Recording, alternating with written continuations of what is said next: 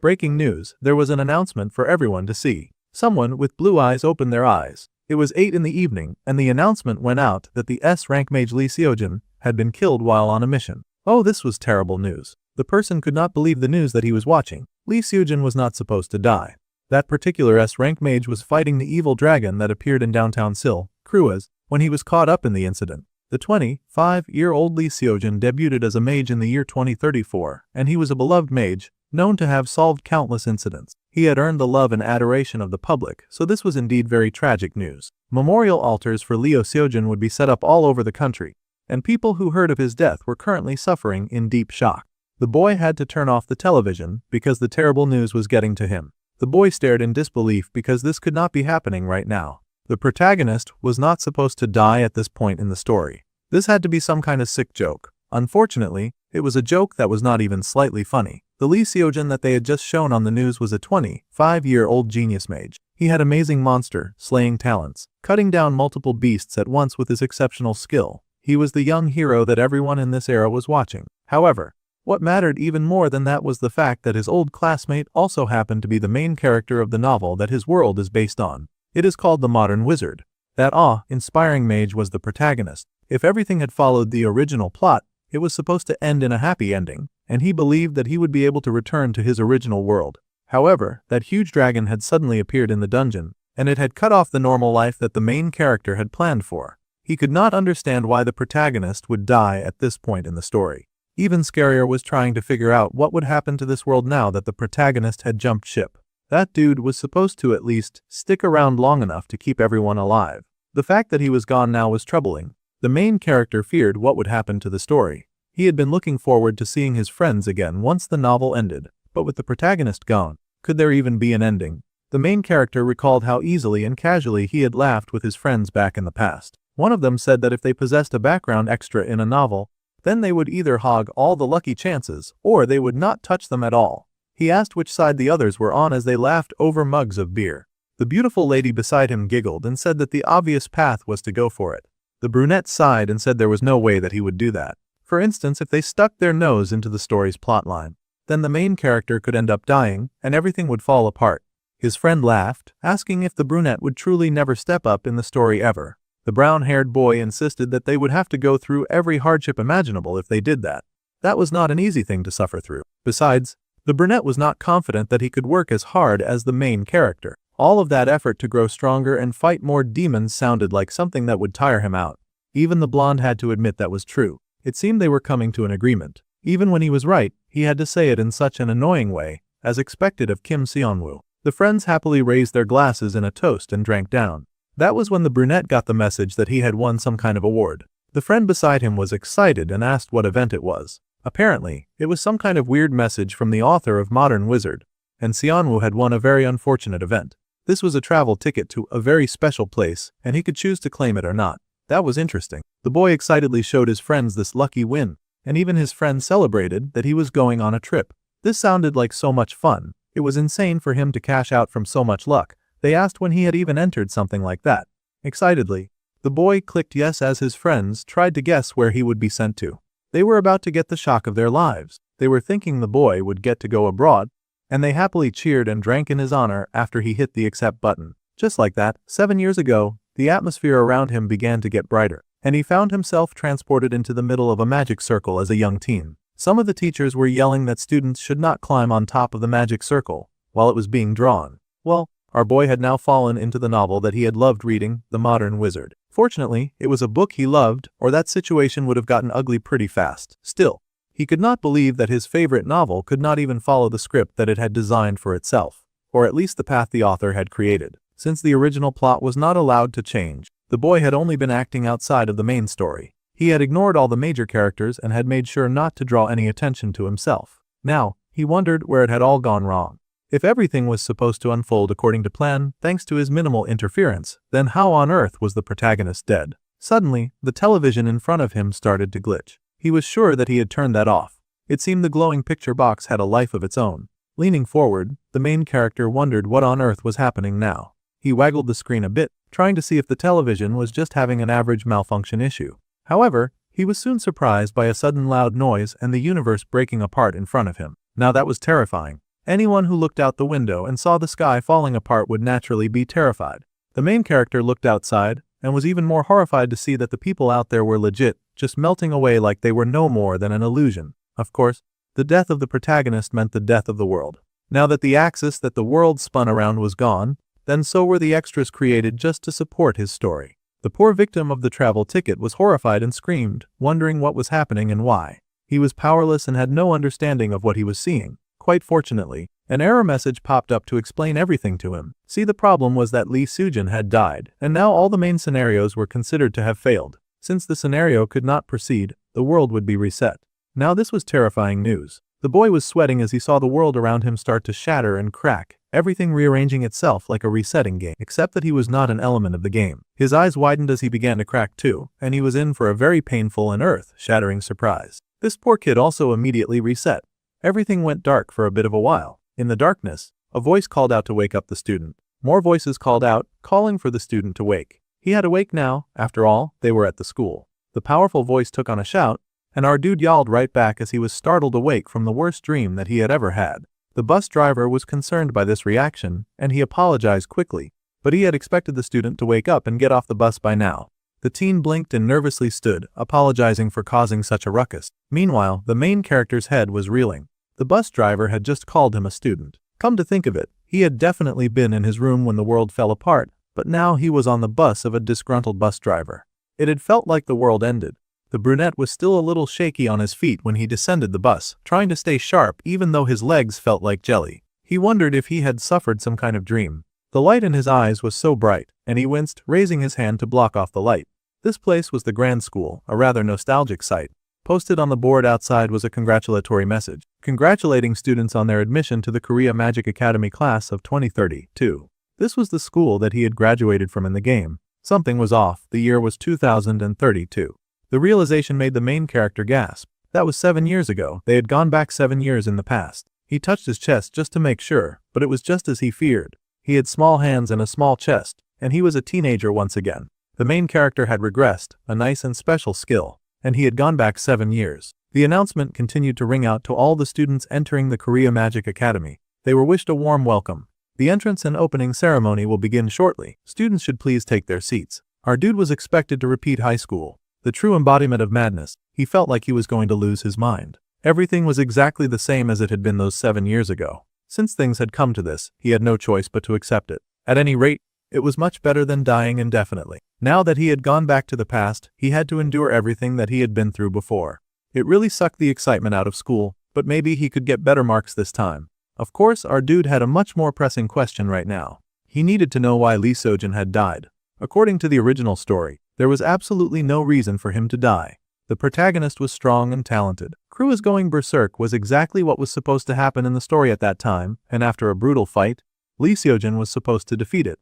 If so, then there had to be some other reason behind the hero's death. The main character thought about it, but he really had no idea since he had stayed as far away from the main character as possible. How could he know when he didn't get close? Suddenly, the boy looked around as they sat in class.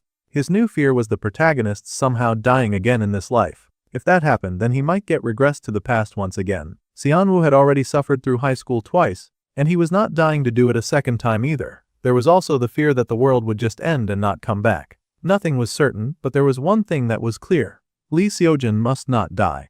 It was an unacceptable result. This time for sure, the main character could not just sit back. This time, he had to play as part of the story if he ever wanted to get back to his original world.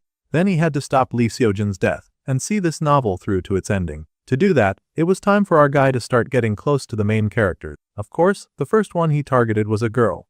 Our dude was laser focused. It was like he had just been waiting for the opportunity to chase down pretty girls. He watched as one of the main characters sat beside him, and then he waved at her with the brightest smile that he could muster. He figured that the best course of action would be to start growing close to the main characters as soon as possible. Yuara, the second year, ranked second in the story. She was one of the people that he needed to start getting close to right now, or so he thought. Unfortunately, our Navi regressor had just targeted the cold, serious type who immediately asked if he knew her. She did not even wait for him to answer, scoffing that she did not recall meeting him for him to act so familiar with her. Right? He knew a lot about her, but she knew next to nothing about him, so this kind of reaction was expected. The boy waved lightly, still caught between shock and the half-assed friendly gesture.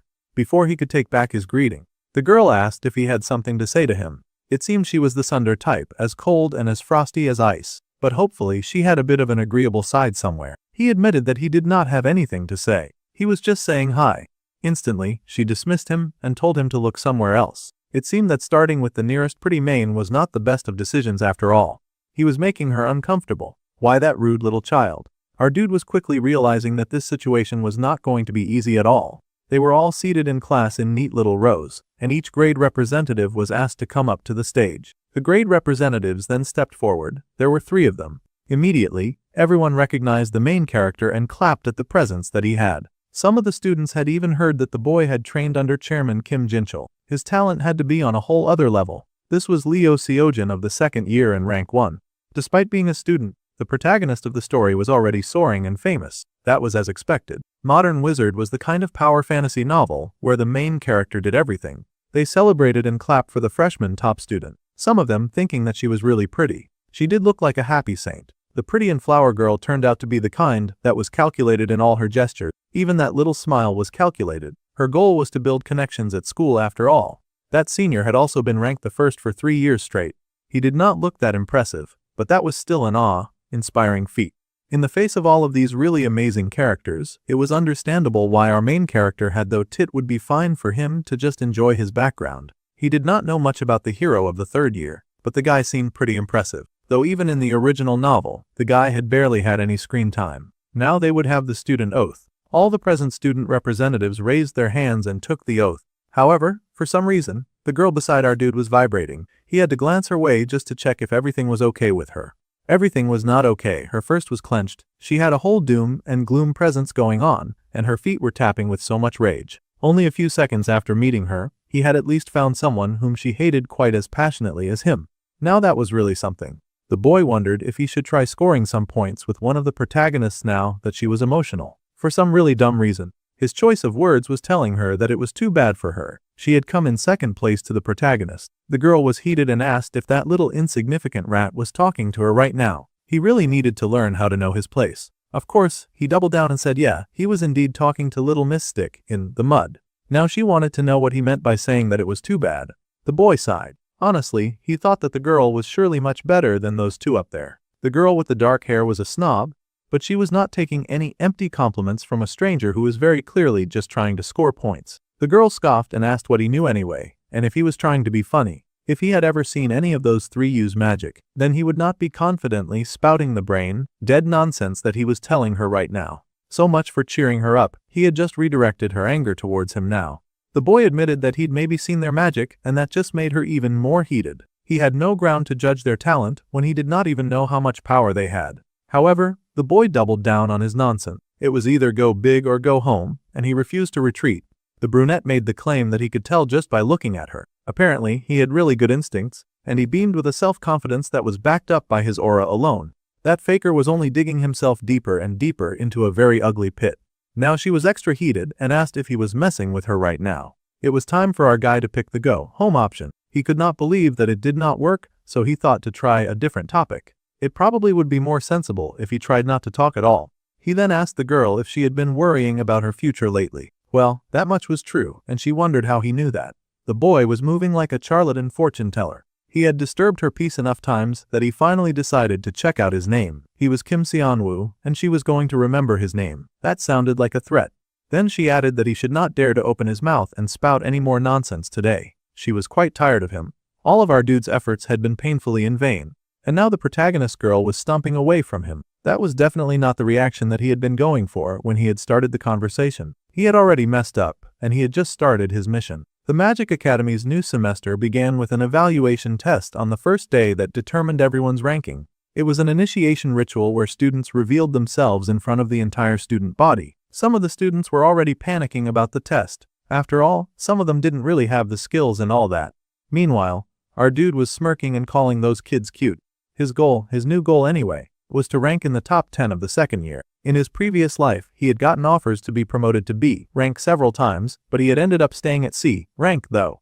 It would be embarrassing if she could not at least hit average against these kids. However, he was starting from the beginning of this story, so he would not be a slouch. The main was so excited to show off his professional skills at the evaluation, and his number one hater was already hating his guts from a distance. Our dude had not even successfully made friends, but he had succeeded in gaining a hater. Hilarious. Of course, the top 3 students of each year were exceptional. Little Miss Polite Smile shot out her magical power with a shout and fogged off the running maniacs. One by one, those earth-looking golems got shot down. The gathered students watched the exam go down, praising anyone who showed exceptional talent. They also watched in awe as the talent from the first years proved that she was a top ranker. Her skills were insane and incredible. Yes, it was none other than the girl who was praised at the assembly and was happy to show off her obvious exception. The second years were up for testing next, and they had to come up when their names were called. The blazing fury that was our dude's number one hater, of course, took the opportunity to show off her exceptional skills. She blasted her power forward and obliterated the targets before her.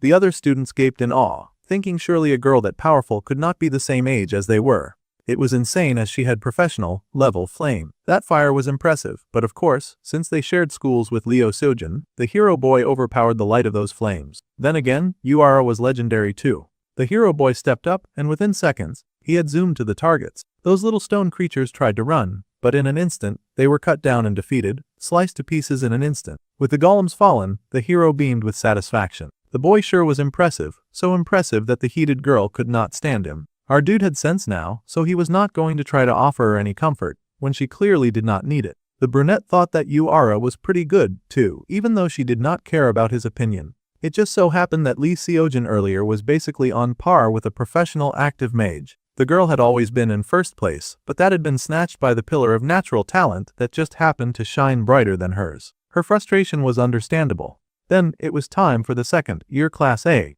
Kim Seon-woo, to show off his power. The boy was told to come up and display in front of all the other students. The boy stood with a proud smile now that it was his turn to play. The others gathered to watch wondered who Kim Seon-woo was. The lady had been in charge of last year's first years, but she did not really remember the name. A man smiled because he remembered. The boy was in their class, but he did not have much of a presence, so it made sense if people did not remember him. Looking at last year's records, the boy had a talent for reinforcement magic. Reinforcement was great, but the boy had come out to fight empty-handed. That was curious. It looked like the boy had switched to manifestation magic along the way. Well, sometimes they have students like that. Now, our main character stood before the golem dummies and prepared for his evaluation. He stretched out his hand and a portal opened up in the palm of his hand. Because of course it did. The ones who specialized in what they loved rather than what they were good at. The boy was more ordinary than he had expected. However, a lady at the back recognized the boy before her. It was not that she recognized his face, but she recognized the magic swirling in his hand. That child was using the compression manifestation technique. The first stage of manifestation magic was, of course, materialization. Compressing the materialized mana slowed a person to finally control the next stage, projection. That advanced technique was also called the compression manifestation technique. It was a technique that only veteran mages would use. Both the hero and the protagonist girl stared in awe as the boy used that magic now. It made no sense for a second year to be able to use a technique like that. However, this second year also happened to be a regressor, and he could not wait to wow them. With a bright smile, the boy fired out a blast of something right at the golems, and it shot out in a large boom, flowing around the standing mannequins into something that wowed the class in a way that was different from what was expected. Everyone was speechless, and for a moment, there was silence in the class. Then rang out the painful mocking sound of laughter. It seemed there had been a collapse of what he had tried to summon due to mana exhaustion. The students laughed because he could not even use his own powers. There was no point to materialization if he could not even project. Those awful jerks. Our poor dude was already going through a lot, but now he realized that he was well and truly in trouble. He was just wondering what the heck was going on with his abilities when multiple system windows popped up at once. The boy stared in shock and then horror, wondering why it was opening now. There was a very tired side, and our dude sat sulking in his room, wondering why the window had opened so belatedly. The last time he had opened it was at this time of the day. Something had changed with his power, and our dude Seonwoo needed to understand what had gone wrong. Back then, multiple windows had opened at the same time, informing him that outsiders' benefits had been unlocked. The main scenario had now begun. The windows also communicated that the second time around achievement had been unlocked, and he was going to receive a 3,000-point reward. He had also achieved the Talent of the Clown award, as if he wanted anything to do with that nonsense. However, the Talent of the Clown somehow achieved way more awards than regressing. He got 5,000 points for being laughed at. Now, 232 people remembered his face as the class idiot. They laughed at him, booed at him, and told him to get off the stage while the system gifted him a 1,000-point reward. The system was cruel. However, for some reason, the protagonist of the story was now interested in him. It was hilarious that this even happened for the worst possible reason, but our main character got 1,000 extra points for that one, too. In fact, 4 main characters had taken notice of him, and he received 1,000 points for each of the characters that had noticed him. Our guy had wanted to make an introduction. It was not a proper one, but it did get him noticed by the important people, and that was necessary. In such a very short but very humiliating time, our dude had made 10,000 points. However, to use any of these points, the outsider's benefits had to be unlocked. That was such a bummer. At least he had an idea of what the outsider's benefits included. This magical point-driven system has apparently been reserved for special privileges alone. So basically, only Xianwu could use these points. The achievement system is now active, but the talent he'd achieved had been cut off for some reason. The brunette pondered his new situation. Points were earned by stacking achievements through the system. He could also get points as he became more well-known. The points shop was one of the best things about the outsider's benefits. He could literally use points to buy traits, skills, or items. It was a totally overpowering setting. Having all of these points was great and all, however, our dude had been labeled the class clown on his first day at school. He had legit only gathered all these points because he'd turned into a circus performer. Plus, calling it the talent of the clown was kind of harsh. Back then, when he had attempted to use that large range and impressive attack, our loser had completely forgotten that he did not have enough mana to use such high-grade skills just yet. Honestly, he had never been this much in the spotlight in his life. Even if he had made so many points, he was not thrilled about it. The important thing was knowing how strong he was now. The boy called up the system to check his stats. The window popped up and informed him that Kim Xianwu, owner of 10,000 points, had good health, alright strength, okay mana, average speed, good reflect and an average dexterity. He was not maxing out in any skills, but at least he was not garbage level. Still, this kind of sucked after all the points he had dumped in. His stats had gotten reset after all of his work, and now he needed to raise them all over again. Then, the boy realized something. In this life, he got to reallocate his stats. The window explained that in this system, there was enhancement, manifestation, support, and summoning. These were the 4 branches of magic here. Enhancement was for boosting weapons on the body, close combat magic basically, so those mages needed more health. Manifestation was where a person could cast actual spells, the classic mage vibe. Then, summoning and support were, well, for bringing things out and backing others up. For the record, our dude had totally chosen manifestation as his main skill on purpose. He figured that if he was going to get a skill, he would prefer something nice and flashy. He was laughing at the situation now, but it was not very funny considering how things were going right now. Since he was in manifestation, he would have to start by maxing out his mana so that he could actually use his chosen power. The statue's window popped up, and our man was informed that another 50 people just been added to his circle of influence. How wonderful! News about him was already spreading like wildfire for all the wrong reasons, but that was good. He could use this popularity to max out properly when he finally acquired some actual good skills. Xianwu was starting to understand that just that one silly moment was racking in so many points. This was such a huge payout that he almost did not mind being the class clown at all. Actually, it was crazily amazing. Now, 400 people remembered his face, and he got a 2,000 point reward. 400 people were insane. He would never have a normal school life now. Well, he'd had to kiss that goodbye anyway, since he'd decided to save the protagonist. That was still an overwhelmingly ridiculous number. It felt like even more people knew him than the whole school body. Someone probably recorded him or something. There had been all of those guests on the balcony. Our dude instantly whipped out his phone just to check what was going on in the Korea Magic Academy website.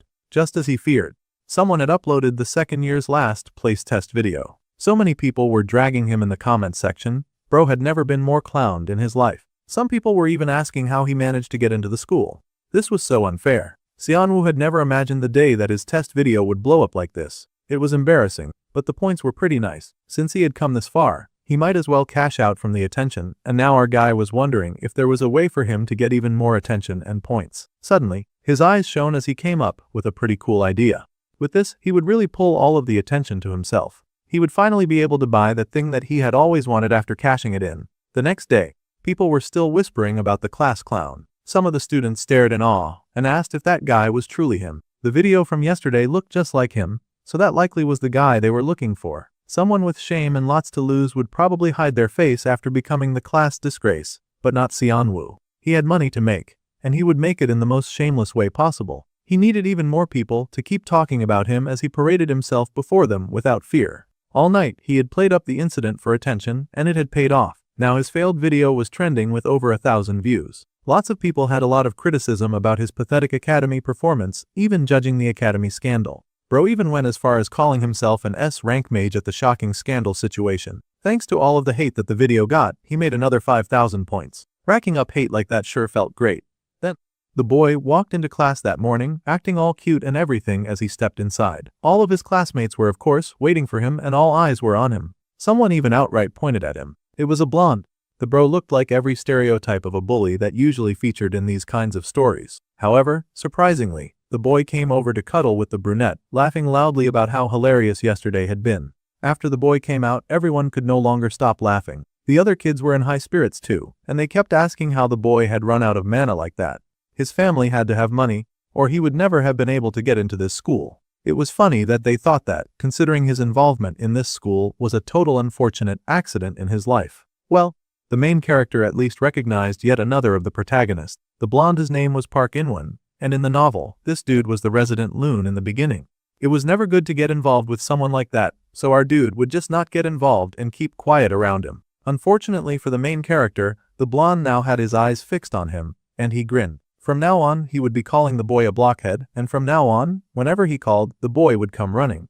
Otherwise, it would be tough to survive in a school like this. However, a voice dismissed In-won's bullying immediately. Of course, it was none other than the star of the second-year students. The glorious protagonist stepped forward, and he scolded the blonde, telling him not to bully others. The blonde scoffed in annoyance at the dark-haired hero. The genius that the world was watching, Lee Seojin. Now that genius wanted to play hero even inside the classroom. Naturally, good guys made fake losers like the blonde feel sick, because he could not comprehend being an actual kind person. Regular guys like him just had to go along with whatever the hero wanted. The hero spoke back in a warning tone to Park In-won. At any rate, the bully knew better than to push his luck, and he walked away from the hero of the second year, taking his stupid goons with him. With those guys gone, our dude was finally free. The hero asked if he was okay. He was such a cute, nice guy. Our dude was grateful for the support.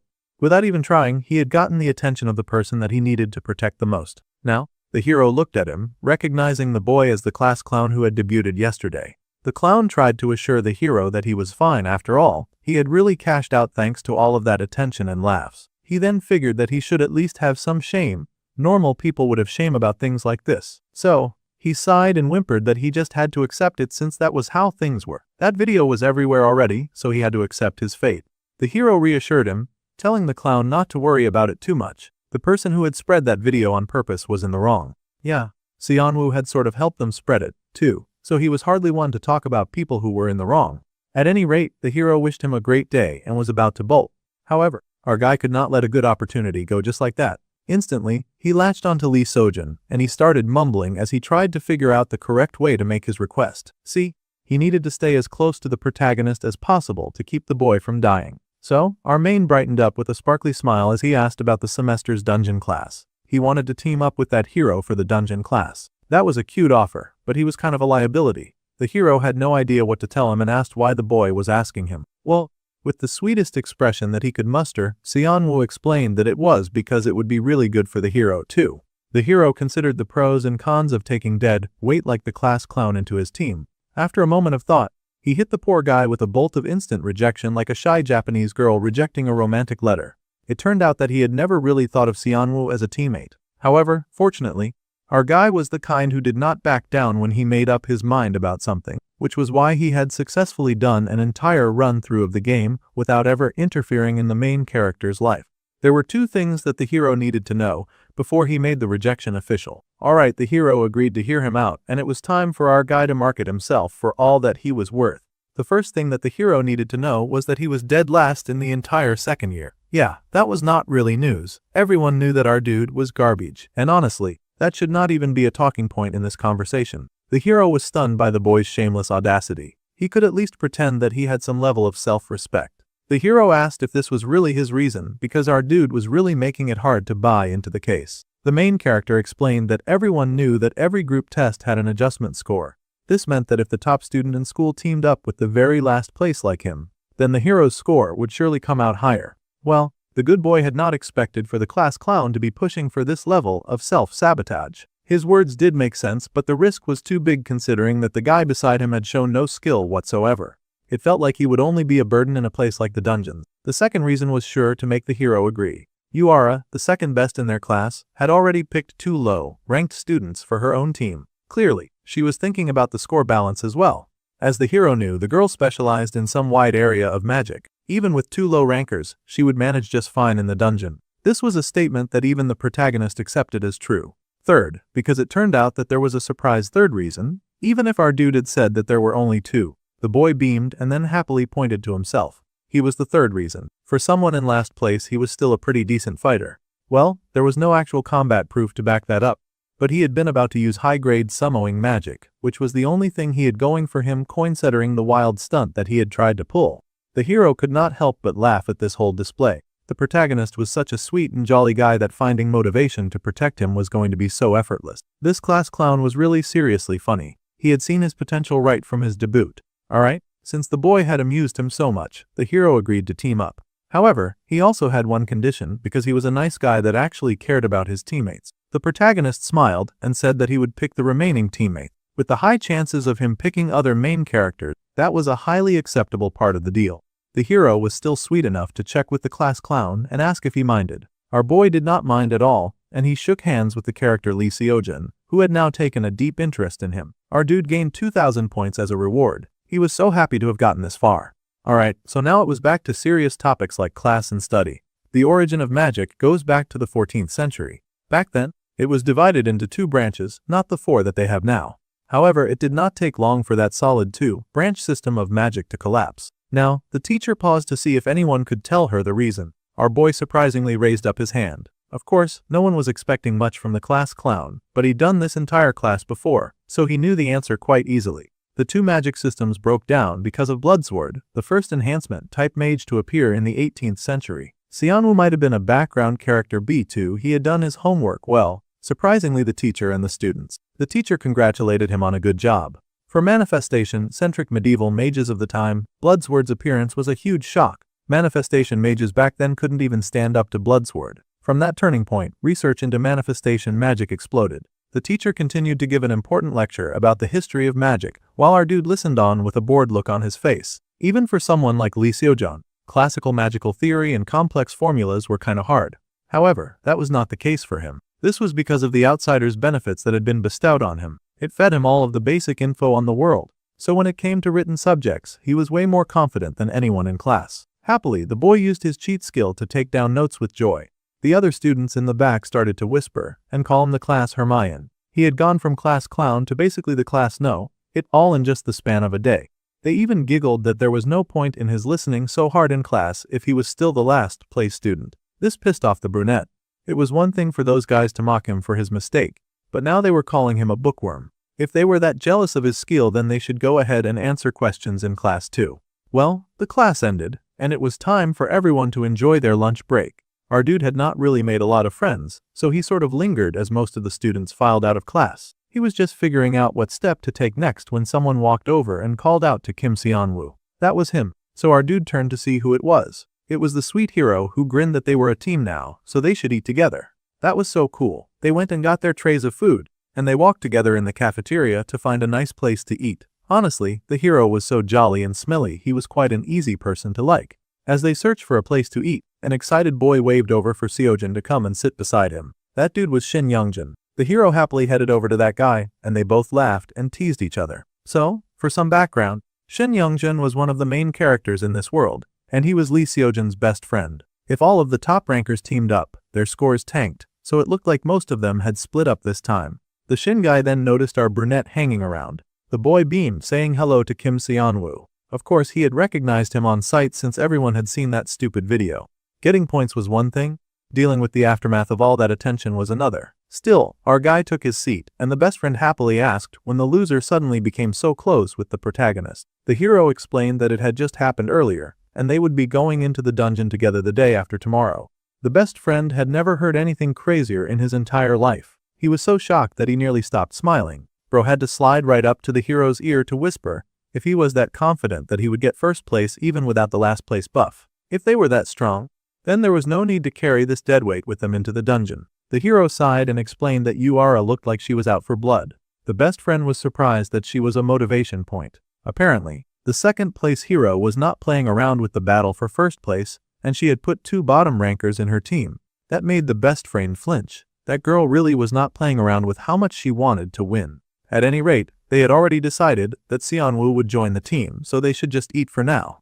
The best friend agreed that he had been starving anyway. Ardu did not particularly appreciate the way the entire conversation had been had about him, but excluding him, but okay. They continued to eat together, and the gossip around them grew. Students were talking about the person who posted in the forest of the great sage. Seo Yuna, the poster, perfect girl for the first-year class, had been staring in their direction when her classmate called her attention. The girl was surprised and quickly dismissed the concern. She insisted that it was nothing. However, the first-year fairy was still curious. She had no idea how the class clown had suddenly gotten close to the second-year hero. Later that day, a bunch of the students were training in a little center with dummies and other practice tools. This time, our dude was going to have to practice his magic so that he would not become an inconvenience to the protagonist who had been so kind as to take him on. He would work with the amount of mana that he could control right now. Carefully, he generated that power in his hands, preparing to manifest. Slowly, the blue portal opened up in his hand just as before, and magic began to bubble in his hold.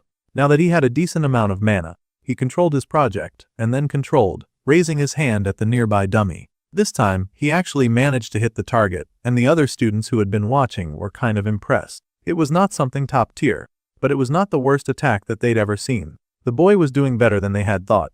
He could totally hear them gossiping, and they did not even have the decency to gossip at his back properly. He could totally hear what they were saying. Well, that did not matter as much because he was finally making progress. Before regressing, he used points to buy stats, and he had happily bought whatever he wanted while living his own jolly life by himself on the sidelines. However, he eventually got a warning that the more he bought, the more the cost of buying things would ramp up, so he had to spend a bit wisely. Base stats went up in price by 10 points for every 10 purchases. Our dude considered that situation. It was the same logic as how level ups got harder in games once a player was on a high level. In the long run, instead of dumping points straight into stats, it was better to use traits for items that boosted mana growth and could build stats over time.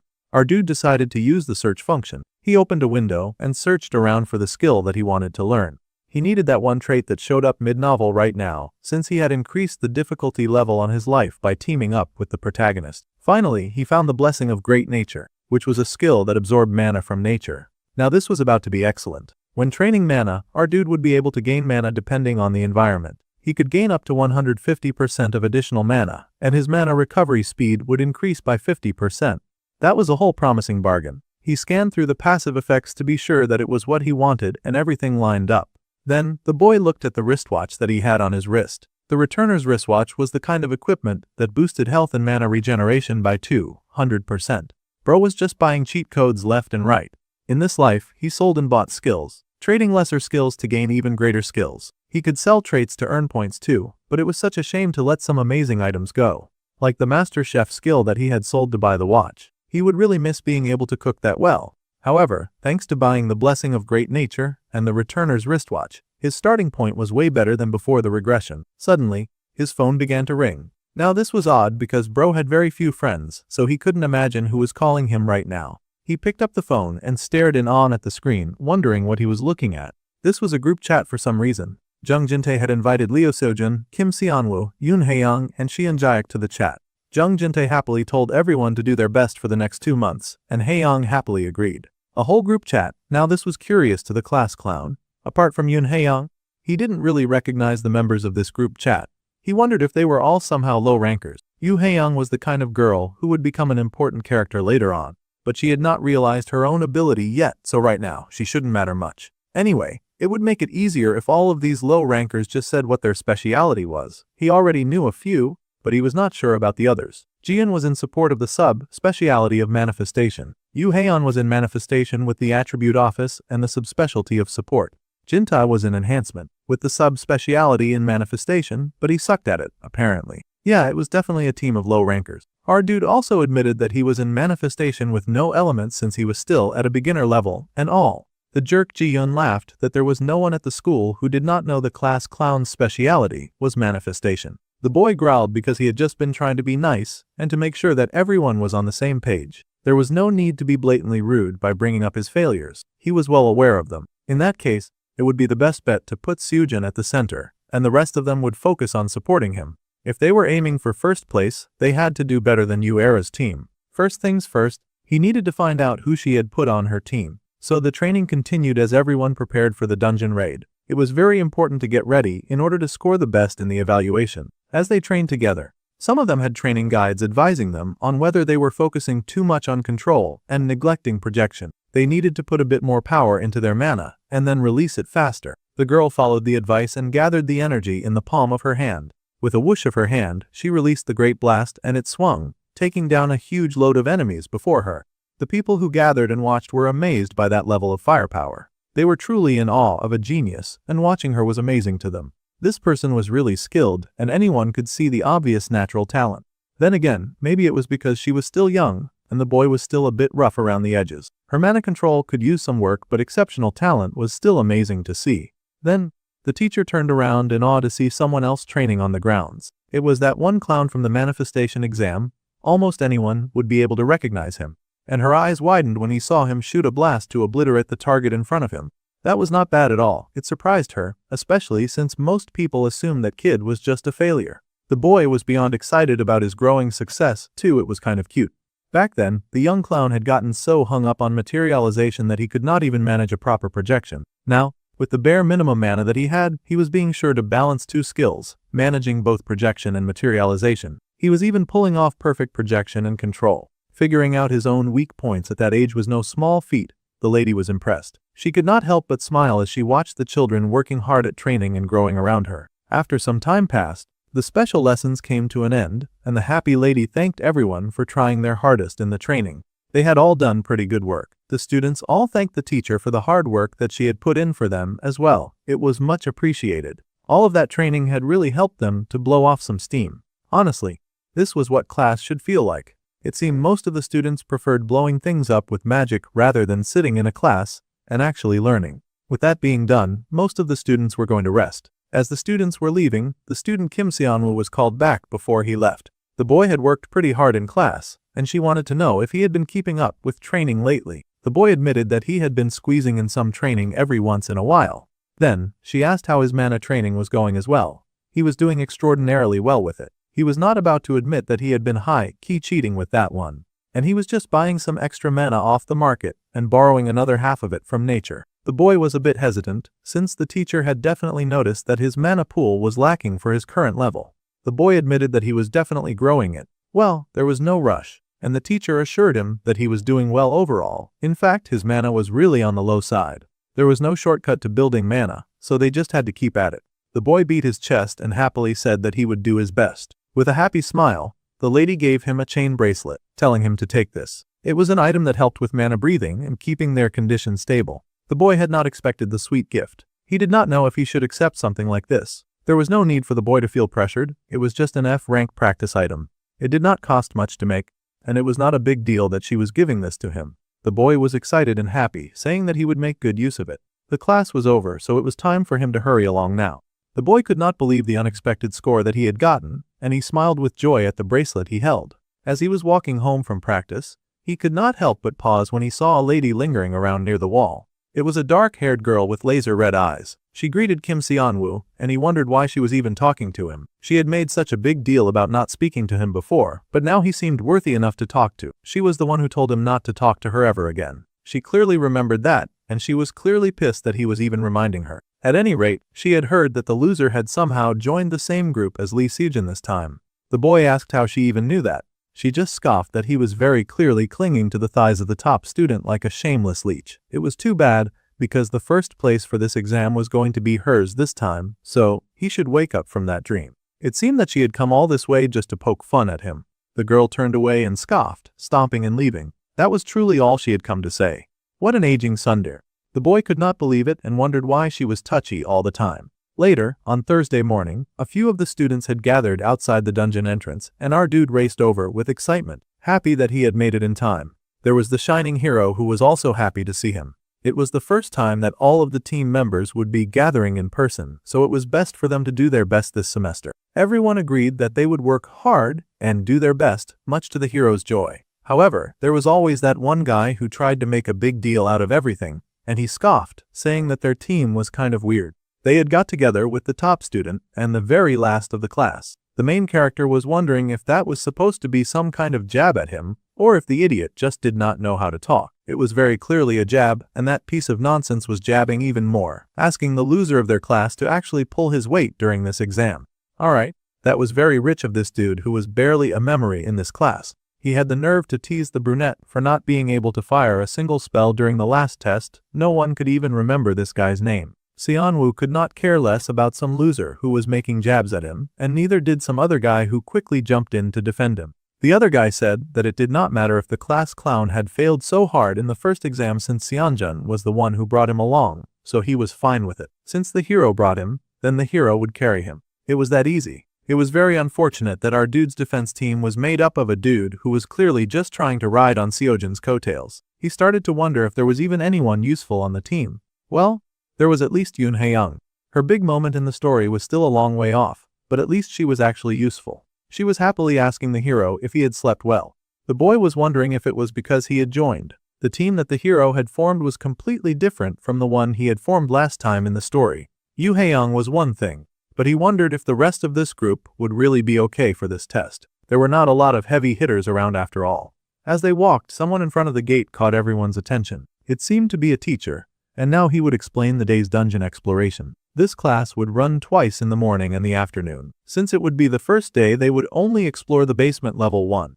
Next, he would explain how their dungeon exploration score would be calculated. First, they would be measured by their dungeon clearing speed. The faster they cleared through difficulties, the more bonus points they would get. Second, the rank difference adjustment score. The more low-ranked teammates they had compared to their rank, the more points that they personally earned. The final contribution was, of course, the most important. This artificial dungeon used a special contribution system. This meant that they would get extra points based on how much they contributed to their team. Above all, they had to prioritize safety. Then the teacher checked if all the students listening to him understood the rules. They yelled that they indeed understood.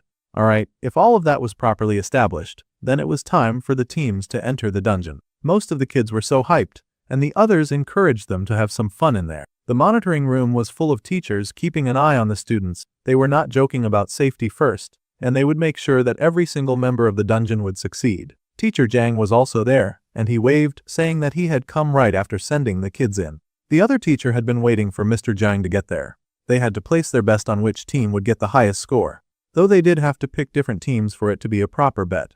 Everyone was going to bet on Yuera's team. Most of the teachers had indeed picked Yuera's team, so it did not look like betting would do any good this time. However, the spectacled teacher said that there was clearly a way for them to bet. She beamed and said that she was going to put her money on Group 3, the one that had Lee Seojin. She was plenty convinced that his team would be able to do pretty well, actually. The teachers were in disbelief, of course. They knew the teacher was just being nice. Even if both Seojin and Ara packed their teams with low rankers for the bonus points, they had both done that completely differently. Seojin's team was pretty shaky and filled mostly with enhancement types. There was a limit to what the boy could do alone, and he could not carry the weight of all of those pathetic people on his team. The teacher with glasses admitted that this was true. Enhancement specialists were built 1-on-1, so without backup, it was hard for them to handle groups of enemies. Now, if they looked over at Yuara, whose speciality was wide area magic, she had already reached the middle of the first floor in the dungeon raid. That girl was moving pretty fast when it came to clearing speed. Even so, the teacher giggled and said that she still believed in a bottom ranker uprising. So, they would all see who would actually win this bet. At the end of the day, it was her funeral if she lost, so everyone was just going to accept it and see where this took her. Meanwhile, inside the dungeon, the hero was progressing as usual. He charged ahead, taking down lots of monsters who came to attack them. Slowly and surely, they advanced through the dungeon, felling monsters as they progressed down. They were making great progress so far. So much progress that most of the others in the team barely had to do anything. Lee Seojin fought really well. The happy coattail riders were really fine with just hanging around in the back while the other boy led them to victory. There had to be a limit to how shameless a person could be. They were already halfway through, and they had barely had to lift a finger. As they continued, they wondered who the first floor boss would be. No one was sure, but they figured the boss of the first floor would probably be some kind of trash mob. They were busy gossiping and guessing if it would be a trash rat or a dog or something. Even if they wanted to underestimate their opponent, the girl was wary. After all, it was still a boss, and it would be as strong as a boss. Then, Haeyoung turned to Seonwoo and asked what he thought it would be. Well, he'd already done this whole exam before, so he told her that a giant wolf was going to show up. Now that was a bold claim to make. Immediately, the bully in the group tried to poke fun at him and asked how he would know that a giant wolf was going to show up.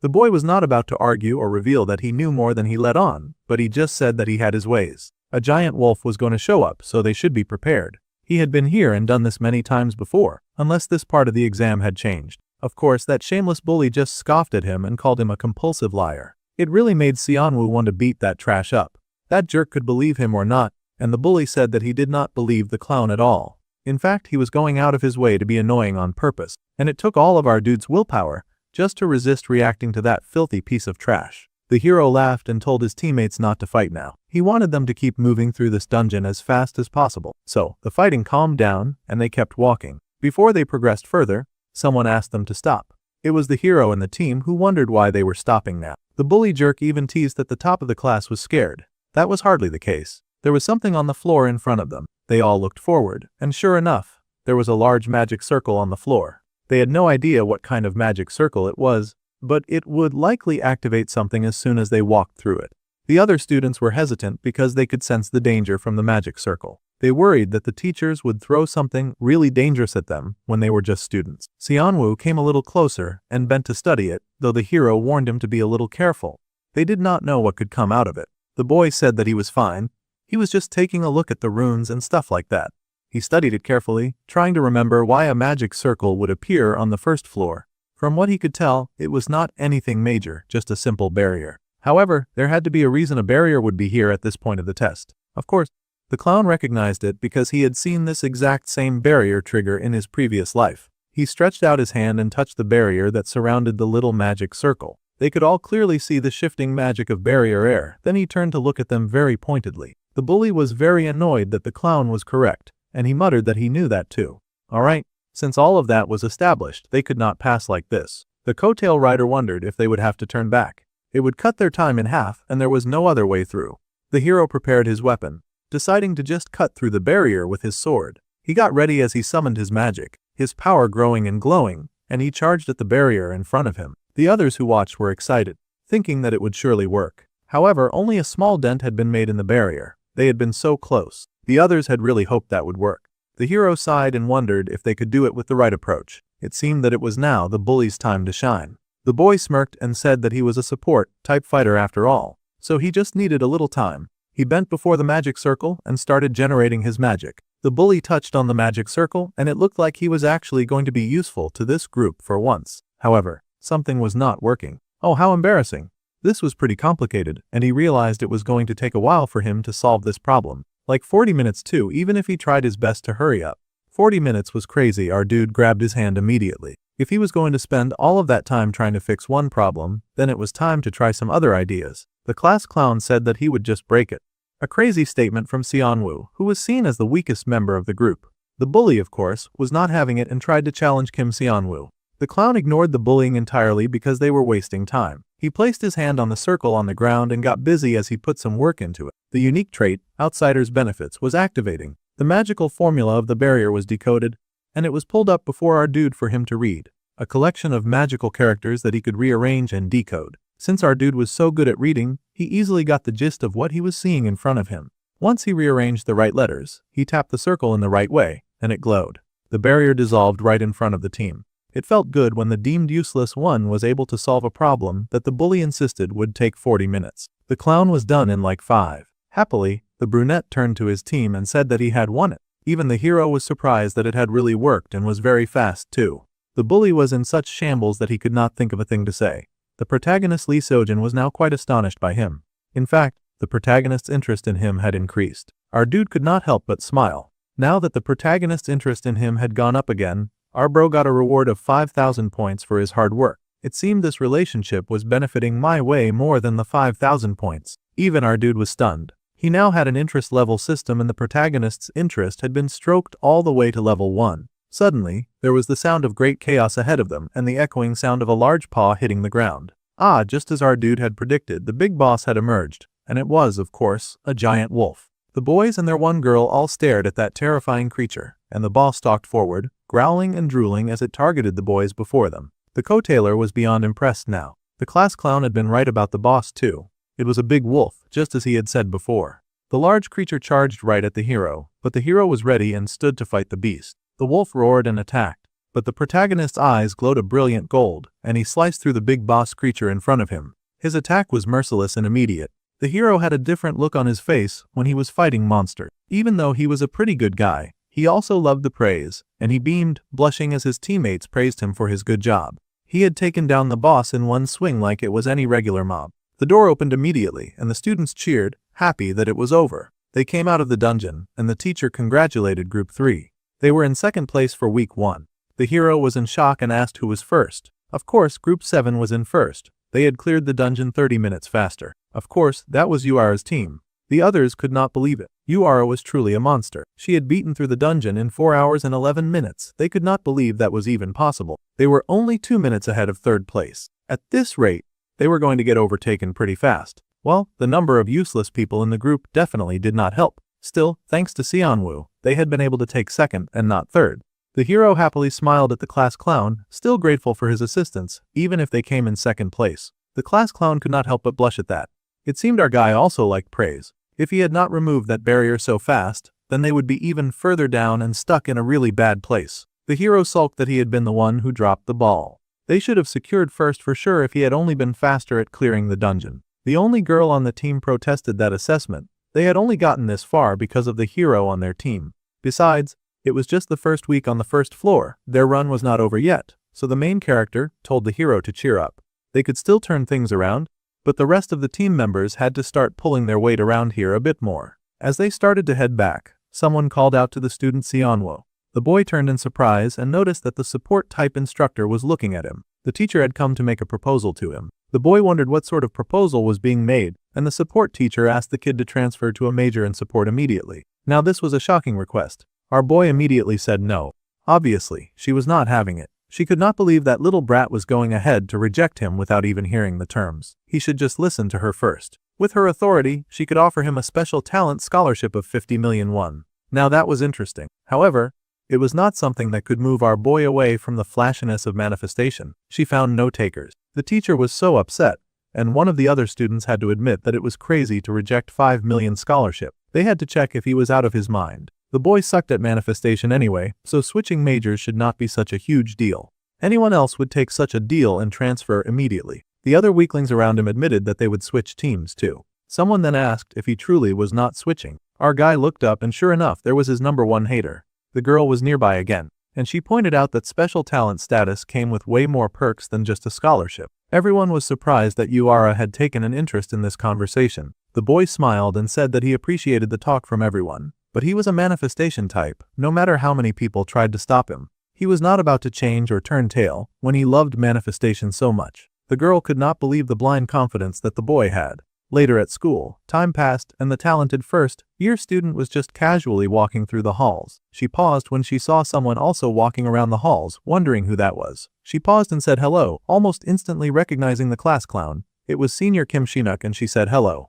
Obviously, his name was Xianwu, so he corrected her immediately. She gasped and acted like she had gotten that wrong by accident, but he could already guess that was on purpose. The girl wanted to know why her senior was cleaning the halls like a cheap servant. Well, it was dirty, so he had just done it. When people had hands and they saw dirt, they tended to clean it. That was what good people did. The girl giggled and laughed, saying that the senior was so nice. She happily waved and told him to keep up the good work. Of course, deep down inside, she thought it was such a pointless thing to do. Our dude had now unlocked the fairy housekeep achievement, and he had gained 1,000 points as a reward. This was great. It was not like the boy could actually tell them that he had worked so hard at cleaning the halls, just so that he could unlock something as silly as the fairy housekeeper achievement. Anyway, now that his cleaning was all done, he was going to take the bucket and put it away. However, someone had noticed the boy doing some cleaning, and he smiled with pride. Back in class, the teachers taught the students about all the different types of monsters. There were humanoids, animals, flying monsters, and all sorts of things. The most dangerous of all, of course, were the mains. Then, the teacher asked if anyone knew why the mains were so dangerous. Our bookworm took the past Bowden and explained that, except when they willingly dropped their disguise and were on the verge of going berserk, mains were almost impossible to tell apart from humans. The teacher smiled and said that this was correct. Mains fed on human blood, and they controlled monsters. They were the root of all evil, and they had already deeply infiltrated their society. Due to the fact that there was not a lot of physical difference between humans and mains, it was almost impossible for civilians to identify mains without any equipment. However, in the situations that he mentioned earlier, the main eyes would turn black. Our dude listened to the lecture about mains, and his eyes widened. Right, this weekend was when the episode of the first main appearance would happen. It was the story where Lee Seojin, despite being a student, would defeat a man and get attention again. Seojin would handle it just fine on his own anyway, so there was little reason for the main character to interfere in this part of the story. However, considering how disastrous the crew's incident had gone, he would check in just in case there was any danger around him. If he wanted to go out with Seojin, he would need a bit more money, and he wondered what to do. Later that day, at the training center, the boy was busy working on some of his mana training. This was essential for him to upgrade his skills after all. A bit of meditation helped grow the man that was already within him into a growing pool of green that circled through his whole body. As the boy sat and meditated and worked hard, his mana slowly increased by 0.02. The Great Nature's Blessing effect granted an additional 0.03 mana. Great Nature's Blessing proficiency had increased by 12%. All that training, whenever he had a spare moment, was finally paying off. The boy had now built up quite a bit of mana. Suddenly, the boy paused when he saw an odd pop-up window. The Great Nature's Blessing had been upgraded to rank 2. That was great. The active effect of the trait, Great Nature's Blessings, had been unlocked. They could now soothe Great Nature's heart. The boy beamed. He had known that buying Great Nature's Blessing was the right call. Even though the cooldown was long, the mana recovery speed increased massively for 1 minute. He could not freely use it whenever he needed it. Thanks to this, he was built of the manifestation type. He recalled the teacher's call, asking him to transfer to the support department immediately, and he washed that off like the bad juju that it was. The boy had no intention of abandoning his clear-cut passion for manifestation. Honestly, breaking barriers was just him riding the outsider's benefits. He was not cut out for support. He could not actually create barriers either. Support was completely out of his league. Still, the truth was that losing that scholarship money kind of stung. Currently, his bank account is suffering, and he was truly dreaming of transferring. He just would not work well on that side of the department. It made sense that he was broke. Most students were broke. Well, he picked himself up from the floor. There had to be a way to make some quick cash. He had been going into dungeons hunting monsters, and selling dropped items was way too dangerous. Otherwise, there was the option of climbing the tower.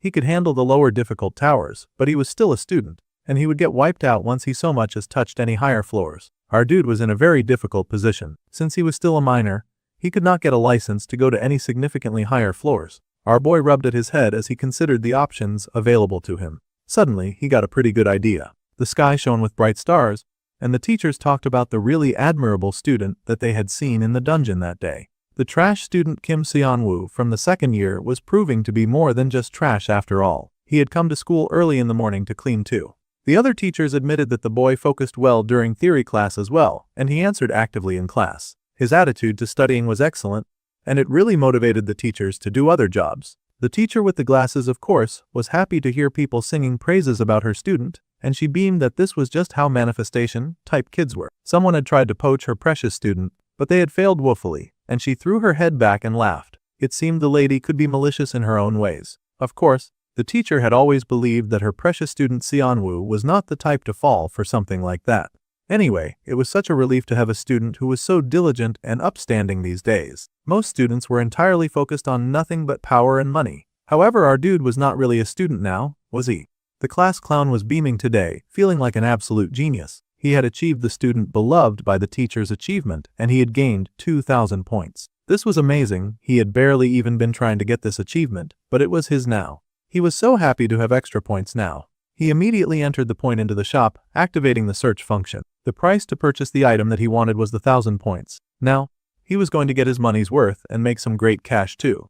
The beloved student so loved by his teachers was now cackling madly at the back of the class. It was making the other students feel very concerned. Later, on Saturday morning, someone in gear marched out to meet another who was dressed in uniform. The man in uniform stretched out his hand to ask for a mage license. The person reached into his pocket and pulled out the license. It seemed there was a visitor to the tower. It was clearly our dude dressed in the shoddiest and fakest disguise ever known to man. He just slicked his hair back, wore some fake glasses and called himself Kim Jin-woo, age 25. And it was really amazing that the person in the ID was dressed in the exact same way as the idiot standing beside the security guard. The guard looked at the card, and then he ran it through his checker. It seemed that the student had not at all prepared for the chance that there would be an actual verification item at the gate. However, much to everyone's surprise, the seat-rank mage Kim Jin-woo, who was 25 years old, was somehow confirmed as a legit hunter. That had to be some kind of crazy glitch. The security politely greeted him and handed him back his card. No way, security was really lax around dungeon areas. The boy had known that he would not get caught, but he had still been super nervous. Wow. Bro really trusted in a faulty and corrupt system just to get access to what he wanted. This was the new identity that he bought from the points shop a few days ago. So, apparently, he could just buy an identity, too, from his silly little shop. That was crazy. He had even been given the opportunity to set the details of his new identity as he liked. A mage license could be issued together with it, too. The price was, of course, 10,000 points, so that was what he had spent all of that money on. Now that he had the points he needed, he got the fake identity card immediately, and now he was sneaking into low-tier dungeons. The mage licenses in this world were pretty special, and they contained a unique magic formula so they could never be forged, except through a magical cheat system, like the one that he was blatantly using right now. Plus, he had gotten these amazing color-changing glasses on, so his disguise was pretty flawless. Now, he would go ahead to clear the tower and go straight to the Han River. Lee Seojin's fight with the main would start at 9:30, and he needed to be close by when that went down. Our dude hurried into the dungeon, admiring the nice decor around the area. Kim Jinwoo was welcome to the Tower of Proof, and he was currently only allowed up to the 27th floor, given his current power level. The boy stepped forward, and the tower asked him which floor he would like to go to. Our dude was ambitious, but he was not an idiot. He asked to go to the 10th floor. Unfortunately for him, the 10th floor had already been cleared. Even if he cleared it again, the reward quality would be lower. However, the main character surprisingly did not mind. He would go to the 10th floor anyway. He had a different goal anyway. The portal was pretty convenient as transport devices were found in every tower. There were several types of towers in this world, and the monster's strength and the difficulty of the traps were mostly determined by the level. In the side story of the original, the Tower of Proof, they had both entered the 10th floor. It was a place that most guilds would avoid because of its unusual difficulty. The brunette appeared there and found himself facing a strange wolf-like creature with many eyes. He stepped inside the tower, and the creature growled at him. Of course, it immediately charged, but the main character was ready, smacking that thing with a good blast of mana right in the face. The monsters that appeared were usually on the weaker side, but they made for good practice points. The main character had now achieved the extra title of the first hunt, and he had gained 1,000 points as a reward. The floor was packed with traps and great difficulty magic formulas. This was practically a tailor-made tower for him. At this rate, he had plenty of time to clear it. Alright, our dude prepped himself, and he was ready to keep going. Later, near the Han River, people were going about and doing their daily business. There were so many people there, and the hero was hanging out with his best friend. It was not even a festival, but so many people had gathered around the area. Since they were here, the best friend excitedly wanted to take a picture with his friend. The hero was a little hesitant about taking a picture, but his best friend insisted that this was an important part of making memories. The hero did not buy it, but since his friend was asking, he did not see why not. So, they came close together, and they prepared to take a picture together. As those two were busy having fun, our dude had knocked down the latest monster. He had even been able to get a magic crystal. It seemed that luck was on his side today.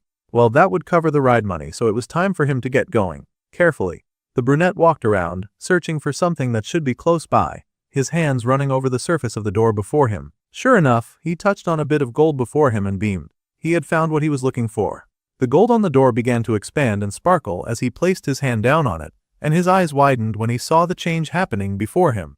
The main character had achieved the Barrier Breaker achievement, and he had thus earned 2,000 points as a reward.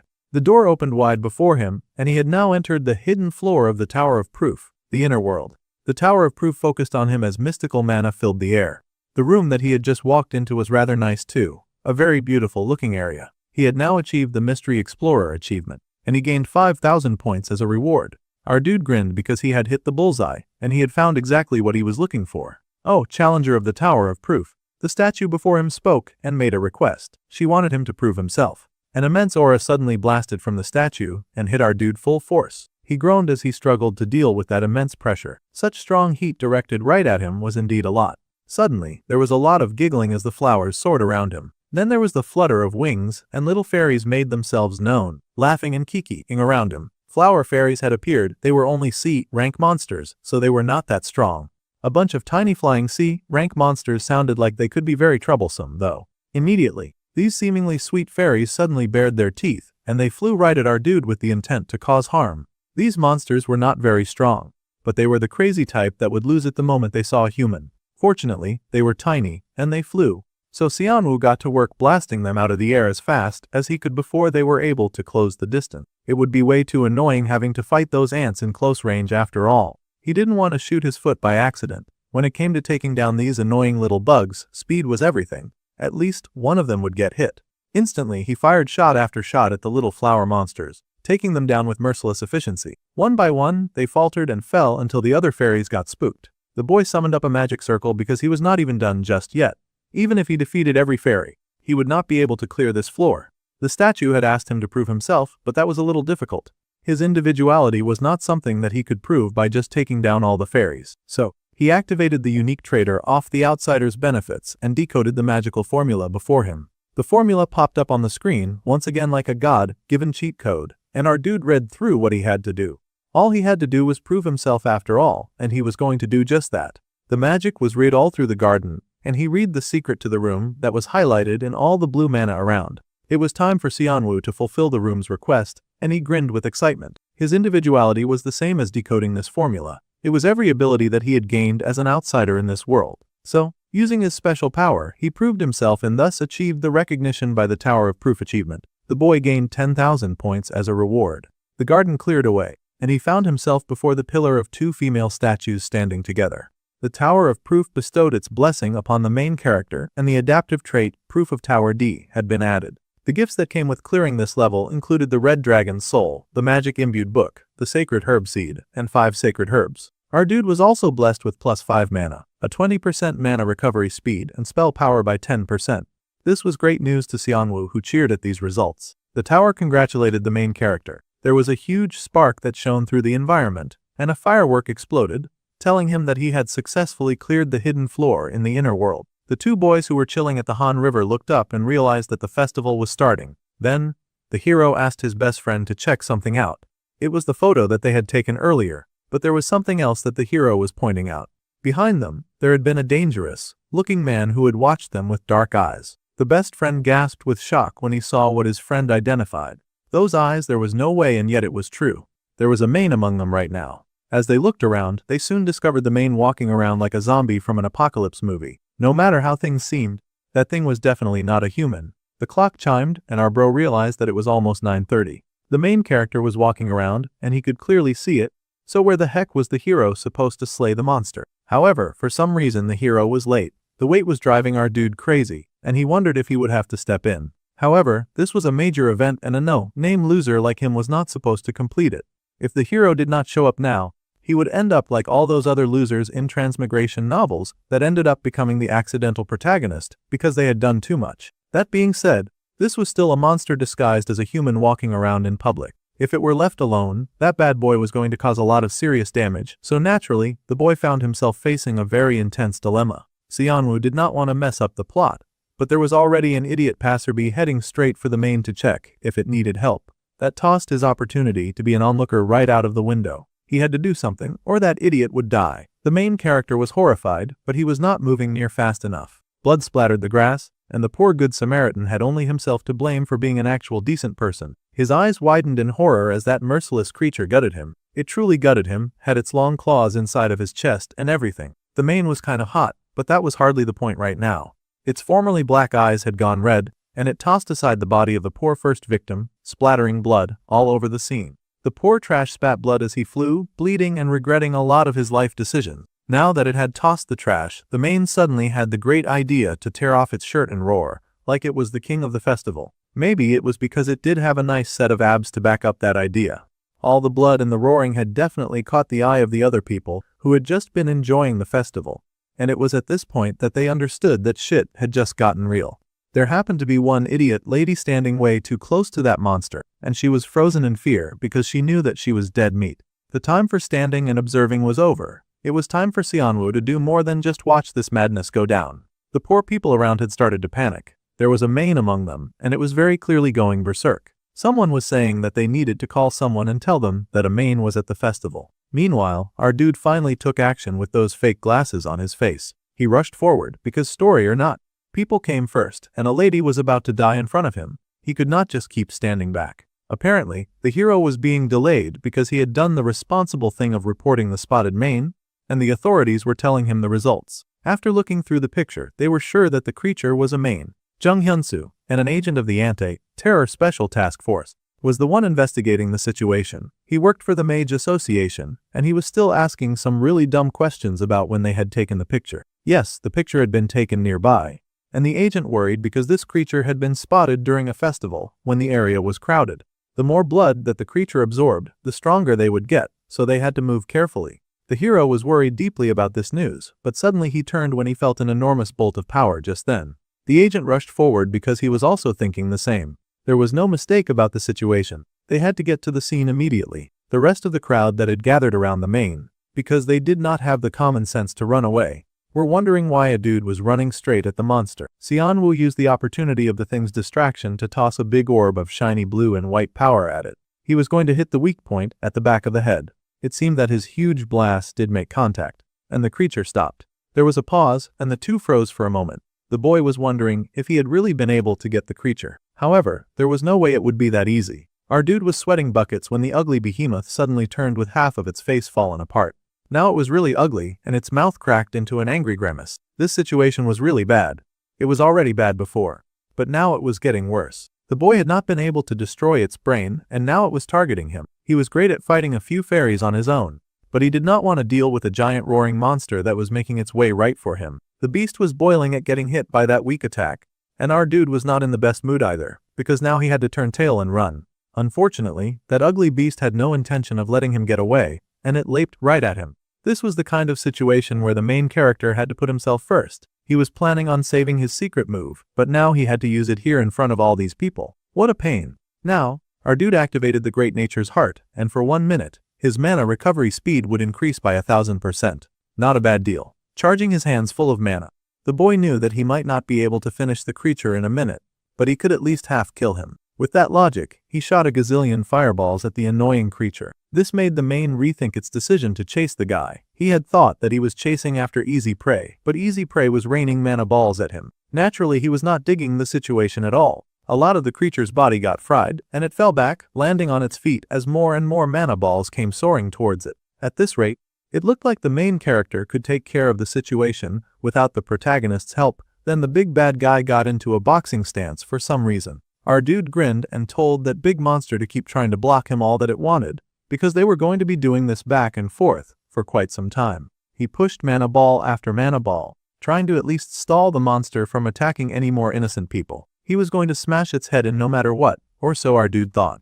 Fortunately, who would appear but a hero swinging a master sword? It was amazing. The story had unfolded just like in the book, but with an extra twist. The main's head went flying, its mouth open in surprise because it had not expected an enemy to come in from the back. Xianwu's eyes widened when he saw the protagonist enter the scene. It sure had taken Xiujin long enough to get here. The main was cut into pieces within an instant, and the agent they had contacted sighed in relief now that the situation had been resolved. Jung Hyunsu, the agent with the Special Task Division, stepped forward, and he thanked the random stranger who had aided in making sure that thing would end much more easily. The man even asked to see the dude's mage license for a moment, as he needed to verify the man's identity and issue a reward. Fortunately, Xianwu had a fake license, so he just offered that one up.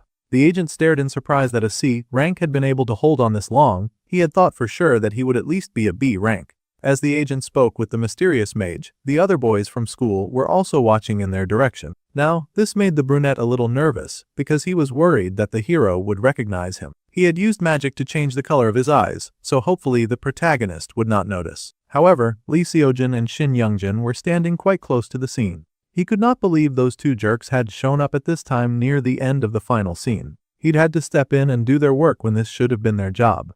It was a good thing that he had come, or more people would have died. However, the hero was staring at our dude from across the room.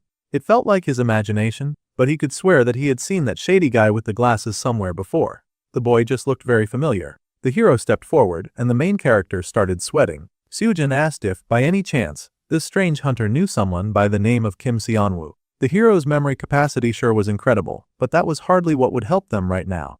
Yeah, the protagonist could have sworn that he had seen that face before, so he asked, by any chance, if the boy knew someone who went by the name of Kim Seonwoo.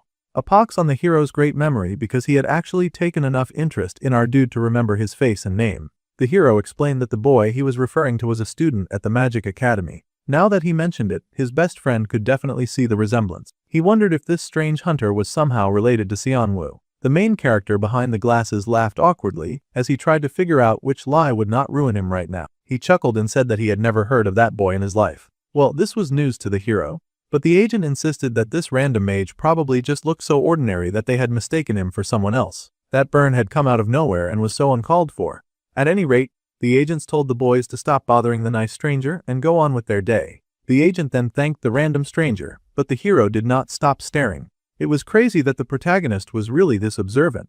Usually they were just goody, two-shoes airheads. His golden eyes were really fixed on our guy. He should have dismissed this whole thing by now. Xianwu would not have even gotten involved in this mess if the hero had just shown up on time. He had just done what needed to be done, that's all. First, the agents will be heading off. He informed the mage that more agents would arrive to handle reporters and take care of the situation. The boy bowed and thanked the agent for saving his life back there. While the evening continued, and our dude was able to retreat into the shadows for a bit to check out his stat window. He had now participated in defeating the B-rank villain Jangan. The brunette was surprised to learn that he had participated in the subjugation. Of course he had participated, he had kept that monster stalled long enough for the main character to run at it. This was changing a bit too much from the original story, but perhaps that was how things had to go. Unfortunately, that very small shift in the plot had been detected by the system, and our dude gained 5,000 points as a reward for shifting the story. It seemed that it was a good thing. However, the causality rate had gone up by 0.2. This really interested our guy, and he wondered what the causality rate was. Stuff had definitely changed because he intervened. Causality was earned by resolving major events in the main storyline. The more the story changed, the more the causality he could gain. They could then spend causality to activate powers. Hot dog, that sounded like a banging good deal. Then, he realized that if Lee Seojin died in his unaltered first life playthrough, then he wondered if it meant that he could have intervened and saved him by getting involved. Under powers, there was a whole list of possibilities, and even the opportunity to achieve whatever he desired. This meant that our dude could get whatever he wanted, and he was rather excited about that. The Deus Ex Machina 100 causality meant that he could achieve anything that he wished. There was one desire that the main character had. He wanted to go back home to the real world. He wanted to laugh and joke around with his friends again.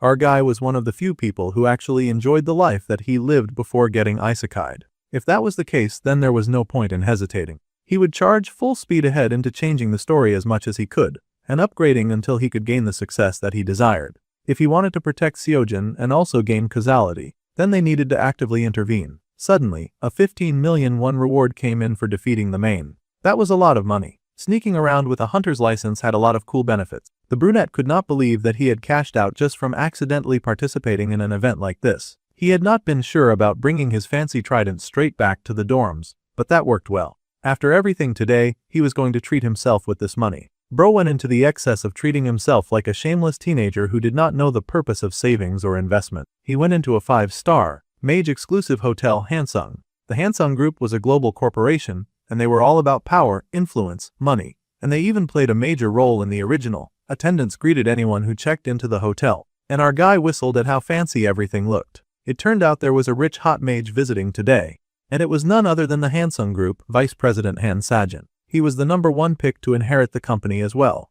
Mr. Shin, rich and handsome, was busy chuckling with the gathered people around him, living his great and perfect life while many flocked around for his attention. Someone even mentioned that it was confirmed that his sister would be joining them for dinner this evening. His sister Sai Yen would be joining them, and the man did not mind since it had been ages since he had met up with his beloved sister. Now, Han-san was another interesting character, and she seemed to be a main character too. Later, the main character found a little private room, and he looked at his fancy weapon, admiring it very thoughtfully. It was a truly wicked-looking artifact, but carrying something that bogus around would attract the wrong kind of attention, so he needed to fit that thing to size. The spear drew too much attention, and he definitely needed to sell it. The magic book he could save for later. As for the herbs, he would take them to Sion, because he was planning on meeting her for some reason. To do this, he needed to wait until tomorrow. Our dude was already making some weird moves in the community. The good morning news came in the next day, greeting everyone with a beautiful and wonderful morning. It turned out that there was someone drawing attention for clearing the hidden floor of the tower. Despite their C-rank mage status, this stranger had not only conquered the hidden floor, but they had also somehow defeated a berserk main in Han River Park right after. This was concerning, as our dude was the one getting the credit when Seojin had delivered the final blow. The Mage Association was now praising Kim Jinwoo's feat, and they announced that they considered raising his rank. He had his face plastered on billboards, too, and many stared in awe at this apparently super awesome hero. Some even guessed that he had faced the main alone in that fiasco, but that was not true at all. Our dude had now achieved the title of Little Hero. 2 million citizens appreciated his courage. Several more story characters had not met him yet, but now they were curious. One news segment equaled 1,000 points, so our dude was not mad at all. It was not exactly the type of attention he had been going for, but at least it was something. Now that he had enough cred for his identity, he was going to go ahead and meet Sion. So, the brunette showed up at the Hansung Pharmaceuticals,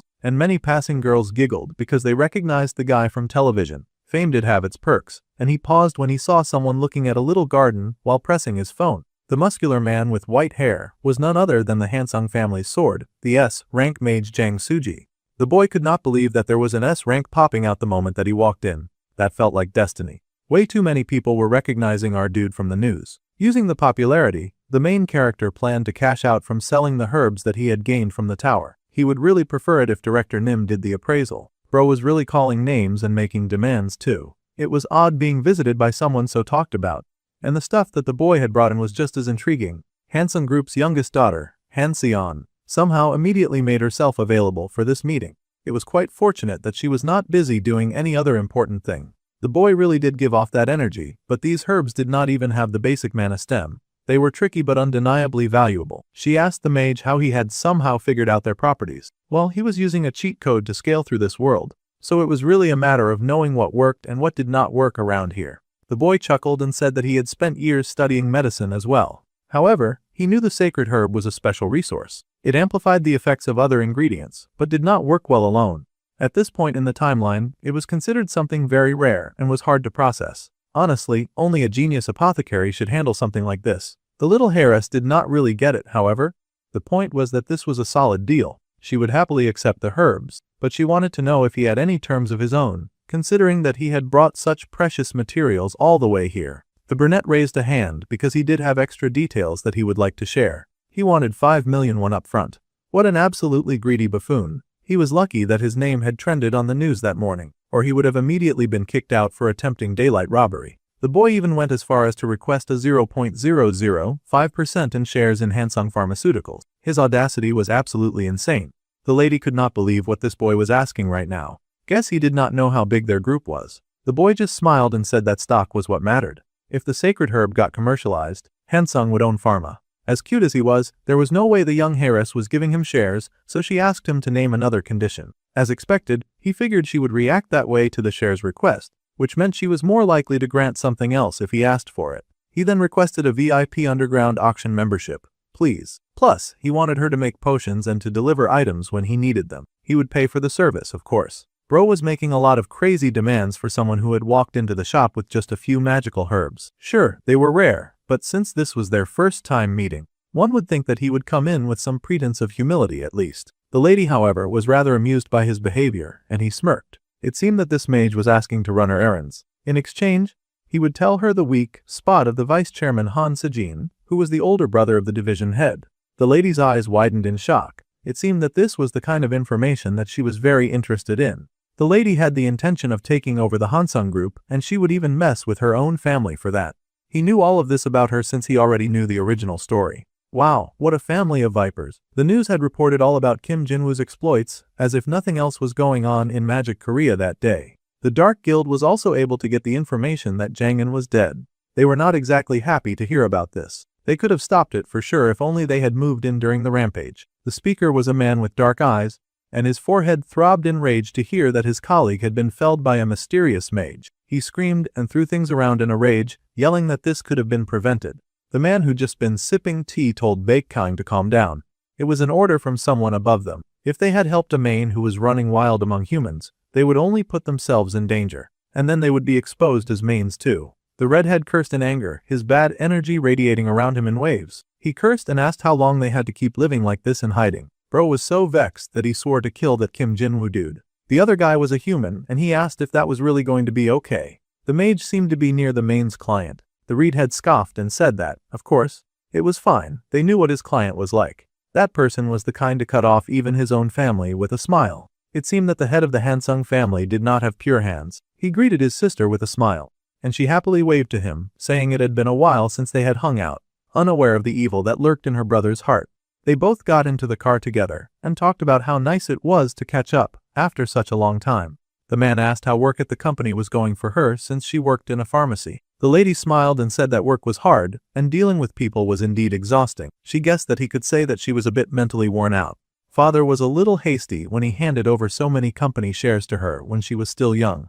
Well, we know she's an ambitious crook, so those were fighting words from her brother.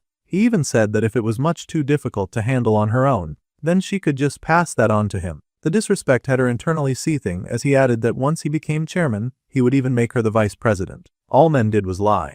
The girl curled her hands into angry fists, barely containing her anger. Her brother was a joke and should really not make her laugh. Meanwhile, our guy was in his room and was busy handling his own affairs. Now he had the information saved by using 2 accounts. Meeting Sion really was the right call, and she had sold the spear for him, too, so that was really convenient. Thanks to her, he could happily return to his dorm room with his mind at ease, without worrying about drawing any attention to himself. Sion should have pretty solid intel as well, and she had immediately perked up when he had revealed that he could so easily tell her about her brother's weak point. He wondered if she was checking whether that weakness was mentioned and if it was actually useful. It was the Hansung family after all. Suddenly, our dude got a message notification. He got a message about a month ago from Han Sion. She would be his errand runner for just that long. The character Han Sion now trusted him. She would send him the upfront payment and the spear money within the day.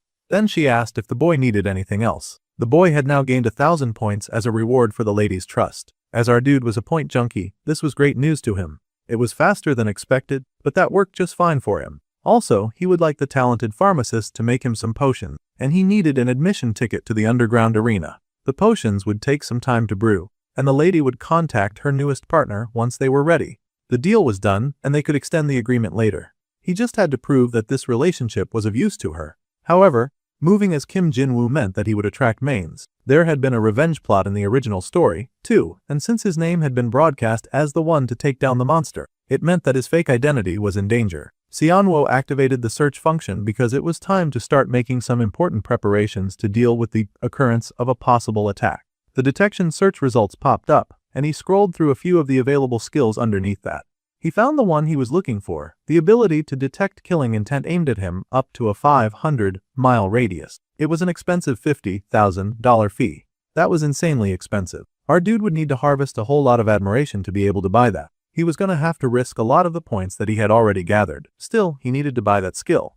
It was the price of staying alive after all, so he closed his eyes and pressed purchase. A few days later, the main character was living his life, and he was able to retrieve the potions that he had requested for. The lady had made them with a sacred herb mixed in. All he had to know was that the side effects had been amplified along with the effect. The amplified mana elixir potion was a kind of increase in mana recovery speed by 500% for 5 minutes. However, our dude would then suffer mana exhaustion for just 30 minutes. That was almost a fair price to pay. Then, out of nowhere, he complimented the beautiful damsel in front of him, telling her that she looked pretty good right now. Yeah, she was not falling for such easy rage bait, and she arrowed her eyes at him, changing the topic suddenly. Everything about this mysterious young man was suspicious. He was a capable mage who wanted such a high-ranking potion. Plus, she wondered how he even knew about the conflict between her and her brother when they appeared amiable and loving to most outsiders. Now that she had fulfilled her half of the bargain, she would like to speak on the weak point of her brother's that he had mentioned the other day. She had dug through her own channels to investigate,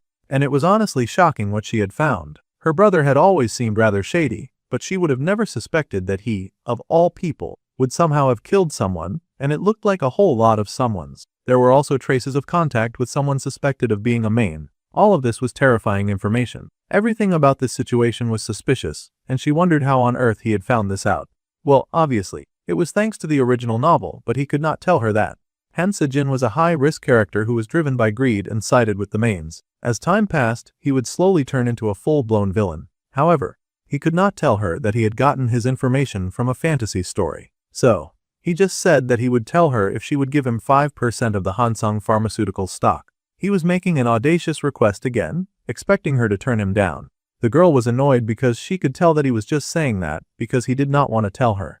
The whole thing made her so upset, but it was rather amusing to him. Their discussion was concluding, so he asked her about the arena ticket that he had asked for. She had gotten it, but it was apparently not transferable, so he would have to enter with her. He could see that was why she was dressed so weird and shady that day. She yelled that it was his fault that she had to wear such gaudy and silly clothes in the first place. She had spent money and risked so much to follow his demands that she just had to ask what on earth he was planning to do at the arena anyway. The boy explained that he had made some money, so now he had to grow it.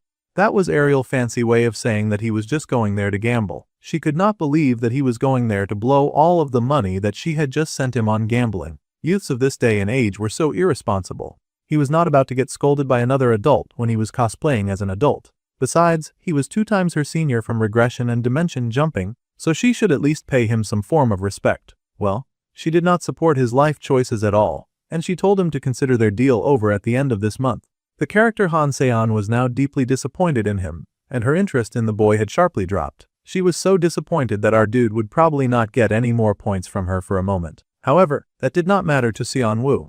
He took up the fancy mask that he had brought and quickly put it on his face, knowing that by the time they left the arena, he would have earned even more of her trust. The evening sky darkened, and the two made their way into the special place. There were guards at the door, of course, so they had to check if they were authorized to enter. They got the very important person banned, and then they stepped inside. It had been a while since the people had welcomed a VIP. The brunette was about to keep stalking in, but he gaped in awe when he saw a familiar-looking dark man with a mask. However, he could not entirely disguise himself to our guy who knew so much, and he instantly recognized the man as the S-rank main and top-tier villain, Ha Ryong. Now that was frightening. Bro's eyes did not look even slightly dark at all. The main character was sweating as he realized that it made sense for a man this importance to be here. Ha Ryong was the host of this very arena, and the man smiled, asking them to please enjoy their time. He walked past them with a polite smile, but Seonwoo could not help but stare after him in awe.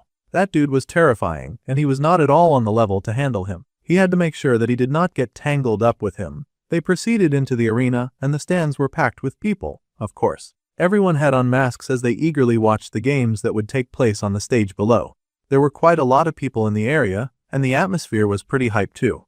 That was probably because of Yang Hongju. The lady asked who that was because she was not very familiar with the name. That dude was the most popular fighter right now, and he was a mage who held the champion spot for 3 years. In terms of combat ability, the guy was basically 8 rank. The heiress easily guessed that there would not be much money made off a consistent winner then, because there was a huge possibility that everyone would bet on him. Our dude was well aware of that, but he had an easy trick for making money. The boy happily waved to the officials and informed them that he would like to place a bet.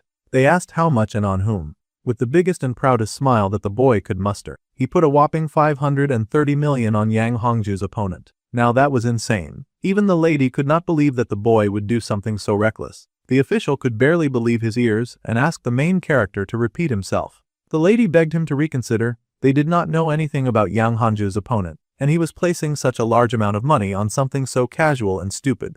The main character just smiled. He had a few ideas about the man's opponent, because he knew that a rookie would be having their debut match today. The rich heiress could not believe that this idiot was about to place his bets on a rookie who had not even debuted yet. Meanwhile, inside the room, the main had taken off his mask. He had already heard the rumors that someone had bet a whole 530 million on Yang Hongju's opponent. This was correct, of course. Immediately, the main wanted to know what idiot had that much money to spend. The answer, of course, was a dude wearing a rabbit mask. Too bad for our guy, who had not wanted to get the monster's attention because he had it now. In fact, the monster remembered that he was the VIP from earlier. Now this was an interesting turn of events. To a very important person like that kind of money was likely just pocket change. A rich weirdo with weird tastes, something that could be overlooked. However, a different sort of information was leaked to different ears. The redhead had just heard that Kim Jinwoo had shown up at the underground arena. He heard that he had come with Han Seon for the event. This was perfect, as the red mane had been so frustrated for way too long. He had been pissed about having no intel about that guy. Now, it was time to get the car ready. Tonight they would be avenging Jang Han. Meanwhile, there was a battle going on between two men. They were monitoring the proceedings in the pit, and the fighter inside was begging for his opponent to spare him. This seemed like the kind of fight to the death battle. Gruesome, ugly, and bloody. No wonder a lot of mains were hanging around the area. The poor fighter begged that he was surrendering, but his bloodthirsty opponent just mocked his whining and said that he should have surrendered from the start. With a swing of his ruthless weapon, he cut that man down, and the man gasped, choking on his blood as he was knocked down. They had a winner for the first match, and it was none other than some crazy jerk with long hair. The people could not believe that the crazy person whom he had been fighting against had actually surrendered in that battle. They had bet so much money on him too. Of course, people were not happy about the garbage that had lost his match, and they yelled really mean things at him because they valued their money way more than his life. The underground arena was definitely ruthless. Still, the main character informed her that the host would not actually let any of the fighters die. Well, that was a relief to hear. Now, in just a moment, the strange rookie would fight against the arena's champion. The match between Liang Lang and Yang Hongju was about to begin. This match had 2.8 billion on the champion, Yang Hongjun, and a whopping 530 million on the rookie Liang.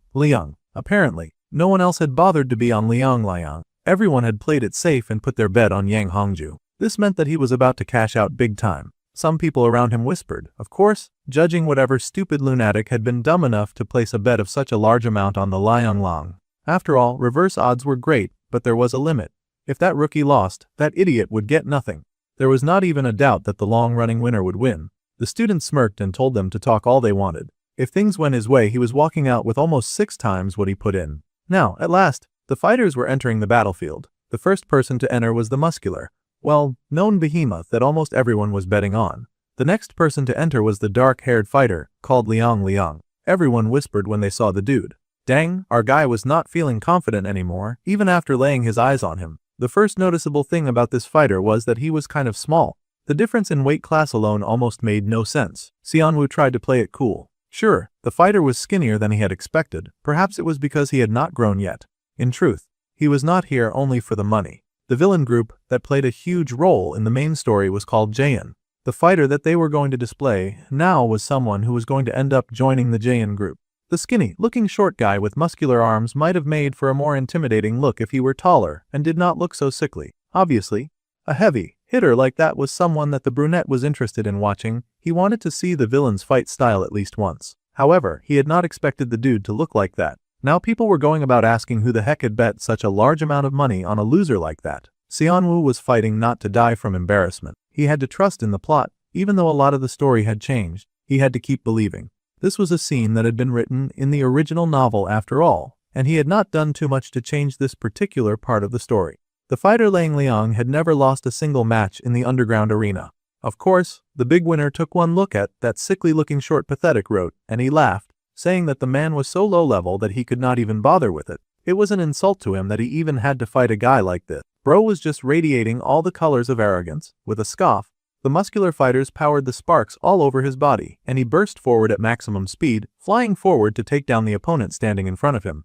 With a gasp, the small, emaciated-looking villain dodged with shock, managing to avoid that punch that had come flying right at him. The villain actually looked surprised, like he had not expected his opponent to attack him that fast. However, the mighty Hongju suddenly spun in his attack and managed to land a hit on the villain that had been trying to dodge him. With a gasp of pain, the smaller-looking future villain went flying. The poor dude hit the wall, smashing against it hard, and he struggled to stand up as the muscular guy advanced. The crowd was cheering and crowing with joy. They were so pleased about what they were seeing. Meanwhile, Xianwu was high-key panicking. It was good to see a main character act unsure about his decisions for once. He did not want to lose 500 million on a crazy dare. He believed in the story, but the beating the future villain was taking was incredible, and he wondered if that tiny guy could actually win. While our bro was worried about the future of his finances, a smooth car was driving towards the arena with the intention of ending all of his futures permanently. They needed to get to the underground arena, but there was an understanding that they could not storm in right now. If he rained Harayang's event, he would not be able to make it out in one piece even if he did get some vengeance. Instead, the redhead main was going to play it smart. He needed to know what time the event would end. Fortunately, the event would be ending at 10:30. That was a good time, and the evil monster grinned because that worked great for him. When he killed that loser, he would make sure that he would regret it.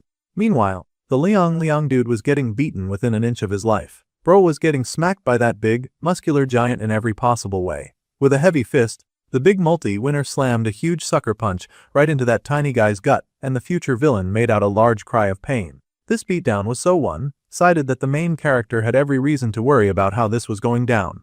The big muscular Galut laughed at his victim, and he told the little runt to know his place and to get lost. With that, he kicked that dude into the wall again.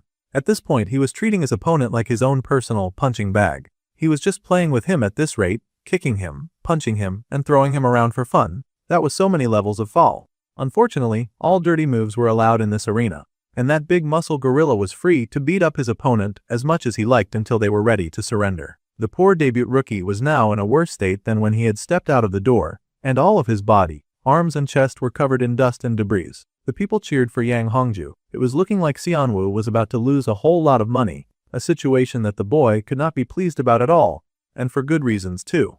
No one would want to lose that much at once. He had trusted in the story, but now the crowd was happily praising the name of Yang Hongju. The main character could not believe how fall the story was doing to him right now. There was no way that the big gorilla had actually won. The main character was doing his best to try to blink away reality because the real life that he was currently existing in was trying to zap away his hard-earned cash. Suddenly, out of nowhere, there was a splatter of dark blood in the arena. The sound that followed was shocked silence when Hongju turned in surprise to see that the opponent whom he thought he had beaten down was standing up again. The man coughed up blood, shocked as he realized what had hit him. The future villain smiled wickedly, a look of joy on his face at finally getting to land a hit. Of course, the big guy was not so pleased about suddenly getting hit, and he ran at the little guy with all of his might, hatred burning in his eyes. The smaller guy smirked, standing to greet him as he continued to harvest his weapons from his body. That tiny menace was pulling out bones. Bones from beyond his ribs. His skin was splitting open like water for Liang Lang to fetch bones like his body was a sheath of many swords. Once the tiny guy had a proper grip on his next batch of weapons, he let them fly. It was truly a horrific sight. Each of those bones flew forward and struck him, piercing different spots of the big guy's body. They arched through the air in dangerous purple power and stabbed the big guy in many different places. More blood trickled down his chest, and the many-time winner screamed in agony. The man stumbled, falling off his usually stable feet, and his body toppled to the ground. It was a pretty hard ask for anyone to stand up with about 5 bones buried inside their gut.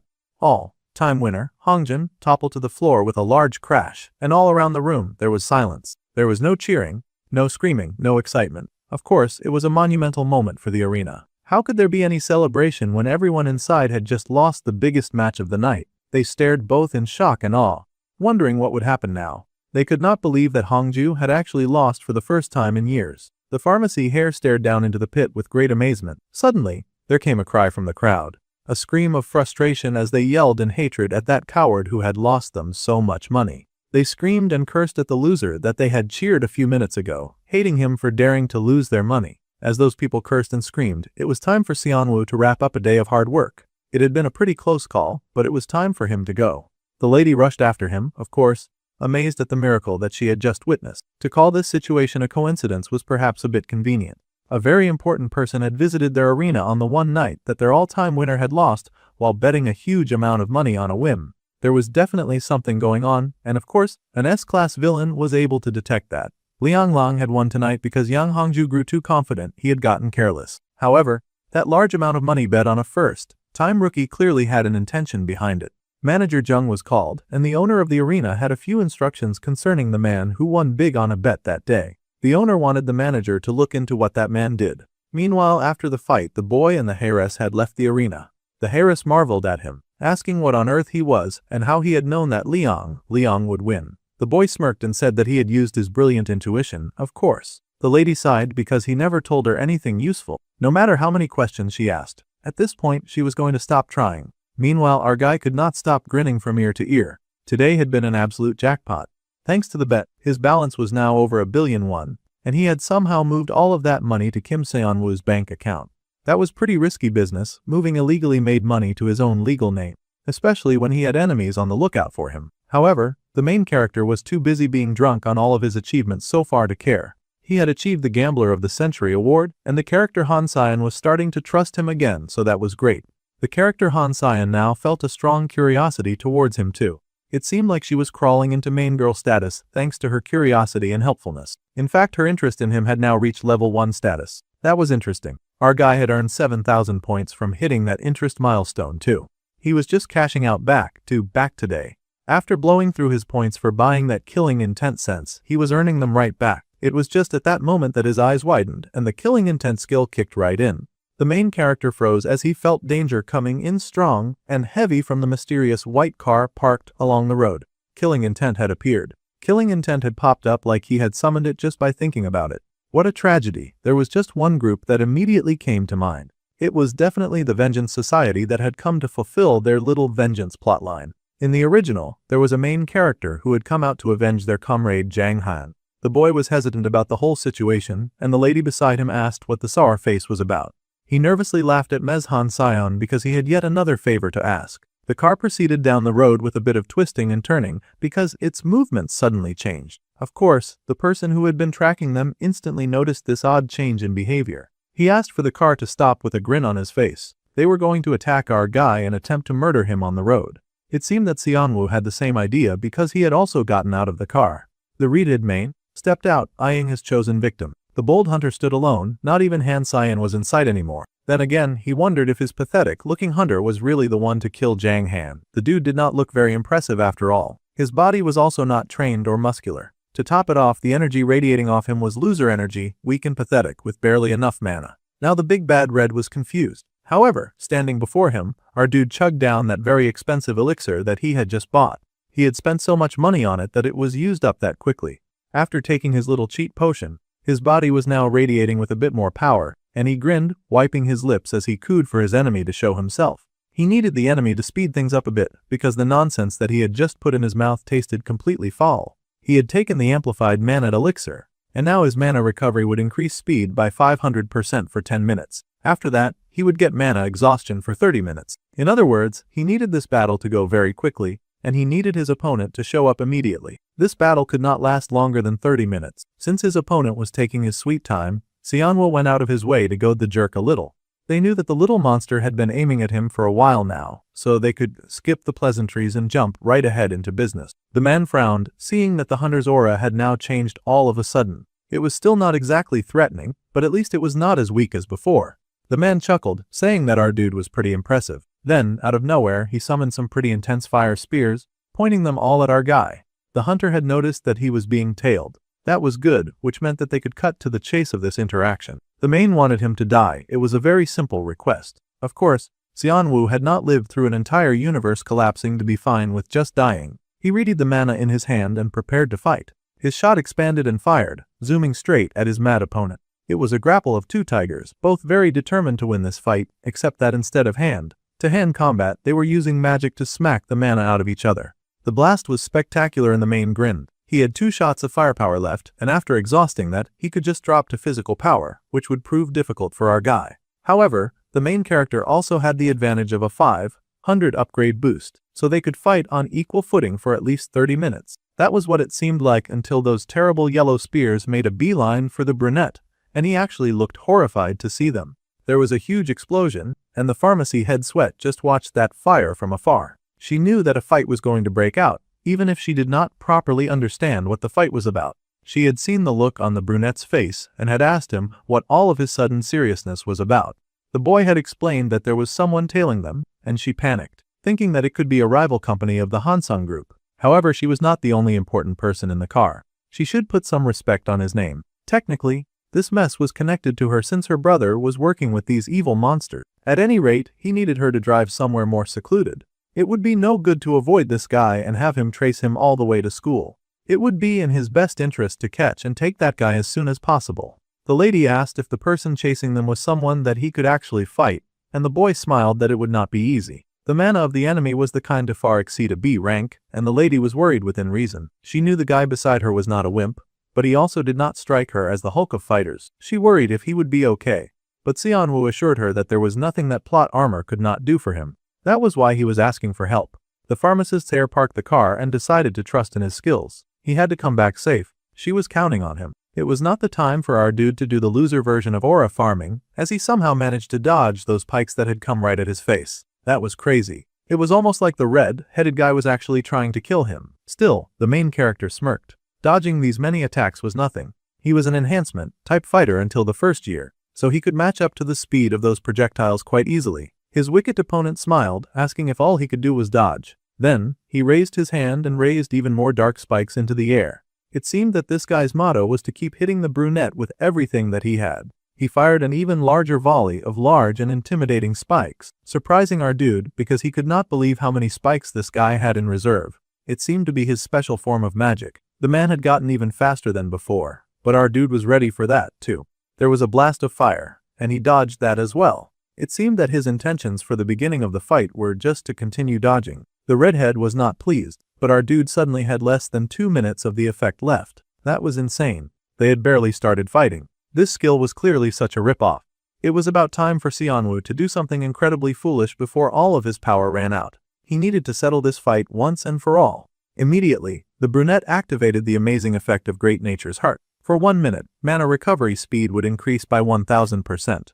Now things were about to get really wicked. The man could tell that there was something wrong moving through the eye, and his eyes widened when he realized that. Suddenly, the hunter standing before him had a much stronger aura than before. Now it was time for our dude to aura farm to his fullest potential. He bent to the ground like a frog prepping for a mighty hop, and then he burst forward, running like a bullet train right for his opponent.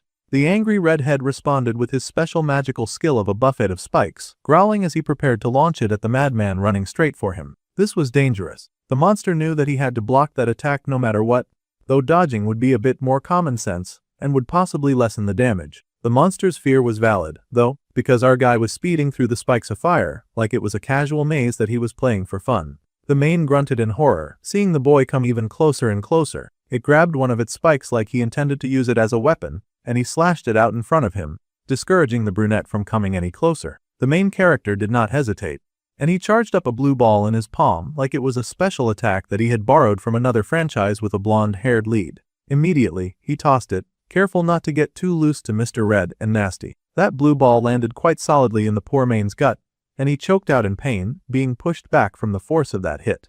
Man, our dude had thrown such a huge attack, but the enemy was still on its feet. They could not let up now. Any opening that was granted would quickly be used against him, so Xianwu charged up a second attack and launched it a second time at the wicked creature before him, figuring that he needed to spam the attack mode for as long as he could.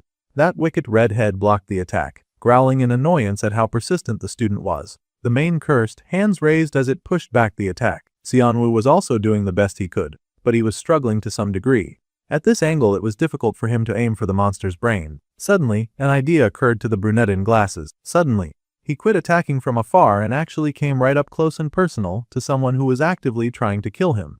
This behavior stunned the redhead, of course, and he was even more stunned when he suddenly got slammed in the jaw by a very unforgiving fist. From here, he could definitely hit the brain, and the monster growled for his opponent to stop, as if he was going to stop when any slowing down meant certain death. This was over, it had to be, and the main character grabbed the monster by the neck, squeezing down in an attempt to permanently end its life. However, for some reason that he could not understand, the neck underneath his hand was not breaking. It did not make sense. He had increased mana recovery speed by 500% for just 10 minutes. Of all times for that stupid mana exhaustion to activate, and for 30 minutes too. This was the worst thing to happen to our main character. For some reason, he had been unable to kill the main, and he was forced to back away. The monster, of course, immediately took the chance available to it. It healed its wounds, and it manifested a spike within its reach, turning it around with wicked malice in its eyes. With a joy like no other, the monster raised the spike with every intention to end Xianwu's life. However, before that could happen, there was a huge slash, and blue light came down on the monster, slicing it in two. There was a familiar-looking big tough guy behind the corpse of the fallen beast, and the main character stared at him in awe. Finally, a strong fighter had come. Jang Suji, the S-rank mage, and the sword of the Hansung family. It seemed his little favor from Sion had arrived. Now that the big bad beast had been taken down, our dude was now left alone with his knight in shining armor that had come for him. Of course, this knight was not in shining armor, and he was an old man from the family that Xianwu happened to be currently exploiting. The sword demon Jang Sugi had shown up in time to save the day. He was one of the strongest in the original story. That man had cut down Baek Kang, who could trade blows with A ranks in just a single strike. Peak admirable behavior. The old man was not digging the fact that a mere man had dared to lay a hand on the youngest daughter of the Hansung family. That was not actually how it went, but he appreciated the girl for putting in that lie if it got the guard to come in to his aid faster. The lady of the hour showed up, running over to check if her sweet Kim Jinwoo was okay. The sweet, doting, rich girl hurried to check if he was hurt anywhere, and the boy laughed, assuring her that he was not hurt by much, and he did not even need support to stand. It seemed that he had managed quite well, buying time for the real people who arrived with help. The girl was happy to help the boy cut down his enemies, because she believed that her life was on the line too. Yeah, that big bad and red had only come for him today, but at least now he would not be causing any future problems, so they had technically killed two birds with one stone. Sion felt that it was totally reasonable for her to rush and bring the strongest person she knew to fight this battle. Well, now the B-rank villain Baek Kang had died. That was a bit of a deviation from the usual story, and the causality rate had increased by 0.6 points. Fortunately, the character Han Sion still trusted him, so that was great, and the main character gained a 1,000-point reward.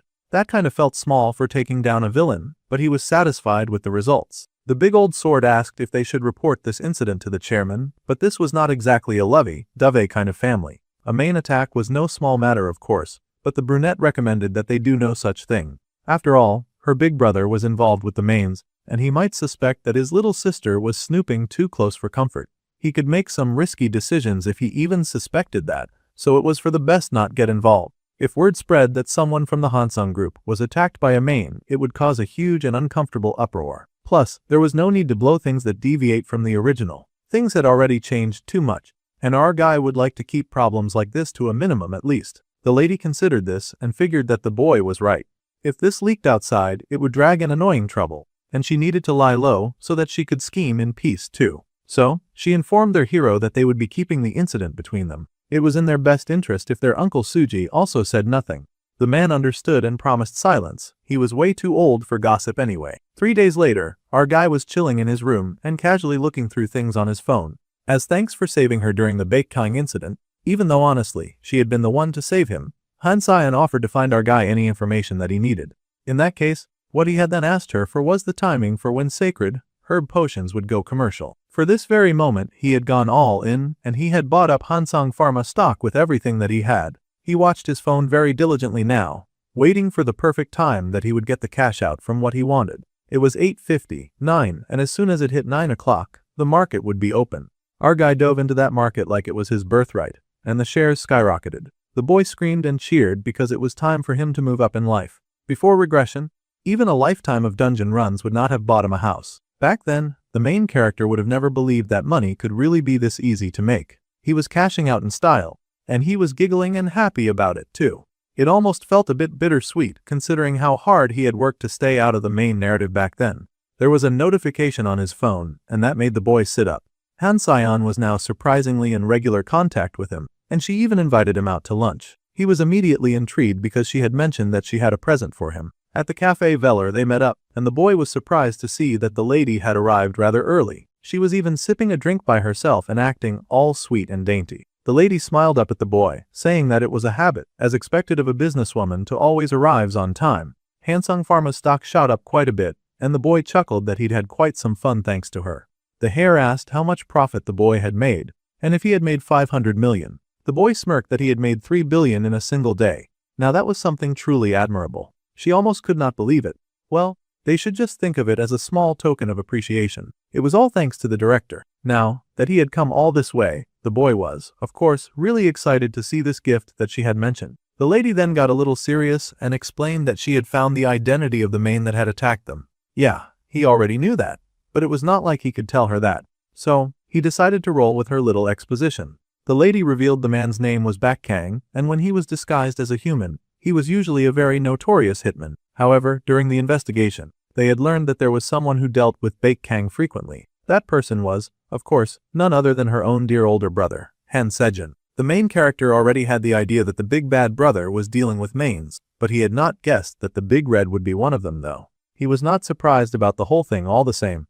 This was all very interesting, but Xianwu had to wonder how all of this information would somehow benefit him. The girl smirked because the boy was so calculating even after they had saved each other's lives. At any rate, she was going to show him the real gift. It was a way of saying that she would be depending on him. Happily, she presented a box. He had asked the boy to meet today because she was about to become very busy for a while. The boy stared at the mysterious black box curiously, asking if something was going on. Now that her brother, no, that man was too despicable to even be called kin anymore, so she preferred to call him Han Sejin. He was now closely linked to Baekkyang, so it was pretty obvious who was behind the attack, right? The Hira still believed that the attack had something to do with her. Since our dude had not revealed that he had just been using her advantageous fighter. The lady scoffed that she could not stand being in anyone's debt. In truth, he was probably in her debt, but he had settled that score by helping her find out about her brother's nefarious acts. Whether it was a favor or a grudge, Sion preferred to pay back as soon as possible. With that, she got up and left, leaving the main character alone with the storage and a very mysterious box. Sion's assumption that Han Sejin was behind Baekkyang was still just a misunderstanding. However, the fact that her brother was a villain would not change. That man was evil, and it was probably better to end him as soon as possible. Sooner or later, that man would get in Sion's way too. In that case, taking down Han Sejin through Sion was not a bad idea. Then, the lady stopped to call Kim Jinwoo for a final thing. She smiled and said that she hoped it suited him, making him even more curious about this mysterious package. After all, she had worked really hard to pick up that gift herself. The boy smiled and thanked her, showing gratitude that she had gone the extra mile to be kind. Then, he carefully opened the box and found within it a silver band. It was a mana alloy bracelet, the type of sturdy bracelet that was imbued with mana and had an SS durability rate. How kind of the rich heiress to buy him such an expensive item. It was almost like she was flirting. The boy beamed with joy at getting such a sweet item. He sat there staring happily at his wins when he suddenly got a notification. The boy looked up in surprise and saw that the character Harayong was curious about him. He was now gaining 1,500 points. That could not be a good thing. Inside his office, the big boss of the mains was looking through the files that he held, studying as much as he could about this strange, masked rich guy. Someone came in and bowed, greeting Lord Harayong. It had been almost 10 years since he had known Qianhai, and he asked if the man had come to discuss the 10 Demon Council. Well, that was correct, but there was also another matter that the council wanted to address. There was something that the man wanted to ask first. With his head bowed, he talked about how he was sure that the main man had heard that his close friends Zhang Han and Baekang had been killed a few days ago. Coincidentally, this could all be traced back to their encounter with a human mage who was tangled up in both incidents. According to Baekang, before he had died, this man had visited the arena not long ago. The man with his head bowed then asked their king Lord Harayong if he had perhaps ever heard of a hunter called Kim Jinwoo. Now this was very interesting because that happened to be the guy that he was investigating. Of course, the Dark Lord had heard of that guy. In fact, he was currently looking into him. It was interesting that other people were taking an interest in his query, and it was no surprise, honestly, because his query had been very busy. That guy also happened to be the only VIP that had bet on Langliang. In the dimly lit office, the man then made the request for the big boss to share any information that he had on Kim Jinwoo. The man was ready to spill his blood on the graves of his fallen friends. Oh, that guy was also a main. They kept popping up one by one. Immediately, the big boss called Qianhei to heal. It was one thing to come into his office and make a request. It was another to get so passionate that the request started to border on a demand. It was best that the big guy watch himself, or he would get burned. The strong and oppressive pheromones oozing from the big boss hit that dude like a ton of bricks. He quickly got the message to shut up. If Qianhai was thinking of laying a hand on his client, then the man should be prepared to face the dark and demonic consequences. It seemed that the big boss had now somehow claimed our dude was his client. Now our guy had dark protection among a few other things. The man quickly bowed his head in apology, of course, swearing to never touch Kim Jinwoo. He begged for some gracious forgiveness immediately. With that settled, the man then requested that the bowed man should just deliver the 10 Demons Council's message. That was all that he wanted to hear right now. The man was sweating, but he relayed the message. From the holy relic, the prophet's altar, a prophecy had come down. Now this was an interesting turn of events. In the year the child destined to destroy Mains turns 18 and awakens, the king of Mains would meet his end at that hand. Now that was a terrible turn of events, and a rather foreboding prophecy. The big boss narrowed his eyes as he realized that the king was clearly stirring up trouble again to get this kind of dark and foreboding prophecy. The child of prophecy had been the message, and the man asked if they had gotten any other details, according to the prophet's altar. The place where this now 18-year-old child of prophecy resided was none other than the Magic Academy. After so many days of side quests, it was finally back to school where the real protagonist dwelt. If he could even be called the protagonist at this point. Our dude was standing around and observing something in front of him. For now, the boy was admiring the beautiful bracelet that Sion had gotten him. He had caused a lot of havoc as Kim Jinwoo, and it was time for him to lay low so that he did not attract even more awkward attention. The character Harayong was curious about him, and that was not a good sign. The extra points were appreciated, but there was no way that he wanted a big bad's eyes turned in his direction. It was not the time to get tangled up with Harayong just yet, or he'd end up eaten alive. There was something more important that the main character needed to focus on right now. Something that had to take up most of his attention. Xianwu grabbed the scroll before him and opened it up, its magical properties glittering as it revealed what it held inside. This was a magic-imbued book, with a spell shield that would deploy a barrier to block one spell. It would only last for 12 hours. Our guy was doing his best to study. It would not be long until the midterms began. This was where students had to prove their ability in front of all kinds of important people. It was a key event that was tied to Li Yujin's future path. But these midterms mattered even more because of one key element, the child of prophecy, an almighty being whose coming had been foretold in the ancient text, the future ally of Li Xiujin and the one born with the power to destroy Mains. To flesh out the still unawakened child of prophecy, the Mains would suddenly show up and infiltrate the school at 4 in the evening. Using their dark powers, they would attempt to strong-arm the school into giving up the child that they came for, but they would then be quickly wiped out by Li Xiujin, who would not tolerating their nonsense. That was how it went in the original anyway. The scale was not huge, but it was an episode loaded with all sorts of important hints. This time, our dude would be watching not just Xiujin but the child of prophecy as well. He had to make sure that neither of these two people would get hurt during the raid. So, that day at school, the teacher called their attention. In addition to the next week's midterm schedules, there was one more announcement. The midterms were already killing the students, so they wondered if they could really survive waiting to hear one more announcement. One girl was so done with school that all she wanted to hear about was romance. Well, too bad. They could never get away from the school life, and they heard that training was live combat, and live combat was training. For them to prepare for midterms, this year's second years would be doing several days of free sparring classes. The class looked stunned to hear this. Free sparring was an interesting idea. If they could not find a partner that day, then they could go ahead and watch or practice alone. For now, the group was dismissed. The announcement was barely over before Yuara suddenly started burning with some holy flames. That girl was obsessed with Lee Seojin. The hero was so over it. The main character already guessed that Seojin and Yuara would pair up together just like in the original novel, and the girl was already storming towards him. So it looked like that would play out as planned. Still, even so, the boy could not believe that absolutely no one wanted to partner with him. He had worked so hard to boost his deficient reputation during that last test, and still other students were going in every direction except towards him. How horrifying to be in that position. Well, it was not like it was that surprising that he was getting abandoned. No matter how good he was at theory and barrier breaking, nobody wanted to pair up with the student who was dead last in almost everything else. However, this did not matter, because the person who would be his partner had already been decided. It seemed our guy already had his eyes fixed on the person that he wanted to fight beside. A timid girl who was currently saying nothing. She was not getting picked either. It did not take long for Yuara to get her fire won, and she was just blasting and storming and banging her way through life, trying to take down the #1 fighter in class with all the gusto in the world. The boy just managed to dodge her crazy fire attacks, groaning because he had almost died from just getting out of the way on time. The crazy girl was not finished, of course, and she madly asked Seojin if that was all he got.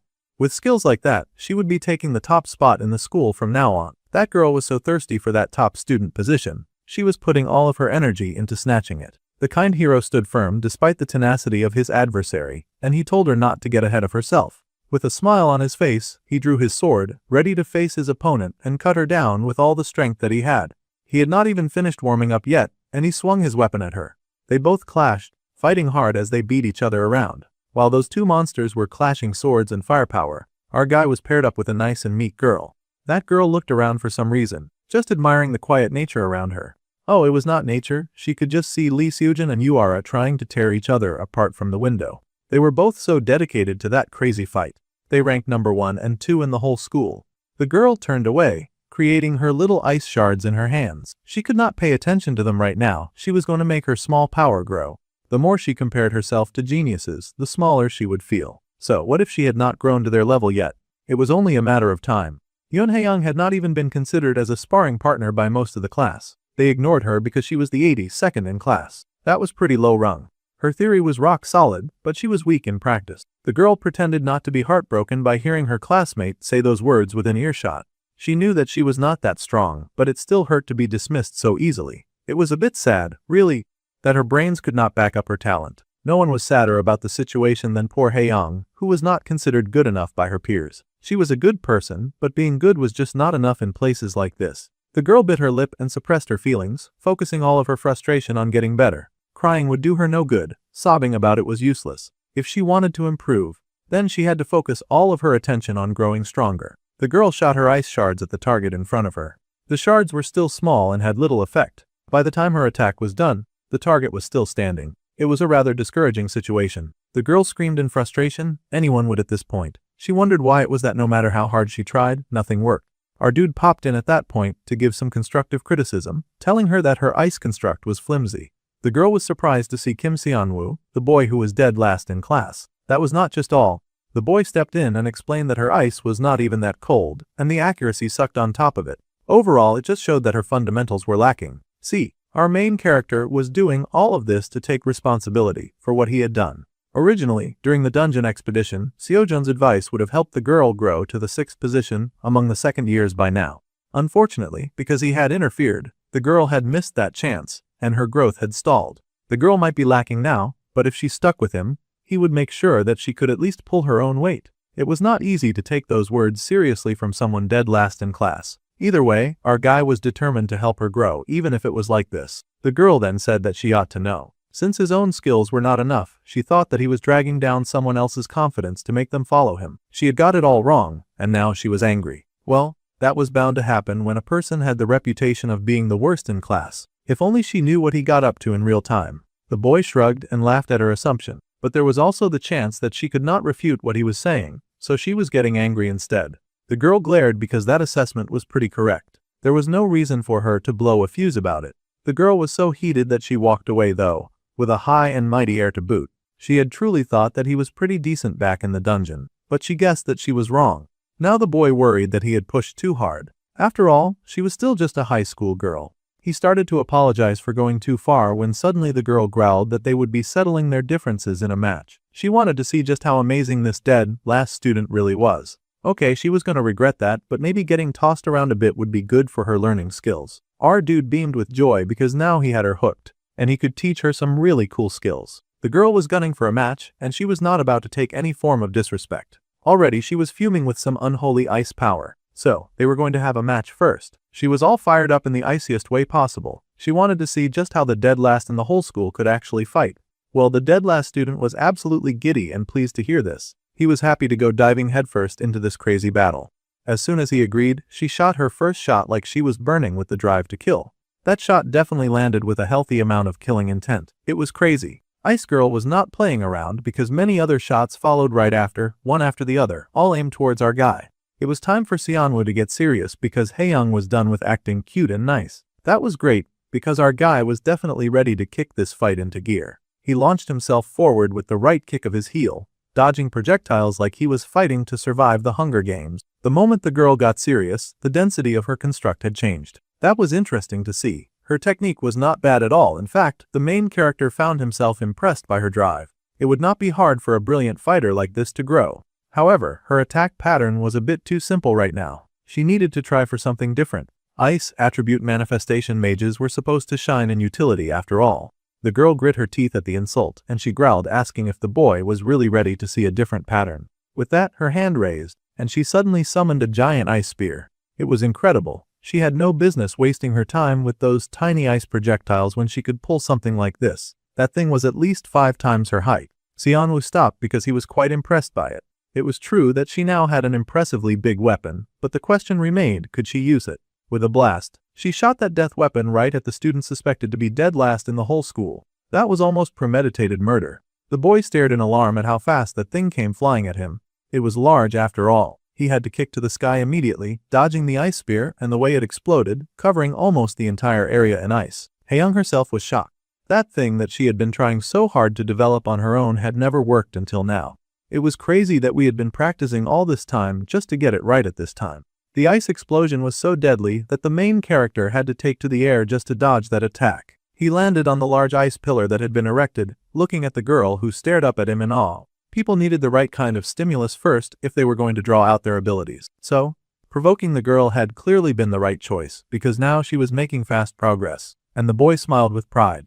The girl, however, seemed to take that as an insult, but that was fine since this kind of provocation was apparently great for her growth and health. The girl asked how he planned to win if he was always going to run away. She raced at him with rage, asking if he really wanted to partner up with her when he was not even showing her his skills. The battle continued, and the boy stomped his foot on the ice. An inexperienced manifestation mage shared the same weakness as most mages like her. With a blast, he shot forward, reaching the girl in a matter of seconds, and she gasped, caught off guard by his sudden approach. He smirked because once it came to close combat, a lot of these high-power mages were instantly shut down. Still, the girl tried her best when it came to defending herself, and she raised her hand to block his attack. The magic power bubbled in her hand and met his elbow. It was time to see who would triumph when fighting so close. There was an explosion off ice and power, and the young girl got knocked off her feet. She had only just started fighting in big girl style, so of course, her footing got uprooted pretty quickly because she was not yet used to it. The poor girl fell, eyes widened in fear as his attack came close to her face. At this rate, she is going to get hit by his magic. Yet suddenly, his magic dissolved. In a show of power where the main character did not feel like he needed to hit a girl to prove a point, he smiled at the girl's surprised and relieved face. She got the idea of how to use her magic now, and the entire point of the demonstration was to help her tap into her magic. The boy smiled and told his classmate that it was a good spar. The girl was surprised, not expecting such acknowledgement or strength from someone who was supposed to be dead last in the class. The poor girl fell to her knees in exhaustion, a little shaken by everything that had gone down. She had lost this battle, but she had also learned something new about herself. Everything about this situation is kind of overwhelming. The girl was tired, but with a small laugh, she wondered if she really should be learning magic from the dead last class after all. The boy smiled and stretched out his hand, saying that she just did not know how to bring out her talent.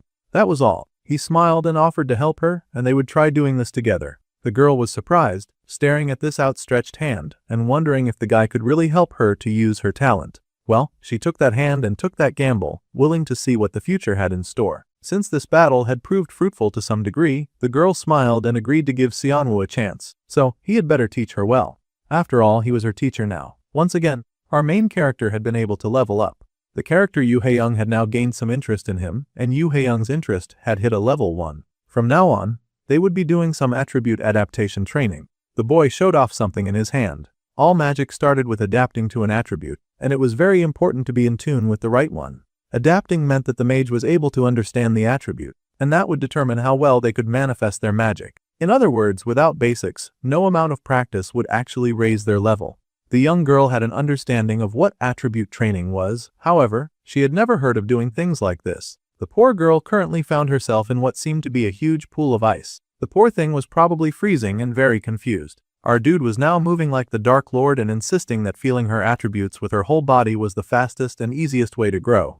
So, she had to hurry up and start adapting immediately. If she did not hurry, then the ice would melt, and that would be troublesome. Later that night, some dark rumblings were afoot, and some very weird and suspicious-looking shadows started moving through the place like dark spirits on a mission. It seemed to be sucking out the life from certain fallen beings. The dark shadow then settled into a barely identifiable form and asked if everyone was present for the necessary meeting that was about to go down. Everyone responded affirmatively to Lord Qianhai. As ordered, the mains had been gathered, particularly the ones that had been operating around the Magic Academy. They knew the ins and outs of the place, as well as any given weaknesses that the building might have. The infiltration date to find the child of prophecy at the school had now been set for next week. All the members listened attentively as their boss, Keonhai, gave them the details of this mission. Their contact inside had informed them that the security often got lax during the midterms, so that was exactly when they would strike. The time had finally come, and the gathered mains looked really excited about it. However, one of the gathered had a question for Lord Qianhai. They wanted to ask the Lord Harayong for some extra help so that they could end the child of prophecy once and for all. Well, that had not gone as planned, and the bigger boss had gotten stormy at the thought of harming his person of interest. The big boss had apparently said that there were more important matters than the fate of their race. Well, naturally, this news did not sit well with the rest of the gang, because they could not imagine what could be more important than possible extinction. But it was not like any of them were about to volunteer to go tell the big boss exactly what they thought. Still, they did not think that 4B rank mains would be enough to kill a child of prophecy. They were brutally outmatched on this field. Still, one of the other overconfident mains scoffed and asked if his colleague was scared and needed help to kill one brat. This rabbit was literally the child destined to end their race. It would be foolish not take the necessary precautions concerning this situation. Just because security was lax did not mean that they would face no problems inside of this prestigious academy. If they were not careful, they would all get wiped out. Scouts from every major guild would be swarming the school on that day, assessing the students for talent that they want to claim for their own. That was not the time for 4B class mains to go skipping in there like they could handle all of that firepower on their own. The boss before them agreed with the situation and the sentiment. However, it was different if they locked away anyone who got in the way. The man then raised a pink, magical, glowing orb and then expanded it over the mains gathered before him. They stared in awe at the rush of power that just washed over them. It was an incredible demon grand barrier. The foot soldiers looked around the barrier with wonder and wicked glee as their boss informed them that they were free to rampage as they liked. In fact, the boss Qianhai would be joining them in this mission. It was very important for the foot soldiers to ensure the death of the child of prophecy. Meanwhile, the next evening, back on campus, our main character was still training with his adopted student so that she could hurry and level up. First, she needed to master the attribute and then the form, solidifying the water before her. She needed to be able to picture the ice without actual ice present. Then, she would carve that sensation into her whole body. The girl focused as she created a single snowflake in her hand, pretty and gorgeous. Slowly, that flake expanded into her giant snow spear. It was large and formidable, and holding it up did not exhaust so much of her mana either. The girl shook with joy and excitement, beaming because she had finally done it. After so much trial and error, she had finally made an ice spear with her own power. Just a few days of training and she had improved so much. Honestly, Xianwu was feeling very proud of his little student. Just like he had told her, she had lots of talent. The character Yoon Haeyoung now fully trusted the main character, and he got a bonus point of 1,500. The girl happily called him her teacher, and even said that from now on, she would believe anything that he said. Now he had a devoted believer, and he laughed, asking if the form of her weapon was bearable. The girl was beyond happy to throw more ice at any problem that came her way. Her cheeks were flushed and her hands were a bit bruised from all of the work that she had put in. The girl was enthusiastic, but she was also clearly in pain from all of the training. Still, he wanted her to hang in there just a little longer. All of this was to help her grow.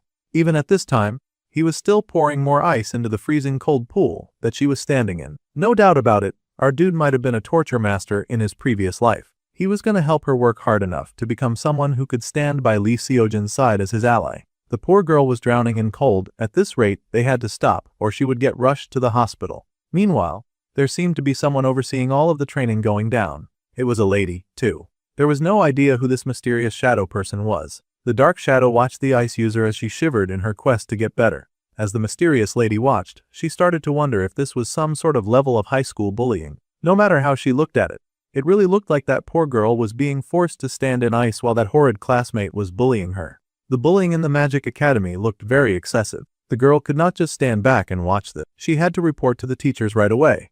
Before that little snitch could move and get the others in trouble, a teacher popped up to smile, noting that watching talented students grow was always a beautiful thing. The teacher Lee Hyung had suddenly appeared out of nowhere. But the young first-year student was not about to waste time. She pointed at those horrid second-year students and the wicked acts that were clearly being committed.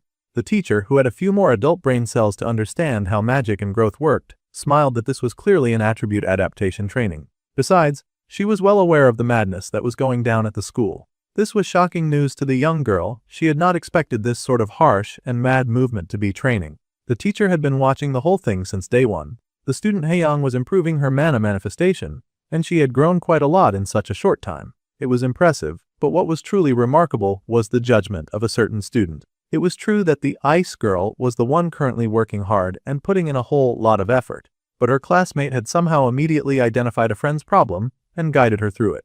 The senior Kim Seonwoo. The first-year students were really surprised to hear that loser had any relevance. The teacher smiled when she realized that the first year knew about the boy. She had thought that Seoyeon was the kind to memorize only the names of the top-ranking students. It was slightly embarrassing that some of the teachers already knew her usual pattern. The girl protested weakly, but the teacher added that Seonwoo was a high-potential talent, so it was good to remember his name early after all. The young girl was unsure what to think of that. Sure, maybe the boy was kind of impressive right now, but he was also the one kid who was dead last in the whole school. That was definitely something that was concerning. Plus, the boy was also someone who only did nice things for others. They even wondered when he would work hard enough to raise his own skills, so that everyone could see the results of his hard work. The teacher fell silent, staring at the young girl for a moment, before saying that they could just give the dude a chance to prove his skills. The teacher smiled, saying that they would look forward to this midterm. Meanwhile, the main character was not looking forward to the midterms at all, actually. Apparently, there was a special sale going on in his system shop for a subspace pocket, up to 30 kilograms on limited time sale, at a discount. He had 5 days to pull up with the cash and buy it.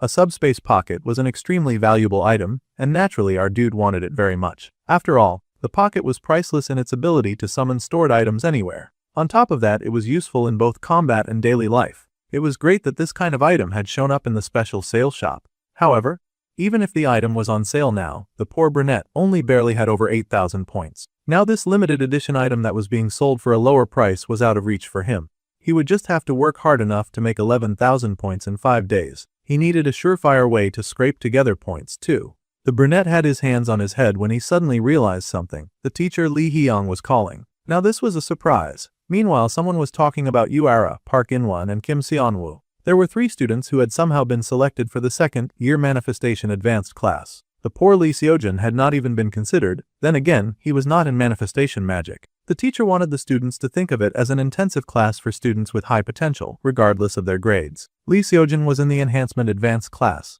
If our dude could somehow get in, then he would have more chances to be around him.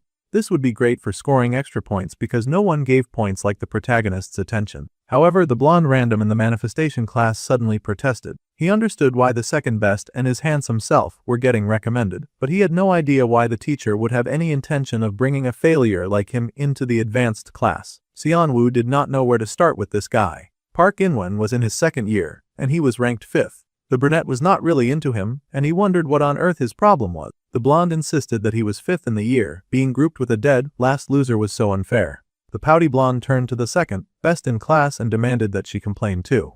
The second best finally sighed, and exactly what she had to complain about. Whoever got into the advanced class did not matter to her because all she had to worry about was herself. The blonde was annoyed by this faultless logic, and he cursed internally that this was exactly why that little witch had no friends. Then, the student Xianwu was asked what he thought about Inwan's opinion. The brunette smirked that if rank was the problem, then clearly all he had to do was raise his. The teacher was, of course, very pleased about that response from her favorite student. Then, before the young genius joined, he should prove his skills on the midterm. The boy had to work hard enough to make the top 80 or better. Then the teacher asked if this was a reasonable goal. Later, at the very fancy ceremony, confetti flew into the air. If everything went as planned, then the brunette smiled and said that such a goal was definitely achievable. The ice student was happily beside him, and she happily agreed to follow his lead. The second-year midterm was a cooperative battle. This meant that students would have to team up with a partner to fight the summoned green giant. If they targeted the creature's weak point, which was inside of its body, then they could take down the beast instantly. However, each one of the weak points was located in troublesome and different locations, and they were quite hard to spot. One was situated on the ankle, and another was right on the head. So, most students got good grades just by surviving the monster's attacks. However, the truly skilled geniuses would blast fire from their hands. It was, of course, the team of the ever-tenacious Uera and the hero of the story, Lee Seojin. While the girl distracted the beast with long-distance attacks, the boy dove forward and sliced the creature into pieces. Those guys basically already had the cheat code for excellence, so they did not need to bother with the weakling approach of finding weak points, when they could just completely annihilate the big and scary creatures. The scouts were excited in the crowd, happily cheering for Lee Seojin and hooting with joy. The boy had great synergy abilities already at such a young age, and his partner, Uara, had such insane firepower. They were both truly the belles of the ball. With the geniuses out of the way, it was time for the two losers to step forward. It was time for Lee Xianwu and Haeyoung to step up into the top ranks. They were both super pumped and ready to succeed. Immediately, the main character rushed ahead, asking the ice girl to clear a path for him. Immediately, she got busy, channeling her attribute towards the floor, and the crowd watched in awe as ice spread over the floor beneath their feet. Her beautiful magic danced in different shades of blue, and the boy used the ice as a boost to push forward and get even closer to the big, ugly ogre in the ring. Meanwhile, the lousy talent scouts were busy laughing because they easily recognized our dude was the idiot who had embarrassed himself at the public ranking test. A lot of people were guessing that kind of kid had bribed his way in, and they laughed, wondering if he would run out of mana again. All of their mockery was working quite well in our dude's advantage, as he was informed that 254 people felt anticipation towards him. He would then gain 1,000 points as a reward. The boy smirked because he knew that the crowd was clearly expecting him to embarrass himself again. Unfortunately for them, this clown had done the necessary research and training to surpass the mistake that he had made, and he would no longer perform for their laughs. Outsiders' benefit immediately began to activate, and the main character quickly sensed where the weak spots were coming from. It was from the ogre's chest. The boy had even worn shoes for the weather, and he skated on that ice with the laser determination that this time, he had no intention of playing the clown. He shot out his magic at the beast in front of him, and the creature's body leaked blood. The gem that marked its weak point was instantly blown to bits, and its ogre friend cried out in what seemed to be camaraderie and rage. The big ogre launched forward and raced at the brunette, who was ready to take down ogre number 2. He was so invested in proving his haters wrong that he laughed and realized that this whole situation was going to end more easily than he thought. The ogre raised its fist, and suddenly the boy's eyes widened as he realized something. There in the stands was a face that he recognized all too well. It was none other than Qianha. Now this was yet another troublesome character in this story. The boy who had been preparing to take down the second monster with his mana blast suddenly made sure to miss the weak spot and hit only the creature's shoulder. Of course, such a clumsy shot was not going to stop the creature's charge, but the main character would rather be remembered as clumsy than noted to be a person of interest to yet another main. Of course, others watching the show groaned in disappointment and complained that the boy had not been able to hit the monster. Still, a closer shoulder shave like that was pretty good for a last-place student. Meanwhile, the main character was panicking. He had no idea what the ringleader of the attack was already doing at the school. The main's infiltration into the school was definitely supposed to happen at 4 in the evening after the exams had ended. Yet for some reason, he was seeing their boss just sitting casually in the audience like he was a regular visitor. Sanwoo had to get his head back in the game, because the ice girl called for him and warned him to look out. The brunette snapped out of his lost thoughts to realize that the ogre was almost on top of him. Fortunately, he managed to get out of the way of that giant, angry fist. Unfortunately, that orge's big smash shattered the ice underneath his feet and sent the boy flying. However, Haeyoung had spent all of that time working hard for a reason, and now an opportunity had opened for her to show her skills. With joy, her icy attack came down, and dozens of ice spears came down to freeze and slow down the creature. The girl yelled for her senior to stand up and snap out of it. They had to win if they were going to advance in class. The girl managed to help him to his feet, and the boy groaned weakly, while that big leathery beast gave a large arena law. That scream of victory seemed to be enough to snap our guy out of his trance, because he was not tolerating that disrespect, and the creature being that happy felt very disrespectful to him. With a wave of his hand, a blue shot of magic pushed out from the boy's hand to the ogre's body, and he was able to slash that big creature in two. At a time when he should have been holding back, he was busy showing off his awesome and destructive power. The ice girl was shocked, and the audience was shocked as well. For a moment, there was silence as people tried to compute that this dude casually firing and decimating the big monster before them was somehow the dead last student. Immediately, comments started flooding in about the boy's insane fighting level. They could not believe that the man had just done that, and they did not even know the compression manifestation technique. The boy had even hit nothing but the weak spot. Some others even thought that it had just been luck. That was a fine narrative since the main character was not trying to stand out anyway. Someone in the audience could not help but think that this designated loser was pretty good at his craft. There were huge cheers from the crowd, people shouting and celebrating. They did not have high expectations, so they could not believe that they got to see a match like this. The girl who fought with him had crazy manifestation skills, too. Good, they were identifying their student's role in winning the game. The ice girl was overjoyed and hugged her teacher close, but the boy just gave a heartfelt reply to that. The system popped up and informed him that 582 people now remembered his face. The boy had also gained the 3,000 points as a reward, and he had achieved the promising B rank achievement. Now, the boy could gain 2,000 points as a reward. The character Kim Deokyeon was now interested in him, and the character Park In-won felt humiliated by him, and he gained 1,000 points. The brunette was feeling a little bruised, however the exam was the least thing on his mind right now. Even after such a victorious match, the boy's eyes were focused on that clock in the hall. It was 12 in the afternoon. The timing for the school raid plot had now deviated from the original. He'd even beaten one of the main villains with the help of another side character that was not supposed to come into play just yet. The students went about their day, but the main character was starting to panic, realizing that his behavior was actually affecting the original plot. It really took that guy that long to realize that his actions had consequences. In that case, it meant that how the school was saved could also end up changing. Right now, the current rankings for the exam put the protagonist in first place, of course, and the main character ranked second with his teammate, the ice girl. The girl asked her partner if he was okay because he should be celebrating after such a great achievement. She worried that something had happened because the boy was suddenly sweating a lot. The main character just remembered that this was not the time or place to be spacing out. He waved his hands and said that he was just tired. He did not want to worry her after all. He would rest for a while, so she should go on ahead to the training room. There was some feedback that he wanted to give her. The girl was so worried and thought that she had possibly messed up somewhere in the exam, but that was not the case at all. The boy encouraged her to be more confident in herself. She was perfect today, she needed to know that at least, and the girl's face lit up in a happy blush to hear those words. The boy smiled encouragingly at his young student, who was happy and grateful to have improved so fast. It was great that she was happy, but he had big fish to fry right now. The girl waved and told the boy to get some rest. If his body hurt too much, he also did not need to come to the training room. He waved and told her to just get back safely. Once the girl was gone, the brunette was back in action mode. Now that the timing was messed up, he needed to check just how much the story had changed from the original. If things were going according to the script, then around now Lee Seojin would definitely be in a particular spot and place. Just as the main character suspected, the hero was exactly where he was supposed to be at the right time. Fortunately, that much had not changed. There were lots of talent agencies surrounding the hero and begging him to join their newest guild. Others invited him to join already older and established guilds. They even refused to leave until he had given them an answer. There was also another troublesome group of fanboys surrounding the protagonist, and he felt very overwhelmed by it all. Some guilds were even offering him a free apartment if he joined their guild. The boy nervously waved them away, explaining that he was only 18 and that he was not old enough to join a guild yet.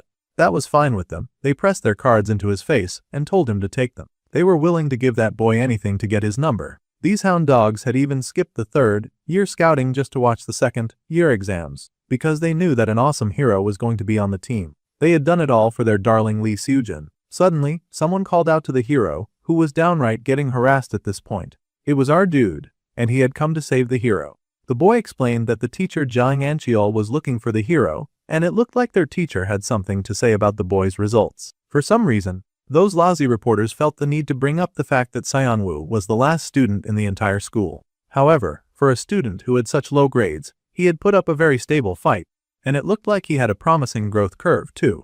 The brilliant brunette beamed, and the hero immediately understood the situation. Just like that, the protagonist broke out of that troublesome crowd, hurrying over and insisting that he could not keep a teacher waiting. He would have to listen to all of those guild offers later, and he scurried away to join our main character. The guild horn dogs were upset because they were sure that they almost had him. They really wanted to make him sign. Since things had not gone as planned, they would just go ahead to finish watching the third-year exams. One of the boys standing around asked his senior how Seojin's fight had gone. He was Jung Hyunsu of the Special Task Force. His senior was Kim Deokyeon, the Special Task Force leader, and the man smiled that the hero was not bad at all. It was fitting for the third disciple of Chairman Kim Jinchul, the strongest mage. That brat Seojin was still a little green though, and that was not enough for real combat. The junior teased his senior, pointing out that the man was talking like the boy was already going to join the Special Task Force. They had only come to make a scout offer for after graduation. The senior told his junior to zip it. He did not need that negative Nancy cramping his style and assessment. He wondered why his junior had even aged along at all. The youth laughed, explaining that he regretted not getting to talk with this super kid during the Han River main incident. That's right, it was indeed this guy who had responded to the main report that the hero had sent out. If the boy had been the one fighting the main back then, he might have gotten the real combat experience that the senior was talking about. The senior considered that experience, and then he asked his junior what he thought of that one student who was rated as dead last in the entire school. The junior easily remembered Kim Seonwoo. That guy was the talk of the whole city. For someone supposedly dead last, his combat sense was surprisingly incredible. That was not just sense. Being able to instantly analyze a weak point like that and nail it one shot, as he had done with the first enemy, that was the kind of thing a person could only gain from experience. However, that was confusing, and the junior agent wondered where on earth an 18-year-old would even get that kind of experience. They both laughed because they both felt that the situation was impossible. There was no way a kid was sneaking out of school and battling monsters at the early age of 18. Such a notion sounded ridiculous. Come to think of it, though, the agent realized that the student Seojin had said that the last place student had some form of resemblance to the mage who had dealt with the main that day. Yeah, that mage really looked like Kim Seonwoo from his class. Still, it was strange to imagine that an 18-year-old could use compression manipulation like that. For the bout, both the senior and the junior made a mental note to remember the name Kim Seonwoo. The teacher of their year was happily talking to a few guests, and the others moved around the academy like normal. It was almost like a completely normal exam day. As this was going on, the protagonist thanked the main character for saving his life. He had almost gotten stuck in a very difficult situation for longer than he wanted. However, the hero asked why the brunette had come back to save him. The boy laughed and said that it was good to preview next year's exam in advance. The hero admitted that he really did not want to get cornered by those scouts again, so he was worried that sitting in the stands would attract their attention. Seonwoo smiled and explained that those guys had all gone to the reserved seats with the teacher. They had come in through a different entrance from us, so they should not run into them. Besides, it was important to learn other fighting skills if the boy wanted to maintain his rank in one spot. Using juicy statements like that, the main character was able to convince the hero to stay by his side. He figured that if they watched quietly like this, then they would not notice them. Getting Seojin to agree with him was great, because the main attack was supposed to begin in the third-year exam hall, where it was easiest to make contact with the insider. Since no one knew when the attack would start due to multiple changing events, our dude needed to keep Seojin in the exam hall and then go to find Cheonha. Despite being worried about changing too much in the plotline, this greedy dude was still planning to go and defeat yet another main villain. What a pretentious dude. To him, it sounded like the easiest and fastest way to protect the child of prophecy, but at this rate, he was erasing the hero's importance in his own story. First, the main character asked the hero if anything important had happened after the exam. Seojin was smiling down at the fighters below, and he asked if the brunette was asking about the scouts. That was fine since the situation with the scouts tended to happen all the time. Well, the boy was fine with that as long as he was okay. This was good, and it meant that the original flow was still mostly intact. That was a relief. Below, the sparring began in the ring, and the crowd cheered as the fighters battled. The scouts had entered the third-year exam hall, looking for some great graduates to recruit into their guild. It was all playing out just as the insider had said. The man asked how everything else was going on their end. The others had already gotten to work, and they had released and hidden a healthy number of monster summoning circles all over the school. It sounded like they planned to make the area very unhealthy for normal living. However, Jen-san was sure to go wild the moment he saw a human, so they had been sure to place that guy somewhere secluded. So far, the work was done smoothly, and the boss congratulated Yangan on her good work. The lady smiled that it was only thanks to the good Lord Qianhai joining them that they were able to get this far now. The man stood with all the intentions to begin the raid and unleash his magic. With a wicked smile, the man gathered up the bubble of pink in his hand, and he was now ready to hunt for the child of prophecy. Meanwhile, the oblivious third years were still battling it out in the ring with sparkly power while those watching cheered and clapped. One third-year girl got knocked back, and she couldn't take the heat anymore. Quickly, she surrendered and called it quits. Park Miney forfeited, and the final winner was the mysterious Kim Changyan, who was the ace of the third-year class. The hero was actually having way more fun than he thought he would.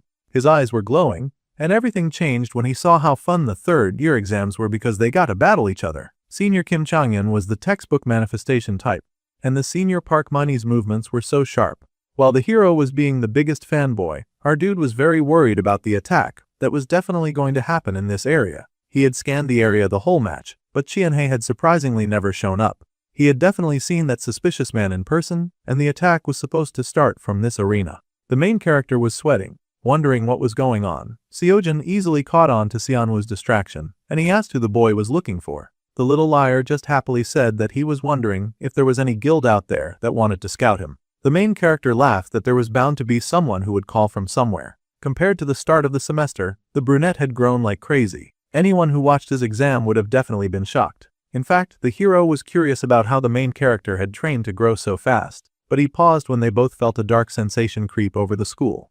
A deep purple barrier spread over the stands, and the two looked around in alarm. It was worse than the brunette had imagined. The mains were using this kind of thing that had never happened in his last life. There was now some deep trouble afoot. Some of the people down below knocked on the weird barrier that had suddenly and magically appeared around the school, wondering why a barrier had appeared.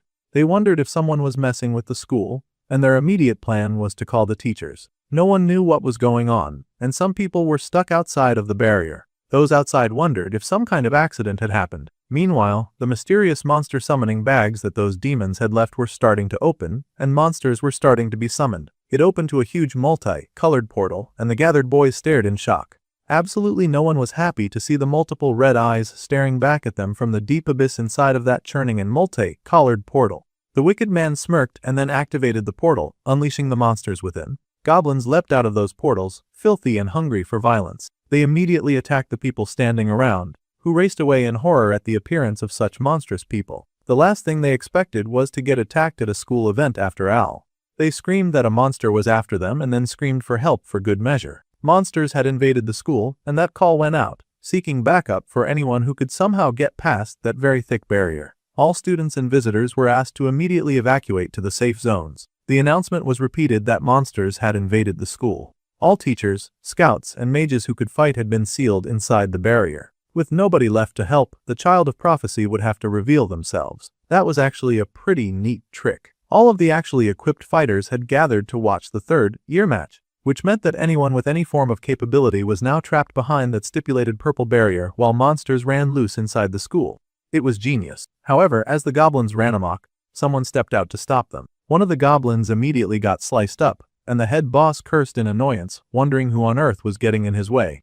It was that senior agent and his junior. The special task force was here, and they had not gotten trapped underneath the barrier. That was kind of annoying and would put a damper on his evil plans. However, the Big C was not about to give up on his wickedness that easily. This was just a temporary setback. Some of the students cheered in relief that the special task force was here. Those guys had apparently come in to watch Seojin's match, but now they were fighting monsters and rescuing people. That was such a relief. Both the hero and the main character were kind of relieved to see him. If the task force came to see them, then that meant that Captain Kim Deokyeon was on the case. Once the barrier was lifted, the fighters would join them right away, so there was no need to be afraid, and all the students just had to trust their teachers. The main character was relieved because if the special task force joined them, then they could still turn things around. However, there was just one very annoying problem, and that was the fact that they had no idea how on earth they were going to break the barrier. The people outside were banging desperately at the mages who were stuck in there, begging them to somehow break out and save them.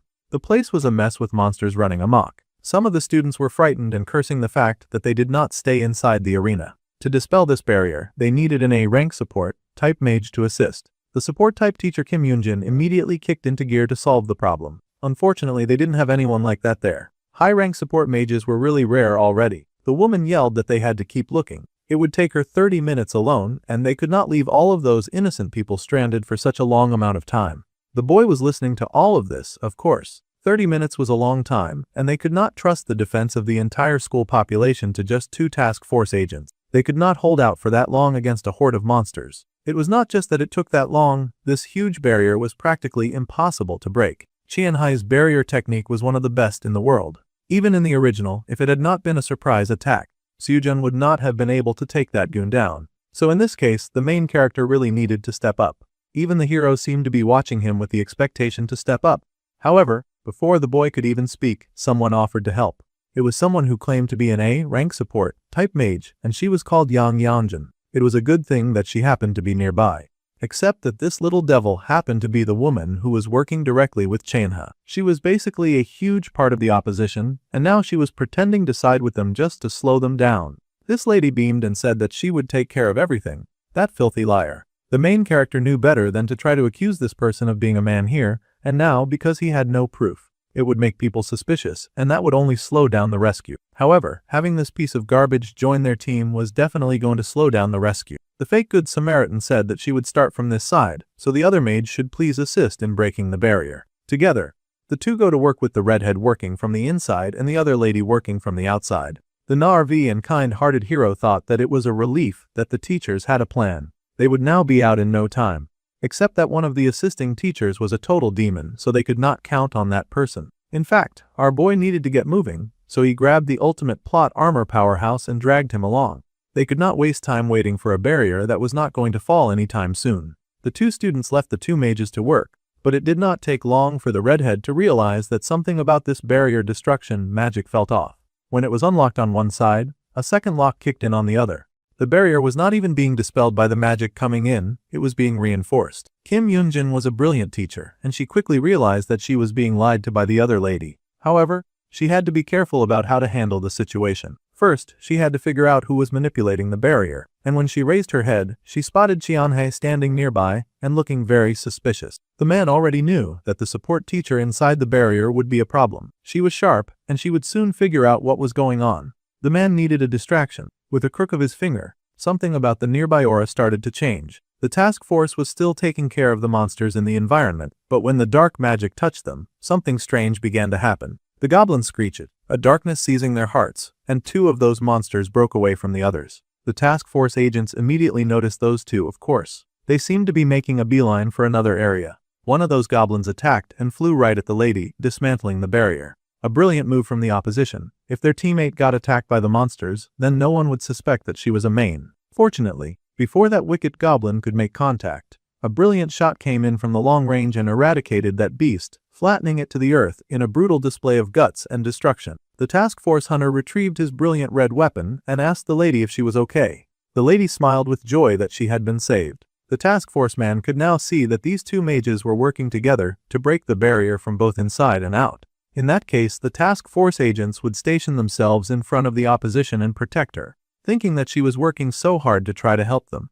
Those good suckers. The junior yelled for his senior to be careful because he almost got caught in the last attack. The senior said that if something like that hit him, he would have to hand in his task force badge. He was not so weak to be felled by that kind of attack. The two agents, unfortunately, now had their backs turned to a very dangerous enemy, but surely there were enough witnesses to stop her from doing anything rash. The agents reassured the barrier mage that on the honor of the special task force, they would protect her. The evil demon laughed and thanked them. She smirked so wickedly because this sort of humor was way too hilarious. She was here working hard to hinder their progress, and they were over here protecting her. Meanwhile, the hero asked why they had moved behind the arena. The boy said that it was because no one was there. All the focus was on the other two mages at the other side. From here, they were going to break the barrier. They had to do so that they could find the child of prophecy. The hero was surprised that they were not just helping the teachers who were working at the front gate. The main character sighed, trusting only the protagonist with this information. The loser that had shown up pretending like he wanted to help them was actually a main, and they could not trust him. He was currently pretending to break the barrier while actually reinforcing it. At this rate, the barrier would not come down on time. The hero was horrified to hear this. He thought that they should tell everyone right away, but it was useless to do that. Mains were dangerous, plus it was only a hunch, and they had no proof. They would look like idiots, causing a stir at a time like this. That sounded like an easy fix to the protagonist, and he just told our guy to prove it. He was the one who got offered a spot in the special class for barrier breaking. Still, there was no guarantee that anyone would believe him. They needed to break the barrier, and then they could go and tell everyone after. They could not create a new problem when the first one had not yet been solved. If the one speaking was a globally recognized genius and not just some student, then maybe they would listen. That made sense to the hero, so the next question was whether or not Xianwu could break this thing. The boy was about to find out.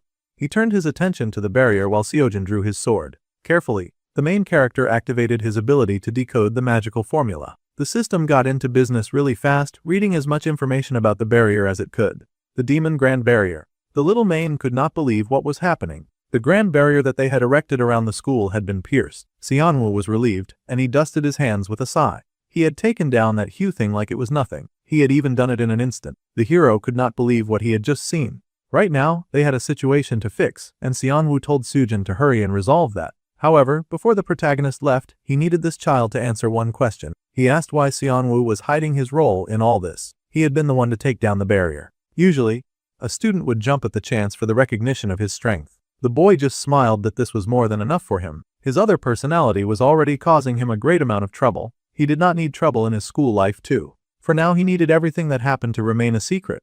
That was Xianwu's one request. Meanwhile, back with the evil villains, the Chanhai was fuming and cursing out Yangyan. That idiot could not even keep one barrier locked, and now the whole plan had unraveled. The Big C could not believe it. He had worked so hard to seal the barrier, so now he wondered who on earth had brought it down. The teacher Kim Yunjin was congratulated for all of her hard work, and the mage Yang Yanjin was congratulated as well. Now, all of the high-spec teachers and mages would be taking over the operation. Well, the child of prophecy had not shown itself, so it was time for the mains to retreat if they had any sense. The fighting went on. It was way more dynamic and explosive now that the other teachers had gotten out, and they could swing their weapons around and take down even more of those filthy monsters. Those monsters refused to go down without a fight, though, and they attacked the fighters with everything that they had. The man in charge curled his fingers into a fist and punched the creatures in front of him, tossing them around. The teacher was also there, and she lit up those flying creatures as soon as they got within her range. With a determined look on her face, she electrocuted those troublesome foes, hitting some of them with a charge so deadly that they died on the spot, while the others went flying away. The task force member could not help but applaud this brilliant display. He thought that this was a clean finish from the teacher Li Hyong. Teacher Zhang Ankal was also praised for his one-hit power, which was as sharp as ever. Thanks to the cooperation of all the teachers and the fighters around,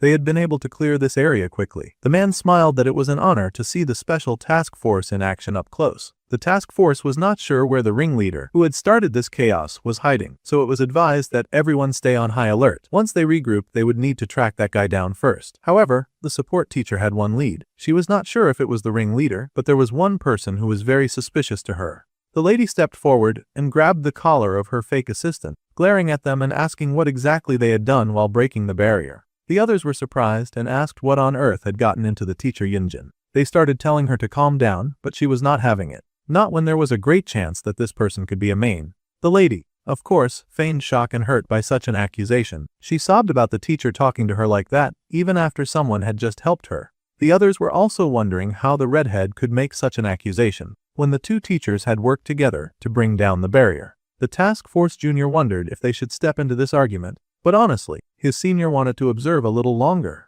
The white-haired lady sulked and insisted that she had only taken so long because she had to slow down to match the other woman's poor skill level.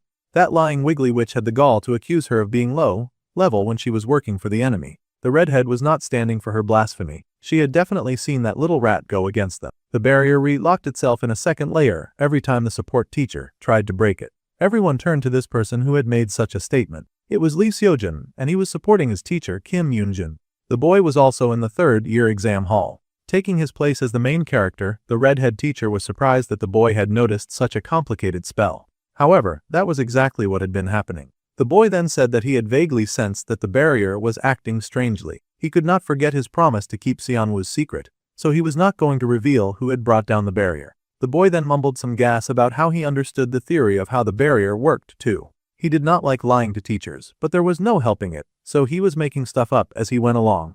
If even Seojin, the genius, was backing up that theory, then it suddenly sounded very believable to the common people, who were now looking at the white-haired lady with judgment. Something about her story felt fishy. Come to think of it, there was no A-rank support mage named Yang Yanjin, At this point, the other mages were getting suspicious and the main was starting to panic. She cursed the situation and wondered what she would do now, hoping for Lord Qianhai to come and save her. The man just scoffed and told the lady to do what must be done. Just like that, the task force immediately recognized the ringleader, and they tried to attack him at once, shouting for others to get him. They raced for the guy and tried to chop him up. Instantly, they unleashed some brilliant attacks, but the man slipped away before they could cut him. The enemy had used the darkening technique, and it was clear that they were up against an A-rank main. Things were definitely getting bigger than expected, so they had to be careful. If the mission failed, then there was only one thing left for the white-haired lady to do. The hero's eyes widened when suddenly a bunch of humans in the area started to transform. It seemed that there were a lot more mains in the area than they expected. One would think that they would use the confusion to run away, but instead, they were rampaging and doing this. The white-haired lady had one strict instruction for her people. They were to kill as many humans as possible and then die. She swung her hand to take down the hero, and he unsheathed his sword just as fast. Seojin's sword glowed with its usual golden power, and he swung it through the air, slicing off that main's head immediately. Bro had the ultimate power when it came to one-shotting mains, and he was finally getting this story on track. If she wanted to rampage and kill people, she had definitely picked the wrong place. The task force agent had also helped in taking down that raging monster. The other mains were also killed pretty fast. After all, this was the Magic Academy, a place flooded with high-power mages who were trained to annihilate monsters. With everything over and done, the hero bowed before the captain Kim Deokyeon and thanked him for his kind assistance. It had been a year since they had met at the chairman's house. The young hero was shaping up to be quite the mage, and the captain felt very proud of him. He also told the youth to ensure that he collected the bounty for slaying the main later. The boy happily thanked the agent, but then he wondered if he should have asked for the account number in advance. After all, the one who really deserved the thanks was Kim Seon-woo. Meanwhile, our dude was racing against time to fulfill a different and important mission. He had to find the Child of Prophecy, and he was sprinting with all of his might. The brunette used his magic power to leap and fly towards the place that he needed to go, and an explosion before him signified that he was getting closer to his target. The boy cursed, hurrying over to quickly get to the Child of Prophecy, who amazingly seemed to be Yuara, the second year rank 2 at the Magic Academy. The main fighting her felt disappointed to think that the genius said to rival Lee Seojin was only this strong. Then again, perhaps the lady was being weighed down by dead weight, and she could not show her true skills. After all, she was trying to protect Taeyang. The girl trembled and wondered how on earth it had come to this. She had just been training with Ara, and suddenly, there were monsters and mains. The ice girl had hurried to help, however. The fire girl had told her that she would only get in the way, and that the best thing was for Haeyang just to run away. The fire girl had been determined to handle the situation on her own. The main laughed as it charged at them, asking if that was all that they got.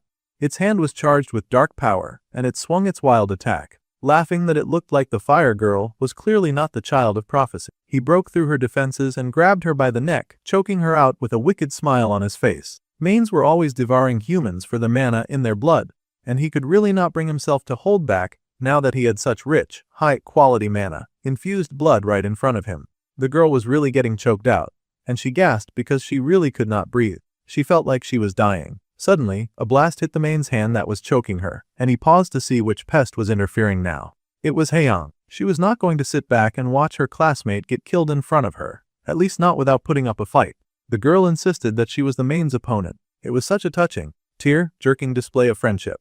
How cute humans were. However, the man laughed that the girl really thought that little blast of mana would do anything to hurt a guy like him. The man began to charge up his next shot, and Ice Girl braced herself. Deep down inside, she knew that she could not win. However, she still wanted to try. She was not going to run away and leave her friend to die. No matter how scared she was, she refused to be a coward. The girl charged up her ice magic and shot right at the big brute before her, piercing through his skin, much to his surprise. Now the man was starting to get it, because he recognized that mark and the amount of power she just displayed in ripping his arm off. His wounds were also not regenerating. It was supposed to be just an ice attack, but the ice was chilling him to the bone. The girl was also confused because it had not been her usual power that just blasted from her fingers. More importantly, the mana drain from that magic was insane. The girl collapsed from the mana drain, and the main groaned with exhaustion. They had finally found the Child of Prophecy, the mage born with the power to destroy mains. Now that they had found her, all they had to do was kill her with their own hands. However, our dude could not let that happen.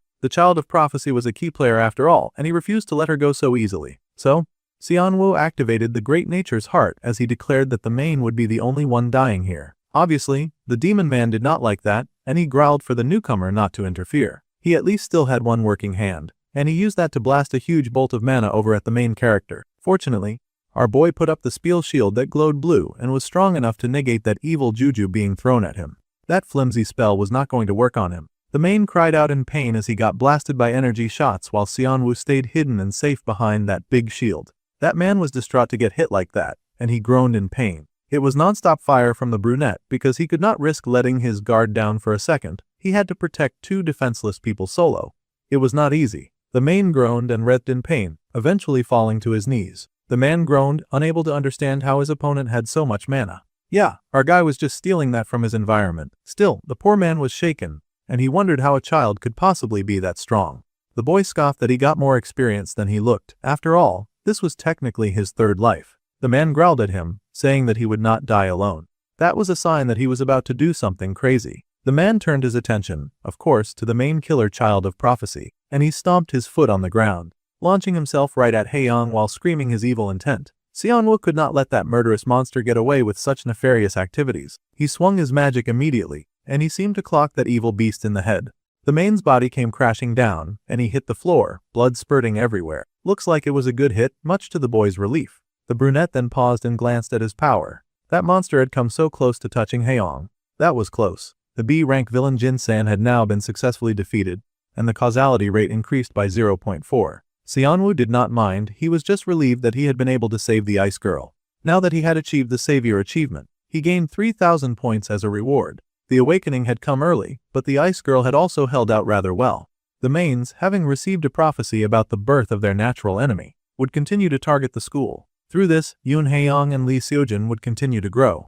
Yoon Era as well. Both of them had worked pretty hard while he was trapped, and he thanked the girls for surviving through this ordeal. Thus, the mains had attacked the Magic Academy, and Lee Seojin, Yu-Ara, and two other students were given the credit for defeating the mains. The objective of their attack remained unclear, but the two students had their faces published in the news. For once, the brunette was not the center of attention after a major battle. Yu-Ara sighed in the hospital as she read the article, annoyed that she was being treated like a hero when she had passed out before defeating the men that had attacked her. The ice girl scolded her, saying that she had done a lot. The fire girl had contributed greatly to her survival after all. The fire scolded her right back and told her to go back to bed. Still, Haeyang was grateful. The other girl had worked very hard to protect her from the mains after all. The fire girl was still upset about pathetically passing out during the battle though. It was just a minor bruising, but the school was making a fuss, and now she was stuck at the hospital. It made the ice girl smile. Obviously, the school wanted them to rest and the exams were over, so now they could just relax. However, Yu-Ara asked about how the ice girl had fought the main in her place while she was unconscious. It surprised her, and she asked why Haeyang had not just run away. It was not like they were close friends who would risk their lives for each other. Still, the ice girl just laughed that anyone would have done the same in that situation. After all, she had never forgotten that someone had been kind enough to reach out their hand to her when she had been alone and desperate. Thanks to that hand, the ice girl wanted to be that kind of person for someone else, too. Making that decision gave Ice Girl the courage to face the main, much to the fire wielder's surprise. So, when things got tough, it was okay to accept help from others. That was an important lesson for Aura to learn. Of course, Little Miss Perfect was absolutely disgusted at the idea of needing help from anyone. It made her feel weak and vulnerable, and all of that arrangement was a compilation of all of her least favorite words. She then got a wicked flashback of a time when something had caught fire. It was the worst-case scenario of her parents being buried under rubble and begging their pure and sweet daughter to run away with someone. The little girl was horrified as she kept trying to go back to get her parents. At that age, she could not understand why they would need to leave them behind. The girl cried for her family as the building continued to rumble around her, sobbing and screaming. It was a nightmare of a memory. Recalling that terrible night made the girl stand 10 toes down in her nonsense, and she declared that she did not need help from anyone. She refused to accept help from anyone, too. The ice girl was not bothered and said that a little bit of gratitude was surely okay this time. If Xianwu had not come to save them, then neither of them would be alive. It was very important to at least know the person to whom they should direct their thanks. The fire girl was surprised as she had not heard this part of the story. She had no idea that the boy had been the one responsible for saving them. The girl smiled and told Xianwu to hurry up and tell her the details. The boy stepped into the room then, and he did not seem to be wearing a hospital gown. He happily said hello to the two girls and asked if everyone was feeling okay. Now they were wondering what on earth brought the boy here, and he just said that he came to deliver something that he had been asked to pass along. 5 million won in main subjugating bounty. That was their share after all. Of course, no one got more infuriated than Yu-Ara when receiving money that she had not worked for. She asked why she was getting paid when he had been the one to kill the main. The money was so beautiful that it was shining gold in the envelope.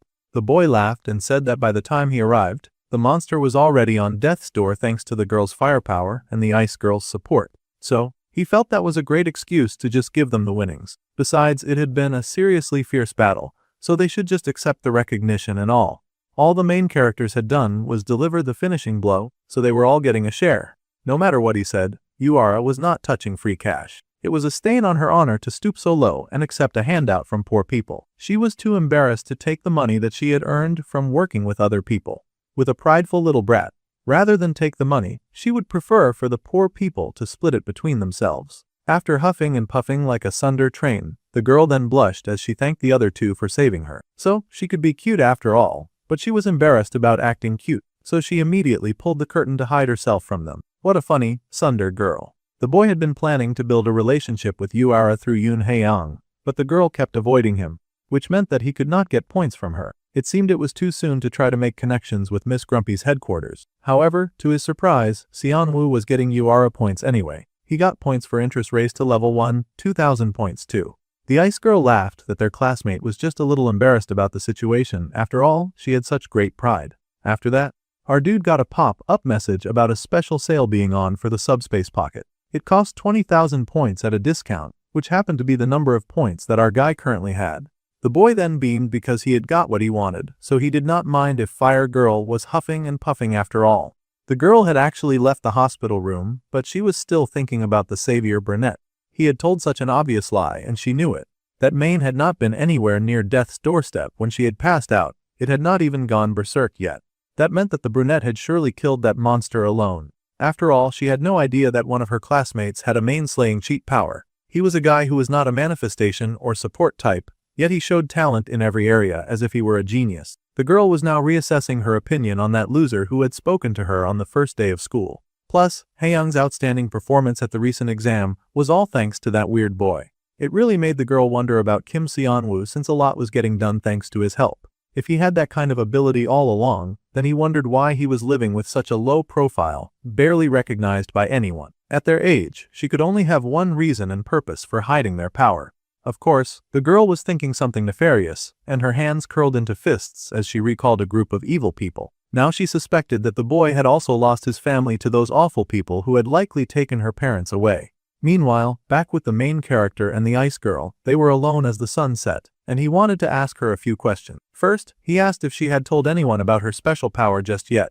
The girl laughed nervously, but admitted that she had told no one. It was probably better not tell others about the power that she had awakened. It would make her a target after all. The girl nodded because her senior had told her that drawing people's attention would make training inconvenient, and she valued all of the improvement that she had made under him. Besides, more than anything, she wanted to research her power on her own. A power that could defeat mains was exerting to her. The boy smiled and told her that she had exactly the right attitude. Compared to the original story, Yoo Hae-young awoke her main, destroying power about a month early. Even if she was still inexperienced, building up her power now would be a huge help in the far future battle against the King of Mains. With this, the brunette could now steadily raise one of Lee Seojin's allies. He would make her a training plan, so they would work hard together on it. If she was curious about anything, then she could ask him any questions that she had.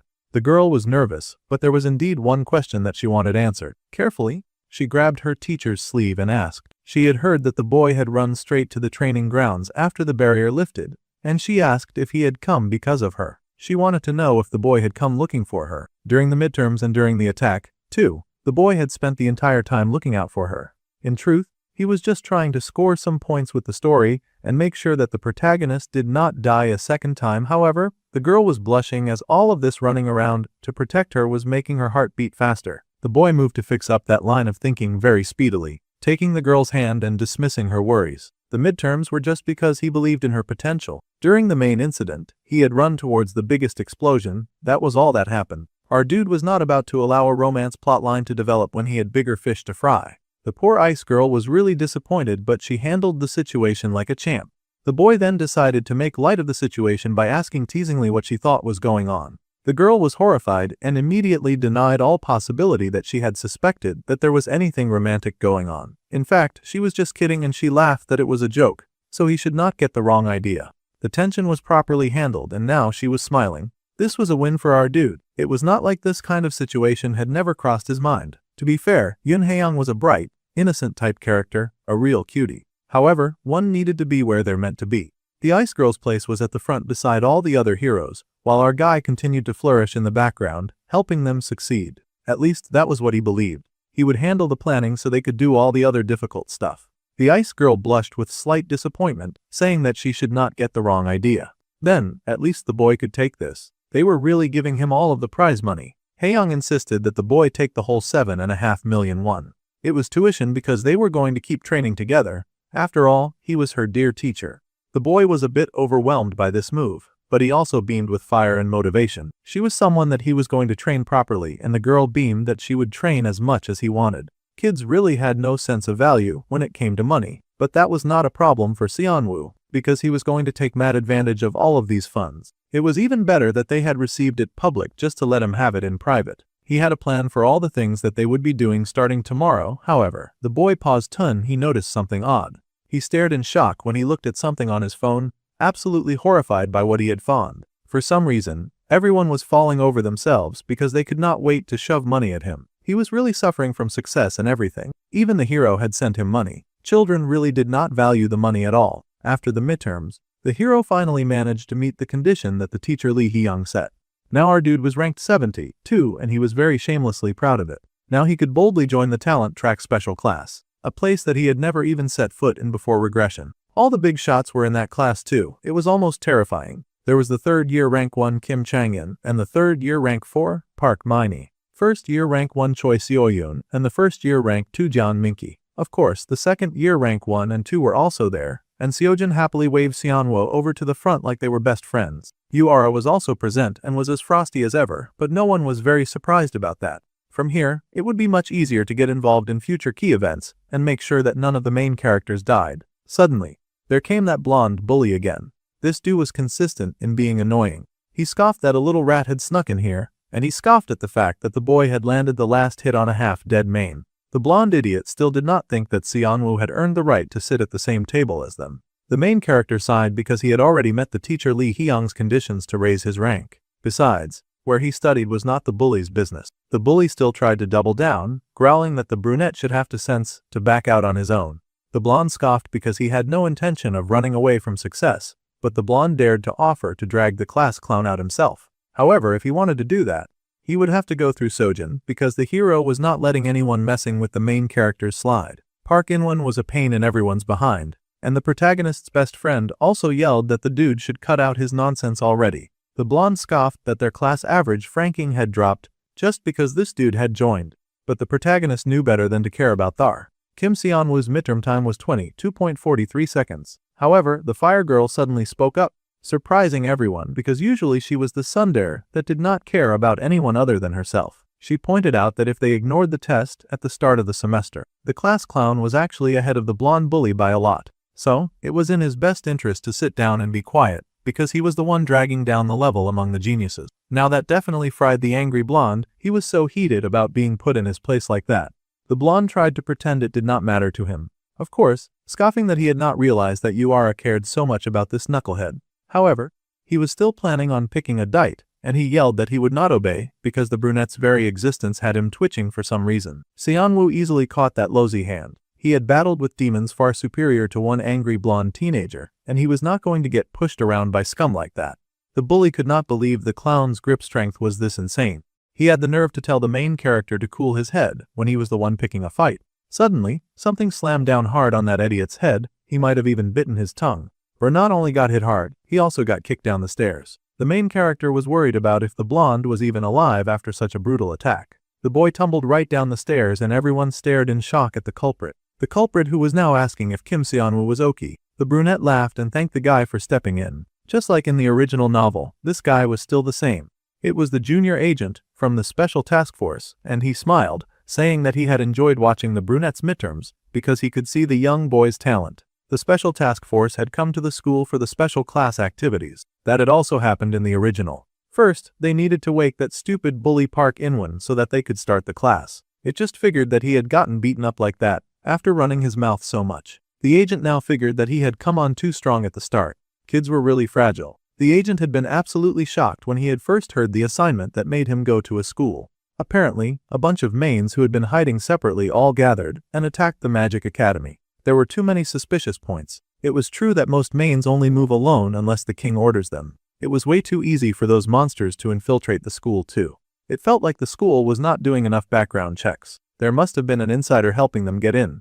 Due to that, the boss of the agency was now sending Hyansu inside the school to work with them and to find out what the mains were after, as well as to discover the insider. The agent happily greeted the students, informing them that he would be with them at the special class, and he was a special task force agent, Jung Hyun-soo, dispatched from the association, since someone from the task force was here. One of the students asked if this meant that their special class was going to be deployed for main subjugations or counter-terror ops. The man said that would happen, but little chicks like them would not get thrown straight into real combat. After all, they were still learning. So instead, under his strict and coordinated guidance, he would take these kids to scout monster appearance zones. That should be safe enough. It could be dangerous, so it was important for them to report anything that they found suspicious. In truth, they were not going to be taken to a danger zone at all. It was just a secret training ground exclusively for the task force. There was on dungeon, but they had cleared that area out completely. Now that sort of blind confidence sounded like a recipe for disaster. Still, Hyun-soo was sure that the surveillance and magic circles everywhere would let them pinpoint any suspicious individuals.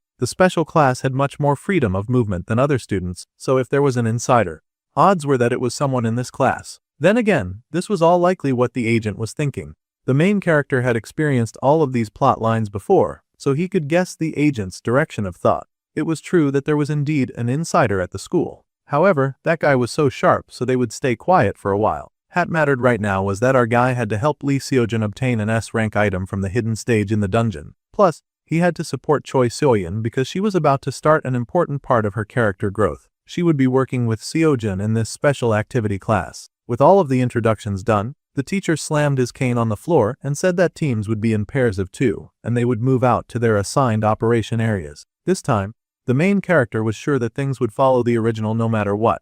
He was just one extra student in class, that was no big deal, and he was so sure that there was no way that the team draw was going to change. Yeah. Seonwoo's hopes were dashed really fast, and he found himself standing in the forest in great disbelief as he stared at his team partner, Choi Seoyeon. It seemed something like this could happen too. He was not part of Team 14 with the chipper but slightly fake first-year student. The girl was not so crazy about being paired with the odd senior either. However, she could not believe the look on his face. He was acting like being in a team with her was that disappointing. Everyone else was dying to get closer to her, and yet he was acting like they had both been diagnosed with some kind of deadly disease. It was slightly off-putting. Some people were even jealous that Kim Seonwoo got to be aired with the beauty Choi Seoyeon. The two seniors were the only ones acting differently, with Seojin not paying her any attention at all. She could see why she would not be able to satisfy the number 1 in the second-year class. But this brunette was the loser and the biggest clown in his whole department, so she had no idea why he would be looking annoyed. It was ticking her off. For now, they would get moving. There was no changing the situation, so the main character would do what he could. The protagonist's best friend was so upset, whining about he wanted some quiet and alone time, a cute junior too. Seojin laughed, asking if that was really something to throw a fit over. Even Yura felt it was pathetic. Meanwhile, the two tops of the second-year class were, of course, in the same team. Fate kept putting them together, and the best friend wailed that it was easy for his friend to dismiss the situation, because the cute junior was actually interested in him. This was Choi Seoyeon that they were talking about. She was the pillar of perfection in their school and the only daughter of one of the 5 great magic houses, with both skill and looks. She was a catch and everyone knew it. Still, Seojin laughed and pointed out that Yura was also a magic noble. She did not want to get dragged into this stupid conversation. The other boy insisted that the sweet, magical and fairy, like Seoyeon, was completely different from the satanic Yura. It seemed he was whining so much because he got paired with the most muscular dude around, and he could not stop crying about it. That was the second-year rank 3, Shin Youngjun teamed up with the first-year rank 2, Jeon Minky. Youngjun should be much kinder to the sweet Minky. Meanwhile, the lucky Seonwoo was walking around the forest path with his junior behind him. The junior was also trying her best to make the situation work. If they were both unhappy about it, it actually made things a lot easier for her. This senior was an anomaly to her. He was the dead last in the whole school who had suddenly become buddy with Seojin, and now he had somehow slipped into the special class as well. The boy's behavior was very suspicious. As our guy walked, he received the notification that the character Choi Seoyeon was curious about him. he now gained a 500-point reward. Her curiosity was going to burn a hole in the back of his head from the way she would not stop staring at him. It looked like there was something over there, and the boy pointed randomly in a direction, asking if she was up for checking it out with him. The girl smiled and agreed. However, she was determined not to fall for any of his weird plots. Things would not go the way he wanted. At the same time, she was happily pretending to agree with him. The girl beamed and said that she would happily work together with her senior, while high-key plotting his downfall in her mind. As long as she was here, things would not go exactly the way that he wanted. The boy sighed as he looked at Choi Seo-yeon, and she dialed up her cute factor as high as it could go, beaming and blushing at him as he struggled to gather his thoughts. She definitely had the face of someone plotting something nefarious. At this point in time, the happy first year had become obsessed with recruiting Lee Seo-jin in the original novel, and she cozied up to him as much as possible. This was because having him close would raise her own value. The boy pointed in a general direction, saying that they should head that way first. If he used this as a bait to lure Seo-jin over, then he could make things follow the original plot. The girl was also using this opportunity to get inside his head. The more that she saw of him, the more amazing he seemed to her. He had been so humiliated at the start of the semester, but he somehow got strong enough to join the special class. That was such an amazing feat. It was like finding out a clown dog actually figured out how to climb a tree. Her backhanded compliments were completely see-through, and the main character twitched as he explained that it had just been a mistake back then. It seemed that one mistake during his opening exam was hell, bent on haunting him for the rest of his life. Then the girl went on to sigh that forcing his way into the special class could totally backfire on him. She was acting like she was giving concerned advice from a good person, but she was actually a shameless manipulator. After all, if the boy somehow drew too much attention, then the boy would end up with loads of enemies instead. Been there, done that, he had already handled the main problem that had arisen the first time. Choi Seo-yeon, a devil with an angel's appearance. She had a great family background, great looks and talent. It was a popular saying that this young lady was born with everything. However, beneath that surface lay an entirely different reality. The effort and determination to meet her family's standards, that was what truly created Choi Seo-yeon's perfection. The girl worked hard every day, harder than most sometimes, as she strove to become someone worthy of her family name. She worked hard to be kind to everyone, or to at least appear that way, while also keeping close only those who could raise her value. Her pretense was a lonely survival strategy, never being her real self with anyone. The girl had to master creating a fake personality just to survive existing beside the upper class. Seonwoo sighed when she mentioned enemies, deciding to play dumb like he did not understand what she meant by that. Of course, this made the lady feel very haughty, and she laughed that he knew what she was talking about, and all the things that had happened earlier that day. No one said anything outright besides the senior Park In-won, but there were others who did not want the last place clown in the special class. The main character was well aware of the jealousy and judgment glares that he could suffer from the other students. However, he also could not care less about those guys. He had not joined this class for them. The boy had a goal in life that he absolutely wanted to achieve in the special class. He smiled with pride at this unshakable goal of his, and the girl was shaken. She had not expected such a determined and unbothered response from someone whom she was trying to tear down. He was not going to play her game. The boy had a life goal, which was shocking to Seo-yeon.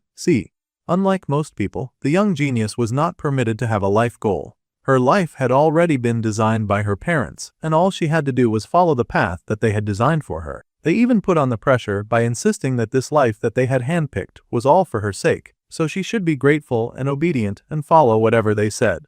Never once had the girl even considered dreaming for herself when she had always obeyed her father's commands. Now, she found herself envious of this clown who had something that she did not. Her expression looked haughty when she smirked and said that she now understood why the teachers favored this joker. However, she still asked what on earth he could possibly accomplish by getting into the special class. Keeping an eye on her and the other overpowered idiots of this story was one of them, but he could not tell her that. Fortunately, before he had to come up with a creative excuse, the boy sensed something red and hot burning nearby. There was killing intent coming right for them, and Seonwoo seized his partner's hand immediately. He threw out his magic to deflect the next attack, pulling his partner away from the weapon that lodged in the ground where they had been standing. This seemed to be an ambush, but there should be no one to attack them. However, Park In-won suddenly showed up, and that explained everything. That guy was such a shameless bully that he had really come to corner the main character at a time like this. That idiot could have accidentally hurt Seo-yeon. The blonde bully did not care as firepower danced around him, and he growled to our dude that this was his last chance. If the class clown valued his life, then he should keep his head down at school from now on. The brunette scoffed and asked exactly what would happen if he refused to do that. Of course, that response quickly got the blonde guy heated. Bro was just spitting flames and rage unrestrained. He looked like he had no intention of calming down either. With a scream of rage, the blonde declared that the brunette should just die then, and he unleashed his next loud, large and explosive attack. That child was so full of rage that he did not consider for a second that he could accidentally hurt the first-year student standing beside the brunette.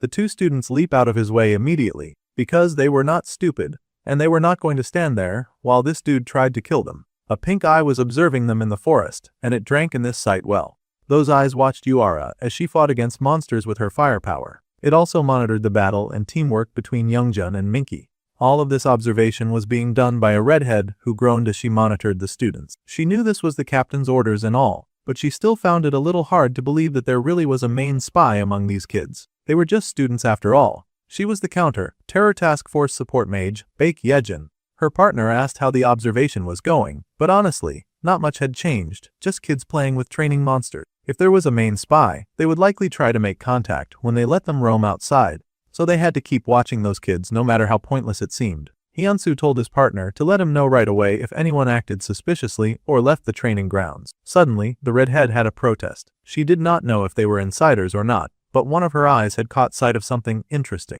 It was a group of kids fighting each other. Forget monsters, they looked like they were trying to tear each other apart. Fortunately, the agent was familiar with this particular group since he'd stopped the bully during class hours earlier. They were fighting like their lives depended on it, too. Seonwoo noticed that Inwon's discharge speed was impressive. Trash or not, the blonde did not become the second-year rank 5 for nothing. If he kept stalling, fighting back like this, he might ruin his own plan to link the plastic rich girl and the hero. Just then, the rich girl broke up the tension for him by protesting. It was one thing to get paired with a loser.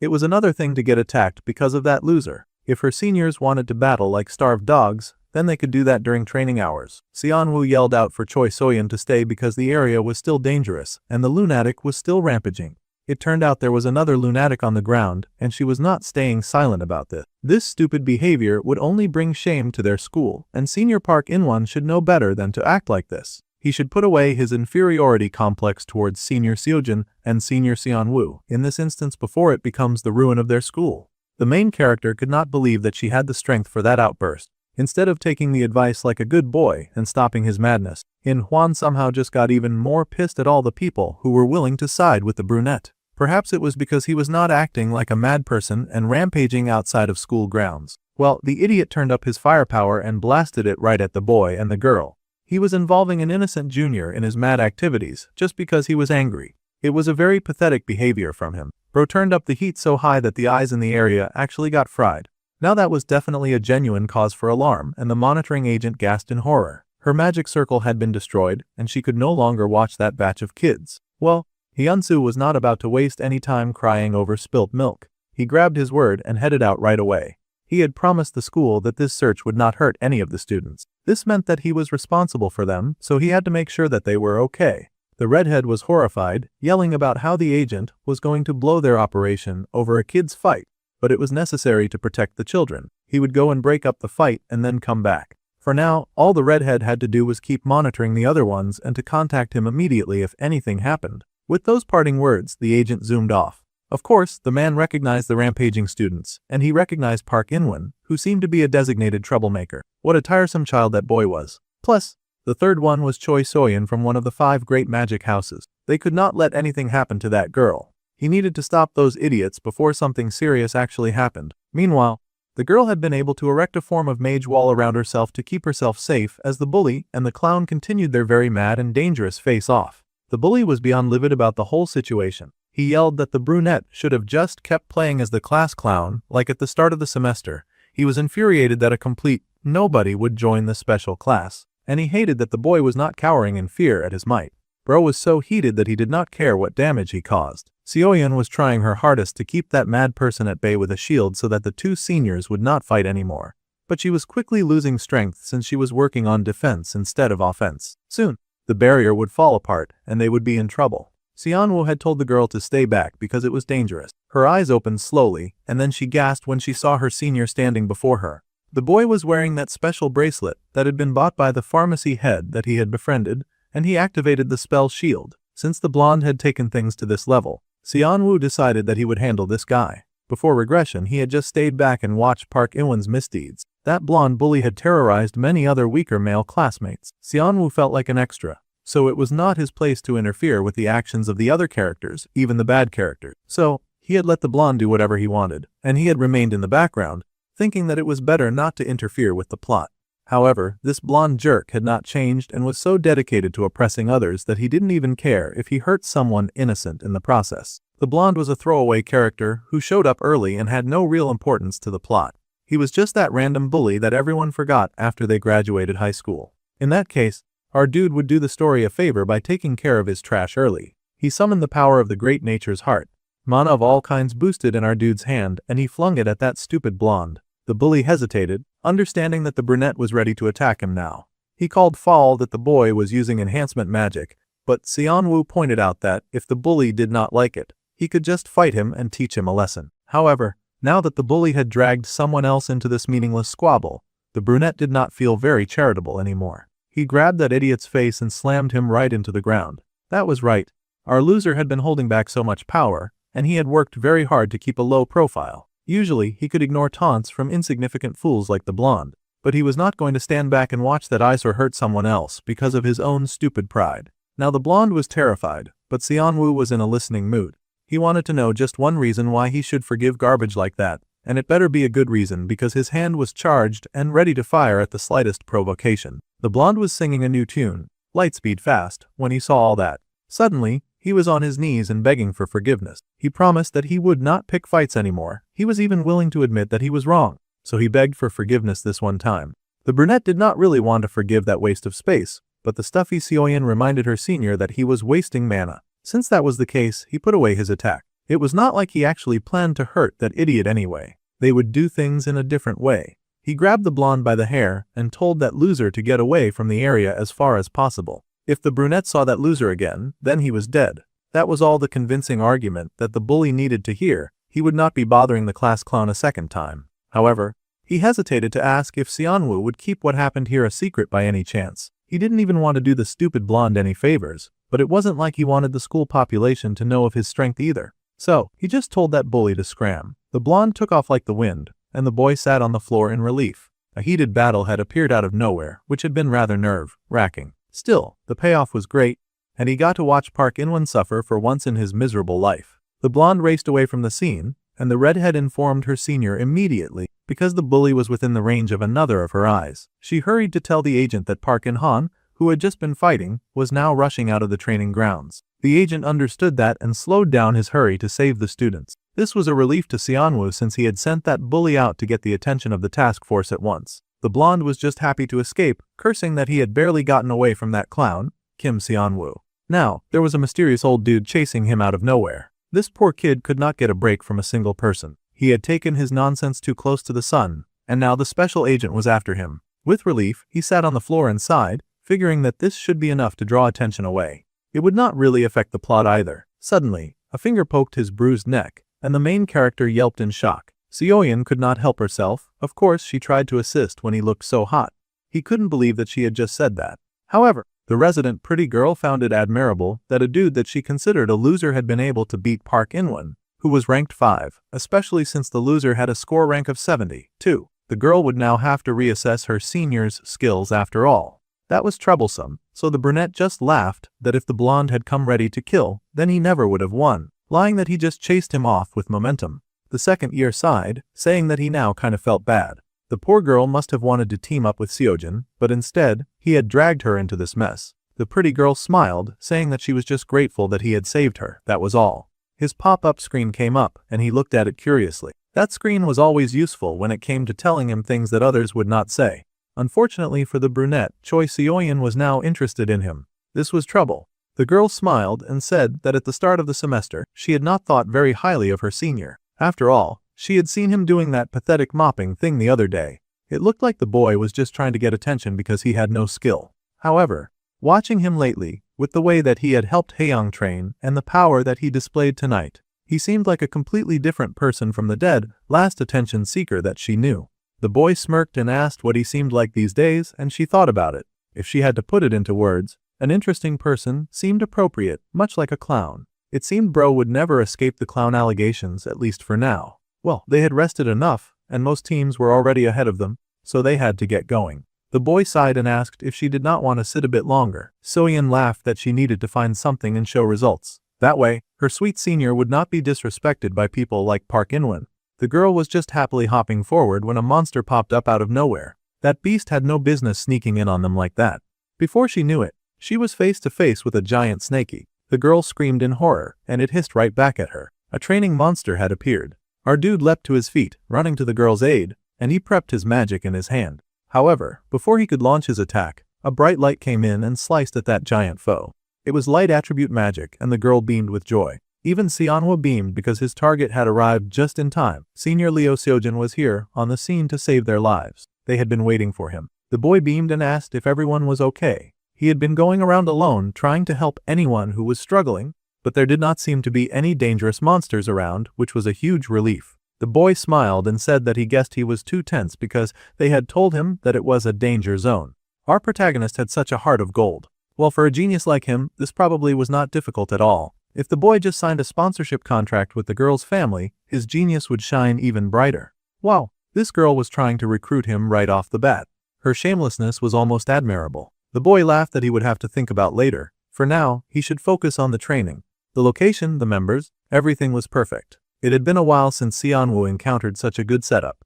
As long as the major event where Lee Seojin discovered the hidden stage stayed intact, by bringing Choi Seoin near the dungeon, then everything would go fine. From the start, the route that our dude had taken with Choi Seoin's side passed all the monsters on this trip and was calculated to overlap safely with Lee Seojin's path. All he had needed to do was to guide the way. This was his most successful mission yet when it came to staying true to canon for now anyway. Suddenly, the boy pointed with a dramatic gasp, asking everyone to look over there. There it was, the dungeon entrance, the very suspicious place that they should very clearly not go to. The hero was surprised to see the light and wondered what it could be. It was coming from inside the cave, too. Seonwoo laughed that he was very curious to see what it was, and he was even going to go ahead and check it out together. Those idiots really went ahead and entered the dungeon. It was the Special Task Force Training Ground dungeon that was mostly inactive these days. The hero looked around with the prettiest girl, and they realized that they had walked into a hidden stage. It was a very rare occurrence. A dungeon within a dungeon. Those kinds of dungeons were much harder to get past than with regular dungeons, but if they cleared them, they would get much more valuable rewards. This was exactly what our dude was aiming for. The room that he had encountered in the Tower of Proof was also a kind of hidden stage, and that was the kind of thing that appeared in a dungeon that had been deactivated and modified. In the original story, Leo Seojin and Choi Seoin joined forces to defeat the boss. This episode was not just when Lee Seojin would gain an S-rank weapon and get even more attention. They would call him the Korean genius and hold a press conference with him after he cleared the hidden stage. The really important part was different, too, as this was the point where Choi Seoin would grow mentally and join Lee Seojin as his ally. It was very important to the story that happened. Of course, since the other two could so easily clear this dungeon, he had made all the preparations necessary. The boy was really going the extra mile to step up to the stage, and he suggested that they try challenging the dungeon. Seojin immediately refused. Hidden stages had way too many variables, and they needed to report the situation to the task force first. This model student was already whipping out his phone to do just that. Sometimes the saint with a heart of gold was way too focused on doing things the right way. Seonwoo immediately started to struggle to snatch his phone away before he did something stupid and ruined the plot line. While those two clowns were messing around, the pretty girl stared at her reflection in the water. She stared for a moment, just bored, when she heard a voice calling to her, telling the human child to come. There was a monster reflected in the water, and the girl seemed unaware as she dipped her finger into the water, just messing around with the ripples. It was beckoning her to the deep and the dark. The water called for her to come inside. The tip of her finger touched the water, and a feeling rippled through the dungeon. The hero stiffened in shock, and the brunette stared in horror at Choi Seoin. That was not how the story was supposed to go. Well, things had gotten wicked, and whatever mad beast lived in that place was happy to take mad advantage of the situation. It erupted in laughter and grabbed the girl by her neck, activating the damsel in distress trope with made immediate efficiency. Oh, this beast was a girl, the Ghost Witch, and it was rank B. A monster had popped up behind them when they had not been looking, and the two students rushed to help the girl immediately. Seojin yelled at the girl to snap out of it, but clearly she was not going to do that. She had just been captured by a witch diva who wanted to claim her. They could be cute, vicious girls together and all that. Well, the boys were not crazy about that program. Worse, that witch was running away. For a monster to attack first, the plot had diverged from the original again. Our boy kept working so hard just for things to keep ending up like this. The man was tired. Suddenly, there was an explosion of force that seemed to come from the dungeon behind them. The boy stared in shock at the swirling gate, and the hero asked what on earth had just happened. Choi Seoyeon had just been kidnapped by a monster. The main character was silent. He did not know how much more of these plot twists that he could take. However, it was clear that to make things stay on track, he had to move forward. The brunette walked to the dungeon, telling the protagonist to follow him and rescue her. Seoyeon was surprised that they would not be waiting for the task force. Doing things by the book and waiting around for the task force was exactly why our dude had to take care of the stupid main problem solo the first time. Choi Seoyeon would die if they waited any longer. The monster that took her had the ability to absorb mana. After it absorbed all that it had to offer, there would be nothing that they could do to save the girl. If they wanted to help her, then they had to act now.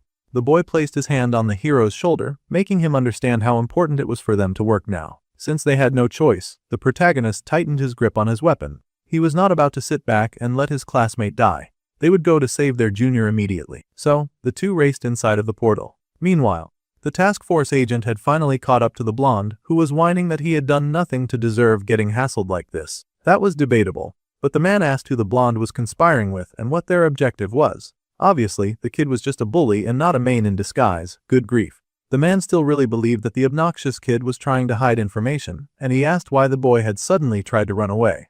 The poor kid remembered his humiliation, and he sobbed that it was the one thing that he could absolutely not tell the task force agent about. Now the man was really convinced that the poor boy was working with the mains. The man had been going easy on him since he was still a student, but now he had no choice. The man told the poor Magic Academy second year rank 5, Park Inwon, that he was getting arrested on suspicion of conspiring with mains. The boy was so confused they had the wrong guy. The man was just calling his partner Baek Yejin that he had apprehended the suspect, and he needed backup to restrain him, but his partner was freaking out. They had no other situation on hand, and this was the case of 3 students who had just entered the dungeon that they had modified for training. One of her eyes had seen it happen. At first, the senior was not bothered by that since they had deactivated the dungeon, and it was basically a cave now. However, just now, they had confirmed signs that a hidden stage had just appeared in that dungeon. Stuff was getting very real, very fast, and the man's eyes widened in horror. The 2 boys stepped into this unknown land, braving a whole new world of ice and snow. The inside of the dungeon looked very different from the outside. It was a wonderland of ice. The main character reasoned that the evil witch must have strengthened the environment with the ice attribute mana that she had stolen from Choi Seoyeon. It seemed they had 2 girls in this story with the power of ice. The hero was shivering in this new dungeon. They were both rather underdressed for the occasion, and the boy could not help but think of how he had a mountain of things to do. For this situation, it seemed we got a glance into Seojeon's point of view for once. It seemed even heroes could be miserable when doing heroic things, and the boy felt so cold that he thought for sure that, at this rate, he would collapse from the cold. The thought had barely entered his mind before the main character draped a big, fluffy woolly coat over him. He was not about to let the protagonist back out of this very important mission, but he also would not let him die from a cold. Honestly, the hero was shocked at Kim Seon-woo, but the main character just smiled. He needed the dark-haired boy to wear the coat since it had insulation, and it would make him feel much better. The inside of a hidden stage was freezing, so the boy had made sure to put on 2 giant coats into the subspace pocket that he had finally gotten. He had bought tons of cold weather gear, too. The warm fleece coat increased cold resistance by 20%, and the warm gloves increased cold resistance by 5%. The hero was amazed that the brunette could even afford a subspace pocket since it cost over 100 million. The brunette just vaguely said that he bought some stocks and was able to cash them out. He had one more coat, of course, for Choi Seoyeon, but first they had to go get her. They saw a figure waving in the distance, and the protagonist sighed in relief, thanking God that she looked okay. He was kind of naive, because there was no way that the ice girl would just be walking freely in the dungeon after getting kidnapped. The voice yelled for them to hurry and save her.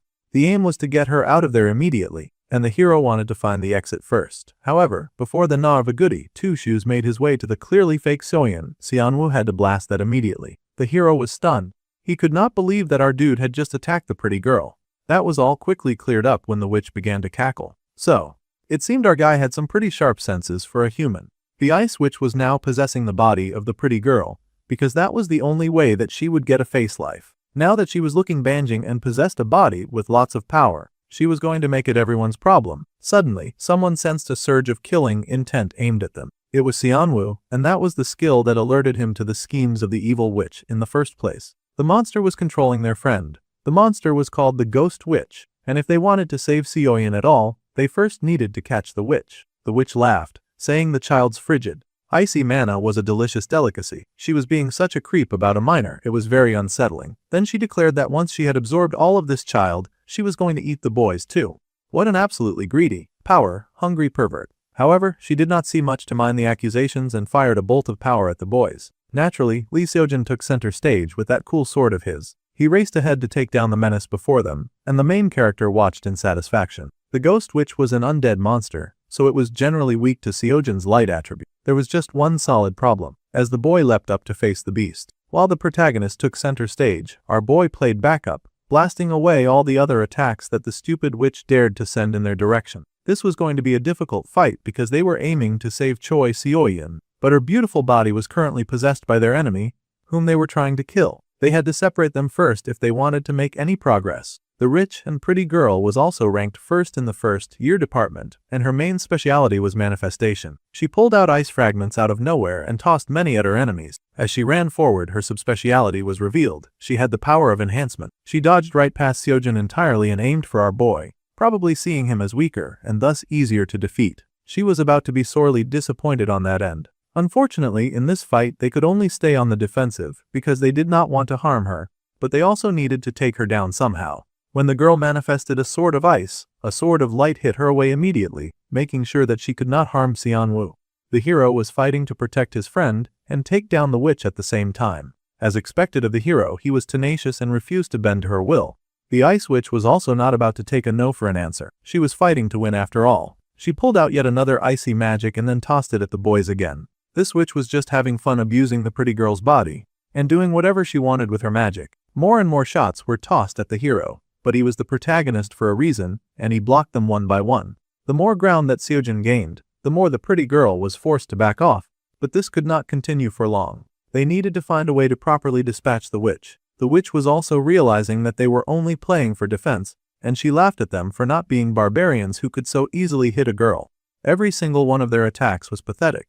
That was rich coming from someone who had hijacked someone else's body just to make a stand against them. The fighting continued with our dude playing the supporting role, while he ensured that the protagonist took center stage. Seonwoo refused to get pulled into any more difficult plot lines. Quick offense, defense transitions, the utility unique to ice attributes, were synergizing with the environment. More ice came raining down on the boy, and he gasped in horror. Despite the fact that they were fighting 2 against 1, the odds were terribly against their favor, since they could not hit her back. Quickly, he dodged that downpour, managing to escape the ace. When he looked back, he realized that their escape path had been demolished. So, this witch was planning to tire them out and then drain their mana too.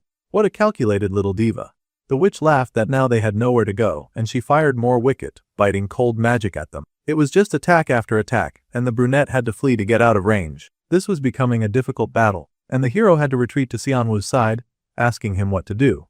The brunette seemed to always have a solution for everything, so the boy figured that the same should apply right now. He wanted to know if Seonwoo had a plan. It turned out that the main character did indeed have a plan. Step 1 was finding that stupid witch's main body so that they could finally wipe the smile off her face. If the body felt threatened, then she would leave Choi Seoyeon, and they could get an advantage and get rid of her. The hero pointed out that this whole place was nothing but snow and ice, and searching such a terrain was going to be very difficult. He asked if the boy knew where the main body was. The main character did not know that far. The hero was surprised to hear this. The problem was that, in the original story, both Choi Seoyeon and Lee Seojin had entered the dungeon together. The hero had then slain the big witch by slashing through this entire area. It was not easy, but the brunette was sure that finding the main body could be done. However, he was not the one who could find the body. First things first, the brunette drank one of his special mana elixirs and increased his mana recovery speed by 500% for 10 minutes. After the duration ends, this would cause mana exhaustion for 30 minutes. The main character explained that it was the protagonist's job to find the witch's body and slay her. Meanwhile, outside the dungeon, Agent Hyunsu finally got some information out of the bully that he had cornered. The poor boy sobbed and explained that he had picked a fight and then run away because he had been embarrassed that he had lost. It was humiliating, but admitting that was better than accepting the fault as an aide to mains when he was just a mean bully. The agent now realized that he should have investigated each student more thoroughly before acting. It also turned out that the kids going into an active dungeon had nothing to do with the blonde wither. The boy wondered what sort of mastermind they thought he was in the first place. He was just a mean jerk who was way in over his head. He really did not know anything. The senior agent was furious about how things were going, scolding his junior because they were supposed to guarantee the safety of the students. The junior apologized for his oversight. The hidden stage was an unexpected anomaly. Honestly, no one was expecting that dungeon to open, or for students to be dumb enough to walk inside. Then, the man asked if there was any chance of rescuing the students. First, they would try to see if they could open the entrance from the outside. If they could not do that, then there was going to be huge trouble, and all they could do was pray that the kids would clear the hidden stage and come out. It was a pretty risky wish, since hidden stages could be very difficult. It seemed a huge crowd of students had gotten word about what happened, and now they were hanging around outside the dungeon cave, even though their teacher insisted that they should wait outside. Teenagers were just too curious for their own good. They were shocked to hear that some of their classmates were trapped in a hidden stage, because once a person was trapped, it was really hard for them to get out. Yura also watched silently, a little nervous but saying nothing. Each of their partners and friends were stuck in there. The dark-haired girl was worried because she still had questions for our main character concerning a trauma that he did not really have, but she suspected that he did. If anything happened to her unanswered questions, she would not let it go. It seemed this was her way of saying that she cared. She cared deeply for Kim Sang-woo, so she kind of needed that idiot to hurry and come back. Meanwhile, the brunette had shared his plan with the protagonist, and that dude was horrified. He could not believe that he was being told to find and slay the main body of the witch solo.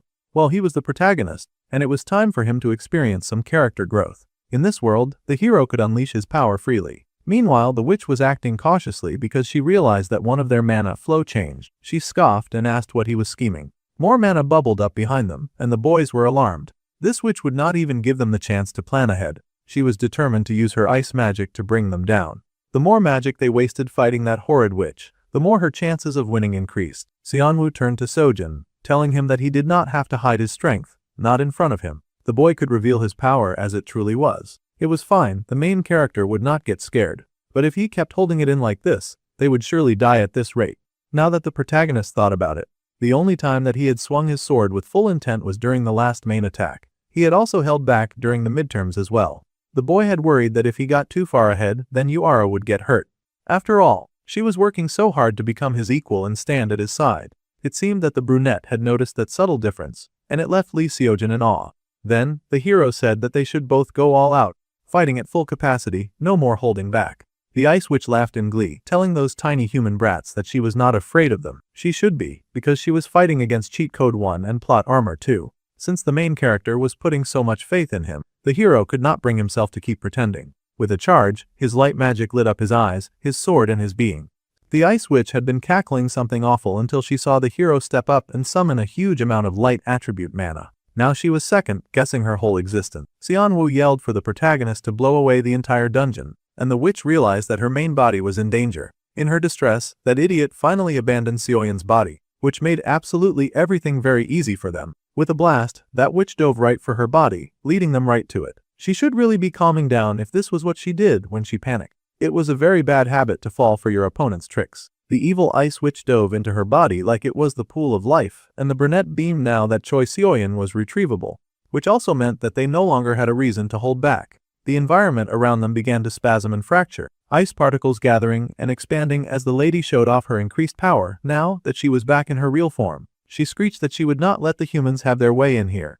But Seonwoo just smirked that there was now no reason to keep that witch alive. It was time to let it rip. The monster gasped because she had fallen for their trap, but that was just about all the sound she could make before the light magic came tearing into her soul. Seojin was nasty with it too. He stepped in and informed the beast that he was the one in charge now. Meanwhile, outside the barrier, there was a team of desperate teachers trying their best to break into the dungeon. They kept checking their progress, but the portal entry analysis was only 2% complete. They were moving slower than snails. At this rate, the kids would be dead before they managed to break in. Not even a mosquito could get through such a tiny crack. It was very unfortunate that this was somehow the best that they could do. No matter which support mage they brought in, they would not be able to open this gate any further. Suddenly, the scarred agent got a message on his phone, and he checked it out. He was really worried about the situation. At this point, even if he got reprimanded by the captain, he needed to take responsibility into his own hands. He made a call to someone, informing them that Lee Seojin was one of the students who'd gotten stuck in a hidden stage dungeon of B rank. The agent started to apologize, but the person dismissed his worries, saying that it was fine and that the boy would come out on his own. This shocked the agent very much. Everyone was shocked and wondered what that buffoon meant that students could survive a B stage dungeon and come out on their own. Just then, the area behind them exploded in light. It genuinely exploded. That thing hit the sky like a nuclear wave and cleared out all expectations and disbelief. The students watching wondered what on earth was happening now, and if a monster boss had popped out of the dungeon. However, Uara would recognize his rival's light attribute mana anywhere. It was definitely her man Lee Seojin. The boy sighed as he looked at his broken sword, a little sad that it had come to this after all. The sword that he'd been using so far just could not handle his mana. The two looked ahead and there was a nice, shiny giant sword up ahead. Right on time too. That sword was glistening with power. And they had retrieved their classmate, too. She was passed out behind them. It was the Blue Moon Blade, an S-rank sword imbued with mystical power that contained moonlight. It had weapon enhancement, which increased the blade's destructive power and mana amplification by 50% for 30 minutes, with a 30-minute cooldown. It had a lot of pretty good specs. Our dude sighed with relief and told the hero to claim the sword. It was his to wield after he had gone through the trouble of saving their lives. The hero had contributed the most to catching the ghost witch, and he just happened to need a new sword. Of course, the kind and sweet hero was immediately interested in what the brunette would get in return. After all, they had fought together. The brunette just smiled and said he would take all the other treasures apart from the sword. If that satisfied the hero, then he should hurry and claim his prize. Seonwoo would even watch over Choi Seoyeon while the other boy went over to collect it. Standing tall, the protagonist then stepped forward into his destiny, picking up the sword that was now his. This radiance that came from it definitely meant that it was S-rank. He could not believe that his partner would give up a weapon like this so readily. Our dude was only doing that because he kind of needed the hero to survive very long in this story, or the whole thing would crash, and he would be back to square one. Of course, he was handing over the sword. However, the protagonist thought that his partner was a very admirable young man. Now that they had subjugated the hidden stage jointly with Pain character, the causality rate went up by 0.8. The character Lee Seojin's interest in him had increased by 1, and the protagonist's interest in him had risen to level 2. Our dude now has 2,000 points as a reward. The system was getting really stingy with the points these days. Meanwhile, the boy was checking on the girl they had rescued. She was currently suffering from severe mana exhaustion because she was not yet at the level to fight on such a large scale. The evil witch had pushed her body too far.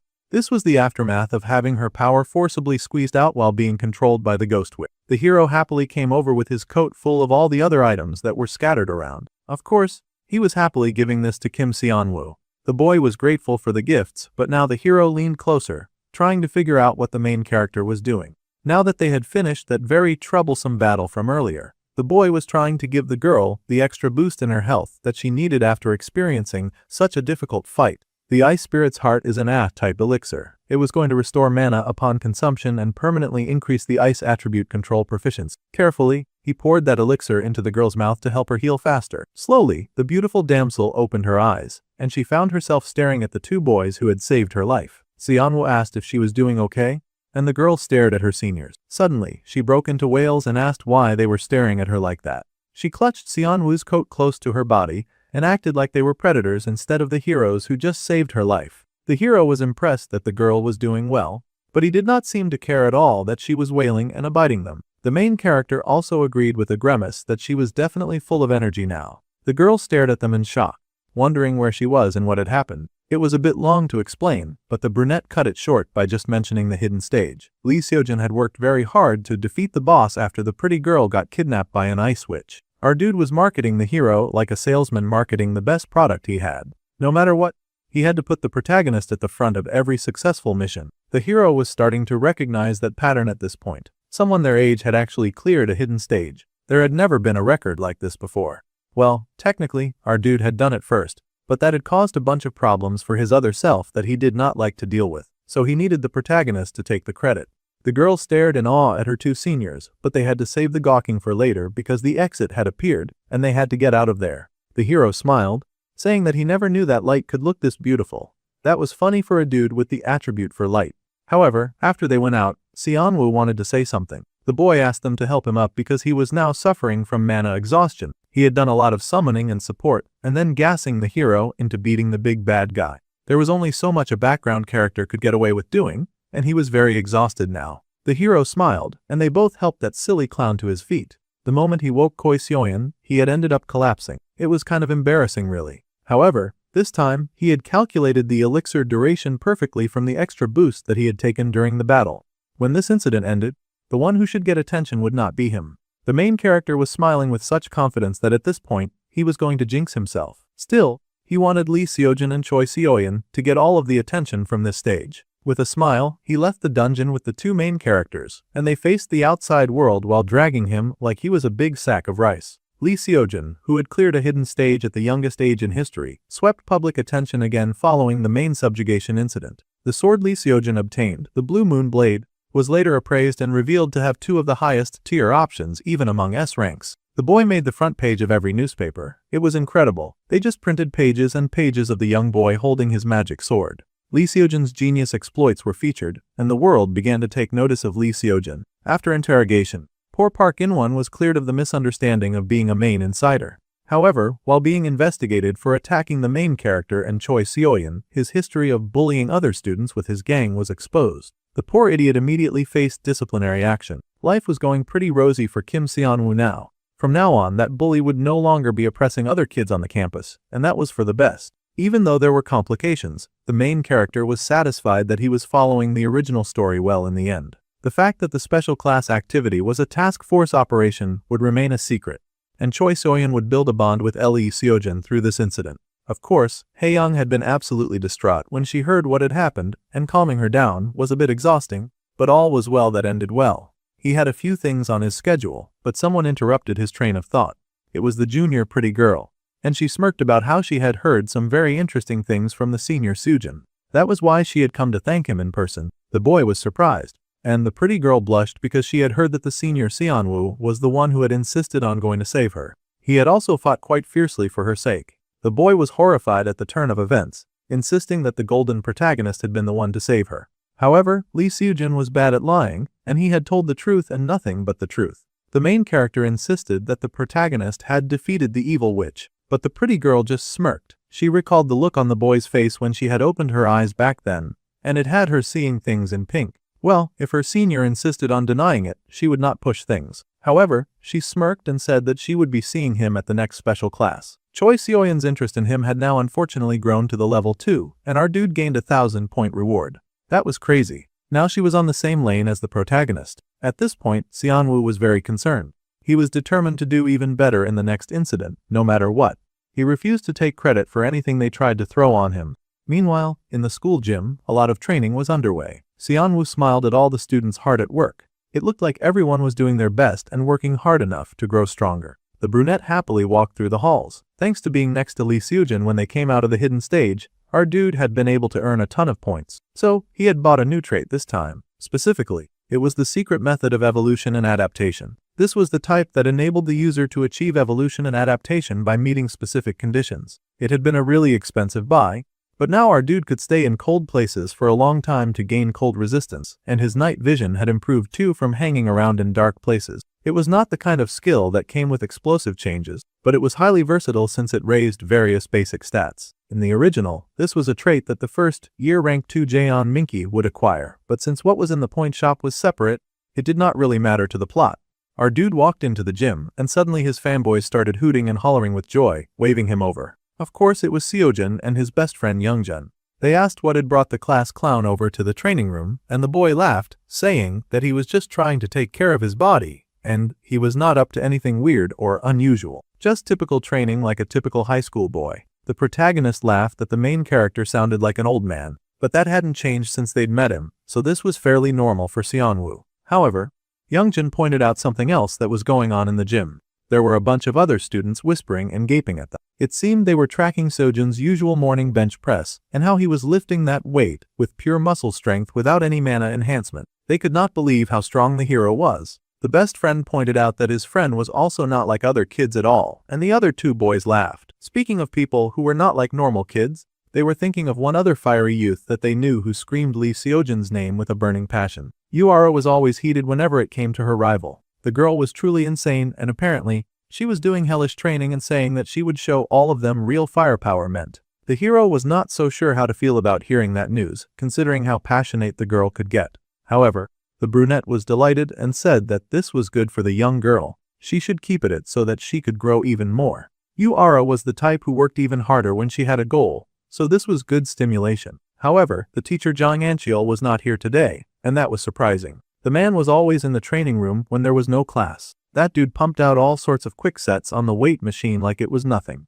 Apparently, the teacher was currently patrolling the school. This was a secret, but apparently, they had found a body drained of blood near the school. Now that was not a good sign. Seojun guessed that the victim had been killed by a main, but his best friend just chuckled that no one really cared. Even if those monsters attacked again, their genius would protect them. The best friend was happily counting on Lee Seojun to save them if anything went wrong. The hero groaned that his best friend should go away. However, Seonwoo was thinking seriously about the situation. It was true that Main could attack the school again at any moment, because there was an insider who had infiltrated the school. To be precise, what had infiltrated into the school was not a human collaborator but a Main itself. It seemed we were finally going to get an introduction to that spy in the school. A beautiful lady walked into the gym with perfect flowing locks of dark hair and a beautiful, toned body with nice muscles. The lady smiled, noting that the junior Sojun was sweating a lot. She was the third-year rank 4, Park Minai. She happily handed her junior a towel, and of course, Youngjin stood to the side in awe of this cool moment.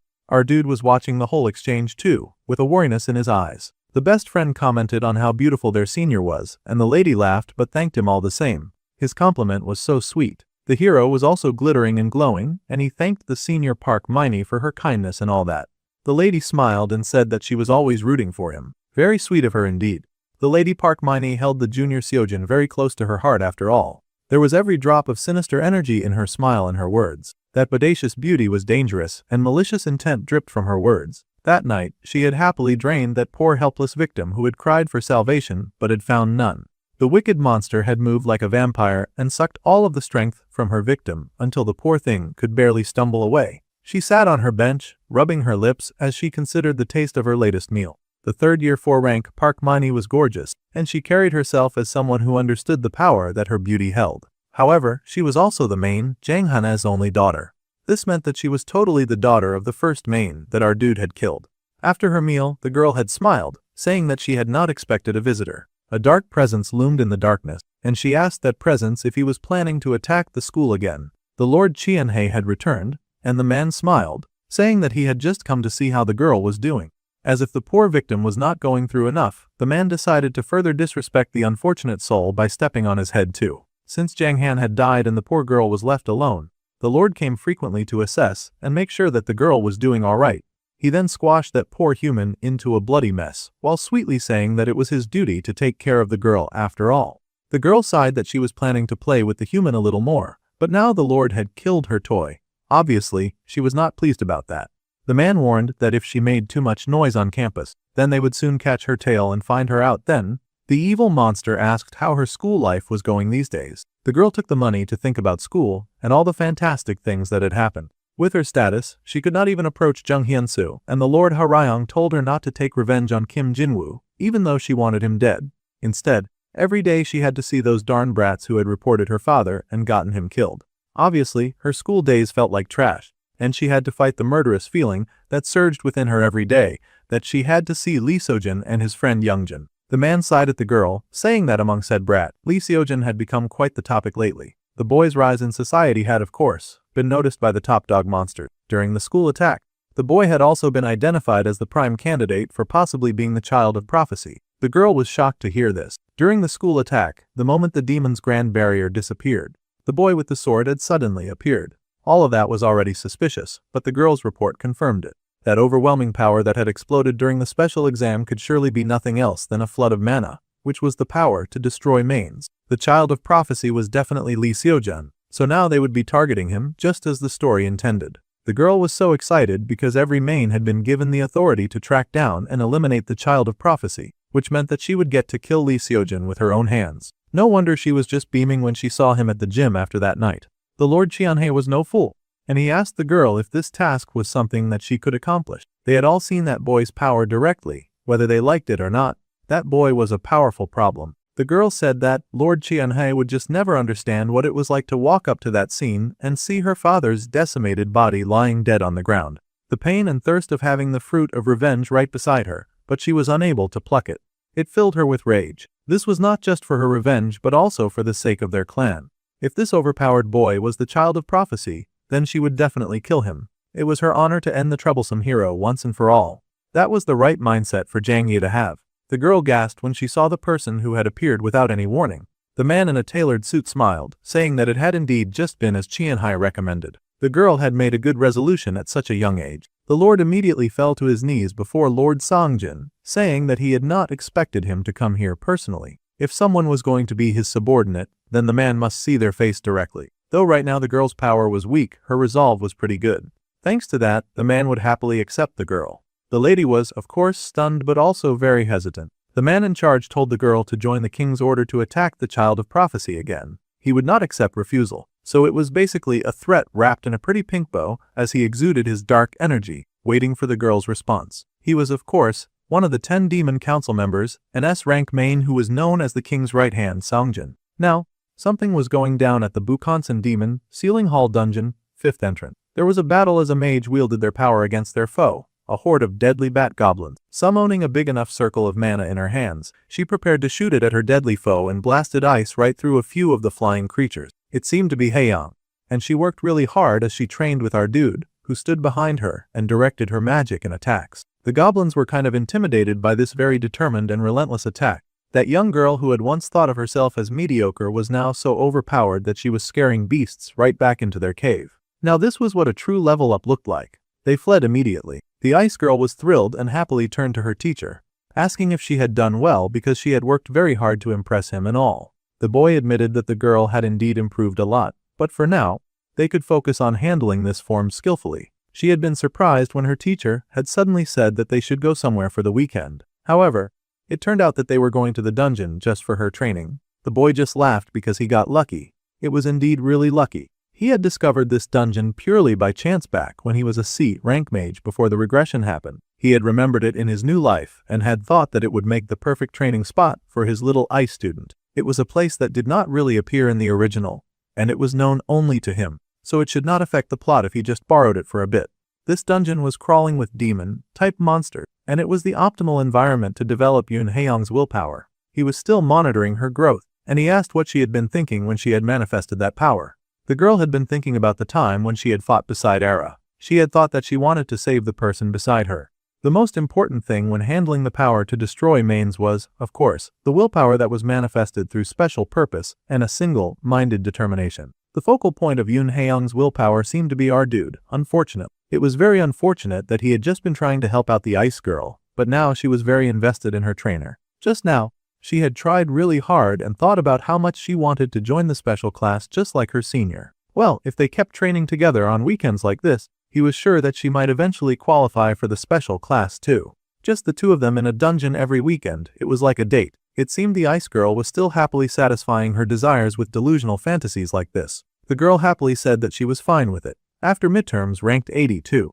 Now she would aim for rank 52 and then the special class. At this growth rate, Yun Haeyang would actually join around the first semester of the third year, just like in the original. Also, training in the dark cave enough times had upped our dude's evolution and adaptation powers. His eyes could not adapt to the darkness as well. Then all that was left was the problem of Zhang Hain's daughter, Zhang Yi. In the original, Zhang Yi was a villain who approached Li Sujin and continuously schemed for her father's revenge. However, now the ones who had killed her dad were him and Zhang Hyunsu. Yet for some reason, she was approaching the protagonist even though he had not gotten the credit for slaying her dad.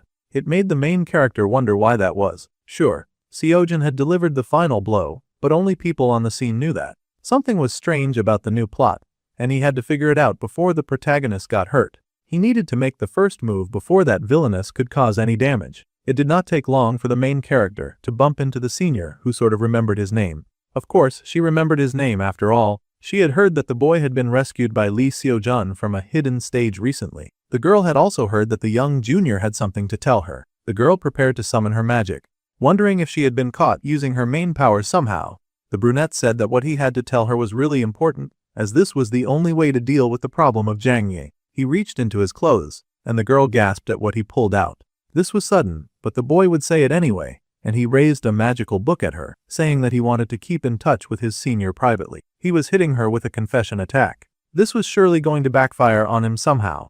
However, Seonwoo believed that he first needed to create a situation where the two of them would be alone. There was no better way to achieve that than with a confession. He suddenly got an intense notification of disgust. Dang, she did not have to be so mean about it, but she was genuinely infuriated. Our dude had achieved the medal of his first rejection, and he got 1,000 points for it.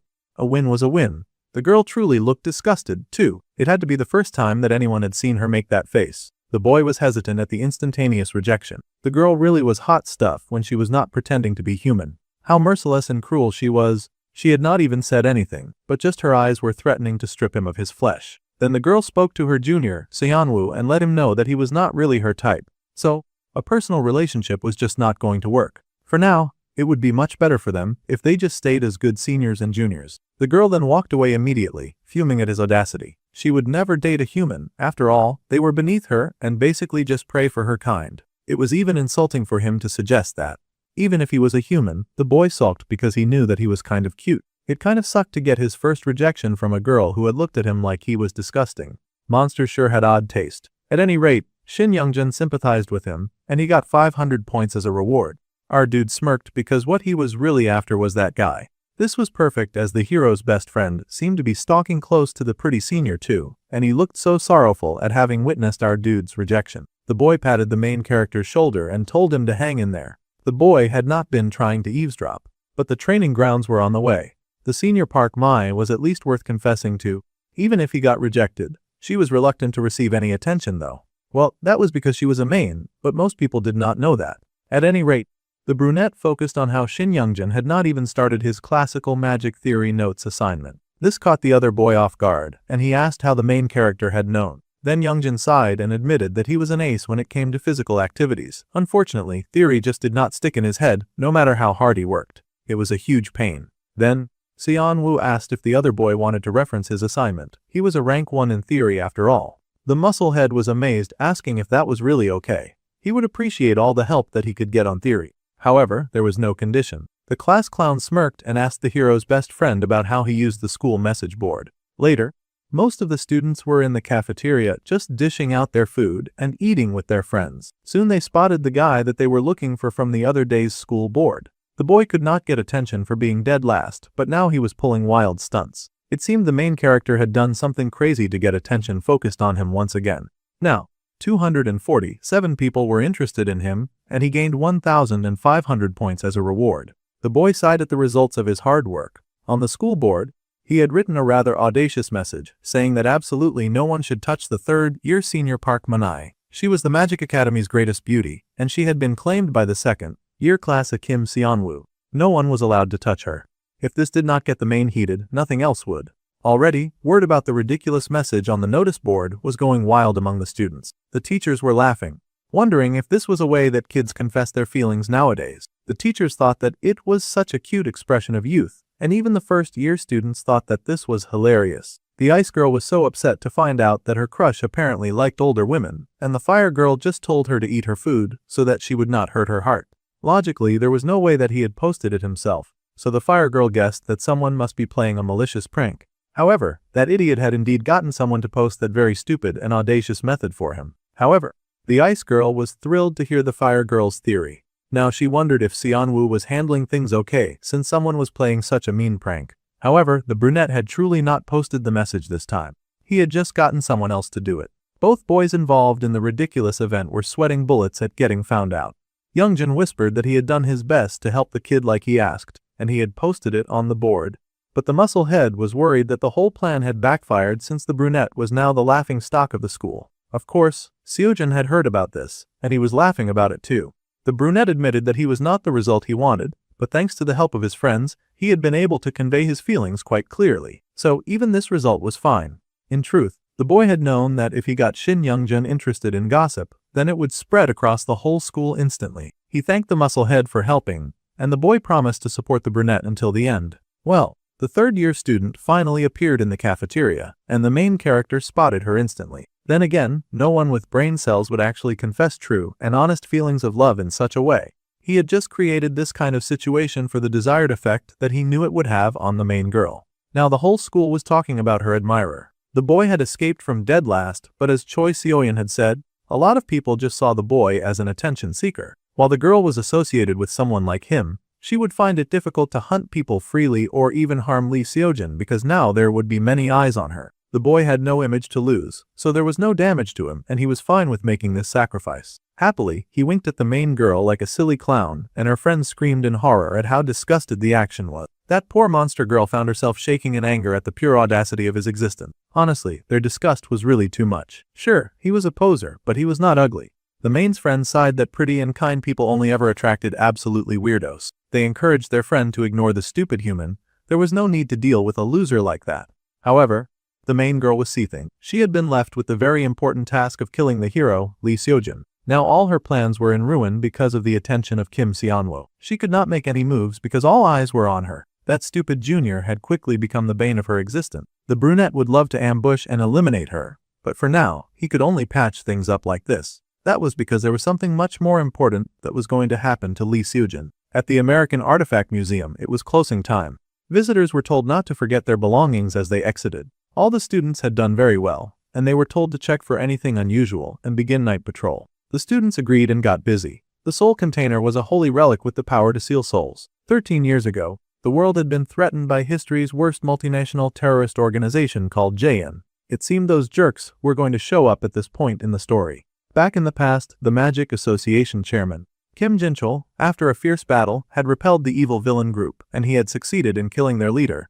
who was called Jin Cheonwoo, and the spoils of that battle included the gifted soul container that was given to the American Artifacts Museum. The soul container was all clear, and they continued to shut down. It was a holy relic, and one of the most important exhibits in the American Artifacts Museum. However, someone wicked-looking had shown up in that museum, and it looked like carnage was about to go down. The man tried to play it cool, telling the evil-looking lady that the exit was the other way. However, she smiled and said that to see a holy relic imbued with this much mystery up close was such a sight. The object was just too beautiful to be locked up in a place like this. However, the artifact was as dangerous as it was beautiful. This was why qualified people must safeguard it. The lady laughed that 13 years ago, that person was qualified to possess all the mysteries until he lost to Kim Jinchul. The association had stepped in to prevent abuse by those washed-up terrorists, but the man refused to take any slander about their hero. The power of mystery should be used only for the public good. Well, that was a debatable opinion because the lady vastly disagreed. Greater power should be used for a greater purpose, and their magic association was only desperate to monopolize such great power. That was when the man finally realized that he was not talking to any random lady who showed up in a sexy gown to debate him just for fun. His eyes widened, and he yelled for security to get the potential criminal out of there. Yeah, bro was pretty slow because there was no way that she had come this far without taking out at least half of the security. In fact, the last half of security got tossed inside the room and dumped at the man's feet. A big, muscular man came in, dragging the beaten and bloody bodies of the so-called museum security. It had been quite boring playing with them as they were all too weak, and he complained that he wanted to fight someone stronger. The man was in shock because all of the security were A-rank mages. The security system had not even activated until things got this bad. Bro was still processing that when a bored emo girl in a red jacket hopped in and sliced the contents of the special soul item. They had agreed to just threaten the guy and steal the item, but now the plan had changed, and it was very inconvenient. The man shook because he had barely noticed when that other lady had shown up. The poor man fell to the floor in horror, asking who on earth these terrifying people were. The association may have taken their god from them, but they could not break their will. The villains loomed over him with disgust. Calling them washed-up terrorists was something that they just could not stand for. They would make the man pay the price for insulting their almighty king. With a boast, the man realized the villains he was facing were Jayun, which was all he managed to say before the museum lit up and then exploded. The resulting echo rumbled through the whole city like a roar and a declaration. The schoolbook shook, and the hero paused in his reading at the rumble that he felt in his very soul. The recent terrorist attack at the American Artifacts Museum had been revealed to be the work of the cult group known as Jayun, which had previously vanished in the past. Though site records were damaged, the terrorist attack was presumed to have been led by Executive Burt. Voices calling for the Magic Association to make a statement could be heard all over the news, but what was louder to Yuara was the terrified pounding of her own heart. After so many years of searching, her face went pale because the monsters that had taken everything from her had come back to the light. The first girl lied that she was just feeling queasy and stepped away from the dining room. It was going to start soon. The first battle with the main villain group, Jayun resumed activities, and the nightmare group from 13 years ago had returned. This was broadcast on Sigma News along with the recent terrorist attack at the American Artifacts Museum that had been revealed to be the work of the cult group Jayun, which vanished in the past. Though site records were damaged, the attack was presumed to have been led by Executive Burt. A man asked a lady if she was satisfied with the news, and her very satisfied smirk was all the answer that she needed. The photo had come out very well. They did not have time, so the man had barely covered their faces. If they were going to do it like this, then he wondered why he had gone through all that trouble disabling the security system. This man was the JN member Jin. It turns out that the plan had changed because a clueless curator insulted the blonde. The woman smirked and said that she had made the man atone for his life. She could not stand for that loser calling them washed up. This was the JN member called Natasha. The bigger blonde guy insisted that the whole carnage had been ended way too quietly, and he did not like that. In the old days, they would have razed the entire surrounding block to the ground before leaving the site. Jae seemed to have a lot of conqueror and arsonist tendencies, but that would not work right now. Times had changed, and such an action was way too hasty. Even the dark-haired terrorist member agreed with Jin. The task force and the Blade of Dawn were still hunting them after all, so they did not have the luxury to take a lot of unnecessary risks. The big guy did not care. He was ready to fight those goody two-shoes any time, and he yelled at the woman not to call him an idiot. The blonde lady then stood and said that the team should go somewhere quiet for a while. Like Jin said, she had been a bit hasty this time, so they might as well go to Korea and take a bit of a break. Now, this got the entire terrorist group feeling pumped. Korea was a place with plenty of strong opponents for the big guy to fight, and the smaller looking lady wanted to hit up the Sil Magic Arena this time. The man Jin said that going to Asia was all well and good, but he wanted them to avoid running into Kim Jinchul. The blonde woman chuckled that the darkest place was under a lamp. No one would expect them to visit first after all. Plus, there was one thing that she needed to confirm, and she looked with seriousness at the picture of what seemed to be a high school boy. The man could already guess exactly what the blonde intended to go see, and the woman smiled, saying that the man knew what that child meant to them. They had been caught up in a lot of incidents, too. It made them wonder what on earth Baek Unsong was doing with surveillance. The crisis made the man in the big guy's opinion. Still, it was best for the villain group to be on the move. It was decided, and the lead lady told Jin to prepare for their fake IDs because it was time to get this show on the road. They needed fake IDs and passports, and then they needed to contact Baek Unsong. They would tell him that they were coming soon. The lead lady was the JN member called Bert. Meanwhile, at the restaurant Kantia, our dude was out living his life. It had been quite a while since he had come out as Kim Jinwoo, and he should be fine to be active now. Since he had been this cautious, Ha Ryong's interest level should have dropped. He was not really looking to get the attention of such a dangerous man after all. More than anything, before they encountered one of the main villain groups of the story, he needed to raise his specs first. So, Seonwoo stepped inside the specially reserved room and found his favorite client waiting for him. The lady perked up as soon as she saw him walk inside, beaming at the fact that he had come. The guy mentioned that she could have just sent someone with the item that she came to deliver. However, it had been a while, and she had wanted to see his charming face. Happily, she pulled up what he had requested and showed him the holy herb potion and high durability combat boots. The boy stared in awe at the very nice items that he had been given. The combat boots were 6B functional multi-purpose combat boots, and they were custom fit to match the user's body. They reduced stamina loss from walking and running by 20%. It was a pretty good buy. They also had dual options that had our dude gasp in awe. He was sure that this cost several times more than items of the same grade. It was a gift from her, and she could not choose the ordinary items that he had asked her to pick out. Their food soon came in, and as expected, it was luxury dining. A gift should never disappoint the recipient. That was her principle. Kentia was the restaurant where Lee Seojun almost fainted after one bite of the food in the original. Our dude had heard that regular people had to wait for months just for a reservation. He wondered if that food was really that good in reality, and went ahead to taste it just to see what all the fuss was about. Our dude took one small bite, and as the golden pastry shell broke, what filled his mouth was the subtle mushroom aroma of the Dexel's sauce that flowed in with the meat juices. Finally, the 1++ Korean beef roast that had been made to perfection was hidden inside. It reacted with the red wine and became a sauce flavor explosion. The boy chewed with delight, his eyes lighting up with joy as he took a bite of the food in his mouth. He could not believe what he was eating. It tasted so darn good. It was crispy on the outside and then juicy on the inside. The food was just too delicious, and he cried tears of joy just eating the food. The lady with him laughed that his reaction made this whole thing so much worth treating him to good food. Happily, Seonwoo cleaned his lips and sighed. After receiving such wonderful hospitality, he could not just sit there shamelessly. The lady laughed that money was not necessary, and they were not the type to care about that. The man then smiled and said that he could produce something even better than money. He had noticed earlier that the lady looked troubled. This was likely because of the terrorist threat going around the world. The deposit of 2 billion won into a stated account had been demanded with the threat of bombing the Hansong pharmaceutical building in 3 days if they missed the deadline. The lady was shocked that the boy knew such top secret information that had not even been leaked to the press. The main character just smirked that he had his ways, and she should know that better than anyone. Back to the matter at hand, after the Jaein news broke, a lot of copycat crimes increased worldwide.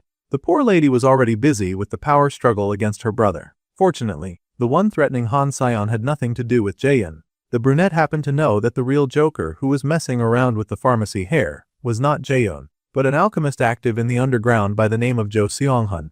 That dude was just a small-time criminal who would eventually get caught trying to extort the rising Hansong pharmaceutical. The boy told the lady to check the financial situation of her security staff. She would eventually find someone involved with a low-quality alchemist. In the original, that phony was introduced just briefly to trigger an event, so this level of interference should be allowed. That was how he felt about most interferences until they eventually ballooned into something beyond his imagination. However, he was always able to handle the problem, so Seonwoo was not really worried about it. After dinner, the dude and the lady went out walking, with her looking like a tiny and thin in comparison, despite being a manager involved in a business. The pharmaceutical hair was pondering how the boy knew high-level information that even she did not have access to. However, the source was a complete secret. Finally, she voiced her concerns to Mr. Kim Jinwoo, saying that she did not know who he worked for, but if he would consider coming to work for her, she would reward him greatly. Little did she know that she was totally talking to a minor who used a cheat code to solve his problems. Still, the pharmacy hair forged on, saying that with someone like him,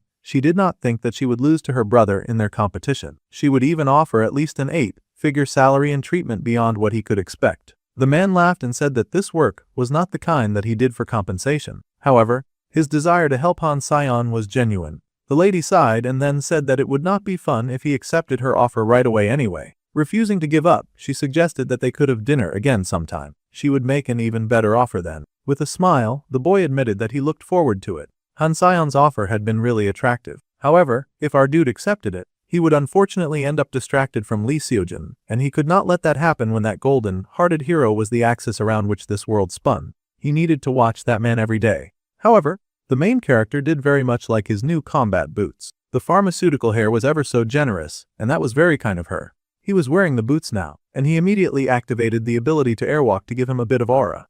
All he had to do was imbue the shoes with mana. That made it a triple option shoe too.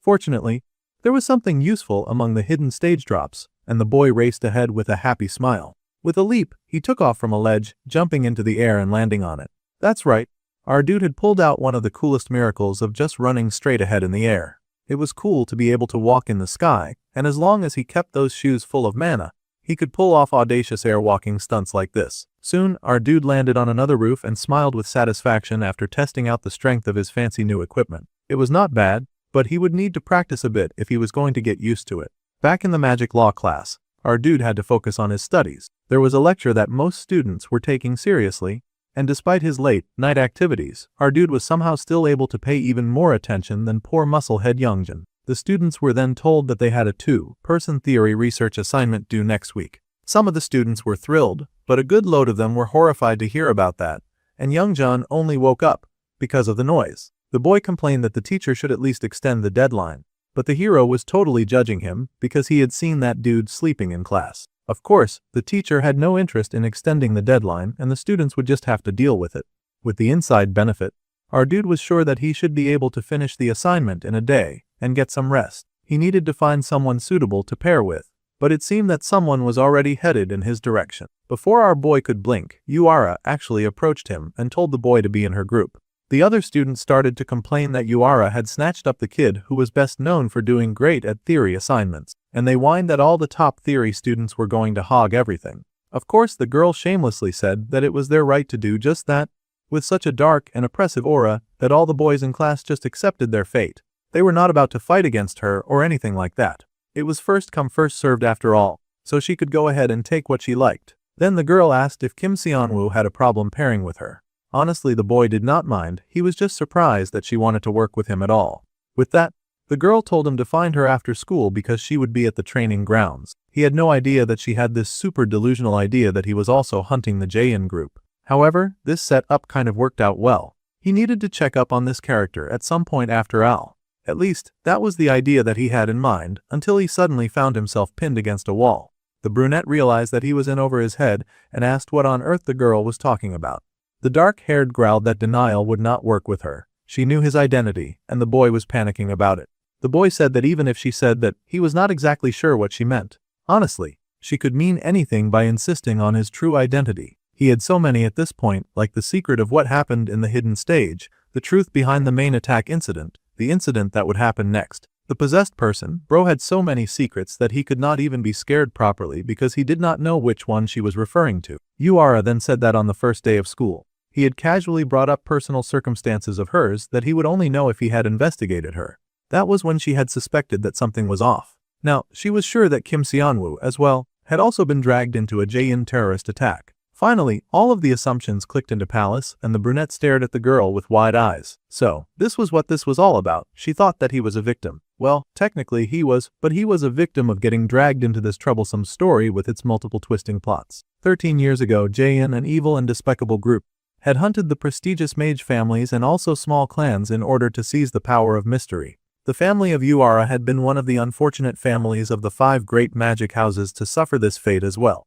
They had fallen to Jaein, who had then stolen the clan's treasured artifact. The young fiery girl had then vowed to become stronger to take revenge on the villain group herself, and strong enough to kill them without any hesitation. That girl had driven herself mercilessly for 13 years in her drive to achieve that goal. However, for her to think that the boy was a victim of Jaeyoon as well was kind of incredible to him. He had no idea where she got that crazy idea from. He even asked, and the girl admitted that she had vaguely suspected it during midterms, and she had confirmed it yesterday. When everyone was shocked watching the news, the boy acted differently. He had remained calm when he heard those villains had resurfaced, like he had been waiting for them to return. Well, that much was true, but he had been waiting for different reasons. Still, Yuara was related to that painful feeling. At first, a person would feel shocked, but at the same time, there would be the sickening feeling of relief after endless years of silence. At least, she shook at the possibility of a chance to take her revenge on those despicable villains. However, the boy immediately told her to slow down. She was running headfirst into the dream of finally conquering the terrorist group, but they were made up entirely of S-rank mages. At this current level, they could not possibly oppose such terrifying monsters. Of course, this was not what the girl wanted to hear. She seethed and yelled at him, telling him not to lump them together. There were tens of thousands of Jaeyoon's victims in the world. The boy must have lost something precious to them, too. No one understood the pain that she had felt that day, when everything that she had loved had burned down because of those terrorists. She had been living with that agony for the past 33 years. The dark-haired girl was full of violence just thinking about that group. They had taken everything from her. She paused when she saw the wound on our dude's wrist and the bandages he hid underneath his sleeve. The girl paused, and now the brunette panicked, thinking he had definitely messed up this time. He tried to explain that it was not the type of scar that she was thinking of. Suddenly, the character Yuara felt immense pity for him.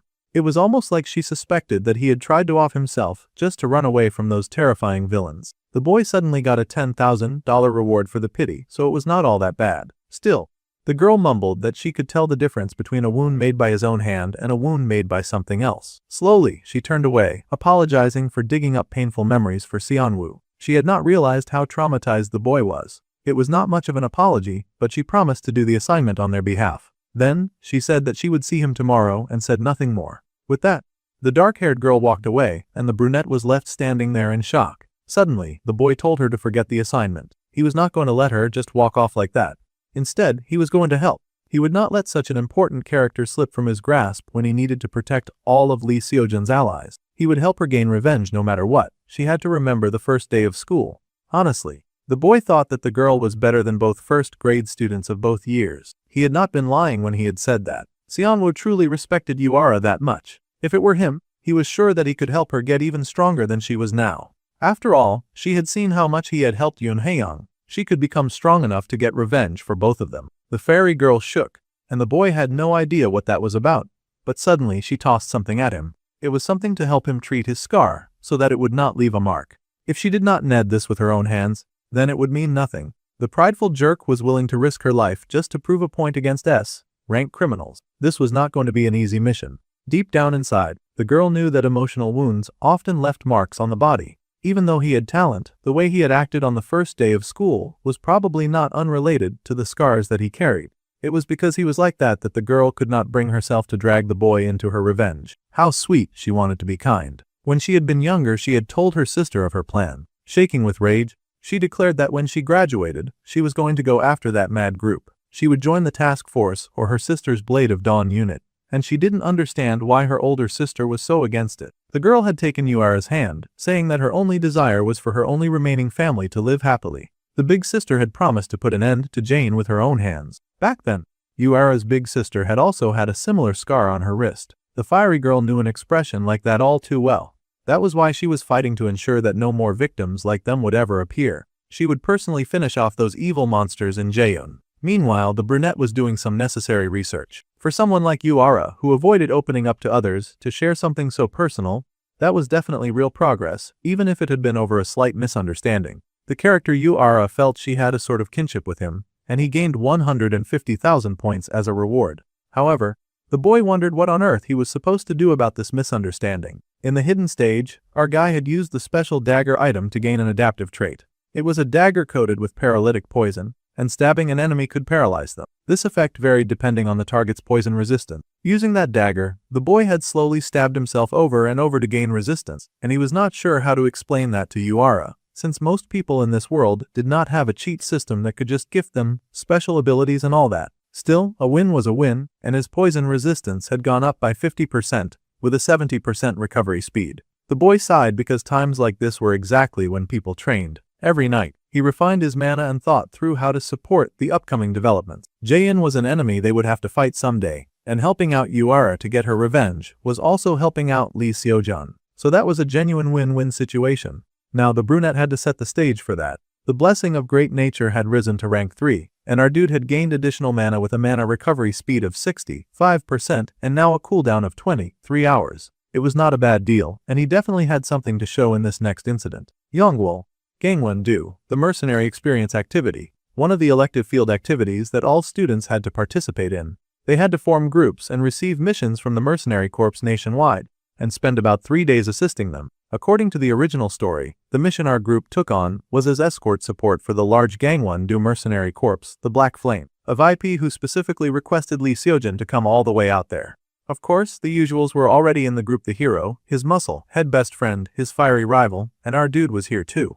Jang Ye was also involved, so it was kind of a dicey situation, and he had to keep his eyes on her. The main would not attack Seojun, surrounded by veteran mercenaries. Even in the original, nothing happened at this point. However, just in case, until they arrived, Seonwoo was going to keep her from getting near the hero. Way too much had changed in the story for him to take anything for granted these days. The boy smiled and asked his senior if she would like something to drink. Obviously, to keep her heated and agitated, he was not about to let the rumors of his crush fade away so easily. No.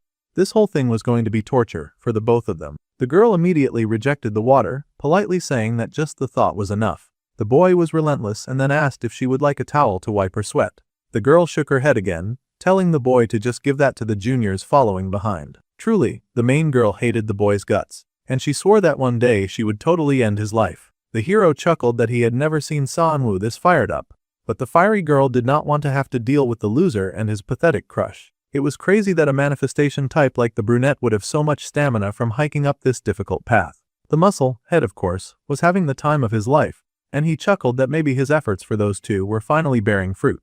After all, the senior was no longer looking at her junior with outright disgust. The other two main heroes really doubted that though. Suddenly, the teacher called everyone to attention. This was Jung Ha-jun, the A-rank mage and captain of Team 6, the Black Flame Mercenary Corps. They had now arrived at the mission site, and the men at the gate confirmed that they were friendly visitors. They were then granted permission to enter the premises. A mansion like this in the mountains was amazing. This was where they would be working. The students were expected to be in awe since this was likely the first time that they were seeing a place like this, even for a famous genius. The difficulty was D rank, and the client was a famous artist. Lately, several pieces in the mansion's collection had been stolen. So, for the next 3 days, the kids would be helping them out. The Black Flame Mercenary Corps was going to guard this mansion from petty thieves. The man had gone through all the trouble to explain the job, but it looked like the students were not even listening. They were just going around admiring all of the beautiful paintings. Seonwoo even explained to the other students that the artist used intense colors, but the background did not overwhelm the subject, and everything was in harmony. This reflected the artist's unique view of their work. His classmates were impressed with such a sharp analysis. They asked how he even knew stuff like that, and the boy beamed, saying that he knew a lot of things. He should know about this especially. Down came their client, and she sighed that she was so grateful that the students thought so highly of it. They could even call her Charlotte. This was the client who had designated Lee Seojun for this mission. She would be in their care for the next 3 days, and she was looking forward to seeing what the students of the Magic Academy could do. She was also especially eager to see Lee Seojun. As expected, it was Bert of the villain clan. the villain of the incident that was about to go down in this mansion. The blonde lady happily graced the students with her presence, telling them that they could call her Charlotte. She was going to be in their care for the next 3 days. She was so excited to be taken care of by the students of the Magic Academy and, of course, Lee Seojin. That person was no ordinary rich client, of course. She was a famous artist who designated the hero for this escort duty. But she also happened to be the main villain of this incident. The beautiful client was the artist Charlotte, but in reality, she was the JN member named Bert. Meanwhile, the other team members of the villain group immediately checked in with an informant of theirs. They seemed to be hiding out in a nearby safe house, and they needed to make sure that the person had not done anything wrong. The poor man insisted that he was totally dedicated to his job. He was the JN member called Bae Kun-song. As the surveillant, he confessed that he had never taken his eyes off Lee Seojin, and he had always watched the boy from nearby as best as he could. He had also checked on his grades, relationships, and health status and received regular reports without fail. This dude was either an A-grade stalker or some kind of parental figure. However, the dark-haired woman was not satisfied with the results, wondering why the precious hero had then gotten caught up in so many annoying incidents. The boy had nearly died multiple times. The big guy Ska just laughed at their worry, saying that they just had to watch them fight to see how they had grown. Instead of arguing, they should just eat. Natasha yelled that they could eat nothing when Ska was busy eating everything. It was almost like the villain group Jaein was acting as some sort of parental surveillance for the protagonist of this story. The man making the report insisted that if the young boy had been in any real danger, then he would definitely have stepped in. Well, they had to agree that Bae Kun-song was not clueless after all.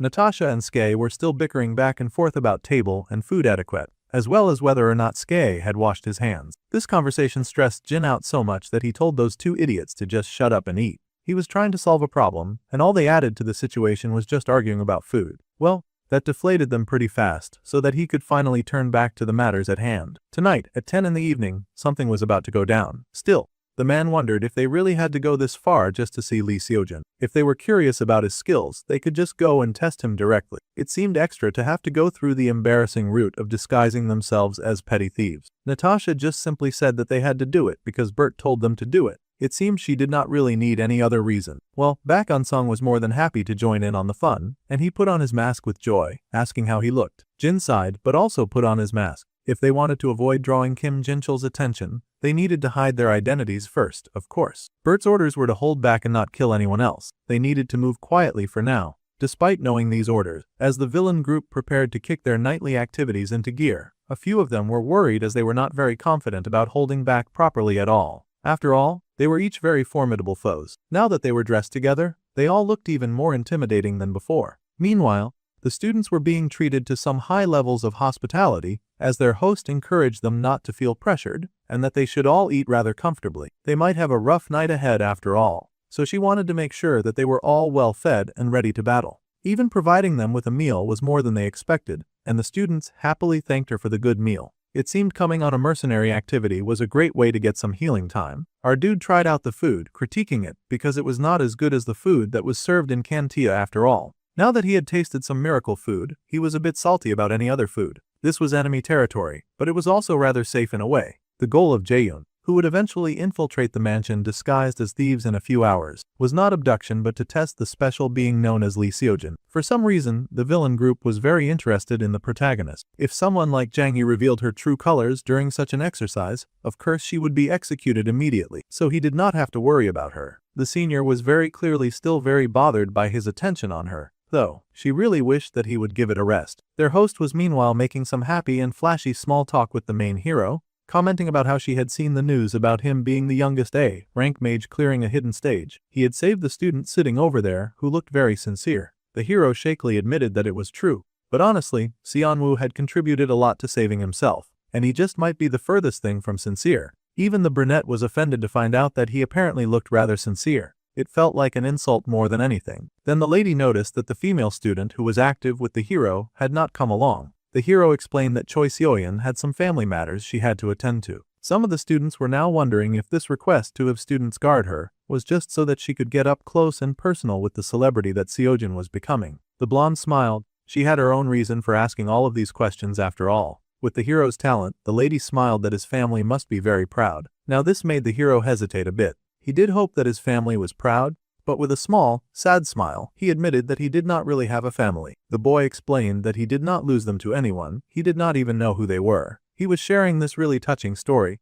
but the main girl was just over there hating because she blamed the hero for the death of her father, so as far as she was concerned he had no right to murder his family when he had taken hers away. However, the boy said that if his family was somewhere out there, well, he would hope that they were proud of him. The lady gasped inside that she had asked a rather inappropriate question out of excitement. However, she did understand that feeling. The main girl was just shaking with anger at this conversation. It was definitely a sight to see. Seon-woo watched as her anger continued to build because he had to keep his eyes on her to make sure that she did not mess up the mission. The hero wondered what their host meant when she said that she could relate, but she sighed oh so pitifully, saying that it was quite lonely and sad indeed. However, she placed a gentle hand on the hero's hand, smiling softly as she told him that family was not something that a person was born with, but it was something that could be created. At this point, it looked like the evil organization was trying to recruit the hero. She told the boy that they would both do their best together, and the boy smiled and thanked her. Seojin had such a sweet and pure heart, he would never suspect that the lady he was talking to was a total villain who did all sorts of horrible things to other people. After the food, they all thanked their host for feeding them, and it was soon time to return to their rooms. Some of the others agreed that what Charlotte had said was so touching, and others commented on the good food. According to the mercenary activity briefing that they had received earlier, they were going to patrol inside on schedule. Everyone understood this much, but the main girl immediately tried to make a move. That murderous little witch was done wasting time, especially after hearing that tear-jerking story that seemed to set her on fire. In fact, she was trying to steal a little moment with the ever-so passionate hero. Of course, before she could get very far, someone told Lee Seojin that they had just thought of a way to reinforce the patrol route. Seon-woo told the hero to come with him right away, stealing his attention and saving his life, much to the dismay and hatred of the main girl. That stupid brunette would never stop getting in her way. She shook with rage, wishing there was something she could do to get rid of the main character once and for all. Since Lee Seojin left, Youngjin noticed that their senior's expression had turned deadly. Now he was going to start jumping to all the wrong sort of assumptions, and he gasped, thinking that he was witnessing some kind of love triangle. Excitedly, he turned to ask Yuara if she had seen all of the chemistry building up too. It was definitely a love triangle, and she asked the girl what she planned to do about this. However, the girl was thinking of the words that the hero had said at dinner that day, about his family, and how he hoped that they were all proud of him. She scoffed. Of course, never one to dwell on such soft emotions, and the muscle head wailed when he was just ignored. The fairy girl marched away to start her patrol, focused on things that she found important in life, like hard work and revenge and all that. Meanwhile, Seon-woo finally found a little place where he could be alone with Seojin. First, he explained that if they started from the corners of the mansion, then they could plan a more efficient route. The brunette's goal here was to guide Lee Seojin in a direction where people would not get caught up in the resulting fight once Jaein attacked. The boy wanted to create as little causalities as possible. He then asked the hero if there was anything that they did not understand. The hero said that there was, in fact, something that he was curious about. He wanted to know something about Kim Seon-woo. So, the main character had not expected the focus to shift to him so suddenly, and the hero explained that his friend was kind of odd. See, for someone who supposedly lacked mana, the boy could fire off magic like he had an infinite store back in the hidden stage battle. Plus, our dude had a fighting style that spammed magic from the front while aiming for the opponent's weak point. There was only one person he knew who fought like that, and the hero was now getting very suspicious about a lot of things, from the boy's appearance to his combat style. Everything about Kim Seon-woo greatly resembled that of the one mage that he had encountered in the wild, the infamous Kim Jin-woo. Okay, so the main character had not expected the table to get turned on him so fast like that. The protagonist was not surprisingly acting just like Yuara. However, the brunette pointed out that it made no sense. A minor could not possibly be the mage Kim Jin-woo. The hero admitted that. The mage Kim Jin-woo was a hero who conquered the tower's hidden floor and caught a main alone. It was likely that the dude was several times stronger than his odd and suspicious classmate. Seon-woo could not figure out if that was some kind of compliment or an insult. However, it did mean that his secret identity was safe, so he would take it. However, the hero was curious about who the dude had learned his fighting style from and why he hid his own power from most people, especially after the brunette had told the hero not to hide his own powers. Alright, so Seojin was making a lot of really important and really logical arguments on that front. The boy was sweating, wondering what excuse he could make for a situation like this. However, they suddenly heard a voice, someone saying that they were not hiding their power. They just had no choice. Both boys turned in surprise to see Yuara walk in on the scene.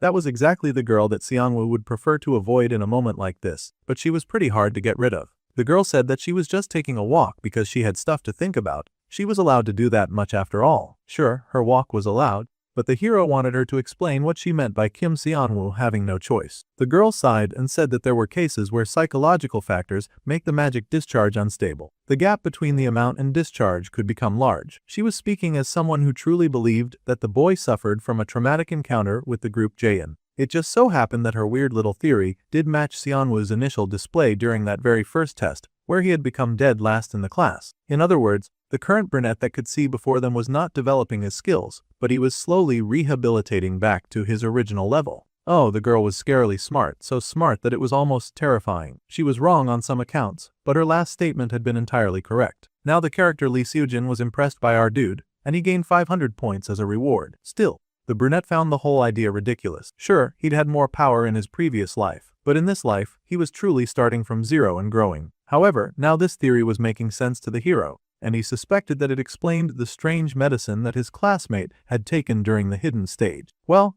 our dude could not come up with a better theory as to why he was acting the way that he was, so he went along with it and sighed dramatically like they had found out his almighty secret. He sighed that he didn't want sympathy, so he had kept it a secret from everyone. The hero was horrified and apologetic for prying so much. He promised to definitely keep it a secret from others. Alright, now that his secret had come to light, the brunette pretended to be weepy and said that he was going to head back now. Lee Seojin should just start his patrol from the corners of the mansion, following the route that he planned. He was going away to collect himself. The hero wished the brunette some good rest, and the boy sped off, leaving the hero alone with Yuara. He managed to put some good distance between the two of them, and the boy sighed in relief because he had been able to survive thanks to Yuara's misunderstanding. Looking around the mansion now, he could not help but notice that Bert had collected a lot of precious stuff. This mansion was one of the hideouts of the villain organization, Jaein, scattered around the world. While some were painted by Bert herself under the disguise of Charlotte, most were plundered to raise Jaein's operating funds. However, the mansion's real treasures were not these artworks, but the items that Jaein had separately stored in a secret room. Using his special ability, the main character was able to detect concealment, illusion, confinement,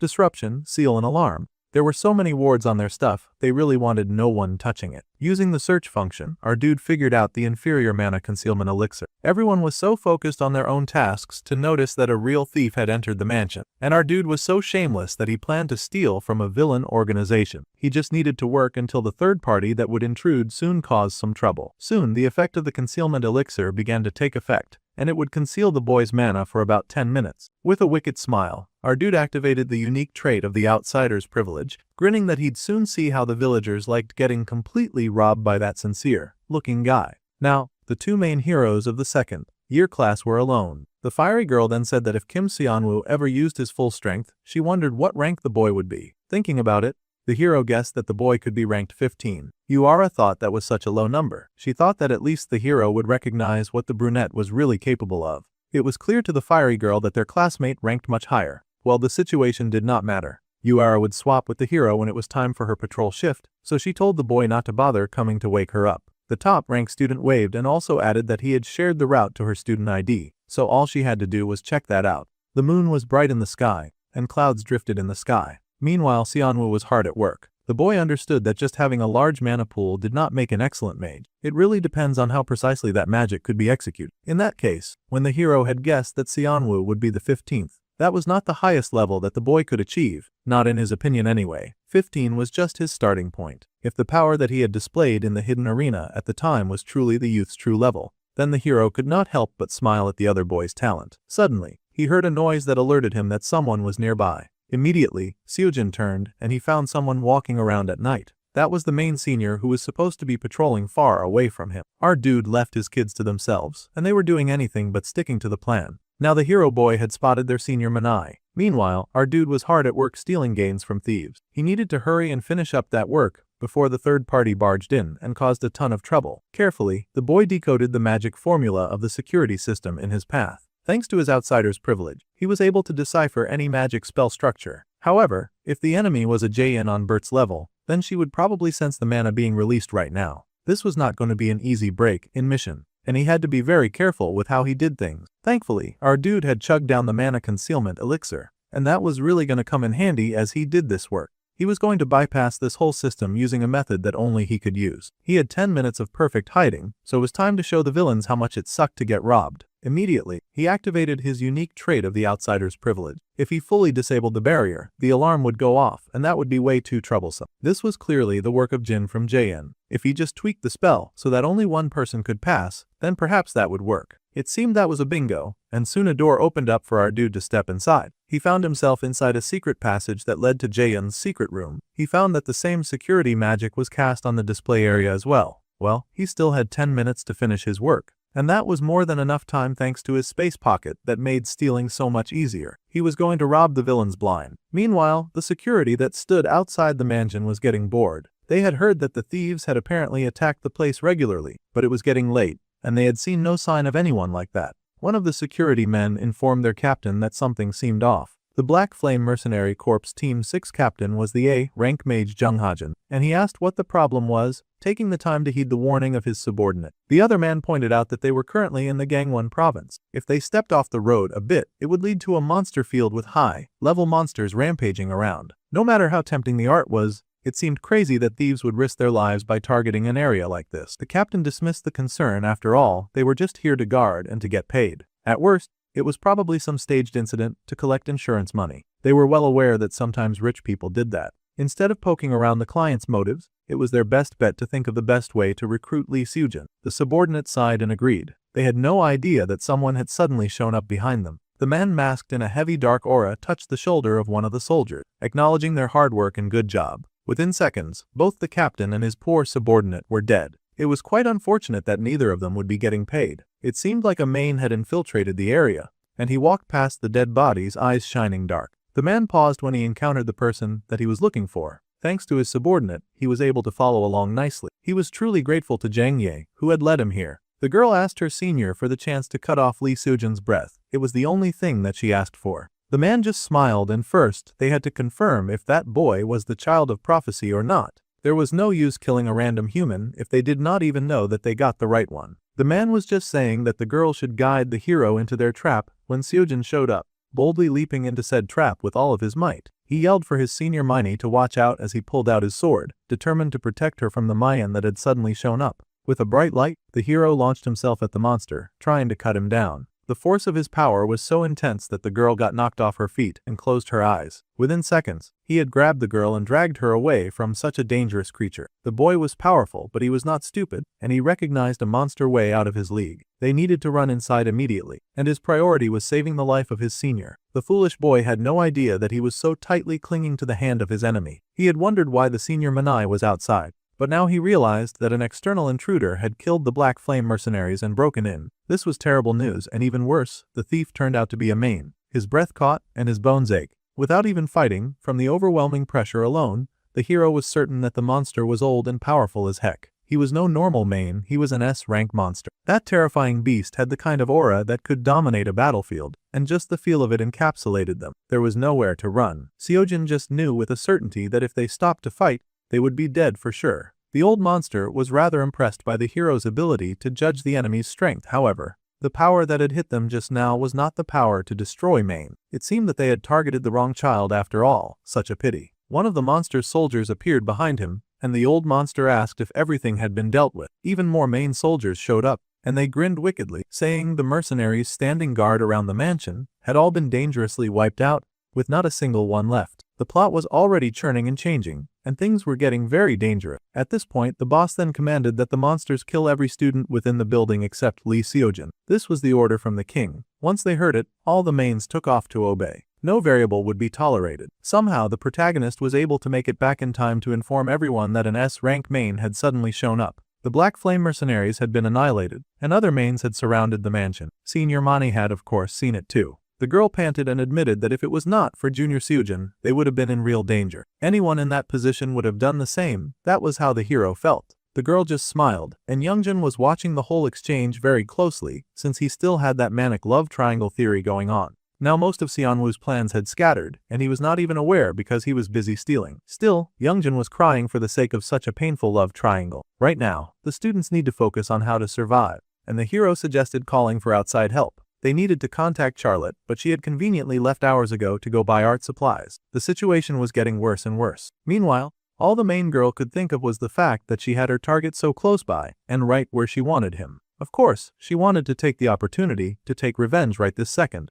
but that meant that she would have to fight Yuara and Youngjin head-on at the same time. It would be suicide. Plus, she could not disobey Lord Songji's command to not engage until they had gotten a confirmation about Seojin's powers. They were stuck in the mountains, so their phones did not work, and the hero immediately asked Kim Seonwoo what he thought, just to realize that the boy was not there. Now that was odd. The brunette was supposed to be in the house since he had retired first. It was just 5 students left defenseless in this situation, and they had to make sure that they were all accounted for. They had all gone to the brunette's room, but the boy was not shifting from his bed, and when the fiery girl tried to make him stand, they found that he was not even in the bed in the first place. Now the girl was confused. Everyone was confused, but the hero, especially, was worried about the boy's safety. For now, everyone should stay inside. He was going to go out and find their missing classmate. The boy left the other students in silence, and they all stared at the door. It was a really tense moment, a situation that could determine life or death for a lot of the main characters. During a situation like this, our dude was busy looting. He had finally snatched the last special item, which was the beast summoning scroll that could pull out as epical hell serpent that would be loyal to him. Then he shoved all of that inside his subspace pocket. Bro had stolen so much stuff that his subspace pocket could not take it anymore. Bro had done a clean sweep of the entire safe house. What a greedy pig.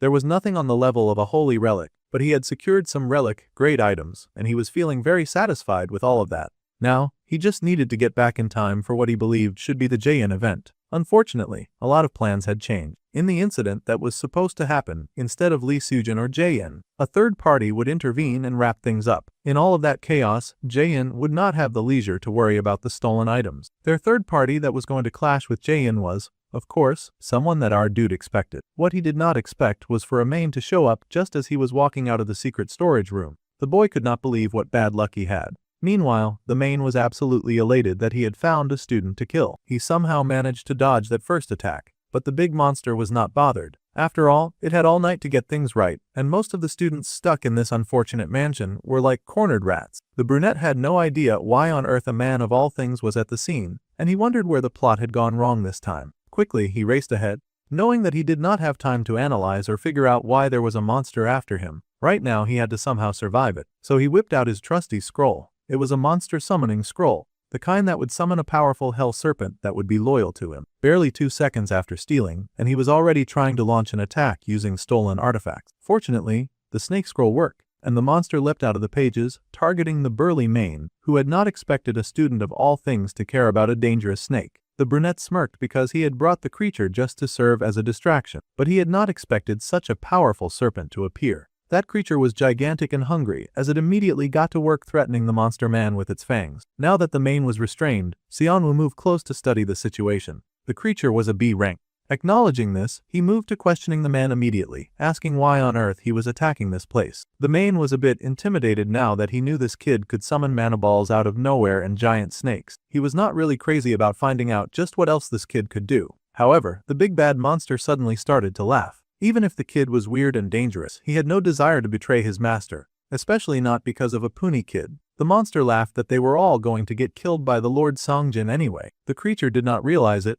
but that gave the main character all the information that he needed to know. Now that he knew what he needed, he dispatched the main immediately. That low-level goon sure had taken a lot for someone who would not tell him anything. However, the fact that the enemies had made it this far meant that the mercenaries guarding the perimeter had definitely already been killed. This was the worst. If veteran mercenaries were taken out instantly without a sound, then it was likely that more mains had come besides this one guy that he had subdued. Plus, it didn't help that Songjin had come with them. The boy could not imagine what the main king's right hand was even doing in a place like this. That villain was supposed to appear much later, yet he was here now and leading a group of mains. It did not make sense, and more importantly, the brunette could not let these jokers clash with Leo Sojin. Unfortunately, it did not take the mains long to figure out which room most of the students were hiding in. The muscle head, of course, immediately put those muscles to work, and he fought off the monsters trying to break in. It was tough luck that the mains had come in a large group and were not ashamed to call in backup to assist themselves. Their goal was to kill all the students except Lee Seojin, of course. The entrance was too narrow, so fortunately, it was holding back the monsters a bit from fully entering the room.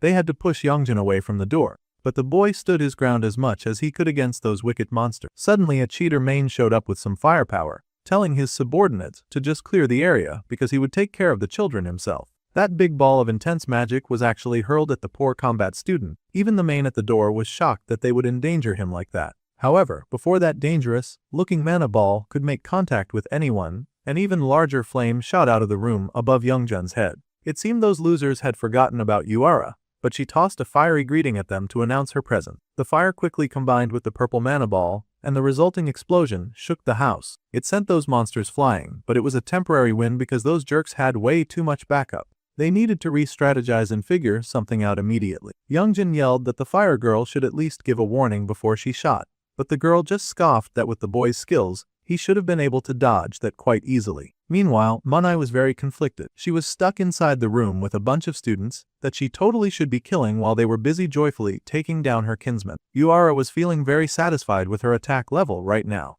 Unlike back in the past, her diligent training was finally paying off, though the mains around the door seemed to be standing up. No matter how many of those monsters they knocked down, they just kept getting up. The girl cursed her lack of firepower. Once again, those monsters charged, and the fire girl yelled for the muscle boy to focus on what was in front of him. They could assist as best as they could, but even they had limits on that one. The boy still yelled and promised to protect the senior Minai. The girl smirked and thanked her sweet juniors for all of their help. This was a conflict of interest situation, and she was not sure how to handle it, considering that attacking the kids would mean blowing her cover. But since she had multiple of her brethren outside the door, she figured that eliminating 2 kids would not be so hard. She was prepared to wipe them out and then go kill Seojun. She had finally made up her mind on what to do. However, before the main girl could strike, a huge blast of power outside the door alerted them to a very familiar presence. That power was so vast that it wiped the entire hallway of monsters. Those guys had not even seen it coming as they were swept away, much to their hatred and dismay. The other students stared in shock and awe,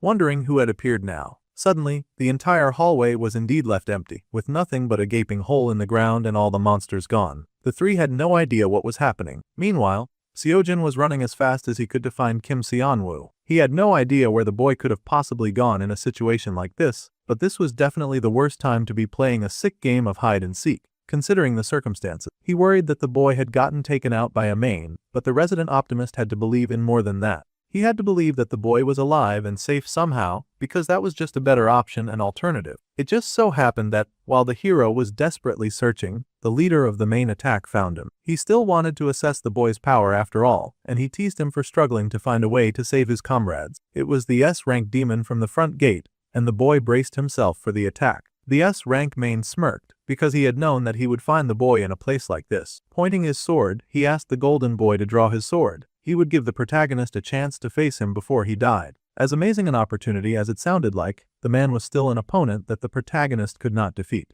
However, running away would just mean that the man would give chase. Knowing this, Seojun rushed forward, drawing his sword. The boy activated weapon enhancement, and he braced himself for impact as the monster also raised his weapon. He had to make sure that this S-rank monster would not reach the others. That was the hero's most important priority. This was the reason he battled with the other monster with such tenacity, their swords clashing against each other like a dance between 2 blades, each trying to dominate the other. It was a clash of will as well as duty, because both warriors had their own reasons for fighting that day. The S-rank main was impressed that the youth could launch a counterattack in such a short amount of time. This was very interesting, but the boy was still a boy. The monster kicked his opponent back, but he was not done fighting yet. Naturally, he expected the boy to pick up his sword and continue the battle. The boy went flying back, groaning in pain from the hit. Give it a few more years, and the main was sure that no other monster would be able to stop the protagonist. That was exactly why the boy was dangerous. With a roll, the protagonist managed to barely avoid getting stabbed to death by the old man. He slid back and leapt back on his feet.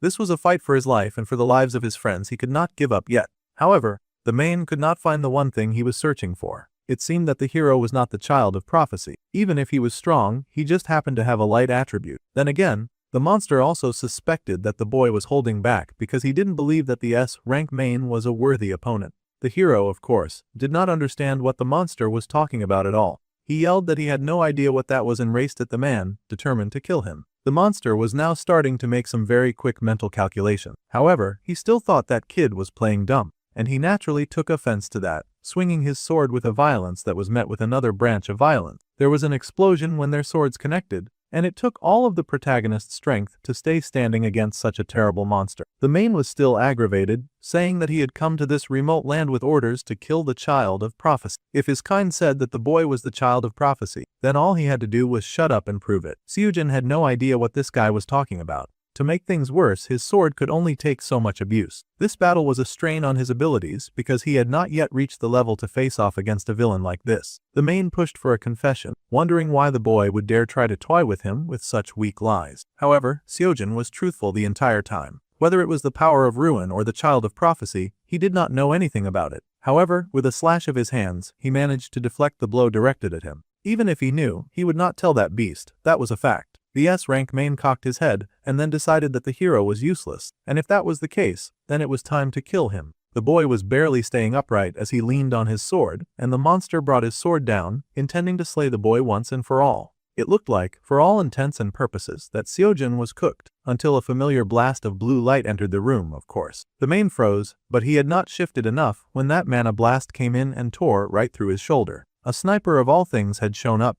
shocking the protagonist and shocking the main. So much was happening, but they both wondered who on earth had come. Well, there was one now, and he happened to see the dude retreating. If Seonwoo wanted to dodge accountability, he should really try running away faster. The main Seongjin was not pleased about the situation at all, and he growled about who the heck would dare to interfere with his battle. Of course, the main character was not dumb enough to reveal himself. Honestly, that monstrous jerk somehow being able to dodge his fatal shot had not been part of the plan. So, the villain had indeed dodged, he just had not dodged all of it. Our dude had, of course, used his trust-amplified mana elixir Rick to increase his recovery speed and take up his mana levels by 500%. Of course, now he was in the mana exhaustion period, but thankfully, the concealment elixir made sure that he could actually hide after taking so many reckless actions. The poor boy had drunk a potion on top of the Heart of Great Nature, and he had poured in all of his power into that stupid attack.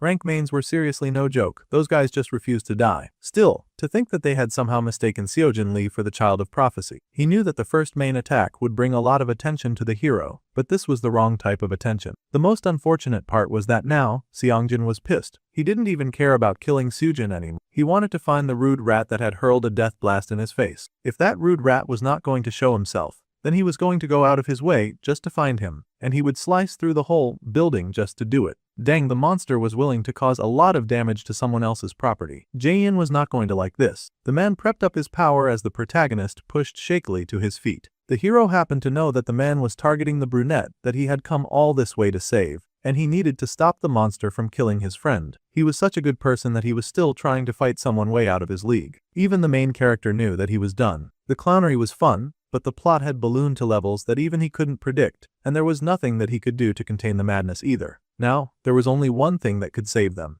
A sudden, very violent blast of power informed the brunette that this saving grace had finally arrived. It was golden and brilliant, a bright light of such immense power that even the S-rank main was dwarfed by its intensity. The man growled as he struggled against such intense power. The explosion from it rocked so hard that even the brunette noticed. The attack was so brutal that it stole the clothes right off the villain's body. The man accused the fighter of attacking from behind like a coward, but she was clearly standing right at the front door. He asked the person to reveal their identity and purpose, but the lady had the exact same words for the jerk who was destroying her house. Finally, it seemed their host had returned, and she was not in a silly, goofy mood. Meanwhile, the other mains in the compound were getting taken out immediately by other members of the team, who could not believe that some other group had stormed their base. It was so rude of them. The poor mains got beaten up so bad. And yet Jin just fixed his glasses like they were such an annoying minor inconvenience. The power of villain groups where all the members are powerful, which can never be overrated. Now the lead lady was confronting Seongjin, asking why on earth this monster had broken into her house to target Lee Seojin. The brunette sighed in relief, now that they could pit one enemy against the other. Now, they could kill each other to their heart's content, and the students would not have to do any of the heavy lifting. And my goodness did they try. There was no holding back when it came to two overpowered monsters, and high-level magic was soon flying around the scene like a nightmare. The lady was not even bothered. It would be no surprise if Seojin wondered why she had even hired them in the first place. Since the stupid main was not going to talk easily, she had no intentions of holding back either. A blast of magic power had her flying back, and the S-rank main growled that those who dared to interfere with the king's orders would die for sure. Alright, so both of the main villains had blasted themselves out of the house to continue fighting outside, which meant for now that anyone inside was safe. The hero could not believe the amount of firepower that Miss Charlotte was packing. With that much heat, thieves should have been the least of her problem. That aside, It seemed the other students had finally found him. Youngjin raced out to ask him if he was okay. The whole arena was a total mess, and Yura wondered what on earth was going on. The hero admitted that he had almost died fighting an S-rank demon, but somehow Miss Charlotte had shown up and saved him. This did not make sense to his muscle head friend. After all, Miss Charlotte was supposed to be a civilian. He wanted them to go help her, but Xianwu had other ideas. They needed to get the heck out of this scenario immediately before they got caught up in this nasty fight. All the others were relieved that he was safe,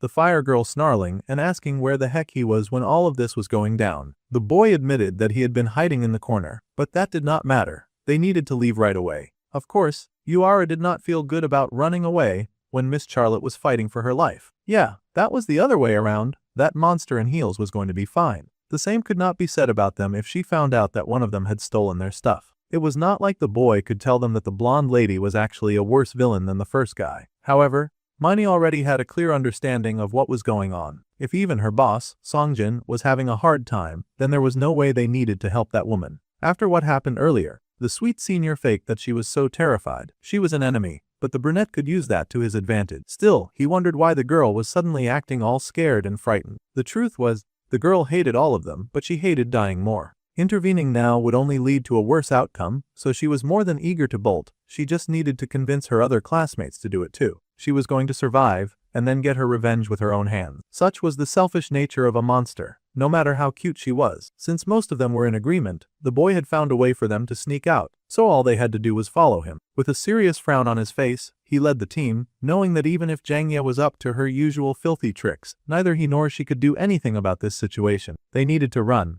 and it was time to make their exit. Meanwhile, carnage, death and destruction were being wreaked on the front lawn. Those two villains were tearing at each other like a pair of wild dogs fighting over bushmeat, and their battle came with special effects. Both villains thrummed with different elements of high-power magic, and neither of them looked interested in backing down. The man launched his black flames, and she launched her golden lightning, each of them trying to beat the brakes out of each other. Bert easily recognized the dark transformation attack and responded with her own high-level attacks. Those were not even enough to distract her, and she met Songjin head on and face to face. As the man leapt forward, swinging his mighty sword, one of her henchmen showed up and blocked the attack. It seemed they had quickly wrapped up killing the insignificant monsters, and they were now bored enough to join hands in beating the old guy. Of course, old Big Bad Mane was not crazy about interferes when there was someone he was trying to kill. However, he clearly had no idea who he was dealing with. They accused him of interfering first. This was their battleground and their trap, and now this idiot had shown up out of nowhere and tried to call dibs on their hero. Obviously, they were not having it. The slice from the first guy took out the Mane's leg,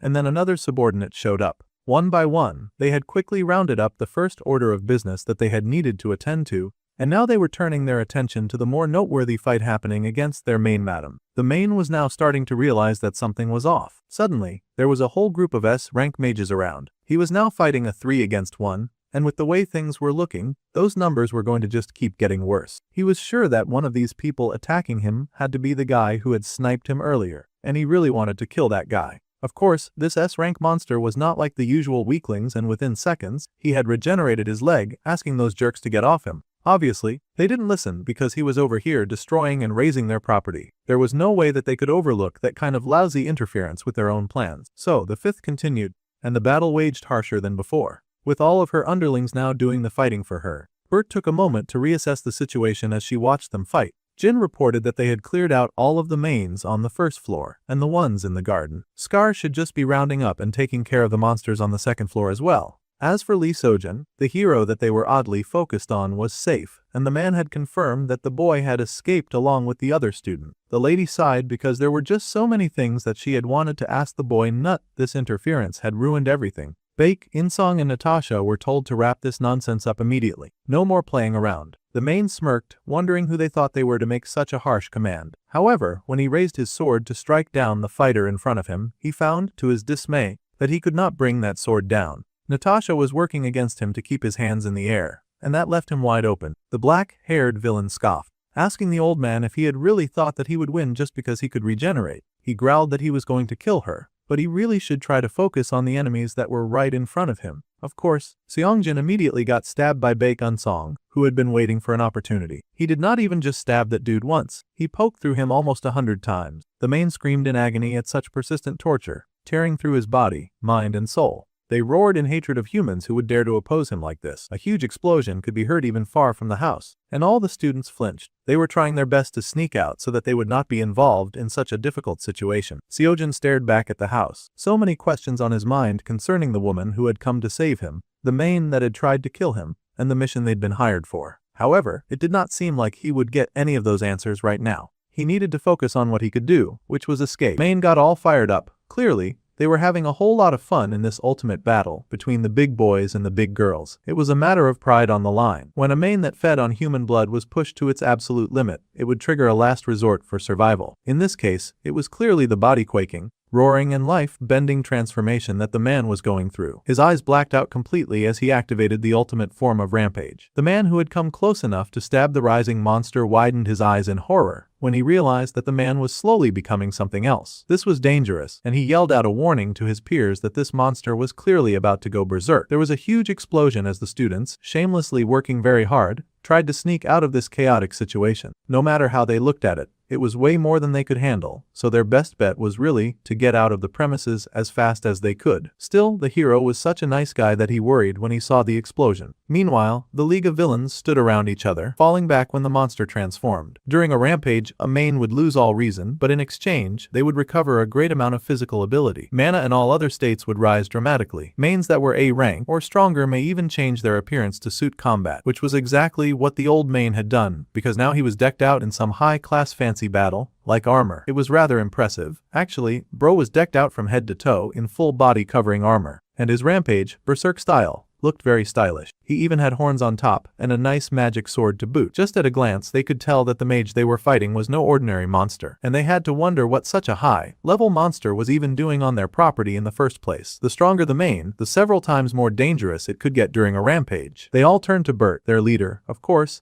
and asked for some direction concerning their next course of action. Well, the fact remained that the monster was here, trashing their home uninvited, but they did have to take note of the fact that a dangerous nemesis had appeared. They wondered if there was anyone willing to risk their lives fighting such a terrible-looking beast. Of course, there happened to be one member of the Villain League who was very excited about it, and he leapt in with joy, excited to see this dangerous enemy. With a grin, Ska declared that he would handle destroying this monster once and for all. He dove in, throwing a few hits that, of course, didn't land. It was way too early to defeat a monster that powerful after all, especially now that he was wearing his fancy new fit. Having dodged the first attack, the main happily retaliated by swinging and hitting the villain so hard that he was blown to the other side of the compound. That was kind of rude of him, but the berserker main happily flexed its muscles, like it was daring them to challenge it. Skay got to his feet, figuring that it was not such a bad greeting at all. Bert watched the fight carefully while Jin assessed their environment. Before returning to the fight, Ska asked to be sure that Bert and Jin were okay. Jin was furious, telling the idiot not to say their names. They were supposed to sneak in and out of this environment undiscovered. Then again, anyone who would recognize them was mostly dead. It was just them and the beast right now.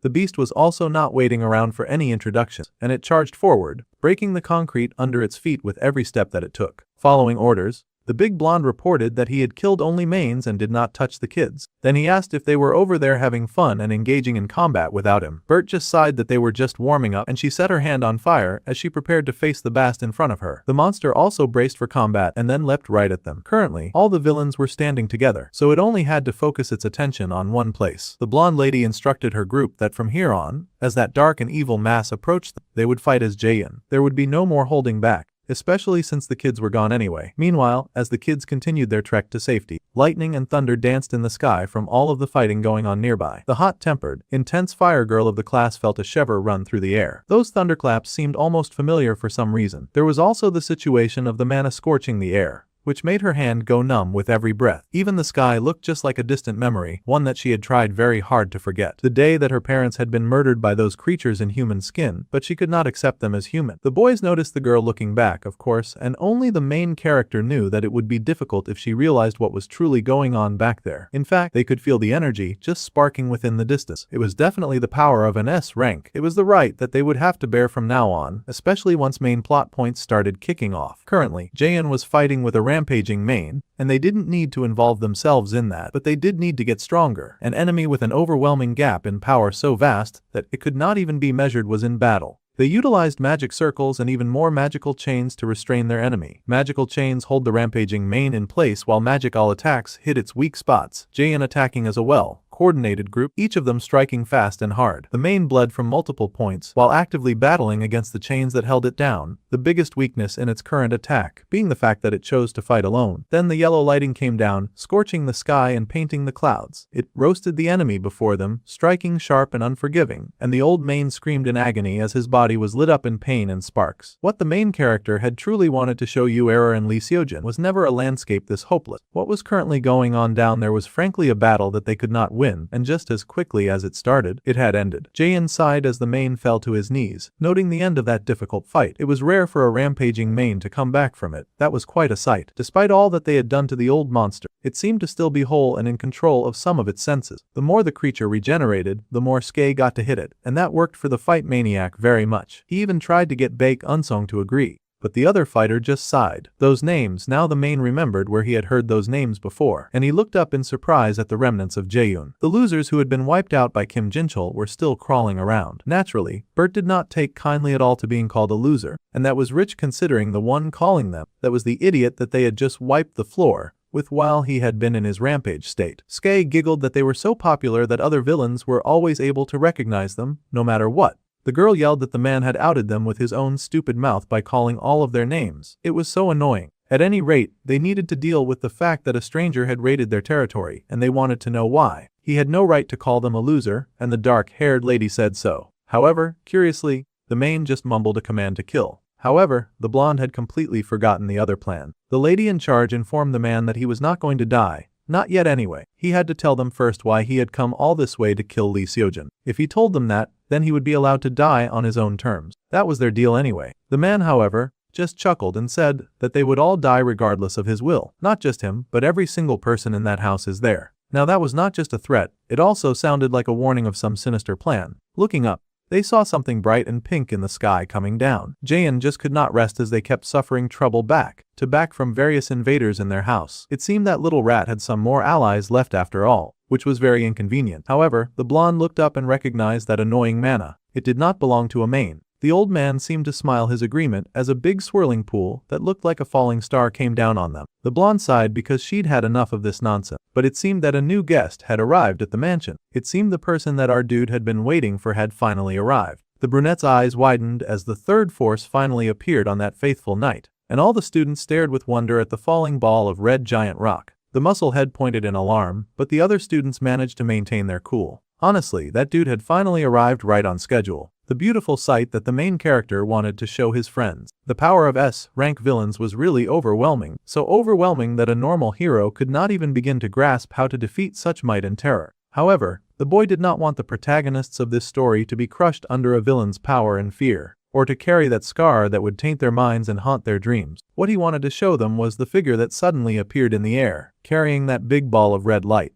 This was because no matter how powerful the villain, there would always be an even stronger ally who could overpower them. With a wave of their hands, the new hero dropped the rock on the villains, and it split into a dozen pieces, falling like fiery rain. One day, the main character wanted the heroes to believe that they would grow beyond these inspiring ground-shaking heroes, and that hope would shine through at their darkest moment. The Witch of Flames had arrived, and the young Yuara stared in awe at the appearance of her big sister, the perfect person to chase away her nightmare. The master of the Jaein Victims Guild, the Blade of Dawn. Blade of Dawn was a guild that consisted primarily of the victims of Jaein. The master leading this small elite force, composed entirely of A to S rank mages, was none other than the almighty and powerful Witch of Fire, also known as Yuian, who wielded the primordial of flame, attribute manifestation in the world. It seemed something had attracted her to this area, and she had finally found the enemies that she had been searching for, the scum known as Jaein. This time for sure, she swore to wipe them off the face of the earth. Meanwhile, Bert sighed as she greeted yet another very troublesome guest. This seemed to be a time for people just breaking and entering into her home. She had not even invited them either. It was very rude of them. The dark-haired Jaein member immediately suggested that they bail. This did not seem a fight worth risking their neck about. However, the main laughed that escaping the magic of this scale was damn near delusional, and there was no way for them to run away from such an almighty force. That fireball was coming down fast, and the man laughed that at least the road to the afterlife would not be lonely. That sucker who had ruined their night was really rejoicing over the thought of them dying with him. He laughed that he would get to watch all of them burn to death as his entertainment. Skye growled that he should crush that disrespectful main insect before they left the premises, but his teammates reminded him that focusing on nonsense like that was a stupid thing to do. They had to focus on running away first. The blonde lady smiled and told the blonde bespectacled magic man that she was counting on. He always found a way to fix their messes after all. The man could only use this charm once, but he activated it, and the magic bubbled around him like a rising wave. Slowly, magic circles appeared underneath their feet, and the members of Jaein prepared to be magicked away. The man was, of course, disgusted and horrified to see that his enemies were clearly escaping, as they had seen a way to avoid such a tasteless death. They teased that they would love to take that guy along as well, but there was a limit on how many people he could carry. That was clearly i.e., because he then told the monster to rot in hell alone, before the entire organization disappeared before the man's eyes. The poor murderer Main would then have to die alone, and he sat in fear at the burning rock coming down on him. In his last moments, he passed a message to his king, and praying in the usual fanatical worship that his dark king would reign forever. Then that burning rock came down and consumed him entirely, as well as the whole house. The resulting explosion was massive. That was the power of an S-rank hero. Flame rose into the air like a gigantic blooming flower, tinted in the colors of orange and yellow. The kids saw the explosion from afar, of course, and it was so great that they actually had to lift their arms to cover their eyes as it came in. They were amazed to realize that the identity of their client, Miss Charlotte, was actually that of a member of the worst terrorist organization. A man from the guild landed before the kids and put up a shield to protect the students from the resulting blast. He warned the kids behind him to keep this encounter a secret. If information leaked that they had met up with Jaeyoon, it would interfere with their pursuit of them after all. Their defender was the Blade of Dawn,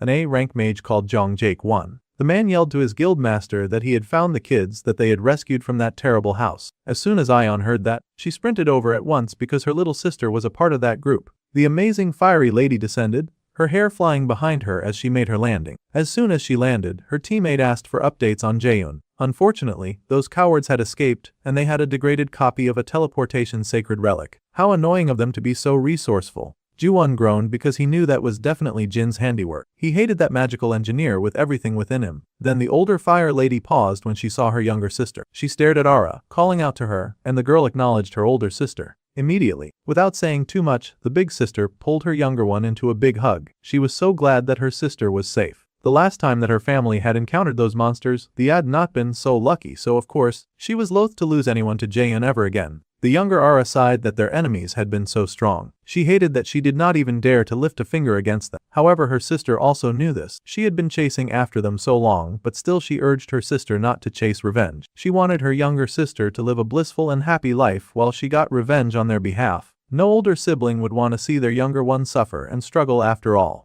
The girl yelled back that her sister knew that she could not do that. She was such an ambitious young lady that she wanted to join in on the hunt after Jaeyoon. She also wanted to make them pay with her own hands for what they had done to her. The big sister could not believe that even after everything, her little sister had refused to change. Thus was the way that life sometimes went. The girl smiled that her sister could not beat her stubbornness. She had not succeeded back then, and she would not succeed now. However, Ion sighed that it was not stubbornness, but something so much fiercer. It was a promise. She looked down at a cloth wrap around her hand, recalling the promise that was made 4 years ago. A promise between sisters that the younger girl had asked her older sister not to hurt herself with a knife ever again. It seemed Ara carried scars from when her sister used to cut herself, which was why she had reacted that way when she saw the main character's scars. In the darkest period of Yu Ion's life, she had lost even the will to live due to the overwhelming helplessness in her life. Back then, her sister had held her and cried, saying that she was all that she had left. The big sister also found herself brought to the point of tears to hear her sister say that,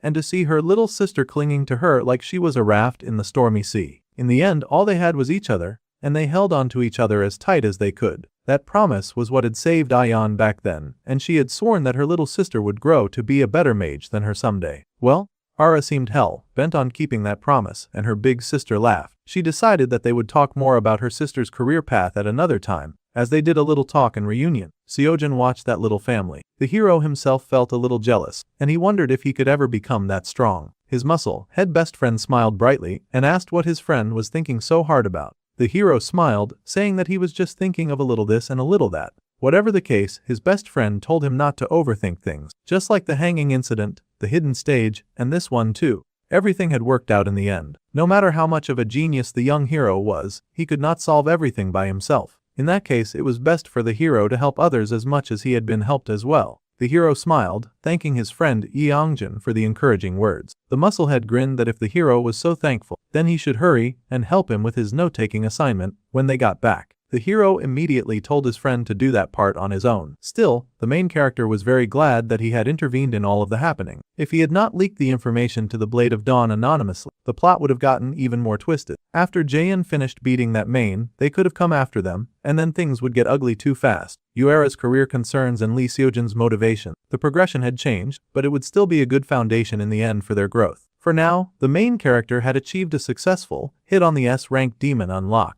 and he had earned 5,000 points. He also indirectly defeated an S-rank demon, which earned another 5,000 points. These rewards were getting more and more random by the second. He had made a minor contribution to the subduel of the S-rank villain Songjin, which was a major change in the story, and the efficiency had been increased by 1.2. While the progression had changed form before, it looked like nothing had directly affected Lee Seojin like this until now. The main brunt turned to glance at the fire girl, watching her hair blow in the wind. Yuera had a brief encounter with Jaein. She had seen them from closer than she'd been since the day they had ruined her life, and her drive to destroy them still burned strong. For now, the brunette had to start preparing for variables that would arise in the future. They soon headed back to the Blade of Dawn Korea headquarters, and as expected, the specific details of the incident had remained undisclosed, and the news just reported that a huge forest fire had broken out on the outskirts of Gangwon province, with multiple Black Flame mercenaries dead. Mage Association Chairman Kim Jincheol had pulled some strings to ensure that the hidden connection between Lee Seojin and Jaein would not become a subject of gossip. In the ruins of the mansion that served as Jaein's hideout, they had not been able to discover anything special, really, but they guessed that the villain organization probably kept the important items stored elsewhere. Unfortunately, our dude had already wiped that area clean,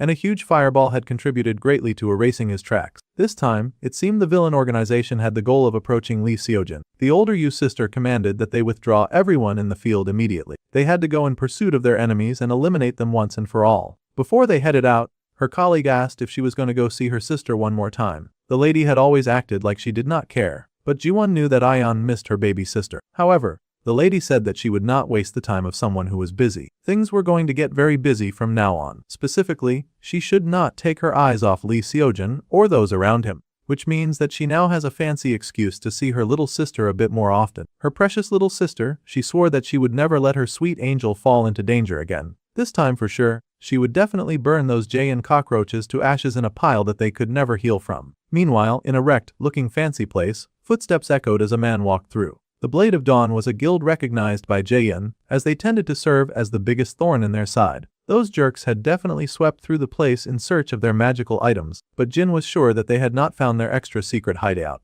How curious that the house was still standing enough that the man could still sneak in and walk through a mostly stable hallway. As expected of Jaein, they made their hideout out of some strong stuff. Even the paintings that Bert had drawn had all been burned up, and the blonde man was not so thrilled about that. However, his focus was on their secret safe stash. He opened the magical wardrobe and reached inside, sure that those stupid heroes had not been able to find this special spot. The real treasures that were hidden away as mere art pieces were worth way more than anything those guys had been able to find in the house. Jin was feeling very confident about the one who had designed the security for his precious treasures. Too, however, he found that the perfect storehouse completely swept clean. Xianwu had robbed them blind. The blonde could not believe that the hero organization could be so efficient, and he growled, asking which of their enemies that had suddenly shown up that day had been able to steal his stuff. Well, it was the enemy that he least expected, and the brown-haired youth was happily chuckling to himself about it. He sat in his room with his inheritance of the formless spirit relic and many other stolen artifacts. The main character smirked and said that he would be sure to make good use of it. Mystery was a power that even science and magic could not explain. It was a power that reached the very root of the world, and items that harbored such mysteries were called relics. The legacy of the formless spirit, the relic, was an item that imbued magic with an element. This ring was the only relic among the items that Jaein had stashed away.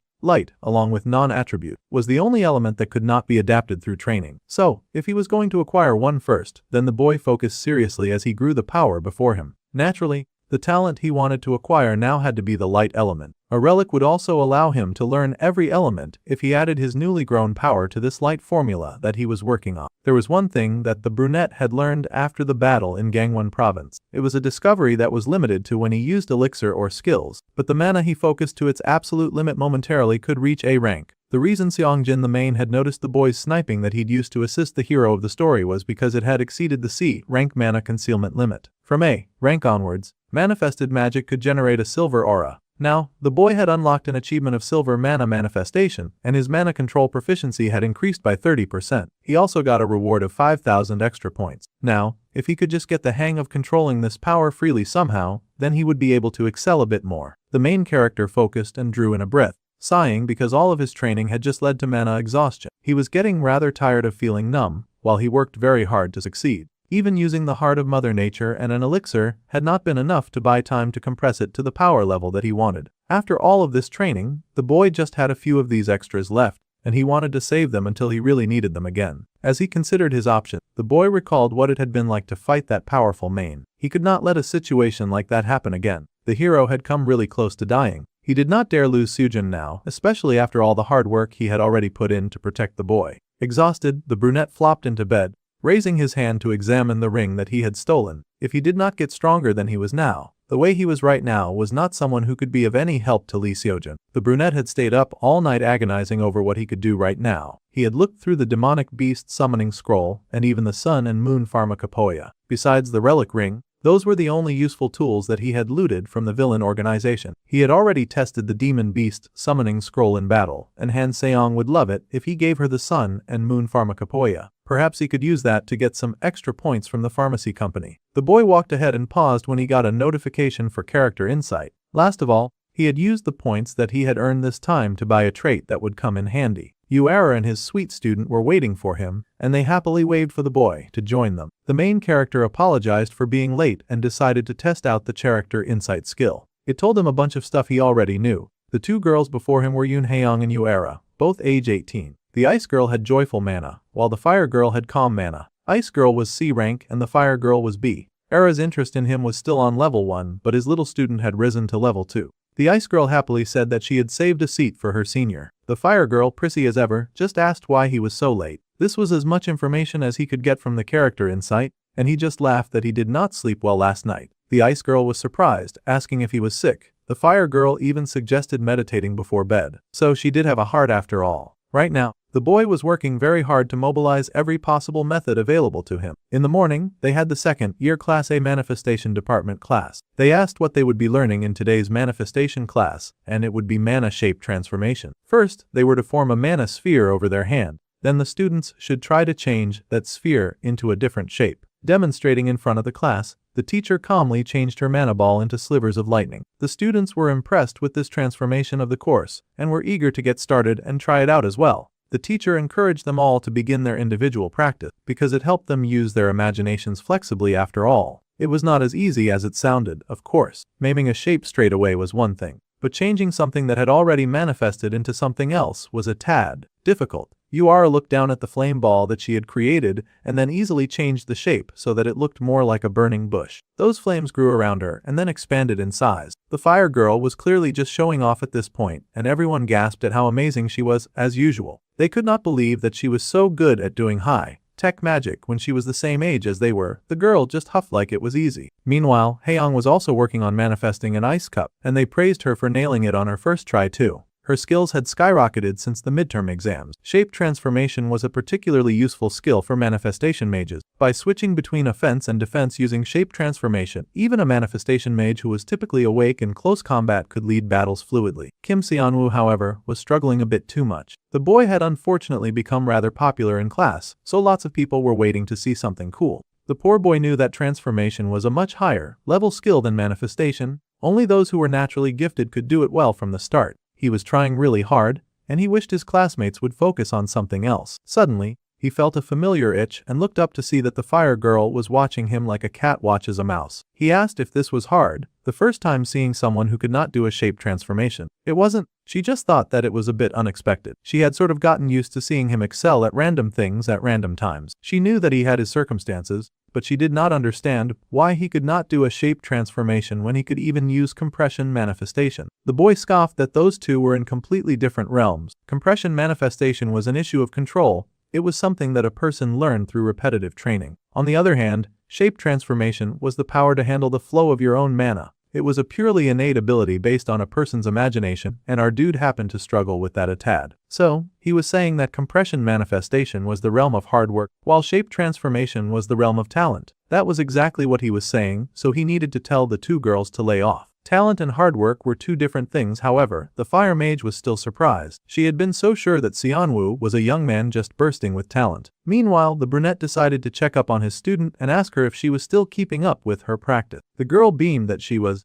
and she even invited him to train with her this weekend as well. The fire girl had never seen it herself, but she was sure that the brunette had talent, and he had even surpassed his limits with even more hard work than her. Yura was shocked by this realization, but then the boy suddenly spoke to her, telling her that he should probably focus on manifestation or emission rather than shape transformation. The girl paused, so the boy went on to say that from what he could see, she was already complete in that area, and if she felt like her firepower was lacking, then she should focus on emission. Even scarier to the fire girl was how right the boy was. Even when they had fought the demonic humans in Gangwon province, and she had watched her sister fight, she kept thinking that her power was not enough yet. Now, she knew why. Listening to his advice, she felt like she could see the direction that her training should take. It was just like Haeyong said. The ice girl had told her that if she hit a wall, Xianwu had the power to break through it for her. The boy just laughed because he happened to be pretty observant. Most mages were incapable of objectively analyzing their own abilities. Since he had pointed this out, he was sure that the fire girl's growth would start speeding up too.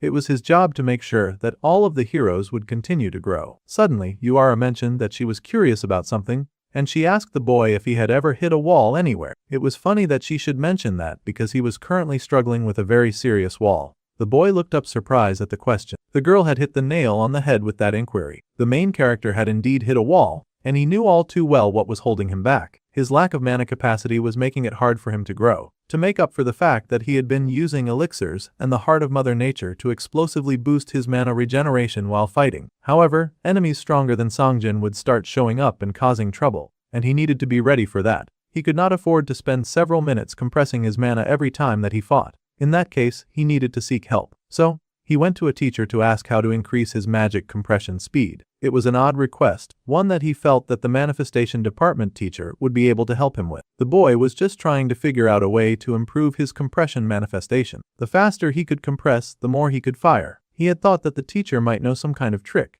Miss Lee was surprised that the boy who was always helping other students would struggle with something like this. However, she explained that there was no trick to it. When it came to magic, the answer was always talent, time and hard work. That was great, but he was kinda lacking in talent as well as time. He needed faster options here. However, the teacher then mentioned that there were other ways to grow besides just speed. Under the light of the full moon, the boy knew that increasing his manifestation speed would require an immense amount of time and effort. However, he did not have that kind of time. The villains targeting Lee Sojin would not sit around and wait for him to get stronger. The conclusion that the boy had reached after hearing the teacher's advice was a manifestation detail. The boy drank an elixir and began to grow the magic in his hand. Yura's flames could unleash a powerful, destructive force even without compression, and the same went for Haeyong's ice. Even with the exact same shape, how delicately it was refined to match its element would determine the magic's destructive power. However, with his abilities, the boy whined that his limit was the basic spherical shape. However, that was simple too. The details mattered more. Perfection was difficult for anyone to achieve, but if the boy could not create perfection, then he would spend the night crafting something else. Xianwu focused and made his magic into something sharper. He would keep the compression time the same but increase the clarity of the sphere to the absolute limit,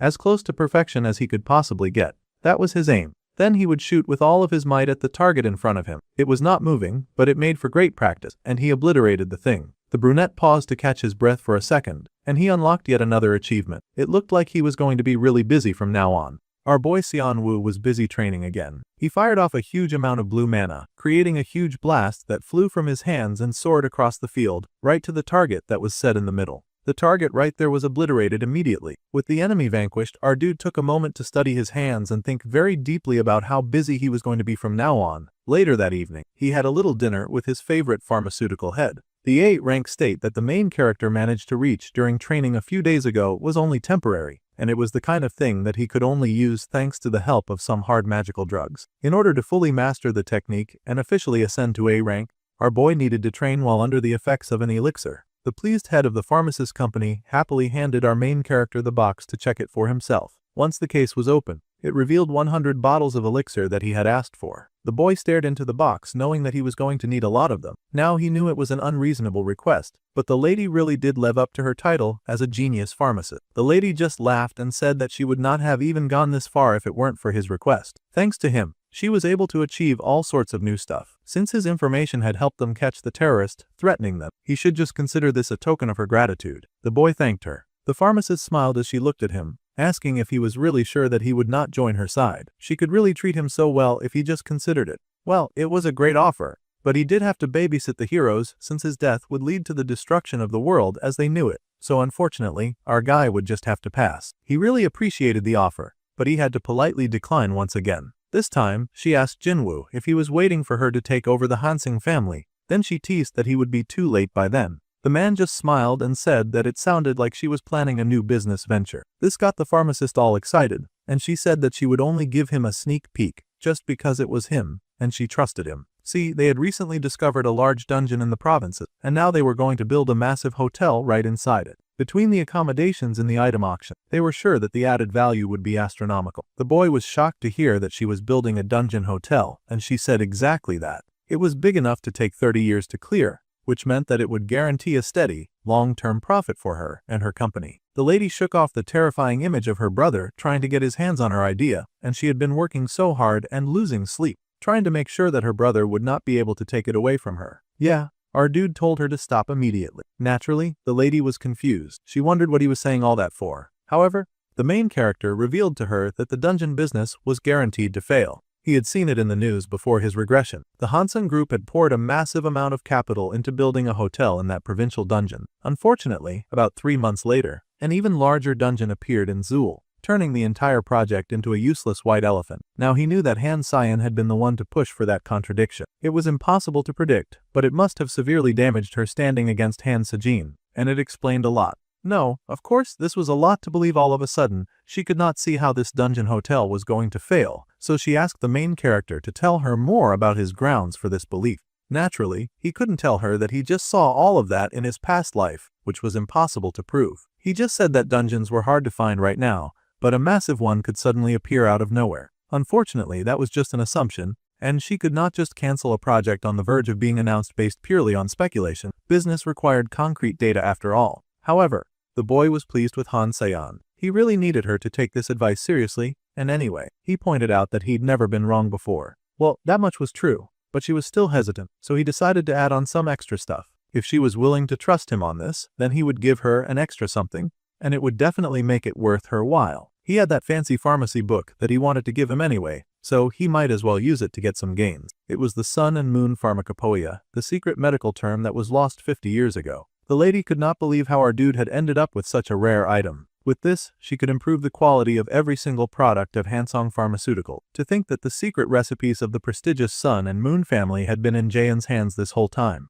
Well, now the villains couldn't profit from ancient time knowledge, and our boy could also use this to his advantage. The pharmacy lady found herself in a really tight spot, and he asked if she was going to change her mind. Well, she thought about it. See, the dungeon hotel was an undeniably promising venture, but there was no guarantee that it would succeed. However, this was the real Sun and Moon Pharmacopoeia right in front of her eyes. Her pride as a pharmacist would not let her miss out on this, and she wondered why the boy was tempting her, or if something like this was happening. The lady frowned and considered her option. This is a very frustrating situation. She had to decide whether it was a gamble, her future, and the boy, based on what her instincts were telling her. She was so overwhelmed that she grabbed her drink in frustration and engulfed just to help clear her mind. She yelled and asked if the boy had any idea how much money she had already poured into this fancy hotel. It sucked to have to give up now. The main character chuckled to himself that he guessed he was kind of cute when she was drunk. It was adorable. The lady mumbled that he was playing dirty with his tip about the dungeon, the hotel being a flop. If it turned out to be untrue, he had better take responsibility for it.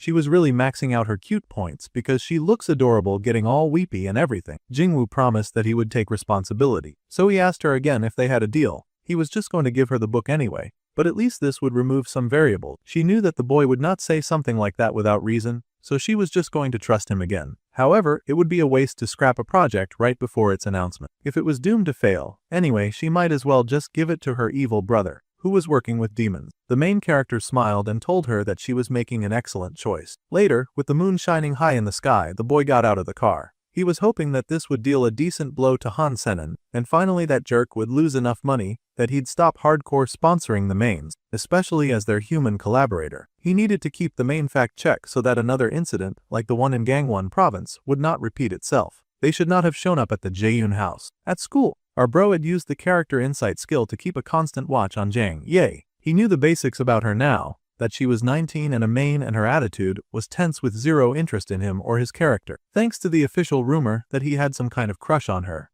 it was a little embarrassing, but he was able to avoid suspicion when he followed her around like some kind of creepy stalker. The character Jang Yi was often displeased with him, but the feeling was mutual, considering that she was always working very hard to kill the hero of the story. Plus, her hate was even earning him some extra points. Still, he wondered if it was really okay for him to leave things like this, and he wondered just how far he was allowed to intervene in the original plot development. The boy hadn't had a drink in a while, so it was hard to think straight. The alcohol was really messing up his cognitive abilities. The boy cursed as he stared at the moon when suddenly someone showed up and asked the senior what he was doing out here. The poor boy nearly leapt right out of his skin. The sudden fright was caused by none other than Choi Seoyin, and the senior screamed, before scolding his junior for startling him. The girl laughed, easily guessing that he was thinking about senior Min Yi, who was Jang Ye's human name around school. She could easily tell that he was thinking about his crush because it was written all over his face. The boy protested that he was just taking a walk, and he asked what she was doing out here. The junior revealed that she was just on her way back from home. Around this time,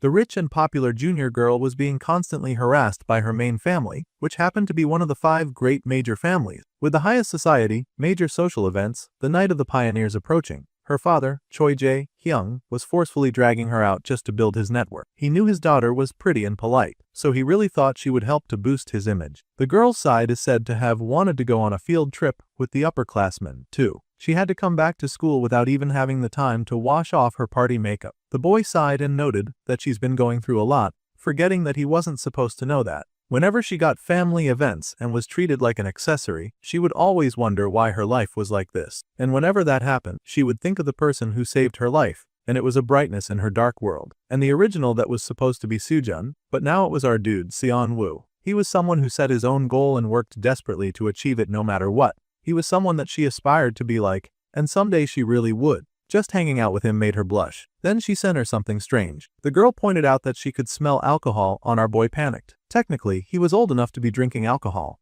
After all, he did come from a second life, and he was an adult bag then too, but it was still awkward to be a teenager with an alcohol scent on him. Knowing that the game was over, he turned around and begged her to please keep the alcohol a secret from the others. She sweetly agreed with one condition, of course. From now on, she didn't want to be so formal anymore. She wanted to call him senior, which translates to Appa. The boy blushed that she had no manners, but he agreed to it anyway. Now that the girl had his permission, she sweetly reminded her Appa that they now shared 2 secrets. She was gonna head in now, but she told her Appa not to drink too much to get some sleep. As she walked the way, she thought about her senior who was drinking. It was really an unexpected side of him. As the girl happily ran away, the boy sighed and was relieved that she didn't discover too much. Now that she was gone, he should really try to get back to training. There was no point in worrying over the Jang Yi issue on his own, and he just needed to focus on getting stronger in his own way. He was prepared to intervene in the original plot development, so if Jang Yi showed any suspicious behavior regarding taking the protagonist's life, then our dude was prepared to kill her with his own hands. Meanwhile, the girl's question was already up to a lot of nefarious activities. She knelt before the shadows of mains gathered around her, and the main king gave her permission to speak. The S-rank king asked the B-rank main, Jang Yi, if the one who had killed his loyal subject, Songjin, was truly the villain group Jaein. The evil old lord commanded the girl to speak. The girl narrated to the Dark Lord that they had set a trap and had been waiting from the very beginning. The moment the Lord Songjin attempted to kill Lee Seojin, Jaein had intervened. While the loyal noble main had been fighting off the villain group, he had ended up perishing under the attack of the Blade of Dawn, who happened to be pursuing Jaein. The 10 main association S-rank main, Haryong, was present and listened closely to this tale. Beside him was none other than the old 10 main association's eldest member, the S-rank demon Wonhyok. The old man got heated when he heard what had occurred, and he declared that this was a blatant provocation from Jaeyoon against all mains. He insisted that they must launch a full-scale war against them to restore the prestige of their race. The other man that we've been introduced to earlier in the story could tell that this old man was just looking for an excuse to run wild under the guise of revenge. If they blew this out of proportion and Kim Jen Cheol stepped in personally, such a fight would lead to the eradication of the entire main race. This revenge could end with everyone getting wiped out, but he also knew that the old man was a violent monster who would kill even his own mind if they displeased him. In that case, the coward at the back decided that it would be better to stay quiet for now. However, someone else spoke up at that moment, and she said that if they truly desired revenge for the Lord Songjin, then the target they should attack should be Lee Seojin. All the mains murmured in surprise, and the coward at the back was surprised when he saw Jang Yi step forward. The old, violent man was horrified, of course, and he wondered why a mere defeated soldier intruded upon a meeting of the 10 Main Association. The king told the young girl to continue, interested in her words, and she stepped forward. Depending on her usefulness, the king would decide whether or not to take her blood. The devil said that revenge must be rational. Killing Lee Seojun, the child of prophecy, is the mission Lord Songjin could not finish and the collective desire of all demons. Now that it had been revealed that Lee Seojun was a person of interest to the villain organization Jaein, destroying the hero would surely inflict an even greater humiliation upon them. As the one who could most easily approach the young hero, the girl offered that she would carry out the late lord's will and take his life. However, her old mentor protested, stepping out and explaining that the young Jang Yi had only just reached B rank. Surely she was too young and weak to be trusted with such a vital mission. However, the king spoke and said that his concern was that his shadow fell upon the young girls, a noble resolve.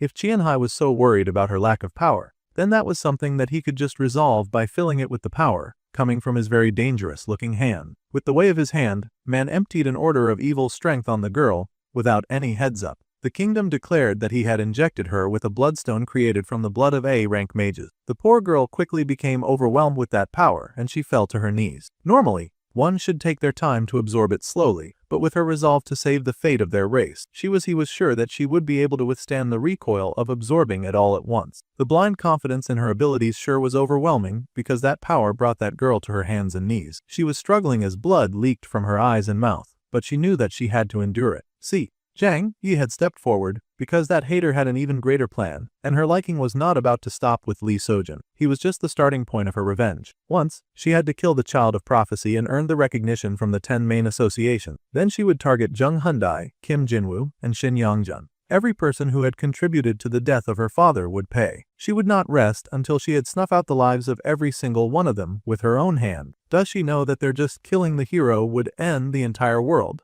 But she was so focused on her revenge that she wrote that it would not end. She was so intense that her mentor started looking at her with some concern. With the new power absorbed, the king told her to rise, and she got to her feet. Then he commanded her to go for the sake of all of them and kill the hero, Lee Seojun. Power bubbled through her body in uncontrollable waves and leaked around her. Now that she had been reborn, the girl declared to her grandfather that she would be going now. Meanwhile, in a completely different part of town, the lights were on in the building, and everyone seemed to be having a swell time. There was an old man looking out from the windows, and someone came in and greeted him because he had been called by the old man. It turns out that the old man was the grandfather, and he was also the Mage Association chairman. The old man noted that his grandson looked remarkably well for someone who had gone through such a bizarre ordeal. The old man also happened to be the strongest mage, Kim Jin-cheol. The grandson in question was Lee Seojun, and he mentioned that he had heard that the team leader, Kim Deokyeon, had already reported the events in Gangwon province. Words had a way of distorting memories, so the old man said that he would verify himself. With that, he placed his fingers on the head of his grandson,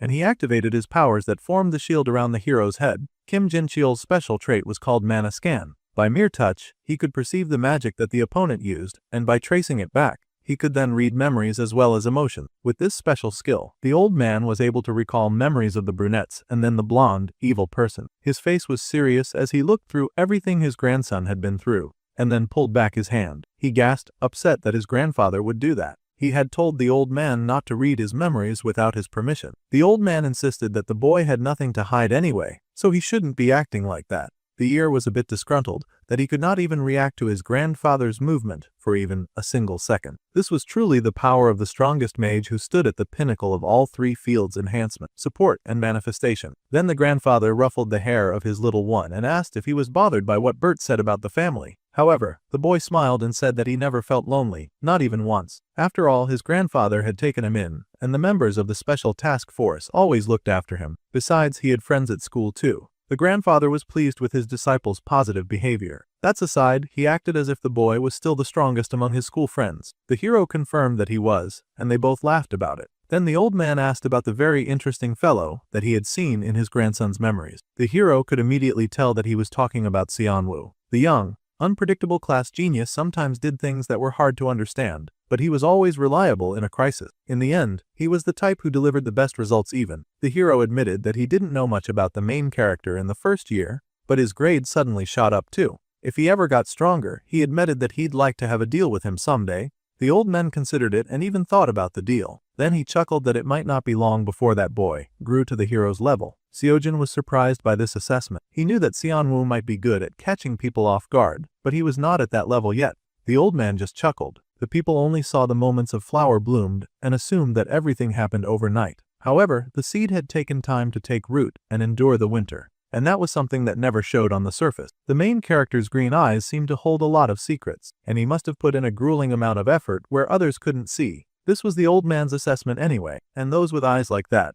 well, for better or worse, they would always end up making their talent bloom. As the old man spoke, he looked at the picture that looked like he was holding on to some former student, one of them looking like Seojin. At any rate, he told her hero to keep a close watch on that Seonwoo fellow. He was sure that the boy would be able to fill the gaps in the hero's own strength. Seojin agreed with his grandfather. Right before the old man left, the hero had one question. His grandfather had probably already read it from his memory, but he wanted to know if he knew anything about the power of ruin. Later in class, the hero sighed in annoyance to his grandfather, wondering what he had meant by saying it was just a legend passed down by word of mouth. Apparently, there was a story that 300 years ago, a human possessed the power that acted as a natural enemy to mains. No one really knew that person's identity, or if they even truly existed. A main slaying attribute that was apparently separate from the light attribute. It really made the hero ponder. He wondered if that was the power that saved him from that main attack back then. However, thinking about it was just a normal A-rank non-elemental spell. He wanted to know on Earth who could be the special child of prophecy. As the boy thought deeply about this,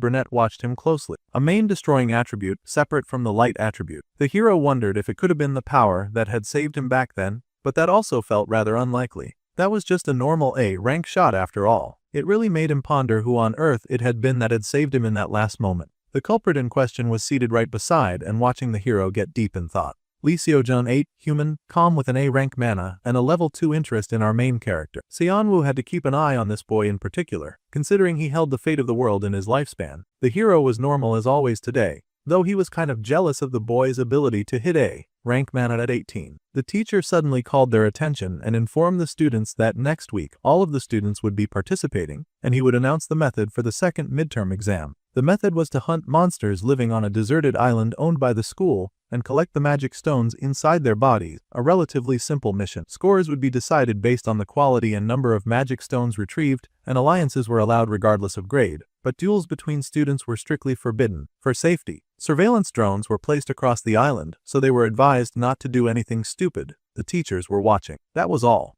The students murmured after hearing this announcement, and they wondered if this was going on a deserted island because of the demon attack that happened during the last midterm. No duels were allowed, and they had surveillance drones, so it was kinda clear that the school was focused on their safety. The second midterm exam was going down just like in the original, and all the students were expected to participate. Jang, you would likely be there too, and our dude would not be surprised if she tried something. Just thinking about Gangwon, our dude considered the fact that drones alone would not be enough. It made Seonwoo wonder if there was an item in the point shop to strengthen surveillance. The boy was surprised to check his phone and suddenly get an alert from Park Manai, who asked the boy if he had a moment. Now this was surprising. Most of the time, the girl avoided him, but she was the one reaching out first. Of course, he came to the meetup point and sure enough, there she was. The girl smiled softly, saying that she was worried since the boy had not been coming to the training room after the Gangwon incident. She was wearing her prettiest, cutest girl act as she asked how he had been and if he was well. The boy laughed nervously and just said that he had been thinking about her day and night. He had also been training every night while drinking elixirs, so he could not rise early enough to meet up with them in the training center. A few days ago, he had noted that Jangji's mana rank was B. She was not his opponent, so there was no reason to be nervous. So now, he asked if there was anything that she needed. Absent-mindedly, the boy activated his character insight, and not much had changed about the senior, except her mana rank, of course. For some reason, now the already impossibly strong girl was now rocking A-rank mana overnight. The boy was horrified to see this upgrade in skill. Not only had her mana rank risen to A, but he could also now detect the darkness just emitting from her power. This girl was so very clearly up to no good, and that was very concerning for a whole lot of reasons. Mana rank was usually determined by combining manifestation power and control. Usually, B rank was a professional level that could make a living with magic, and reaching that level in your teens was considered highly talented. From A rank, magic users then became agents of government organizations with the power to combat serious, high-level villains. They could also be the main force of guilds and mercenaries, and the rare S rank in the world were treated like individual incidents, like the superpowered dude who worked for the pharmacist, and a few other overpowered individuals who were recorded in history. Raising mana rank took years of dedication and practice at a minimum, or even a lifetime for some people. That was why Lee Seojin, who was a teenager with an A rank, was a different level of genius. Janji was impressive, but she was not a supernova genius to suddenly be rocking an A when she was B rank just a few days ago. The girl looked at him with concern, pointing out that he looked pale all of a sudden. The boy gasped when the girl suddenly came in close and smiled in his face, asking him if it was uncomfortable talking with her. The boy blushed and turned around, boldly admitting that being alone with her was making his heart beat too fast. The girl chuckled and then led him away, saying that they should sit and talk for a moment. The boy was worried about the current situation and wondered if he should start a fight right here and now before things became difficult. However, he could only temporarily use A-rank mana. If he started a fight now, he would lose, and he stood the risk of looking like a jerk if the girl did not get exposed as a main. The boy wondered if he even could defeat an A-rank main head-on. Well, the girl was focused on other matters, and she drew the attention of the main character. For this second midterm, she asked if he would be so kind as to team up with her.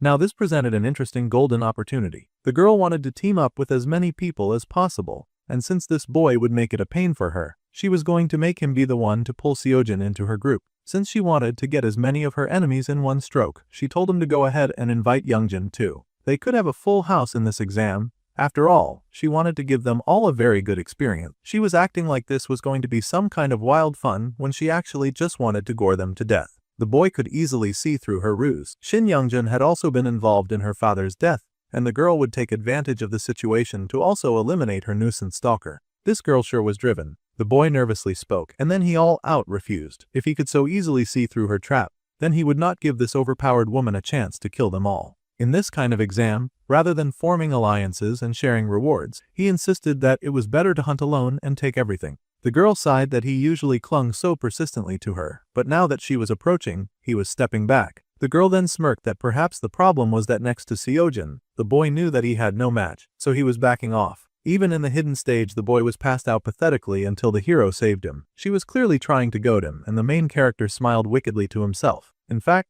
he said that it was exactly as she said. He was just a pathetic guy who stayed unconscious until Lee Seojin had saved his life. Since they both knew that, he would be taking his leave now, since it was time for the written exam. The girl glared at the boy, thinking that he was such a useless clown. He was so impossible to read, and she wondered what he was truly after. The second midterm exam, the written exam, began. Seojin was busy scribbling away, and our dude was busy with his exam as he considered the situation. She had tried to use him as a way to approach Lee Seojin, but it became an opportunity instead. Jang Yi's sudden growth spurt must be the result of the 10 main assemblies' involvement. Before the girl grew into a bigger threat, the main character knew that he had to assassinate Jang Yi during this exam. However, the problem was how to do this. Honestly, he was thinking so hard about the current problem that he was finding it hard to concentrate on the exam. The boy got to his feet after a while and then walked forward to submit his paper. He set the paper in front of the teacher, and the teacher was surprised. It had only been 10 minutes since the exam started, and he asked if the boy was giving up without even reading the question. The boy denied that. In fact, he was so worried about the girl that he had just activated the outsider's benefit and used that to solve all of the questions. There was a villain currently trying to end his life and the lives of those he cared about. He did not have the time to sit around playing with books. Meanwhile, in a different part of town with the moon high in the sky, a man lay dead and drenched in his own blood. A high school girl stood over his body, and of course, it was Jang Ye. She was really rocking this evil villain mode like it was a lifetime dream of hers. She cooed with excitement, loving that the Bloodstone's power would make her this strong. Chian-hei continued to monitor her, warning the young girl not to get so drunk on power that she acted recklessly. The girl acknowledged her senior, and he offered to her what she had requested. It was an item that could disable all electronic devices within a 30-mile radius. It was an artifact, a support from a human who had long supported the 10 main assembly. Since this mission carries the fate of their race, they had to prepare as best as possible. The man was cautious, careful. It was almost a shame that all of that would be a waste, considering how reckless his little prodigy was, because Jang Yi just smiled,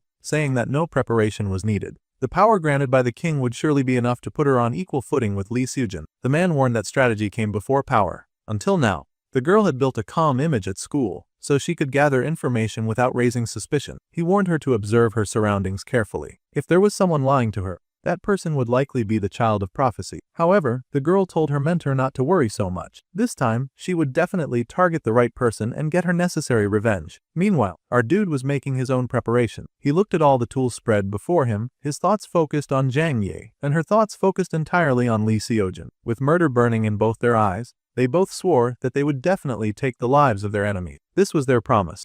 Our boy Xianwu was all ready, and he stared at all the things that he had prepared for the eventful fight of a lifetime. This time, for sure, he would finally deal with the pest that was Zhang Li. The girl was also making a few of her own pledges as she looked darkly before her, thinking deeply about Li Xiujin, whom she wanted to kill more than anything. This time, more than anything, both the main character and the villain girl were out for blood and death. So it was that all the students in the academy gathered near the portal that would take them to the venue of the exam hall. One by one, each of the students stepped through the portal and walked into a brand new environment. Once the teacher had confirmed that everyone had arrived, a total of 450 students were confirmed, and it was now time to close the dimensional gate. Everyone's attention was immediately called. For this exam, after moving to their assigned areas, it will run from this afternoon until the next morning. As previously announced, surveillance drones were placed across the island, so they had to refrain strictly from cheating. Then, they asked if anyone had any questions. Xiujin was thinking deeply about what he had learnt from his grandfather, and the old man had encouraged the young boy to decide for himself if there was something that he could learn. The hero of the story thought for a moment, then he turned to his obvious pick for an unpredictable exam. He needed to know if Xianwu had signed up with any team yet. The brunette admitted that he had not,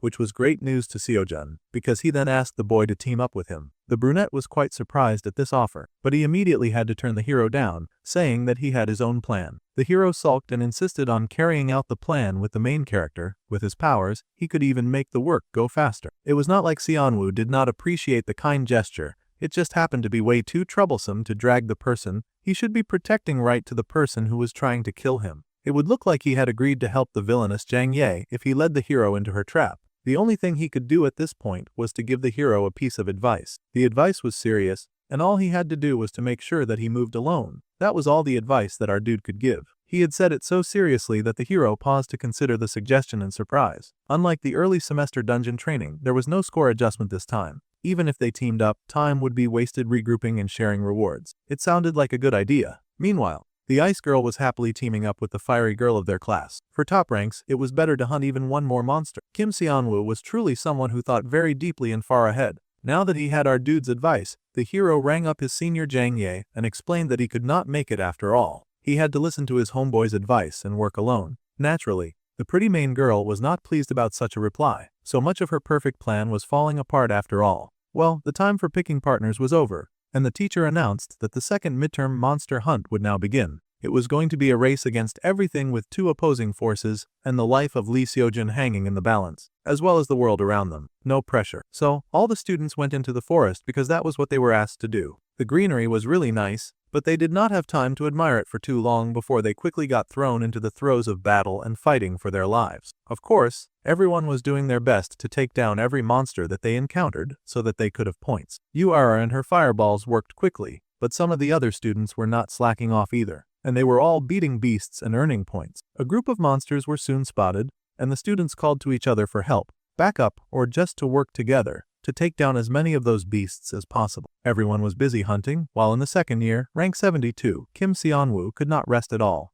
High-ranking scores were not the important part of the exam, of course. The boy considered his options, but he could not forget that his top priority was assassinating Zhang Yan, because he could not let that girl keep getting worse until she became a problem. What our dude needed was just a way to find Zhang Ye somewhere safe on the island, and then find a way to block her access. The eyes of the teachers monitoring from the control room. They watched everything that unfolded on the exam grounds. The teachers were, of course, impressed that Xianwu was already able to take down high-level monsters, and Xianwu kept improving every day. At this pace, after just 3 houses, he would easily rank. Truly, the teachers marveled at such a spectacle, because the youth had even brought hiking gear for an exam on a deserted island. They had bought a compass, trekking poles, and everything, which was also cute, but they also had to make sure that it was not against the rules to use these items during the exam. They were, unfortunately, just survival tools, so they would not affect the exam. They were using the demon detection compass, which was a special item that would track the location of the nearest demon for 2 hours. After that,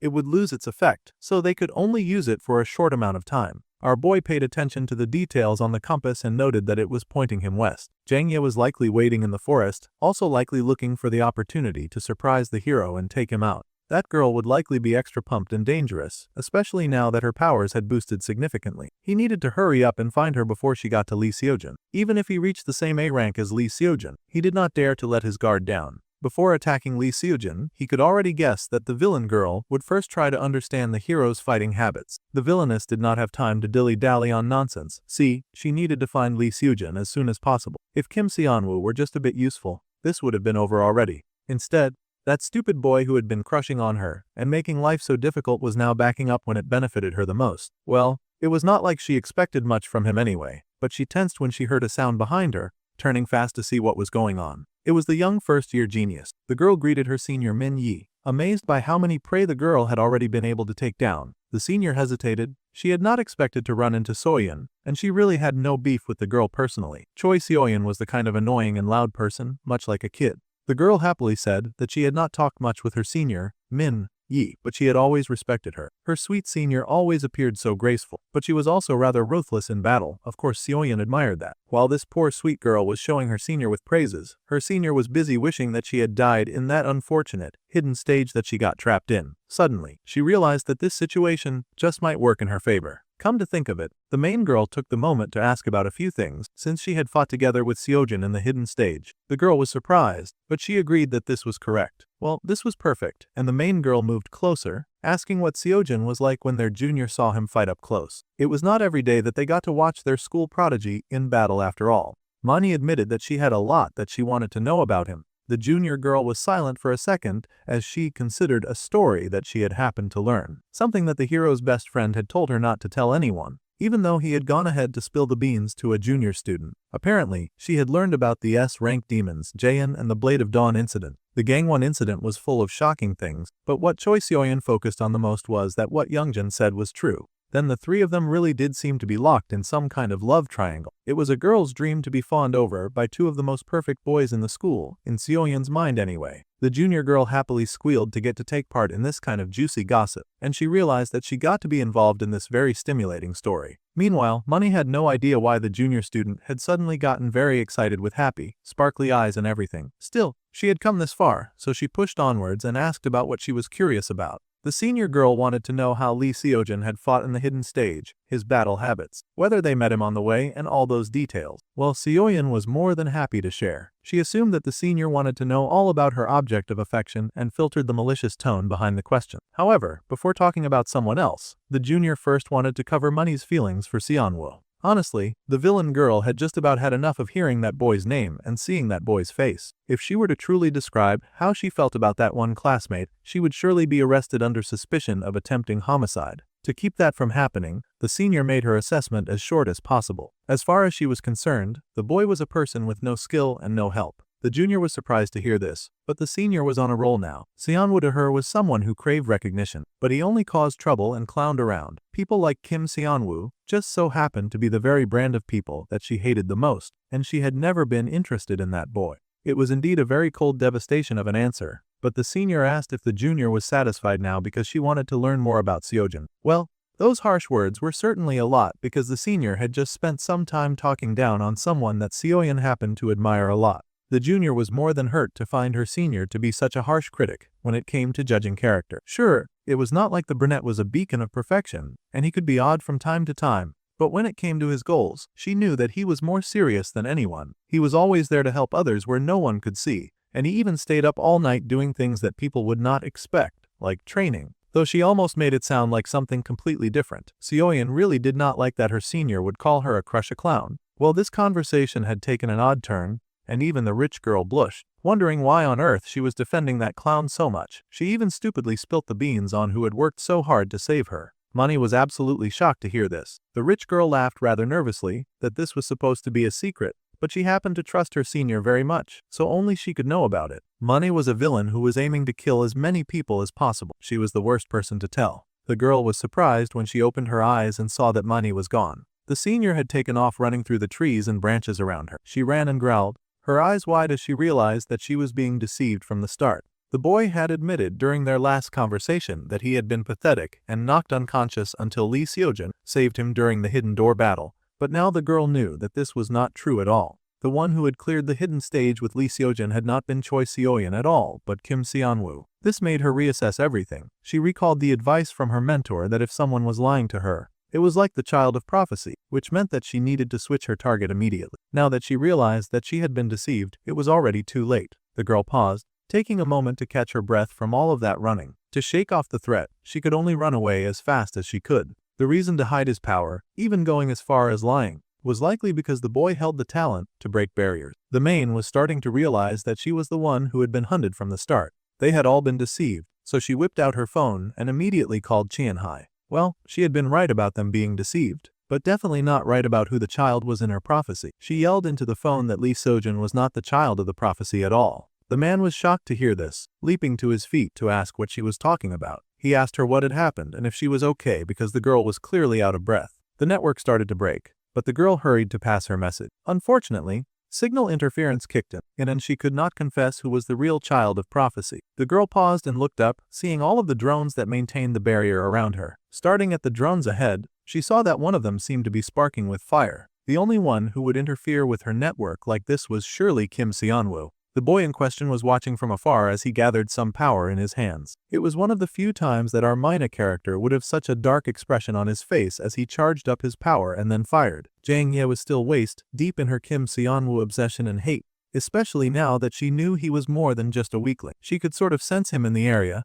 and he was indeed watching her from a distance with a power ball in his hand. This battle was a long time coming, and they both just so happened to have murder on the mind. Got to love a couple that can match each other's freak. With his hand raised, the boy shot out his power like a beam and zapped the center of the woods, which then started a fire. The girl screamed, her shoulder a little burnt as she fell to the floor. She seemed to have taken some damage from that blast and growled on the floor, realizing that her sworn enemy somehow had some kind of magic ability when it came to disabling the electronics. Naturally, he was not very crazy about him using an ability that matched her blue condensation core. He had come fully prepared to kill her, while she had focused all of her energy on Sujin. The girl burst, running hard and fast as another beam came sailing down like a laser-form Anna-Lane spaceship, and she ran very fast to escape the onslaught of attacks. For a mere human, the dude definitely had some brass balls if he thought that he could really hunt down and defeat a powerful A-class main like her. Red magic bubbled around Jang. Yeah, she finally got tired of running away and was now ready to unleash a burst of power at him. Well, the boy was also ready, and he prepped his summoning of another magic circle. He was using the communication jamming kit to keep all eyes off them, and it would only last for 30 minutes anyway, so he would like to get this done pretty quickly.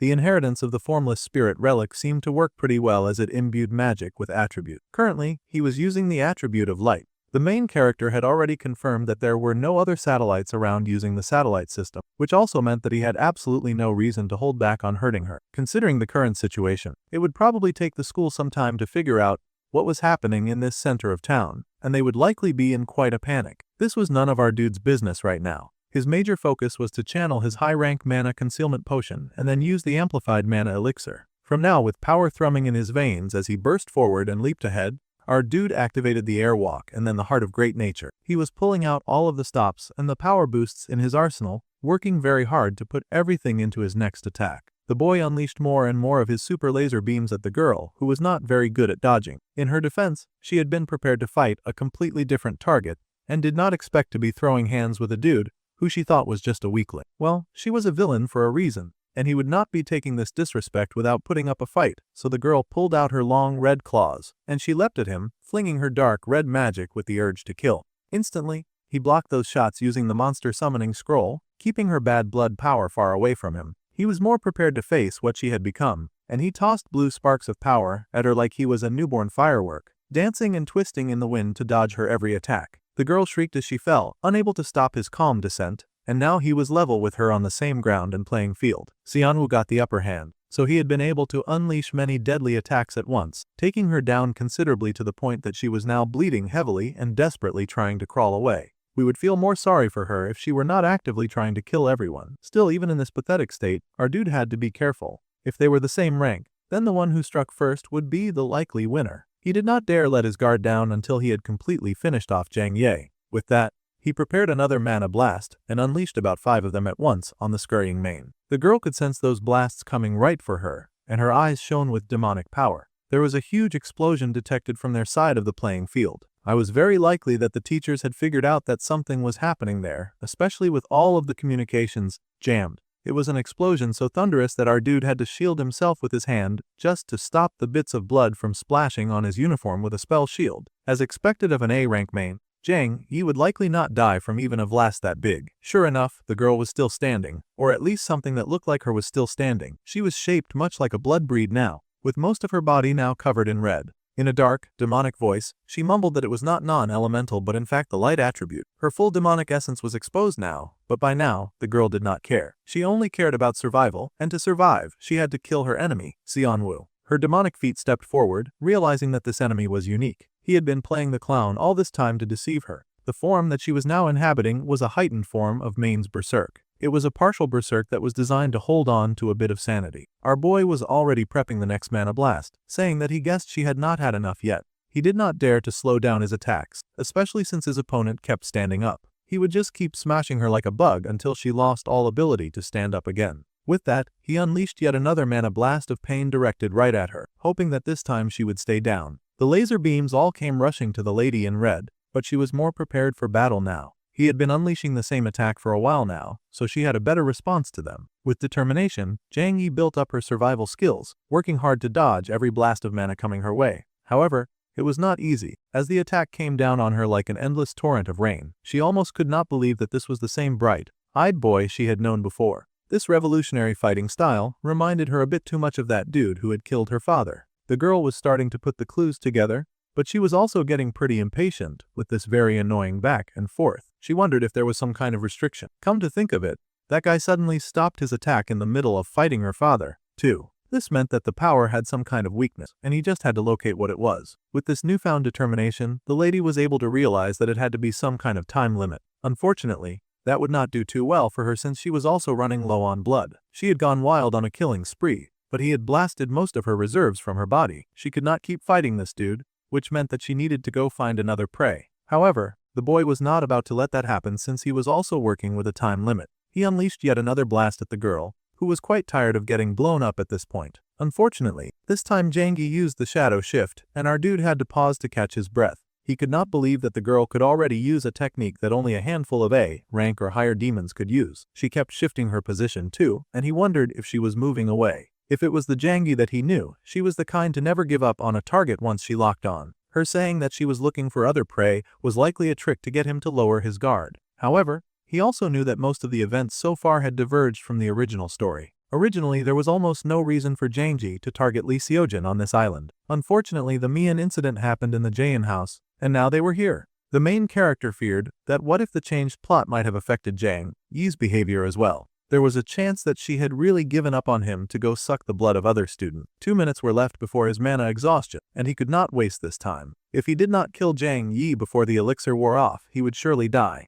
It was time to get even more serious than he was before. As our dude was busy contemplating, there was a huge aura of red madness coming up behind him, and he paused, realizing that this girl was definitely nearby. He was not a natural-born genius in any way, but because he had worked so hard, our dude had fought using any means necessary, calculating the situations he found himself in over and over again. One thing that he trusted the most was not the original story or some split-second instinct. It was his own experience that he valued more than anything. The red demon creepin' in suddenly paused in surprise as our dude took out his glasses. If he could not predict the situation, then he would just have to switch up the tension. Donning the glasses of the dude who had killed her father, the boy smiled and asked if he draws some aggro by creating a situation that he could predict. In this case, that situation was Jang Yi's flaring rage when she saw the one who took her father away. Instantly, she activated ignition, and she roared, screaming that it had been him all along. He had been the one who started her entire beef with the story's hero, and everything that followed after. Immediately, he detected her murderous intent,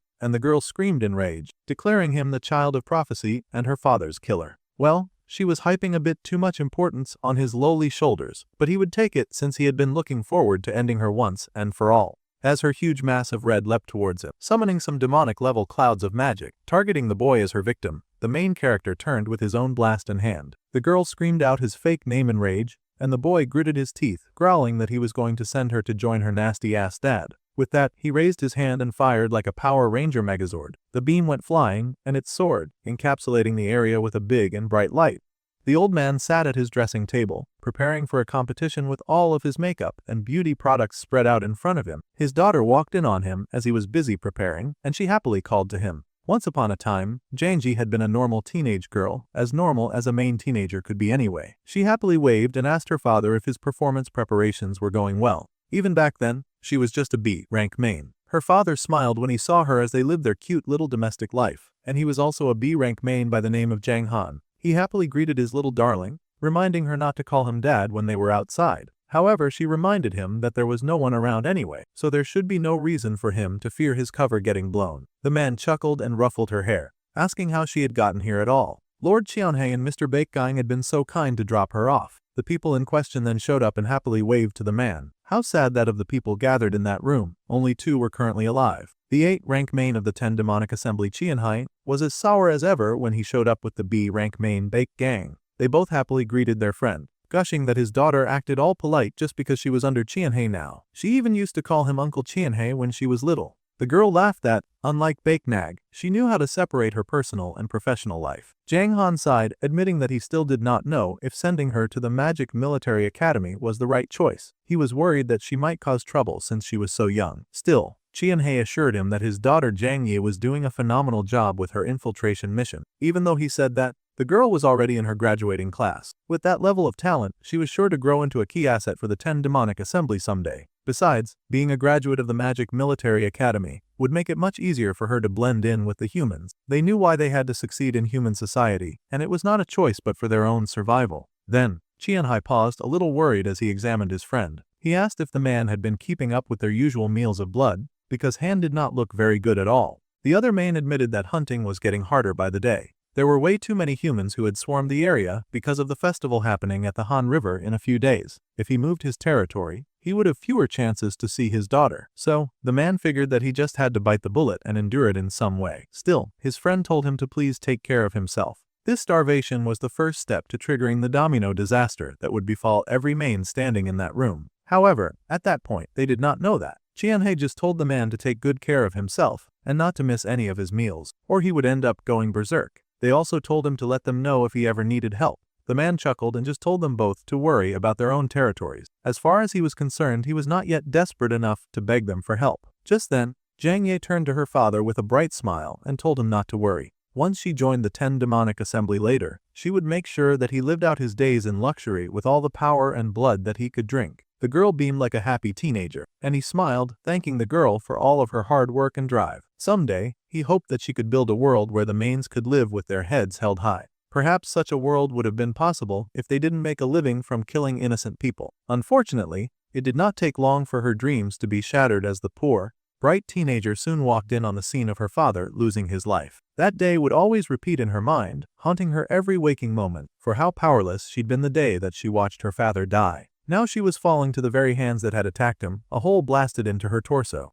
That day, before the beginning of this disaster, Jang Ye wished that she had been able to share her blood with him at least. Now, she was screaming and writhing in pain, falling to the floor in agony as her surprise attack did not work. Instead, Xianwu had been able to use it to his advantage to launch his own surprise attack and flatten her to the ground. The poor girl screamed in agony, writhing on the floor as the boy stood over her, yet another power ball in hand. He was determined to kill her, and he was going to fight to accomplish that. The girl growled that she would kill him for sure, coughing up blood. She had sworn to take the life of her father's sworn enemy. It was the least that she could do to atone for the fact that she had not been able to help him, even though he had been right in front of her. This whole time, Xianwu was her enemy, the one that she should have targeted all this time. But she had been focused only on Xiujin, and she felt foolish for it now. The poor girl had spent her life spinning in circles since the death of her father, and now she was likely going to die by the same hands that brought him down. Before going, the girl screamed in rage as well as pain, asking why the main character was so cruel to them. She asked him why he would hurt them, and why he would take her father from her. However, his reply was another bright beam of blue in her face. Xianwu would love to take the time and have a little heart-to-heart,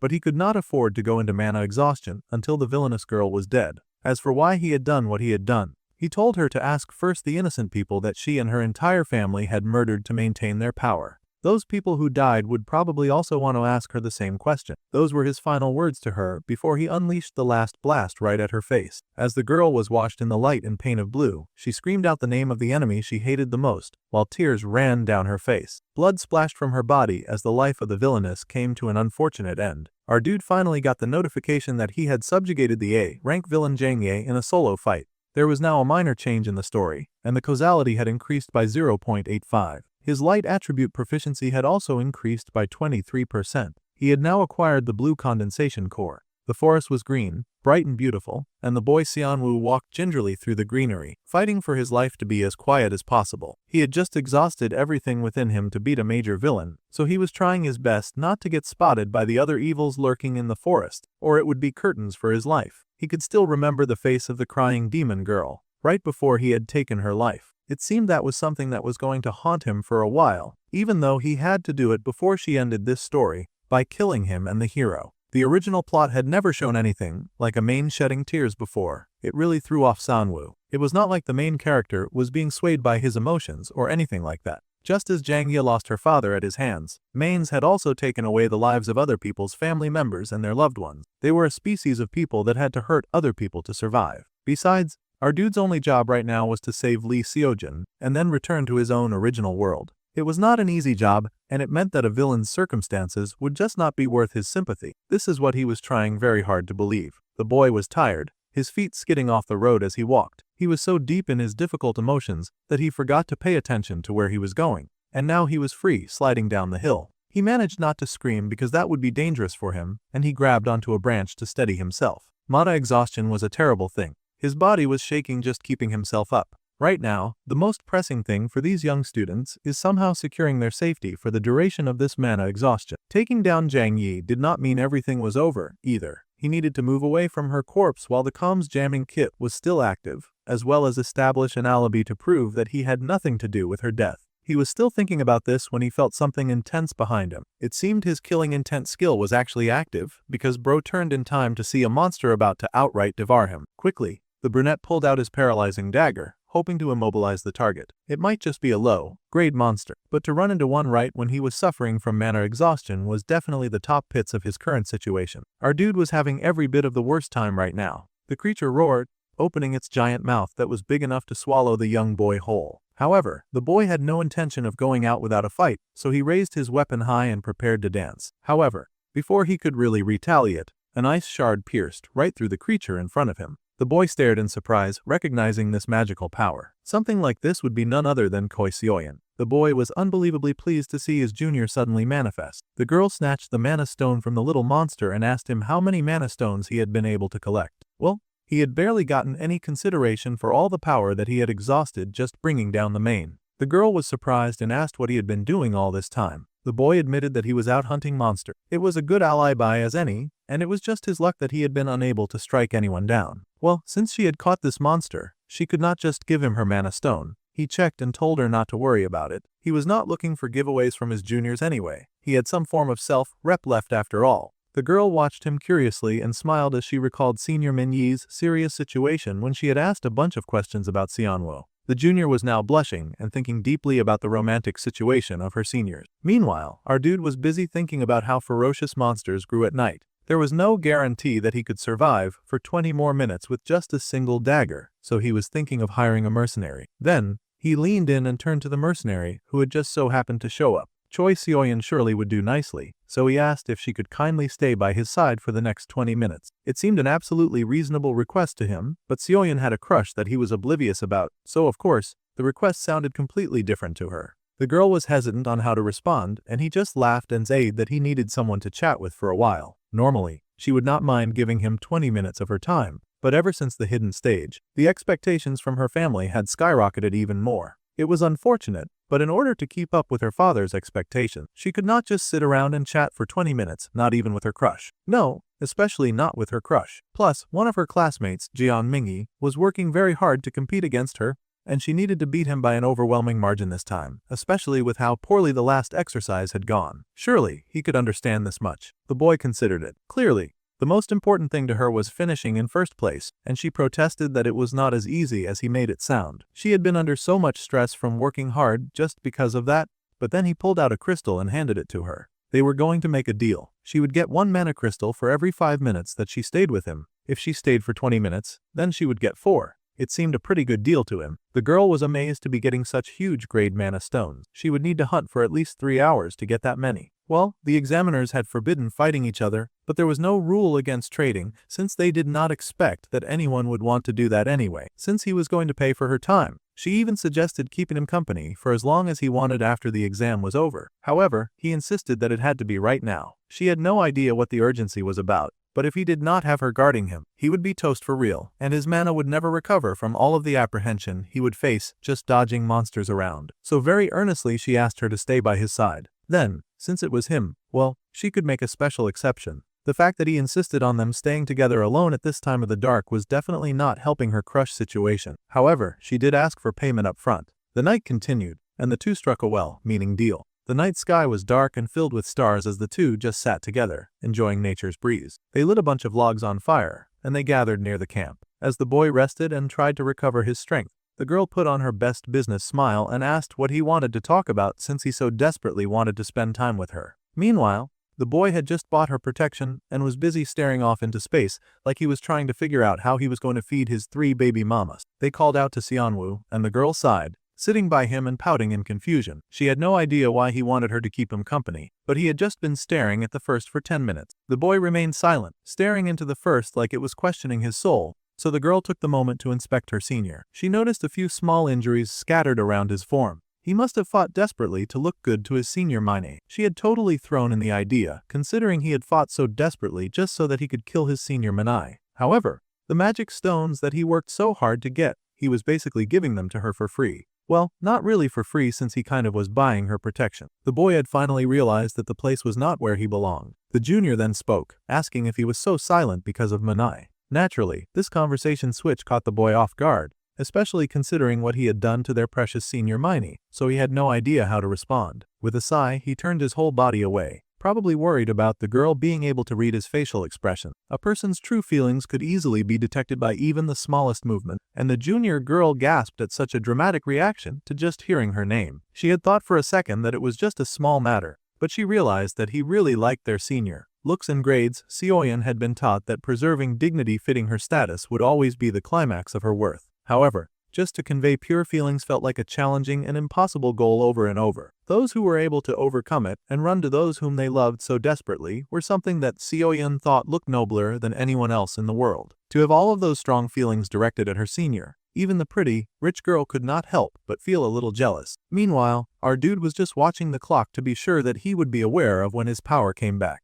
The girl sighed and told her senior that he could talk to her whenever he was ready. She was here for him and happy to comfort and soothe during this very dark time. For as much as she received tonight, she would stay by his side. The night carried on in silence with very little sound other than the crackling of the fire. Time was finally up and 20 minutes passed. The boy got to his feet and then smiled, telling the other girl thanks for listening to my very long story. It was a rather ironic gratitude considering that he had not said a single thing all day long. However, the boy just ran off, giggling that what had just happened was more than enough. In that case, he would be seeing her later. As unpredictable and as mysterious as ever, the youth ran off into the forest, leaving his beautiful admirer behind. The girl growled and shook her fist in annoyance, wondering what on earth that was about. Well, it did not matter since she got enough magic stones too. For now, she was just trying to focus on the exam instead of the impossible dream of a boy who was in love with someone else. Still, Sioyan could not help but smile and think that her beloved senior was definitely such a strange person. The next day at 10 in the morning, the students were gathered at the deserted island beach gathering point. There was a whole pile of glittering crystals laid out on the sand at the beach, and it seemed most of the students were displaying their catch. But the biggest catch had just fallen out of Lee Seojin's little bag. The others were just amazed to see the kind of haul that the boy had pulled in. It was as expected. He had even hunted down a boss-level monster on his own. Truly, the boy was one of a kind. Yuara and Yunha Young had apparently also collected a lot of wins as well. All of their hard training had paid off, and the ice girl was so excited to show off her wins, while Yuara just stood there playing it cool, like a boss. She was silently internally lamenting that maybe she should not have taken the wrong path. It looked like Sioyan would be the first among the first years again, as expected of someone from one of the 5 great mage families. The girl had worked very hard and had also gathered a huge pile of wins. Her classmates congratulated her with pride. Overwhelming victory happened to be the family's motto. Now, she was sure her classmate would understand the gaping difference in skill between her and Jianmin Ji. The boy was busy lamenting that perhaps he just did not have the right amount of smarts to get the job done. He was such a musclehead. Meanwhile, the junior turned when she noticed Xianwu standing nearby and staring at a singular glittering stone that he had collected. Everyone was standing around and watching the submissions roll in, but even the teachers seemed rather nervous about the situation. Suddenly, someone rushed out, calling the attention of the teacher. Right, the instructors were taking roll call, and they needed to know why Min Yi was yet to show up. They stood around despairingly waiting for news about Min Yi when a student came rushing up, panting. He did not have news about the girl yet, but the teacher Jiang and Chiol was still searching. They hoped that they would find her soon. The magnetic field area should be weaker now, so they would be sending out more drones to look for the girl. The other teacher was going to lead the other students back to the school first, just to make sure that they were safe. Suddenly, the teacher Jiang and Chiol called them, and he announced that they had found the girl. This sounded like a message of relief and warmth. However, the man was not sure how to explain the situation. First of all, the girl that they had been looking for was now found devoid of life. Second, the girl was not even human. Without saying too much, he just called for them to please report this discovery to the special duty team immediately. The portal was wide open, and students kept trooping inside. Before leaving, Xianwu cast a gaze over his shoulder. His expression almost looked troubled and concerned. However, the boy pushed forward and kept walking, dropping some sort of time device in the sand as he walked forward. Meanwhile, the Dark Lord of the Mains sat in his castle, lording over everything. Qian'e had come to report to the king the final information that they had retrieved from Zhang Lei. It turned out that Li Xiujin was not the child of prophecy after all, so they still had not discovered who that child was. The Demon King was, of course, not happy and then resorted to stabbing his employees in his fury like an overgrown child. The main king needed more information, so Qianhai was going to have to keep talking, even as the king assaulted him with many blood spikes. The last living member of the group agreed that he deserved death for failing the mission. It was his fault, and because of his wrong judgment, he had given the girl the wrong information and had pushed the poor girl to her death. The reason the 10 main assembly accepted someone who was only A rank, like Qianhai, was because of the competence that he had shown until now. However, not only had he failed the first search mission, but they had also blown a boatload of power chasing after a dead end. The king was not happy, especially if the result was the death of his loyal subject Xiangjin, and the loss of the bloodstone and artifact. Poor Qianhai continued to suffer assault from the bloody spikes that relentlessly tore into his body. Next time, the responsibility for that would be paid with his life. But right now, the main king was feeling nice, so he just let his humble servant pay for it with intense suffering and pain. The poor man screamed, swearing that he would obey his command. He promised that he definitely would do more than anything, avenge his dead little girl. Meanwhile, back at the school, Zhang Ye's death and identity caused a huge uproar among the students, and they all wondered what on earth had happened on the deserted island. After the midterms, the Magic Academy once again allowed a main infiltration, and no one had detected it for so long. Naturally, this led to the Magic Academy security being strengthened so that there would never be another main infiltration. Xianwu, who was known to have a close relationship with Zhang Yi, was treated quickly like a tragic male protagonist, as it was whispered in the halls that he once desperately had a crush on the girl who had been murdered. Of course, it was true that he had been depressed ever since the Zhang Yi incident. The demon detection compass of 10,000 points and the communication jammer kit of 20,000 points had been sacrificed after all. Preparing to hunt Zhang Yi, the boy had spent all the points that he had saved up to buy the blue condensed core artifact that disabled nearby electronic devices. It was good that he got an artifact with the same effect as the jammer kit, but that alone would not prepare him for any future incident. Bro was busy mourning the loss of objects instead of his moral compass. Fair to say that the compass was probably already long gone. Suddenly, someone leapt on him from behind, cutely calling his name and wrapping her arms around him. It was actually Ha Young, his ice student, and the girl smiled, showing off that she had risen all the way to the 32nd place in the second midterm. He congratulated her for working so hard, but she just gushed that it was all thanks to him. She had moved all the way from the 52nd position. Then she asked what rank her senior had gotten, but he just laughed that he had moved to 16th from 72. All that hard work just to be met with bad luck because he could not find a lot of monsters, when in fact he had blown his power-ups just getting rid of his fake crush. The fire girl protested that the rank was way too low for his skill, but they just giggled that sometimes they had days like that. Next time he was sure that the girl would be able to beat Li Xiujin, and he would even cheer for Yuara. The girl just scoffed that he should stop comforting others and take care of himself first. Then she patted his shoulder like she was trying to comfort him for losing his crush. The fire girl was just trying to encourage him, that's all. The boy was so touched by all of them. It seemed both the fire and ice girl felt sympathy towards him, so he gained a healthy 1,500 points. The points helped his life, so he managed to give them a smile. Also, the teacher Anchiol was apparently looking for our dude, so the brunette was asked to go see him as soon as possible. The boy was surprised that his teacher wanted to see him. He had already explained that he only had a casual relationship with Zhang Ye. Now he found himself standing in the office with two adults looking very seriously at him. This extra person who had been called in was none other than someone whom he totally did not recognize at all. Now our dude found himself inside an office with two super serious dudes staring hard at him. He was not really sure what was happening or why he was in this kind of tense situation, but he sure hoped that they could smooth out the issues pretty quickly. He also did not recognize the weird guy in a suit, so he really wondered what this was about. The boy asked if this was going to be about the Zhang Yi incident. and if it was, he had nothing more to say to them. However, the teacher said that was not why young Xianwu had been called into the office today. In fact, they were looking at his grades for the recent theory exam. The boy stared in shock to find that he had placed first in the theory exams. Then he shrugged and nodded, saying this was how things usually went. He had consistently secured first place when it came to theory assignments as well as exams, because he did not need a high level of magic energy to study books. He was rather good at describing how modern magicology defined magic from the three perspectives of energy, information, and individuality. Since this was an institution that nurtured raw gems of the future magical world, the theory assignments and exams at the Korea Magic Military Academy were unimaginably difficult. Sometimes the students could not even comprehend how they were supposed to write all of the answers to these questions in just 3 hours. However, for him, possessing the outsider's benefits meant that these questions were relentlessly easy, and he would just write out perfect answers using his inbuilt cheat code to perfect his exam scores. First, his cheat code would interpret the text, and on completing that, it would research the data and derive the optimal answer. There were no problems with his answering questions this way, and he had done it enough times to develop enough of a pattern that it should not be called into question. The grading ratio for theory was rather low, so it had always been a fantastical way to artificially inflate his rank, too. However, the teacher said that the boy's assignments and exam papers had lately become a rather hot topic among the teachers. The student Xianhua's assignment was almost on par with a doctoral thesis. That was difficult because now his simple assignments were getting professional attention, to the point that they were calling his answers art. Some of the faculty could not believe that talent like this had not joined the support class. The support teacher was still pretty livid about getting shunned, and she threatened to report the situation to the academic community herself. In fact, the boy's recent theory exam was evaluated as having the highest level of perfection in the entire history of the Magic Academy. As a result of people outside the academy taking an interest in his theory scores, the man now stretched out his hand and explained that their SCS broadcasting network had decided to produce a documentary about the poor boy. Now this was the level of attention that the main character was definitely trying to avoid.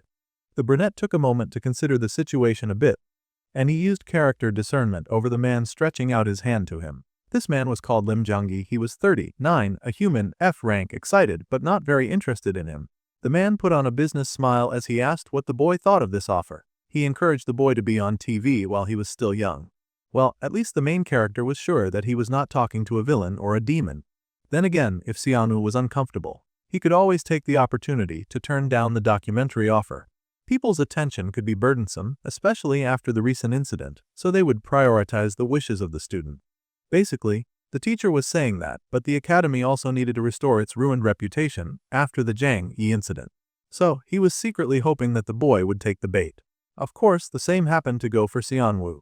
This was why the youth stretched out his hand and took the hand of the broadcaster in the room, giving his approval for the documentary. The boy happily asked when they would start filming. After all, attention helped him rake in some points, and he needed to boost his power level after wasting all of that time clobbering Zhang Yi's behind. 2 weeks later, at the Korea Magic Military Academy Library, someone was thinking deeply about the fact that Min Yi had actually been a main. It was the sweet junior who had been rooting for her romance with the main character. The junior also recognized that her senior had been looking so incredibly down lately, and she had not even been able to talk to him properly since the exam. She now pondered deeply on what she could possibly say to comfort him. No, it was not like any of her own comfort would do much, considering he had suffered the very unfortunate fate of having the girl he liked turn out to be some kind of mean, lean, killing machine. Her friend watched her very clearly, love struck, and then finally leaned forward to ask if she was thinking about her man again. The girl protested, asking who on earth she was talking about. The girl grinned and asked if the rich girl was thinking about Seojin of all people, right? Most people assumed she would have a crush on the boy who was credited for saving her life, though she had taken the initiative to find out who had actually fought to bring her home. Seoyin sighed at such an assumption, which helped her homegirl quickly figure out that the guess was wrong. The friend was rather surprised because she knew Seoyin had always been tailing that dude and trying to recruit him to work under her father. Well, that much was true. She had almost forgotten that she used to move like that. She had been chasing him around so much at the beginning of the semester, but suddenly she'd stopped doing that. She could not even remember when she had stopped doing that. Nowadays, all she could think about was her senior Xianwu with his big soulful eyes and soft brown hair. Suddenly, her eyes widened as she finally realized that her attention had completely diverted at the exact point when the rescue mission had happened. Now she was flustered and she hurried to change the subject, scolding her friend for chatting in the library and saying that they had to start studying now. The friend took the bait, recalling that their finals were coming up soon anyway. The girl had to remind herself not to get distracted. If she wanted to maintain her grades and earn the approval of her father, then she had to focus on her studies. Suddenly, they heard a bit of commotion in the library, and they turned around to see that some students had come in. Seoyeon wondered what was going on and why it was so noisy over there. It seemed the documentary had started, and the friend had heard that they were coming to film a broadcast that day. They wondered if the focus on the broadcast was going to be Seoyeon again. Honestly, it was not like it was a rare occurrence, and the girl wondered why they were making such a big fuss. At any rate, the cameras were going to start rolling behind them, and they needed the star to look 8 at the camera. With this, Seonwoo was the center of attention. As soon as they called his name, our girl Seoyeon whirled around, as they had just called the name of her favorite star. She could not believe that Seonwoo was here. The library was brightly lit thanks to the glow coming in from the windows. The boy smiled, saying that he always focuses primarily on studying the textbooks. This dude was totally milking the genius book look just for the cameras, and now he was acting like he spent all his days at the book grind, and not on the cheat skill grind. With a flourish, the main character said that the truth was that the textbooks in the school had everything that they needed. The school library, in particular, was full of fascinating materials, no matter how many times they visited. At first, the boy had only come to the library out of curiosity, however. Now he smirked as he said that now it felt like home to him in there. The rich girl could truly not believe what she was seeing unfolding before her eyes. Her crush had not even shown his face in the library even once all semester, and she would know this because she was always studying, but now he was acting like some kind of stereotypical bookworm. The broadcaster laughed when he finally did spot Seoyeon, and he turned his attention to her, asking if she was the student from one of the 5 great magic schools. Choi Seoyeon was a first-year student ranked number 1 overall, and they asked her about her thoughts on her upperclassman, Kim Seon-woo. The girl glanced beside her and saw her crush just standing there, glowing like the sun. It was really difficult for the girl to answer that question without any decent form of preparation. Truly, she had said that she thought that he was indeed an upperclassman worth her deep respect. The poor girl screamed and squealed when she heard the playback recording of her own voice, silently vowing not to bother going to school tomorrow. Now she could see the documentary plastered all over the internet. It even had a corny title of being a special documentary about the greatest theoretical genius in academic history. They were uncovering the second-year student, Kim Seon-woo's study secrets. It was now a hot topic on every website, too, and the ratings were so good that they were supposedly making a follow-up special. That level of success was just ridiculous, especially a documentary about a pretend bookworm. Naturally, all the students in his class also heard about this, including the hero, his best friend, the ice girl and the fire girl. Now that Seoyeon thought about it, it felt like he had seen something like this last time, too. The fire girl then wondered if that arrogant little rascal had written this article himself, just to promote his own aura. They decided to believe that Seonwoo was not the type of person to do something so pathetic. Well, our dude had gotten what he wanted, and he had now achieved the television appearance achievement and received 5,000 points as a reward. 5,120. 4 people were now interested in him, and he received 10,000 points as a reward. 6 main characters were amused by his television appearance, and he also received 5,000 pounds as a reward. Our dude was very pleased to see these ratings. It turns out that self-promotion was a given in this day and age. The broadcaster had been asked why he had chosen to make a documentary about student Kim Seon-woo specifically. The theory grades were indeed great, but they had to admit that there were plenty of other students in the academy with better overall grades than the young brunette. However, the broadcaster had just chuckled and admitted that he did it simply because it was entertaining. People loved stories where a seemingly ordinary person was somehow able to overcome triumphs and tribulations, especially when they displayed an unexpected talent. It was the broadcaster's job to find people who fit the bill of the unexpected genius and put them on a platform to leave the audience in awe. Ordinary, talented people deserve to be celebrated after all. Even if that was true, our dude was kind of a cheat when it came to things like that, but he figured it did not feel bad to hear people sing his praises every once in a while. He was just walking happily when he saw what looked like an old man walking over, pulling along a heavy cart. For a moment, the two passed each other. Now that the documentary was done, our dude charged up his hand with blue energy and suddenly tossed it right at something in front of him. The poor old person cried out and fell over at the large explosion of blue magic in front of them. There was a huge splash of blood, and our dude figured that it was time for him to get back to his other line of work. He had taken a long enough sabbatical just sorting out school issues. Now it was time for him to get stronger and make some money. The explosion died down a little, and the onlookers were absolutely horrified to see a young man attack what appeared to be an elderly gentleman. It was not a pretty good look for our resident main character and hero. The people yelled at him, of course, calling him crazy for daring to attack a defenseless old man. Apparently it was a defenseless old lady all this while, and they asked why he would suddenly attack an old woman who had done him no wrong. Our dude said nothing at first, he just kept keen eyes observing the situation in front of him. However, the old lady chuckled, noting that the young man caught on very quickly. First things first, she wanted to know how he had figured it out. Slowly, the old lady stood up and revealed that she was actually a bitter young man who looked very angry and very violent. The onlookers were shocked to see that the old lady had been nothing more than a shameless disguise. Yu Hyunsuk, the dude standing in front of him, was 34 years old and a B-rank enhancement type mage, as well as a smuggler. The boy guessed that the smuggler in question was planning to transport those magical tools to Incheon today and then smuggle them overseas. The smuggling aside, it was honest business that was not hurting anyone, so what was it to him? Nobody else knew the smuggler's business, and he wondered how this busybody even knew so much about him. However, now that they looked closer, they could see that it was that young and upstart mage Kim Jinwoo. He was the hero of the Han River who apparently stopped any crime in 10 minutes. Our brochure had made quite a name for himself.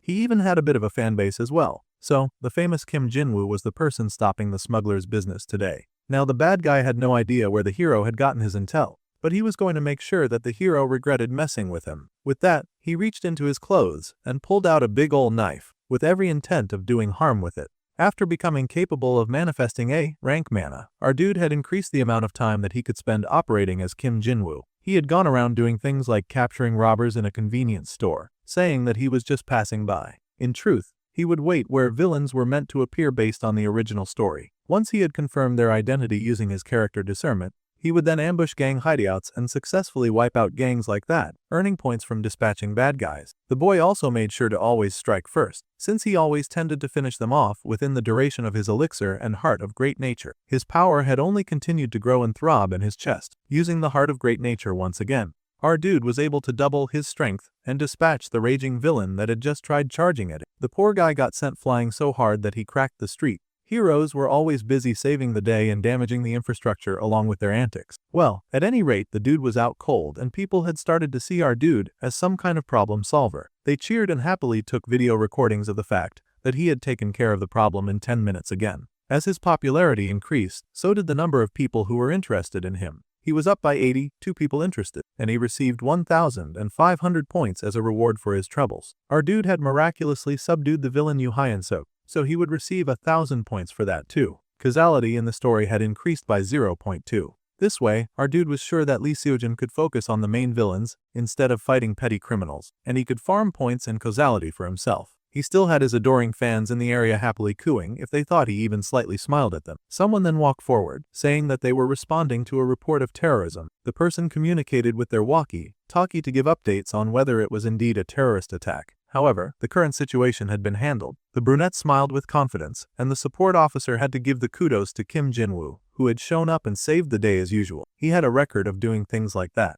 It was a huge relief that it was not a terrorist attack, just a smuggler trying to move around goods. The man was slick, so the hero had to use a bit of force. The brunette felt like the civilians must have misunderstood the situation, and he did apologize for disrupting the anti-terror special task force. Even though he was saying all that, he had left quite a big mess in the street fighting one crook. At any rate, they told him that this was alright, and they noted that his skills had improved since the Han River incident. That was why the hero beamed and said that he was planning to apply for an A-rank promotion soon. This surprised the task force person. The brunette was struggling against a B-rank demon at the Han River back then just a few months ago, but now he was already leveling up to upgrade to A-rank. It was quite a remarkable level of growth. If this was true, then this fighter's talent was almost comparable to Lee Seojin's. The task force person understood the situation, and the handover for the crook was complete. Kim Jinwoo would be receiving his bounty by the end of the day. The brunette smiled, but before they wrapped things up, the task force personnel had a personal question for the dude. With the man's skills, he could be living comfortably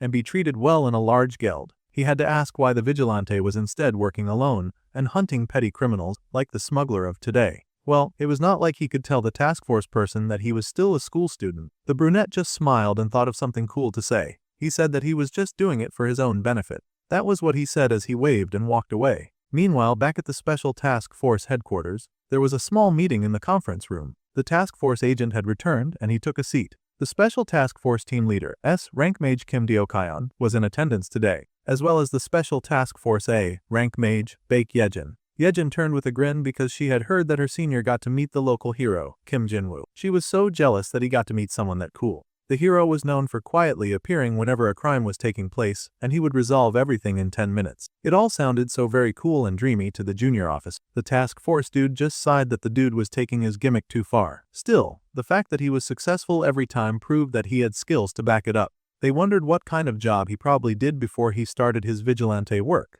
The task force agent admitted that he was also curious about it, and tried looking it up to see his registered profile in the archives. There was absolutely nothing, as if the man had just appeared out of nowhere. It was very suspicious. Kim Jinwoo was like someone who had never existed until recently, and he had suddenly materialized out of thin air. They lived in an era of strict identity management, so the girl couldn't believe that he had no history. Then again, sometimes things like that happened, and some people just slipped between the cracks. There was a kid who looked almost exactly like Kim Jinwoo, and he did not have a lot of info either. That was Kim Seonwoo from Lee Seojin's class. Word was that records for people with no living relatives often get scrubbed. The redhead sighed that it was so sad, but also kind of fascinating that two people who looked alike both had no records. They wondered if they were family separated at birth or something like that. In fact, if they thought about it, Leo Seojin almost had something similar going on with him. However, at this point they both finally noticed the death glare that their superior officer was directing in their direction, and they both simmered down. The man asked if they were done chatting now,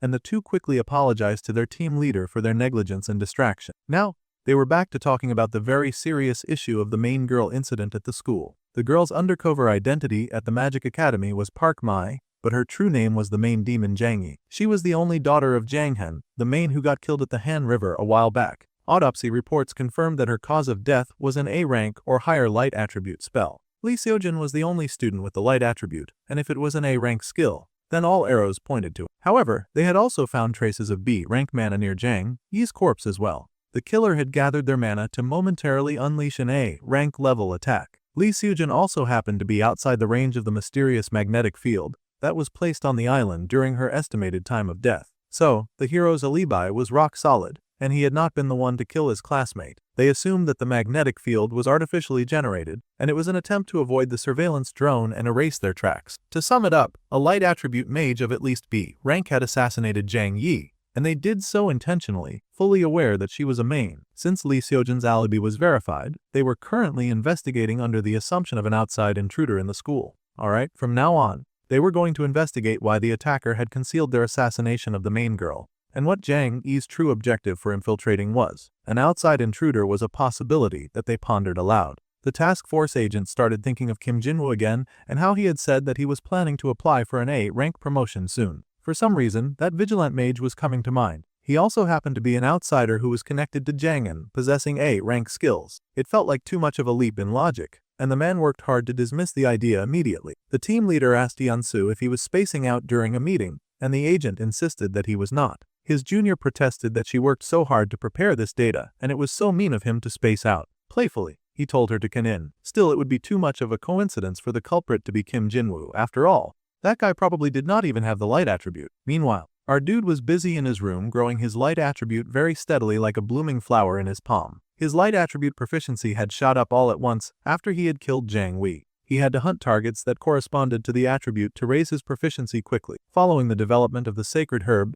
Hansong Pharmaceuticals had made headlines once again. They were working to restore forgotten pharmaceutical techniques and elevate the reputation of the Hansong family. The heiress was even showing off the pharmacopoeia that she had recovered, and it had been lost for 50 years. She was putting our dude's gift to good use, and he loved to see it. Though Jaehyun would know where their book was now, she was going to be incredibly grateful to him for that dungeon hotel incident as well, so he should probably start thinking about what to ask for in return. As the boy was busy tooting his own horn, he got a message from Yuera. This surprised him, as she was followed by sending a link and asking if something was really him. There was an article on the secret grade scandal at the Magic Academy which had suddenly blown up. That could not be good. All the students were talking about a resemblance that someone had to him too. 4,263 people were now interested in him out of nowhere, and he received a 5,000-point reward. Our boy had no idea what was going on, but he got confronted by his friends the next day. It seemed that kids caught on pretty quickly these days, and our dude groaned, rubbing his head as he tried to think of an answer. They wanted the boy to tell them the truth, and if it was really him. The account that promoted Seon-woo's documentary and the one that posted a video of him during the exam at the start of the semester were both posted by his account. This meant that Xianwu had purposely embarrassed himself earlier that year to get some attention, and now he was resorting to forced self-promotion. It was kind of embarrassing. All of his friends wanted to get to the bottom of this, and our dude just figured that he just had to show them right. Alright, he was going to show them his smart student account. In this world, a smart account was basically like an identification card. One account per person, managed directly by the Mage Association. The security laws might seem overly strict, but in a world overrun by terrorists, demons, and monsters beyond human control or comprehension, maintaining order in human society made this level of control an absolute necessity. Established by the strongest mage, Kim Jin-Keol, and managed by the Mage Association, home to the world's strongest armed force, the Special Task Force, the situation where a single person possesses 2 smart accounts is virtually impossible. However, our dude had a little cheat code as he happily showed off his smart student account to his friends. The account on his phone was WKeller1234. The gathered students stared at the account in awe and silence for a while. Finally, Lee Seojin spoke up, voicing his surprise that it was not KSW123. It turned out that they were worried over nothing, and the account doing cheap self-promotion was not run by Kim Seonwoo at all. Of course, Kim Seonwoo was not from this world, and he had the little system that he could use to bypass their security laws like it was a piece of cake. The boy had just logged into his Kim Jinwoo account to post all of those videos. This created an air of relief around his friends as they relaxed and noted that the person doing all those things was not their friend Seonwoo after all. They laughed that it would have been hilarious if he was behind it, and it would have started another round of him being tagged as the class clown. Meanwhile, our dude slumped in his chair, acing all tired. He asked if he looked like the kind of guy who would pull a stunt like that on the internet just for attention. He was exactly the kind of guy who would do something that's shameless for attention though. The difference was that he could get away with it, and he did it a lot. Seojin was just relieved that Seonwoo wasn't behind it, and he scolded his best friend for ever suspecting the brunette. It was not Seonwoo's account, so now they could confirm that it was not him. Right, there was no way that their sweet, intelligent master would do something so silly after all. Our dude insisted that this was a correct assessment. The ice girl giggled that her master had looked so good on camera. While everyone was celebrating and moving on, the fire girl was staring. The brunette joked that he looked way better in person than on camera, and the lighthearted playfulness continued among the group. If Seonwoo was not the one hyping himself up, then they wondered who was controlling the controversial KSW123 account. That mystery was still very unsolved, and they had to wonder what to do about it. Judging by the circumstances so far, there was only one answer. The fire girl then suddenly pointed at Seonwoo as they now had even weirder theory. They suspected that Seonwoo definitely had a stalker now. It seemed a very likely conclusion as his classmates immediately bought that idea. The brunette was not so sure what to make of the situation. He had gone from being a cheap, shameless attention seeker to having a stalker in the span of a few seconds. It was kind of hilarious. Meanwhile, behind the Magic Academy, the students had gathered at the ruins stage entrance. The fire girl was still pretty pleased with her deduction, and she told the boy that he should be thanking her deductive reasoning. Well, maybe he would thank her if he actually did have a stalker. At this rate,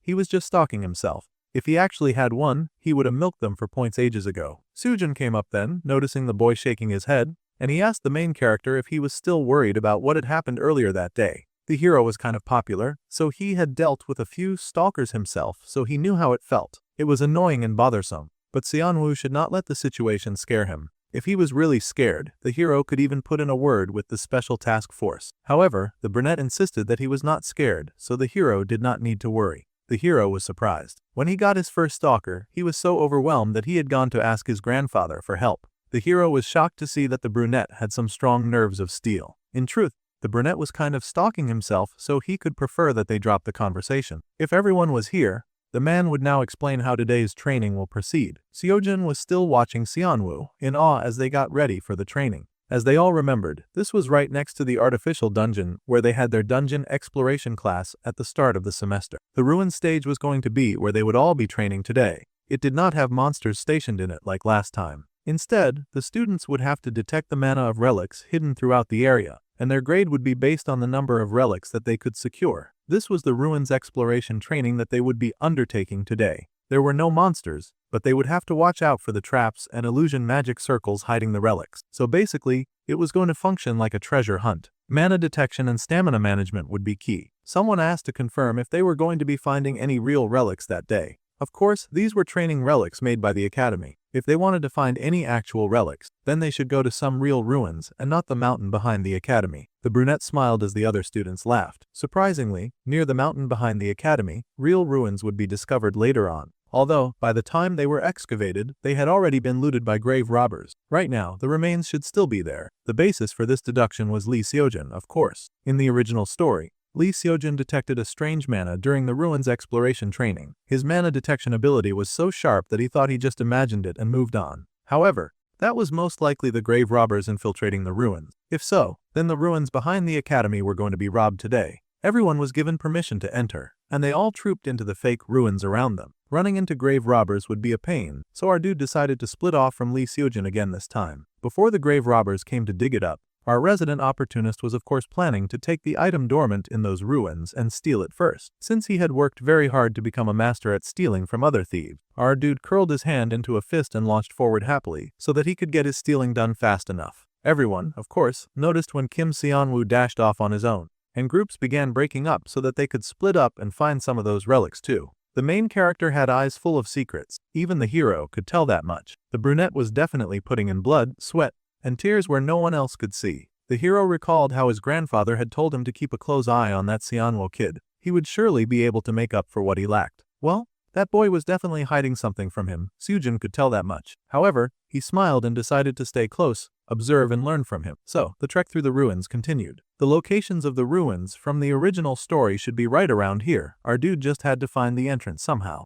Diligently, he began his search. Seojin happened to stop by and asked the brunette if he was looking for a relic. The hero handed the main character one, and he thanked him. Then he paused to realize that the hero was tailing him. Our dude was absolutely horrified to find Seojin with him, and he asked why on earth he was here. The hero just smiled that he had followed the dude to see if he needed any help. Thanks to the advice that the brunette had given him during the second midterm exam about moving alone, he was able to easily maintain first place, and he dodged getting involved in the Jangi incident as well. The brunette recalled that he had only given him that advice to make the hero stay away while he was busy murdering Jang Ye. At any rate, it had worked out for the best. So, at least for this training session, Seojin wanted to stick close to Seonwoo and help him out. The brunette ended up tossing the relic right back to Seojin, grinning that it was not his style to rely on others. He was just gonna make up that excuse and ditch him, the pride of finishing his work with his own two hands. That kind of attitude must be what grandfather meant by what Seojin seemed to lack. Seonwoo was only turning out to be even more interesting and making Seojin follow him more.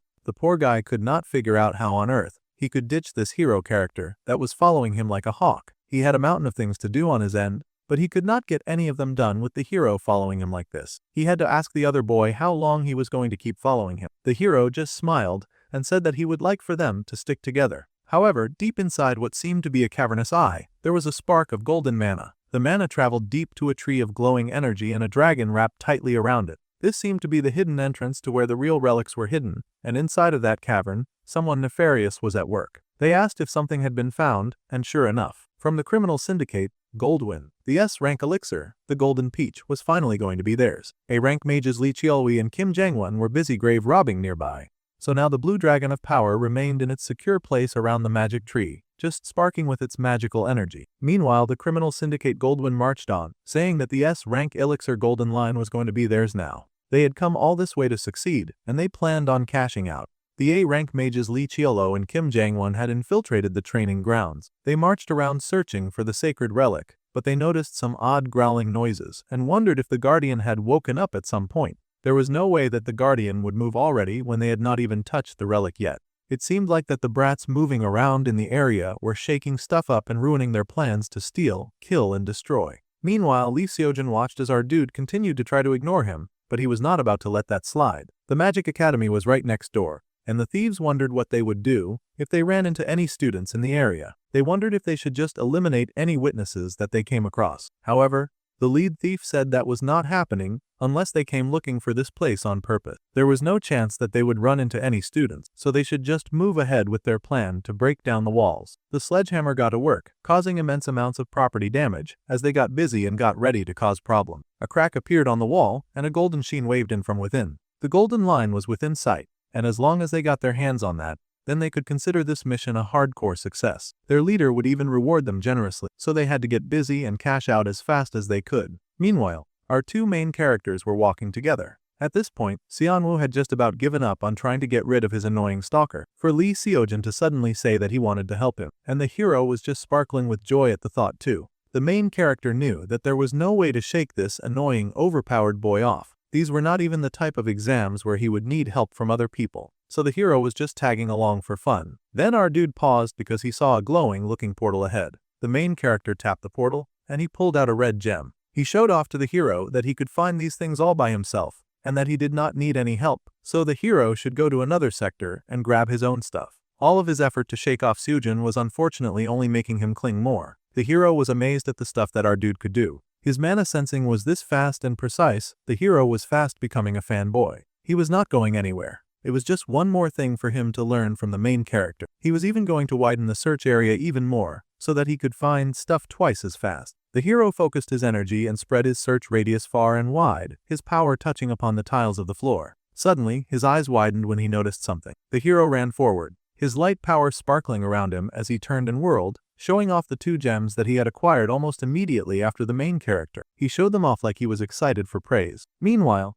the main character was freaking out, wondering why the heck the genius just had to one-up the only thing that he was confident in. It was hilarious that they both had 2 very different objectives here. Lee Seojin's innate trait was genius, and its cost was a staggering 1 million points. This made the hero possess talent at the very limits of human capability, unreachable by others. The brunette groaned, saying that there was no way that the hero would give up first place, so he did not want to keep hearing all of that stuff about the hero trying to help him. The hero then grinned that the brunette had figured it out. The hero smiled and pointed at his chest, saying that right now he wanted to compete with the person that he admired the most. He wanted to compete with Seonwoo on the training score, with both of them going all out together. The brunette had no idea why he was suddenly so inspired to do something like this. The main character knew that the hero had been holding back his strength all of this time. However, the hero just smiled, saying that no one would find out if they did here. It especially helped since Seonwoo had worked hard to get separated from others. The ruins field was not monitored by the teachers like the dungeon exploration was either. He did not plan to waste strength that he did not need, and the brunette muttered about this idea of going all out.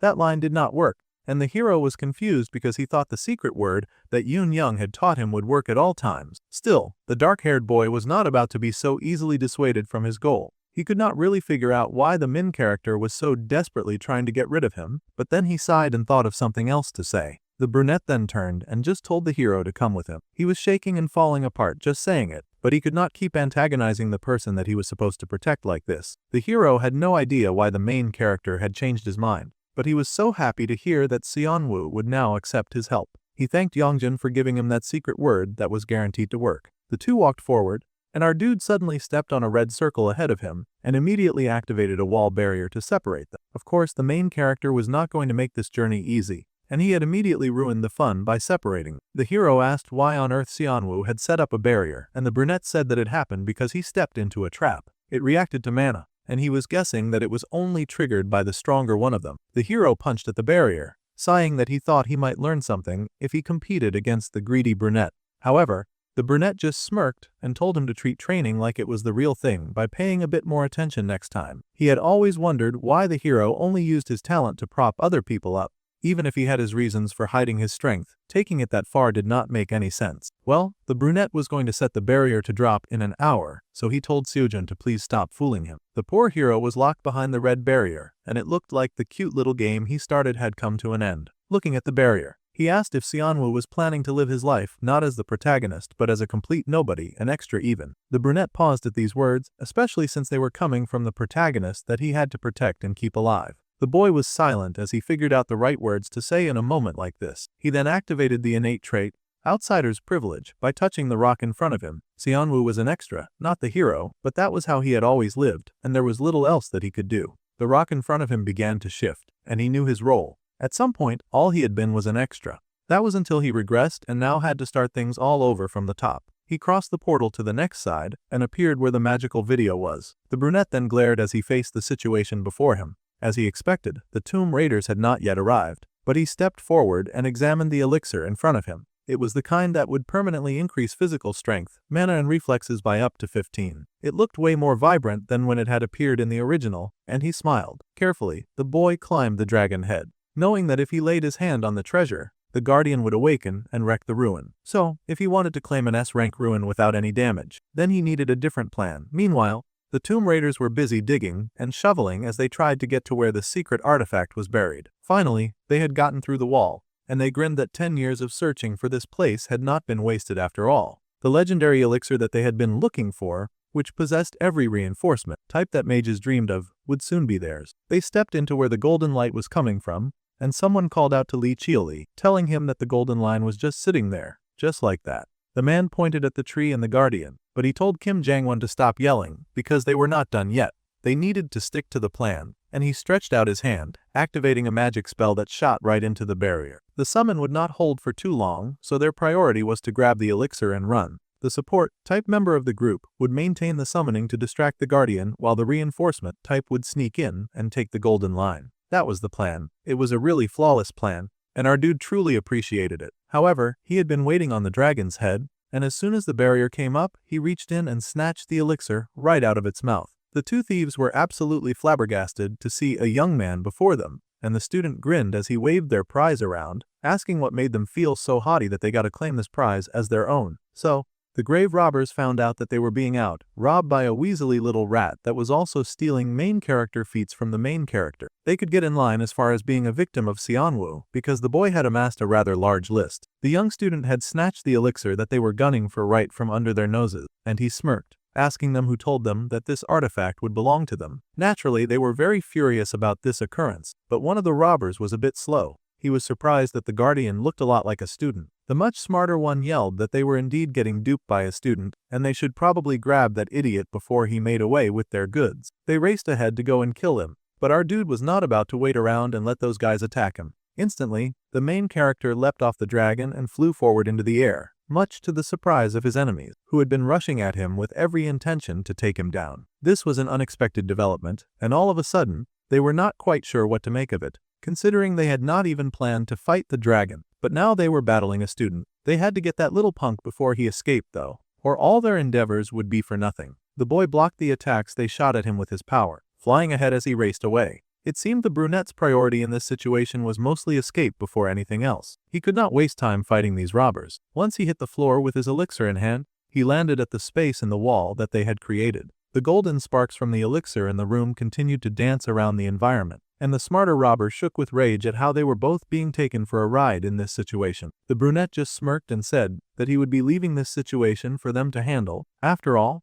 it seemed like the guardian was about to wake up. Saying his adieu, the boy stepped behind the barrier, and the closed door that he had stepped through began to shake. The robbers cursed, wondering if this sudden enemy had been waiting here, banking on the ruin shutting down the moment they took the golden line. Then, the only ones left trapped inside those ruins were now the two robbers. Also, the guardian, who was unfortunately now awake and raging because it could not see its elixir. That beautiful, electrifying beast was large and angry. An S-rank elixir was priceless even on the open market, and now they were getting punished for stealing one when they had not even been able to grab it. Meanwhile, our dude's escape route began to twitch and turn, and he managed to step right out of it unharmed. Finding an easy exit route had not been easy in the first place, but the boy smiled that it was even harder to escape a sealed ruin unless they had defeated the guardian. That would at least keep the robbers busy for a while, and he could make his clean getaway while those people regretted getting duped by a high school kid. Of course, our dude smiled with joy at the prize that he had obtained. It was especially great that he was not the one who had to fight such a troublesome beast, because fighting the guardian would be no easy task. It massively boosted only the stats that matter the most to combat mages, which happened to be strength, stamina, and reflexes. Our dude was sure that if he gave this to Leo Seojub,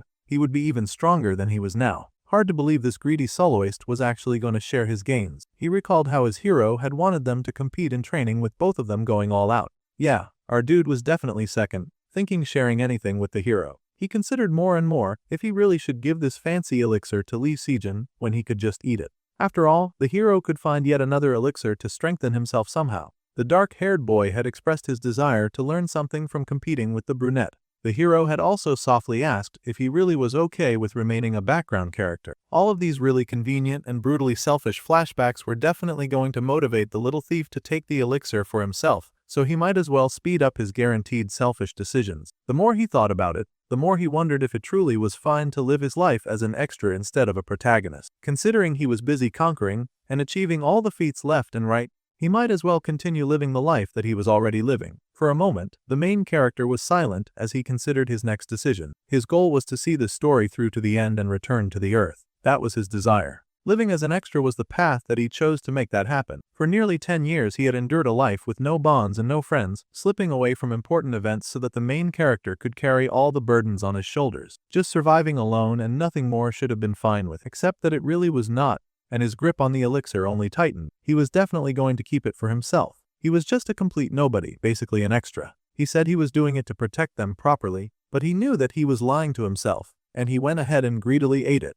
letting the power flow into him and fill his body. He guessed that he had really been underestimating the situation, so he would be the one to drink the elixir, as if no one had seen that coming. Sanwoo was the kind of guy who insisted that he did not want to be the main character, but deep down inside he surely enjoyed it. Now that he had consumed the top-grade elixir, he had unlocked a new achievement and gained 3,000 points. His heart began to pump faster, and he gained additional status and strength, stamina and reflexes that had increased by 3. The boy let the power flow into his greedy bottomless pit of a chest, and he growled that it was time for him to show them what an extra and a nobody could do, because he planned on teaching the protagonist a lesson. Meanwhile, the barrier finally disappeared from Seojun's path. Still, he had lost sight of Seonwoo, something he thought was such a shame. It would have been fun to cross swords with him at least once. He guessed that even Grandpa's eyes for talent were not perfect every time. With a sigh, the boy reached out and pulled his sword, activating his weapon enhancement. With a slash, he struck down the barrier in his path and stepped forward. Seojun figured that he still had plenty of time left, so he would just focus on the exam for now and hunt down the brunette later,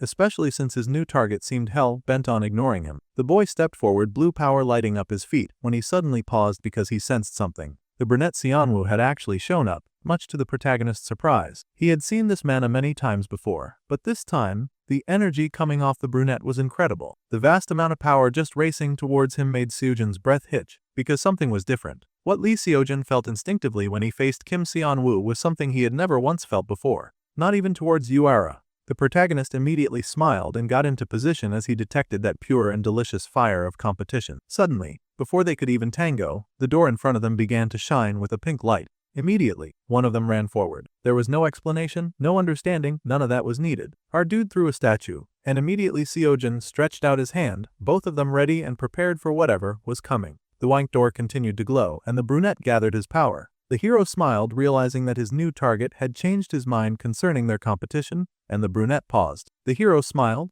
thinking that he thought the brunette was going to run away from him, and the brunette just smiled, saying that he went along with his gut. That was not Seojun's top speed after all. The dark-haired boy could still move even faster, and the brunette wanted to see that happen. Kim Sanwoo grinned and held up the 2 relics that he had found, and the boy smiled, saying that it was hard to say what to do. You think? Leo Seojun also held up his own 2 found relics. The battle was on, and both boys were heated and ready to go. The 2 little gems glowed, and the golden aura around the hero grew even stronger. He was excited, and he realized that he had not even started yet.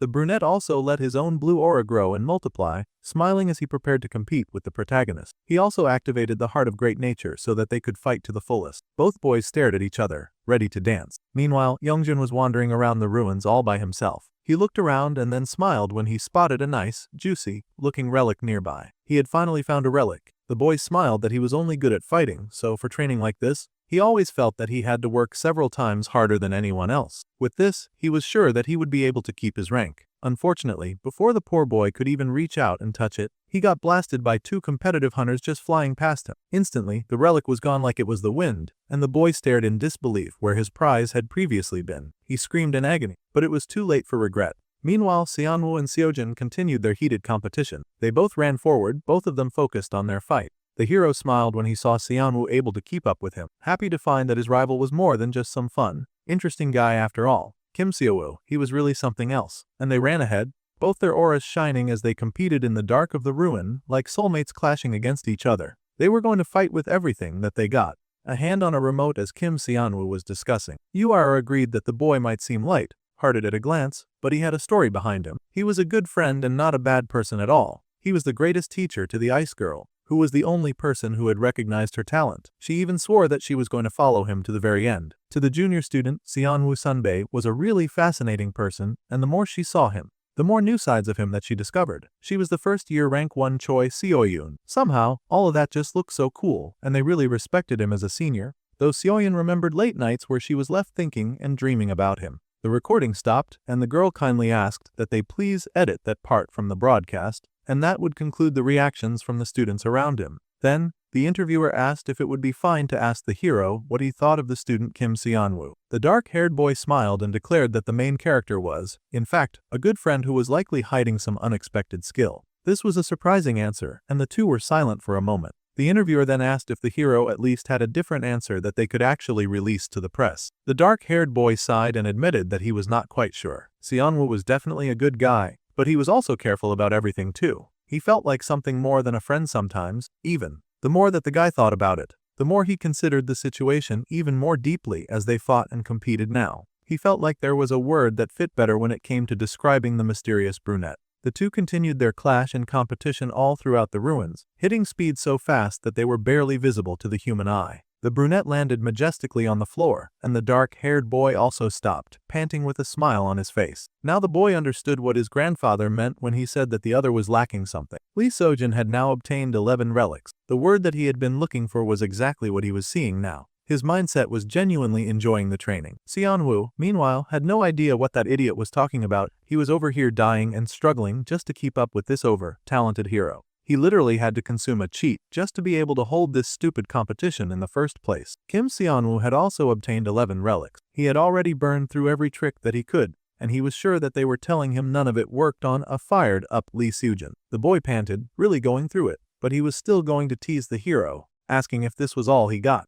The hero grinned that he could still push it further if the brunette was up for it. Seonwoo was totally dying but pretending as if he could somehow keep pushing through this. If they kept going like this, he would collapse. The brunette fell to the floor, but he knew that he could not just crumble at this level. He got fired up immediately and let his body heat up with power, his blue aura shooting even higher than before. He had come back willingly to this competition, and he was not about to lose. Activating innate trait outsider's privilege, he had been collecting the same type of relics this whole time, with the remaining training time. Just one relic would decide the winner now. They both had to go all out to see if they could find just one more. This rest stage was a large area divided into tight compartments, so if he could find a place that nobody had touched or even come near yet, then he could find the relic. The golden hero turned and grinned, acknowledging something that only he could see, and painting the impression that he had immediately found a relic. This was difficult for Leo Sanwoo because the hero was already on the move. He had to get moving too. The hero was racing ahead, and it was time for our dude to get moving. In the original, modern mage Lee Sojin was not a character who was simply gentle all the time.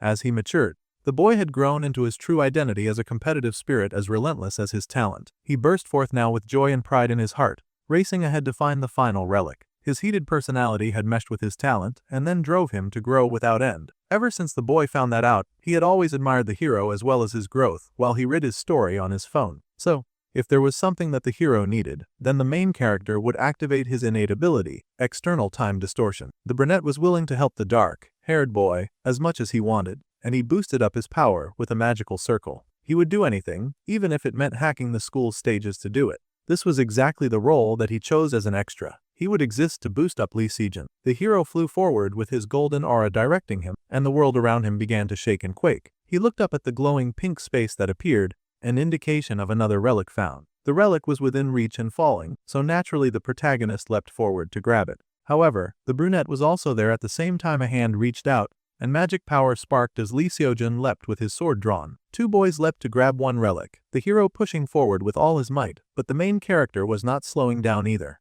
They both reached out, hands stretched with their long fingers, both gunning to grab it first. Then there was silence. A beat passed, a moment to process who had won this battle. The scene cut to the students gathering outside after a long and hard battle, most of them just returning after the exam. The teacher could hardly believe the situation. In this ruins exploration training, Seonwoo had taken first place by grabbing the final relic that they found. Kim Seonwoo had obtained 11 relics and obtained first place in the ruins exploration, which was surprising considering Sojin also had 11. However, it seemed the hero had gotten penalized despite earning 11 relics. Both boys looked absolutely beat up, but they did not seem to have any regrets in their eyes. The other students happily congratulated Seonwoo, asking how on earth he had been able to beat Sojin when competing head-to-head. The brunette just muttered that this was a field where keen observation was important, also sped up, but he was not going to mention that part. The ruin stage was restored right after, so nobody noticed what had happened. They had to notice that Seonwoo got the same number of relics as Sojin, and they wondered why the main character came first while the hero had hit 13th place. The hero apparently got penalized for damaging school property in their final clash. Yura looked absolutely happy about this, because it meant that she had somehow conquered Lee Sojin in some way. She also just happened to like seeing him lose. However,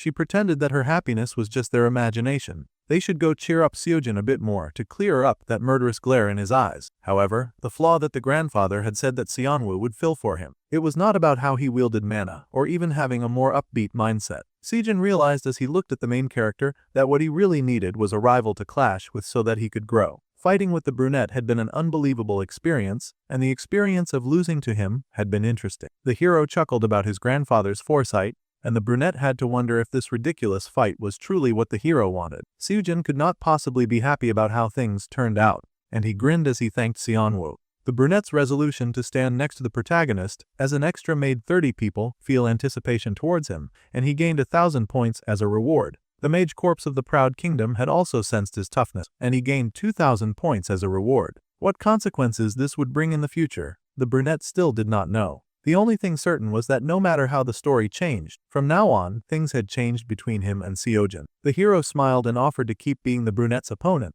and the brunette already made a resolution to keep growing stronger without end. He reached out and shook the protagonist's hand because he had made a silent promise to see the novel through till the end, and they would definitely have a proper spar another day. The main character smiled internally because he had a special mission to protect all of them. Later that day, he retired to his room with relief and sighed. If he got dragged into one more duel, he was sure that he would die. Still, at this place, he would more than make up for the gap from the second midterms. He got a little message from Choi Seoyeon, who wanted to ask if he was free this weekend. It had already been a year since they went all out against each other, and he actually had plans for that weekend as well. The boy asked what was going on, and the girl invited him to what she called a small party. She had gotten a gift for him beforehand, so he should just contact her as soon as she arrived. The Hotel Hansen was big and beautiful, and the Hansen Family Dungeon Hotel grand opening party was what our dude had been invited to. He showed up looking well, groomed in a tuxedo with combed hair, looking absolutely beautiful. That suit really suited him, and Jinwoo was greeted. The boy turned because he was now in his Jinwoo disguise, and he saw the lovely pharmacy heiress beside him. She was dressed in a stunning red gown, and he chuckled that he should have guessed from the moment that he saw the clothes that this would not be a normal event, especially since he was wearing a suit that would enhance the wearer's stats effect and would also draw attention to himself. The lady smiled, saying that if he did not shine at least this much here, he would get eaten alive. The boy then asked what it was that she wanted to see together. It seemed they were going to see something very interesting that night. Someone had come over to grace their presence, and it turned out to be no more than the lady's evil brother that was associated with many villains. The girl scowled and said hello to her appa. It was definitely an awkward meeting between the three of them, and it was clear that the girl had called him over to lend her some strength in this matter. This was something that our dude felt was going to be fun. That's it for this episode. Until next time.